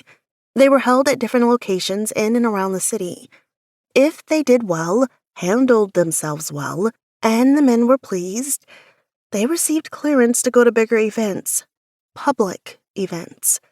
Those were the real moneymakers, and they'd get to select their own men instead of the other way around. Solicit, she meant. And then, would those men be blackmailed? Jesus, I thought again, hiding a prostitution ring in plain sight. I couldn't help but wonder if any of the women at the gala I'd attended had been part of this. Tell me about the mayor's death. You said they staged a revolt. From what I can gather, when I was holed up in Florida, the mayor began withholding the girl's pay. The girl who died, her name was Casey. She and another girl went to confront the mayor, but things got out of control. Casey drugged him but didn't escape fast enough. The other girl said Bradford broke Casey's neck but collapsed before he got to her. And the fire? Renee. She was the other girl. Said she snuck back in later and set the fire so it would look like the fire from the night before. Where's Renee now? Julie hesitated before she spoke. You have to promise she stays safe, that nothing happens to her. It was a promise I couldn't make, because I still didn't know all the players, and I wasn't naive enough to believe it was only Julie and the mayor. The size of the prostitution ring Julie was describing was only something I could guess at. And if the mayor of New York was one of the ringleaders, I couldn't imagine how high up it went. I said as much to Julie, and then I added, I'm going to need names. Names of the people who run it. Names of the girls, stylists, doctors, everybody involved. Other than the mayor, I don't know who else was involved, which is why I need protection, because I don't know who kidnapped me and tied me up. I've been in this chair for days. She hadn't. There would be bodily fluids other than blood on the carpet surrounding her. What about your father, Jeremy Mendez? Does he know what you do? Does he know about the brothels? Nobody knows, she yelled. When I have that agreement in my hand, once I'm safely stashed away, I'll give you the stylist. Julie never finished before the door flew open. Screaming, she flew off the chair as I whirled around, reaching for my weapon as my bodyguard tackled the intruder to the floor, handcuffing his hands behind his back in a move so fast, all I saw was a blur. I breathed out a long exhale, my knees trembling when I turned toward Julie and handcuffed her. My bodyguard lifted the man up and made quick work of securing him to the chair. We meet again, Richard. And then I smiled because I was not a victim, though this man had tried to ensure I was. I must admit I'm impressed, Miss Sullivan. Then he cocked his head. Poor Julie has been held here for days, awaiting your arrival. How'd you figure it out?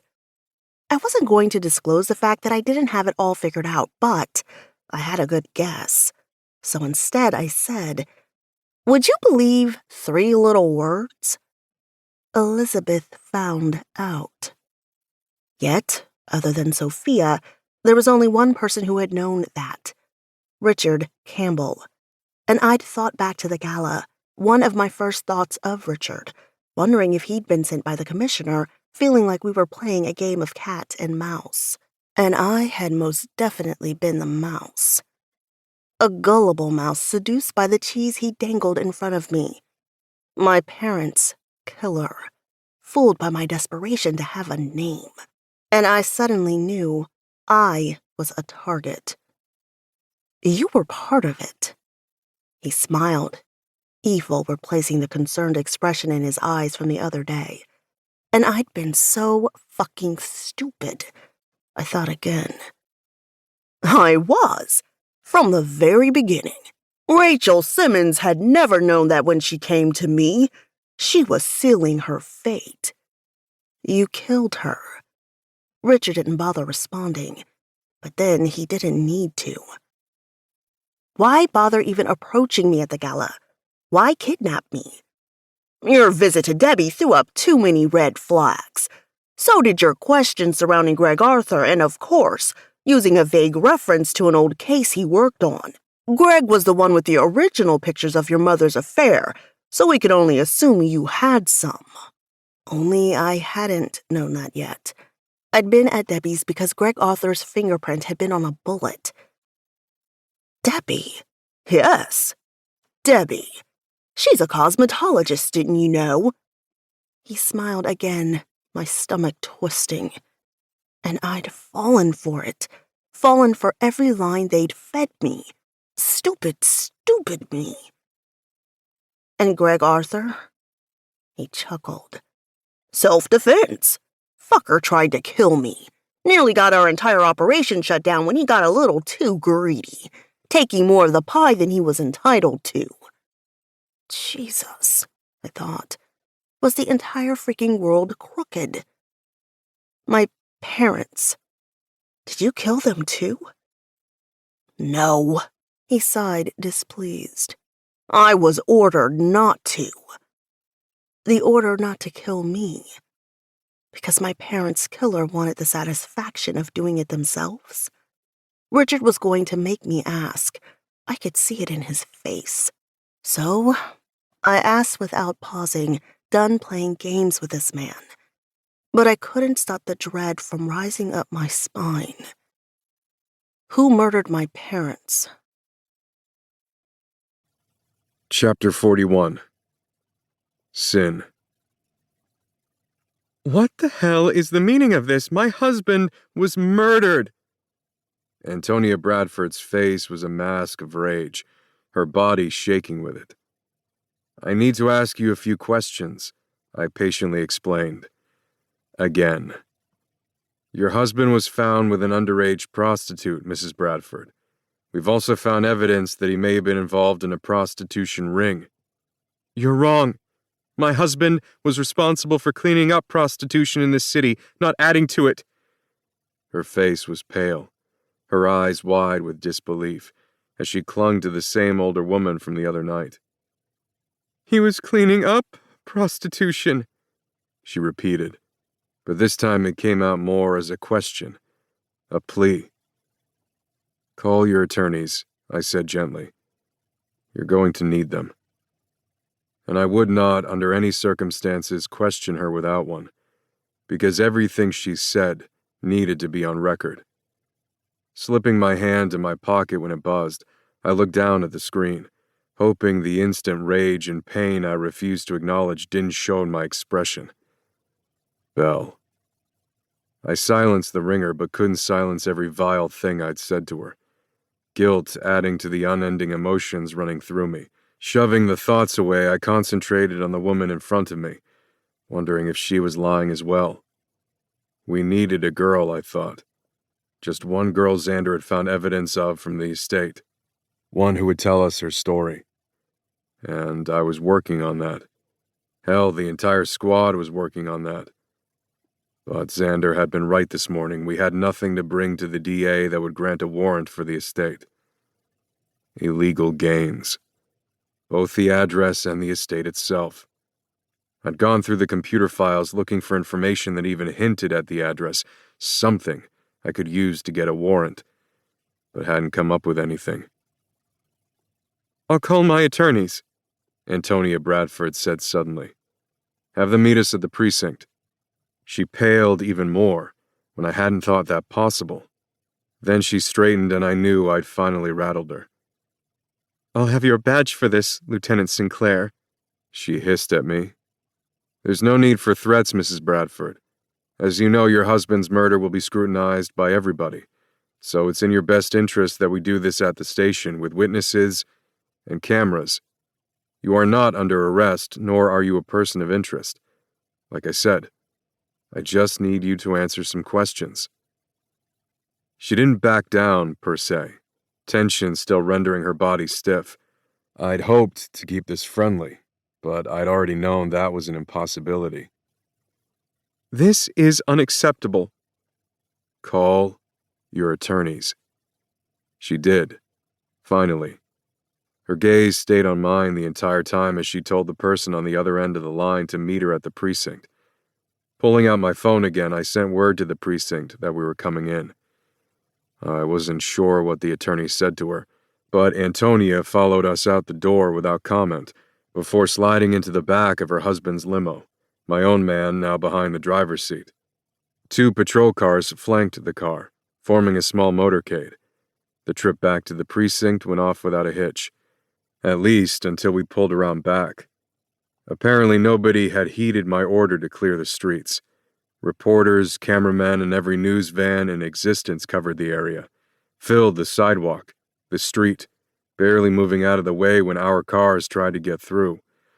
Swearing under my breath, I punched the Bluetooth to call patrol. In front of me, the limo door opened, and I swore again, throwing open my door and racing toward Mrs. Bradford as she stepped from the car, instantly hidden behind a bevy of reporters, their questions loud and piercing. What the fuck? Why the hell had she gotten out? Beyond the reporters, coming around the other corner, I saw a familiar flash of black hair. Belle, running toward me, too far away for me to see her expression. Rushing toward the mayor's wife, I finally reached her. Uniforms converged, shoving the press back. Their shouts never ceased, creating havoc and chaos as I tried to protect her. The blast came out of nowhere. 1 shot. 2. Shoving the mayor's wife to the ground, I covered her body with my own, while the crowd erupted in screams, feeling the slickness, smelling the sickly sweet scent of blood, already knowing I was too late. Another officer flew toward me, crouching on the ground next to me, the horror on his face impossible to miss, growing when he looked down. And I followed his gaze. She was dead. Had already been dead before we hit the ground, I knew. Scanning the area, I searched for a sniper I knew I wouldn't find. Didn't even know the trajectory. The crowd seemed to move as one, blocking my view. "Get her inside," I barked. Then I was on my feet, running toward the end of the street, fighting my way through the crowds, taking off at a fast run towards Belle's last known location. There were too many people. Too much chaos. The roaring of the crowd deafening, my own heartbeat too loud, pounding with fear and panic. Checking every face, searching and searching for a black head of hair I knew I'd never be able to see.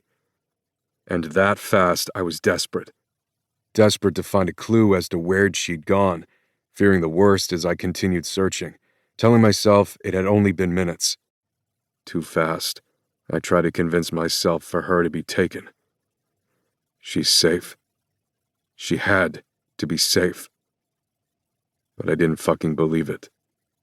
The crowd cleared suddenly, parting like the Red Sea as if they knew I needed to get through. Half a second later, I understood. A Red Sea. Of blood. I nearly tripped over the body. Chapter 42. Xander. "Tell me you're with Belle!" Fear. Instantaneous. Excruciating. The agony in Alex's roar coming through the phone as if he was sitting right next to me. And Christ, I'd just been here days ago. Couldn't go through it again. My argument with Belle after Alex had left still pulsing through my veins, now replaced with dread. What's going? Mayor's wife was killed. Belle's bodyguard is dead. Nearly tripped over his body when I was searching for her, but she disappeared from the crime scene. Alex yelled, and my fear hit the roof, panic clawing my insides as I rushed out onto the street. Phone? No hits since the street. Last ping 15 minutes earlier from the Royale. Oh, fuck. Where her parents were murdered. I bit out, my heart stopping. Every instinct was screaming for me to get to her. "I'm on my way there," Sin said. We needed to cover more ground, stay split up, but I didn't know where. Fuck, yeah. I knew where to go. That fucking bastard. I'd truly kill him this time instead of putting a bullet an inch from his goddamned head. Room 2010. I'm going across town. Calleth. Of course I'll fucking call. My feet pounded the pavement as Alex disconnected. I ran, bypassing the limo, needing faster transportation. 10 blocks. and I ran faster than I'd ever fucking run in my life, jumping into a cab once I was out of the heart of the city, traffic finally lighter, stealing a cheap-suited man's cab, his yelling abruptly cutting off when I flashed my gun. Slamming the door, I threw every dollar in my wallet through the hole in the plexiglass. Life or death, meatpacking district, now! Go, go, go! Minutes passed in a squeal of tires, blown red lights, obviously the right damn driver, as we careened through the streets at a speed that would have scared the living shit out of me at any other time. I flew out of the cab before it came to a full stop, pulling my identification as I ran, security hot on my heels, shouting questions I didn't bother answering. "Open the cell! Make sure he's cuffed!" I roared. Sweat poured off me as I ran down 2 levels of concrete stairs to the makeshift cell where my prisoner was being held. Slamming the metal door open, I didn't even hear the reverberation of steel against steel over my pounding rage.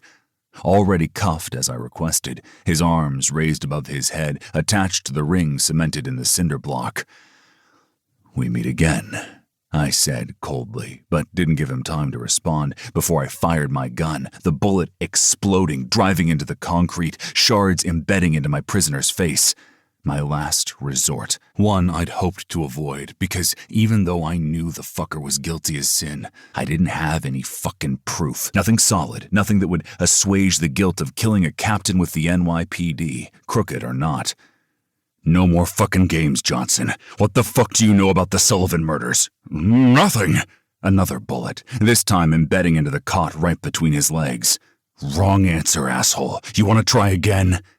His fear was palpable, the piss staining his pants as he lost control of his bladder.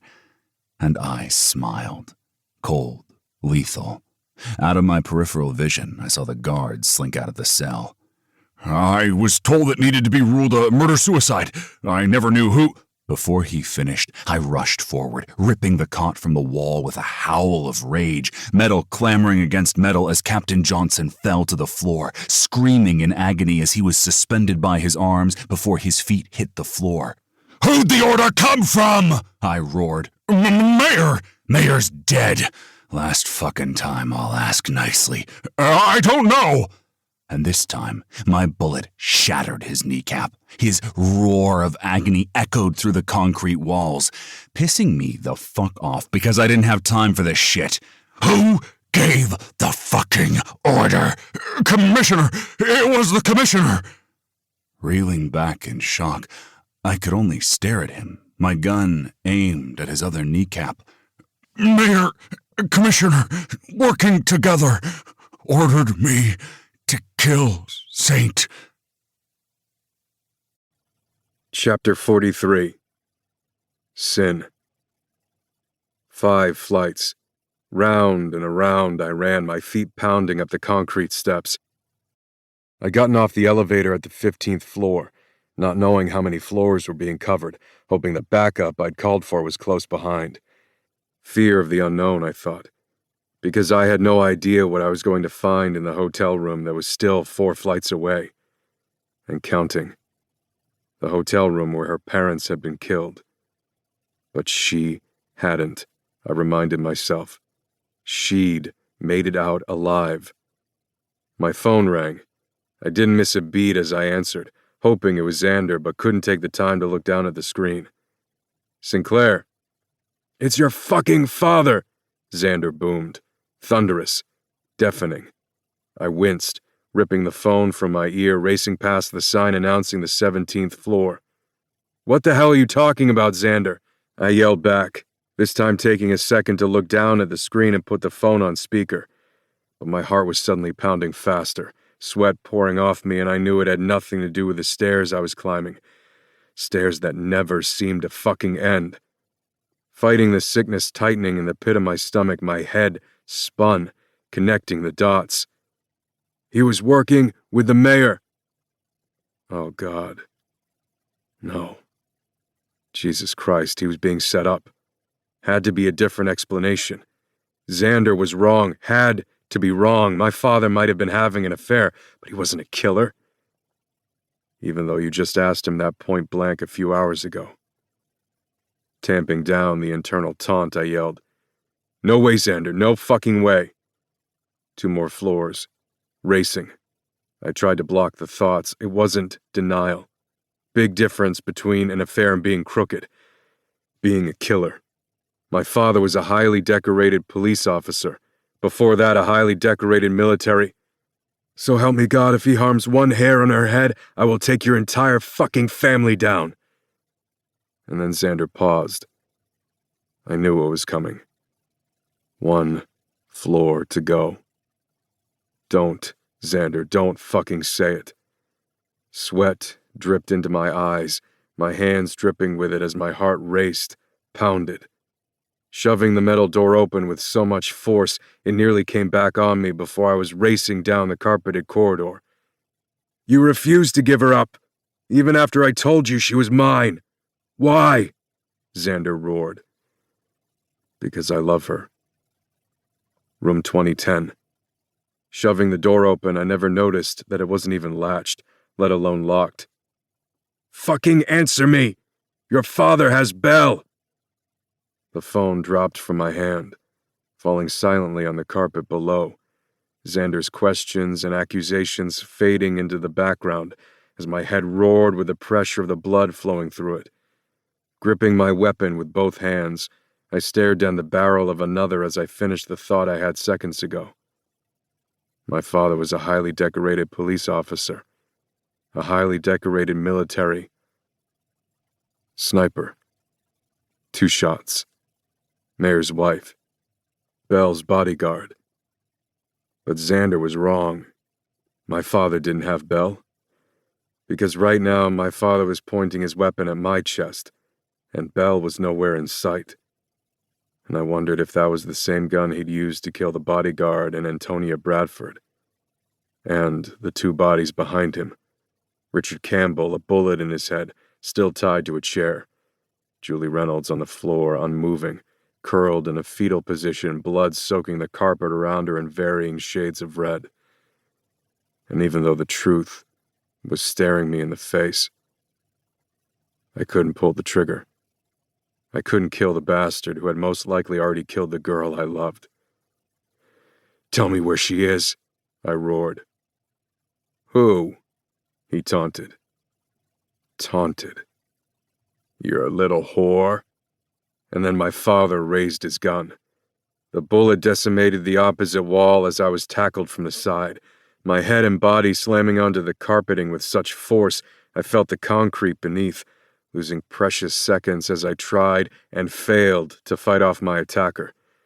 Not attacker, I thought, vaguely registering that I'd heard 2 shots being fired as I was lifted to my feet, Detective Brandow yelling words I couldn't hear as my head buzzed. And then everything came into focus, as countless detectives in uniforms rushed into the corridor from all directions, and I finally moved, crouching down to pick up my phone, ice running through my veins. More powerful than I'd ever felt before as I met my father's open eyes, as he bled out in the same hotel room where he'd killed his lover and her husband. Time seemed to stop for a moment, my life with him flashing before my eyes as part of me died inside. And I wondered if I'd ever see him alive again. I ran for the stairs, phone in my hand, Xander still yelling. I roared one word before disconnecting the call. My father had told me where Belle was after all, though probably not on purpose. Chapter 44. Belle. I rolled over onto my back, my eyes slowly fluttering open. To darkness. Closing my eyes again, I breathed in slowly, willing the nausea to pass. My head throbbed, blinding pain that stole my strength, my will to even breathe. Slowly suffocating. A trunk, I thought. Trunk of a car. Then, everything faded to black. I wasn't sure how long I'd been out when I came to again. My head still throbbed, pounding in time with my heartbeat. Moaning, I rolled onto my side, cradling my head in my hands, the movement taking every bit of strength I had. It was still dark. I was still suffocating, trying to breathe in enough oxygen through my nose, sweat soaking my clothes to my skin, my hair drenched. I struggled to remain conscious, tried remembering. Today's timing, the commissioner's visit, bullshit apology, causing a fight between me and Sin, because he'd known about our affair. You warned me away from her. Sin's words to his father. Then Richard, his taunt still ringing in my ears. How the hell did you think I got into the gala in the first place? The commissioner sent me to gather information, see what you knew, throw you off track. And I ran as fast as I could, trying to get to Sin when he didn't pick up the phone, needing to warn him. My bodyguard shot. Mayor's wife. Sin falling. God, no. Screaming, I remembered. Then nothing, as if that bullet had struck me. How long had it been since then? A few minutes? A few hours? Wake up! The slap to my cheek stung, and I blinked against the light as my eyes finally opened. But I was fighting the pain in my head, wanting to sink back into unconsciousness. I got the feeling of time passing again, and suddenly my eyes popped open. Terror, my first emotion as everything came into focus. Being taken, shoved into a trunk after feeling a sharp needle in my neck. And now all fogginess left in an instant, replaced as paralyzing fear radiated through my entire body. I was bound, my wrists tied together, fastened overhead on what I assumed was a rope from the way it chafed my skin as I struggled to free myself, terror clawing through me as I began mindlessly begging, simultaneously praying for my life. I felt a sharp kick to my thigh and gasped in pain, teetering perilously for a terrifying moment from whatever I was perched on before free-falling. I jerked to a sudden stop, my entire weight suspended by my arm, so agonizingly painful. I roared in agony as tears filled my eyes. Struggling for breath, my head swimming in the darkness, my heart pounding with unrelenting fear. Unbearable seconds later, I managed to find my footing, relieved that I could reach the floor on tiptoes, easing the weight from my aching arms. You're definitely awake now. I wasn't sure where the voice was coming from, wasn't even sure where I was. The place had a floral smell, reminding me of being in a meadow, though I knew I definitely was not. In an instant, the lights blinked on, sending blinding pain to my eyes, which I slammed shut. My assailant was slowly torturing me, I thought. Every ache and pain seemed heightened, more agonizing, and I absently wondered if it was from the drugs or the fear. Long moments later, I blinked, carefully letting my eyes adjust. A dressing room. Gowns littered the floor in a heap. One entire wall, an endless mirror. My horror spiked, seeing myself reflected, suspended from the hardware where the gowns once hung. The chair toppled over too far from my feet. The estate in Pleasantville Sin and Xander had spoken about. The opposite wall revealed more gowns, closet doors wide open. Gowns in every color, countless pairs of shoes. And then my assailant came into view, shocking me. Not the commissioner. I sucked in a long breath, choking as spots danced in front of my eyes, fighting off a panic attack as I looked into eyes colder than I'd ever seen. And I knew in that moment I was going to die. Suspended from the ceiling, my toes barely touching the floor. Silently, I prayed for a quick death, a bullet to the heart I undoubtedly wouldn't feel, another vicious punch that would leave me unconscious for those final moments. or another injection that would provide the same results.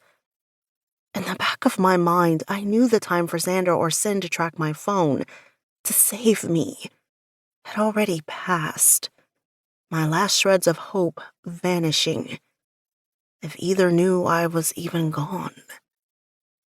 In case you're not aware, you're in a whorehouse.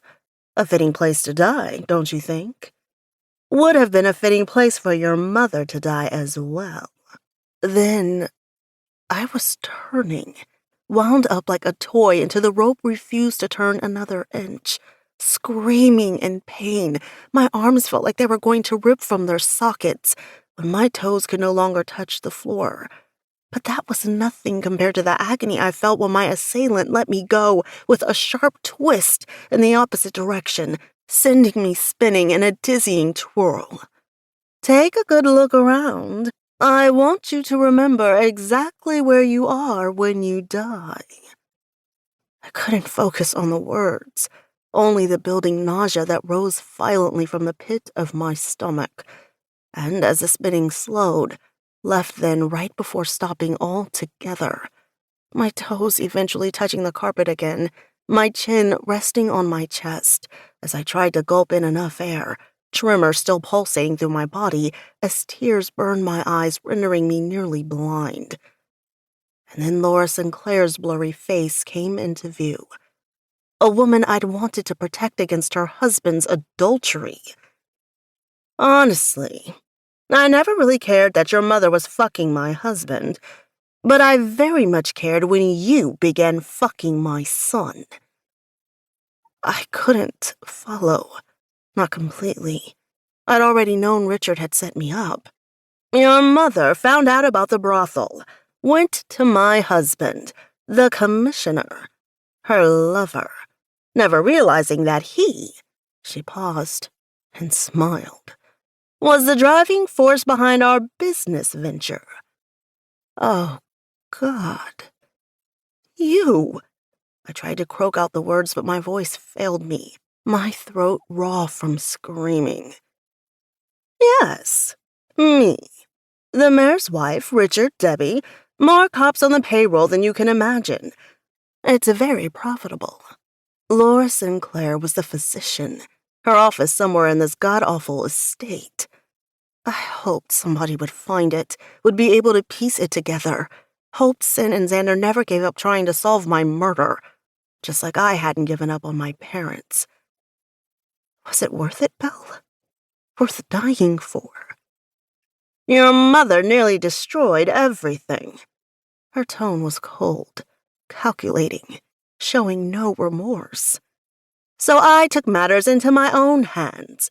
My husband, he wouldn't kill her, but he made damn sure it was covered up. She backed away, stepping out of my line of sight, and I panicked, twisting in my bonds, trying to find her, needing to know if there was going to be a bullet entering my body, wanting to be staring her in the eye as she killed me. I hear you're afraid of fire. Horrific images filled my head, imagining all the ways I could be tortured before I died.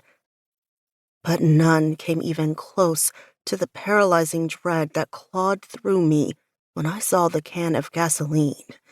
So ferocious it sent me into a blind panic, memories of the past converging with the present. Too afraid to blink, I followed the stream of liquid pouring out of the can in a zigzagging line, beginning at the furthest point in the room, a diagonal path stretching from wall to wall, coming closer and closer to where I remained suspended from the ceiling, no chance of escape. Last time I tried this, you escaped. This time, you won't be so lucky. So you can watch. Feel that mind-numbing fear as the flames snake their way towards your feet, lick up your legs, eventually consuming every part of your body. Feel the unimaginable, excruciating pain as it melts your skin, so reminiscent of burning a witch at the stake. And I watched as the long wooden match was struck, its small flame almost hypnotic as I stared death in the eye. And yes, I might die, but I was going to take the bitch down with me. Gripping the rope, I lifted my legs, ignoring the pain as it shot up both arms.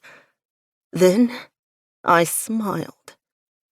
I'll see you in hell. Chapter 45. Sin. No! The word tore from my throat, shoving down the crippling agony as I pulled my tactical knife, time seeming to stop as I took in the scene automatically, rushing forward, watching in horror as Belle lifted her feet, kicking out with both legs in a lightning-fast move, her aim dead on as her feet connected with my mother. She flew back, falling, the long wooden match igniting the gasoline-soaked floor in an instant, flames racing toward Belle as my mother let out a blood-curdling scream, piercing my eardrums with a sound that would forever haunt me, the fire blazing like an inferno from the pits of hell. An excruciating, agonizing decision knowing I could only save one, but a decision I made in an instant, already feeling the guilt eating me alive as another part of me died inside. Flying toward Belle, righting the chair that had been kicked aside, I immediately lifted her. She struggled violently, twisting, turning nearly incoherent with terror as flames licked up my legs. Slicing through the rope, I threw her over my shoulder, my mother's screams a torment, following as I crashed through the French doors, combining with the shouted orders of the officers who'd been seconds behind me. And finally, a fucking blessing as I stared down at the pool 2 stories below. Swinging Belle from my shoulder, I knew for as long as I lived, I would never forget that look in her eyes as they met mine. She recoiled in horror, incoherent words falling from her lips as she shook her head, struggling to get away from me, staring at me with those heartbreakingly beautiful green eyes that were now filled with terror. "You need to jump," I roared, hoping she'd hear over the shouts coming from the bedroom, over the terror that consumed her. But she didn't, and I didn't have fucking time. Lifting her, I threw her over the balcony, her scream piercing the night as I followed, jumping into the pool, immediately spinning around when I broke the surface. She came up choking and coughing, water pouring out of her mouth before sinking again just before I reached her, pulling her toward me, holding her under her arms and across her chest in a lifeguard's carry until I reached the steps, laying her on the ground. "Belle, sweetheart, it's Sin. Trust me, I promise you'll be okay. You're safe." Almost, anyway, I thought, doing my best to soothe her as I gently lifted her into my arms, cradling her, watching as my mother was thrown over the balcony followed by the other officers as we were swarmed. Holding Belle's head against my neck, I made sure she couldn't see the commotion, and I never stopped speaking, my voice as calm as I could manage, reassuring her, praying she'd trust me for the next few minutes. Somebody wrapped a towel around my shoulders. Another was placed over Belle's trembling body, her silence scaring me far more than her screaming would have, piercing my heart while I desperately tried to ignore the fact that she wasn't clinging to me, telling myself it was enough that she was alive. I'd nearly been too late. Even now, I wasn't sure how I made it. The NYPD's motorcycle I'd commandeered outside the hotel hadn't been nearly as fast as my brother's. Still a terrifying drive as I tested the bike's limits, shoving out all thoughts so I could concentrate on driving, knowing an accident at that speed would cause instant death. But my fear for Belle had trumped everything else. And of all the horrors I thought I'd find, nothing compared to the sight of my mother lighting that match, an image that would permanently be burned into my mind. Horror that my family had tried to kill her, had killed her parents. My hand was trembling as I moved it to cradle the back of Belle's head, making my way toward the front of the house, tamping down the urge to roar with rage at my parents' betrayal. Xander came running around the corner before I made it to the front, his accusing expression impossible to miss even through the 20 feet that separated us. Reflexively, I tightened my arms around Belle until she whimpered, forcing me to loosen my hold. I'd hoped for a little more time. Hoped to talk to her for a minute, hoped for... Hell, I didn't even fucking know at this point. Pressing my lips against hers, I whispered, "I'm so sorry, Belle. For 1,000 things. Sorry she'd been through hell for the past 6.5 years. Sorry my family had destroyed hers and nearly caused her death tonight. And so desperately sorry she would never be mine. Because in that second, when I'd seen that look on her face, well, that had said everything, hadn't it? Xander ripped Belle from my arms, and anything else I would have said was drowned out by Belle's heart-wrenching sobs piercing my heart as she clung to him, repeating his name over and over. The EMTs came running, trying to pry Belle from Xander, but she fought them, her sobs becoming louder, clinging to Xander until he cupped her face, speaking words I couldn't hear. But whatever he said convinced her to go with the paramedics. And as soon as they rounded the corner, Xander rounded on me, his gaze filled with unmasked rage as he stalked toward me, his fist connecting with my jaw in a move I never saw coming. My head snapped back, and he fisted my shirt in his hand before I could recover. "You had to fucking know. All these years you let me believe it was my family, my father," he roared. But he didn't wait for an answer. Instead, he shoved me away, already moving toward the front of the house, toward Belle, walking backwards, his tone deadly matching the look in his eyes. "You come near her again, Alex. I will fucking kill you." Belle, Sin, and Xander's story continues in Scandalous, Sinful Surrender Quartet, Book 3.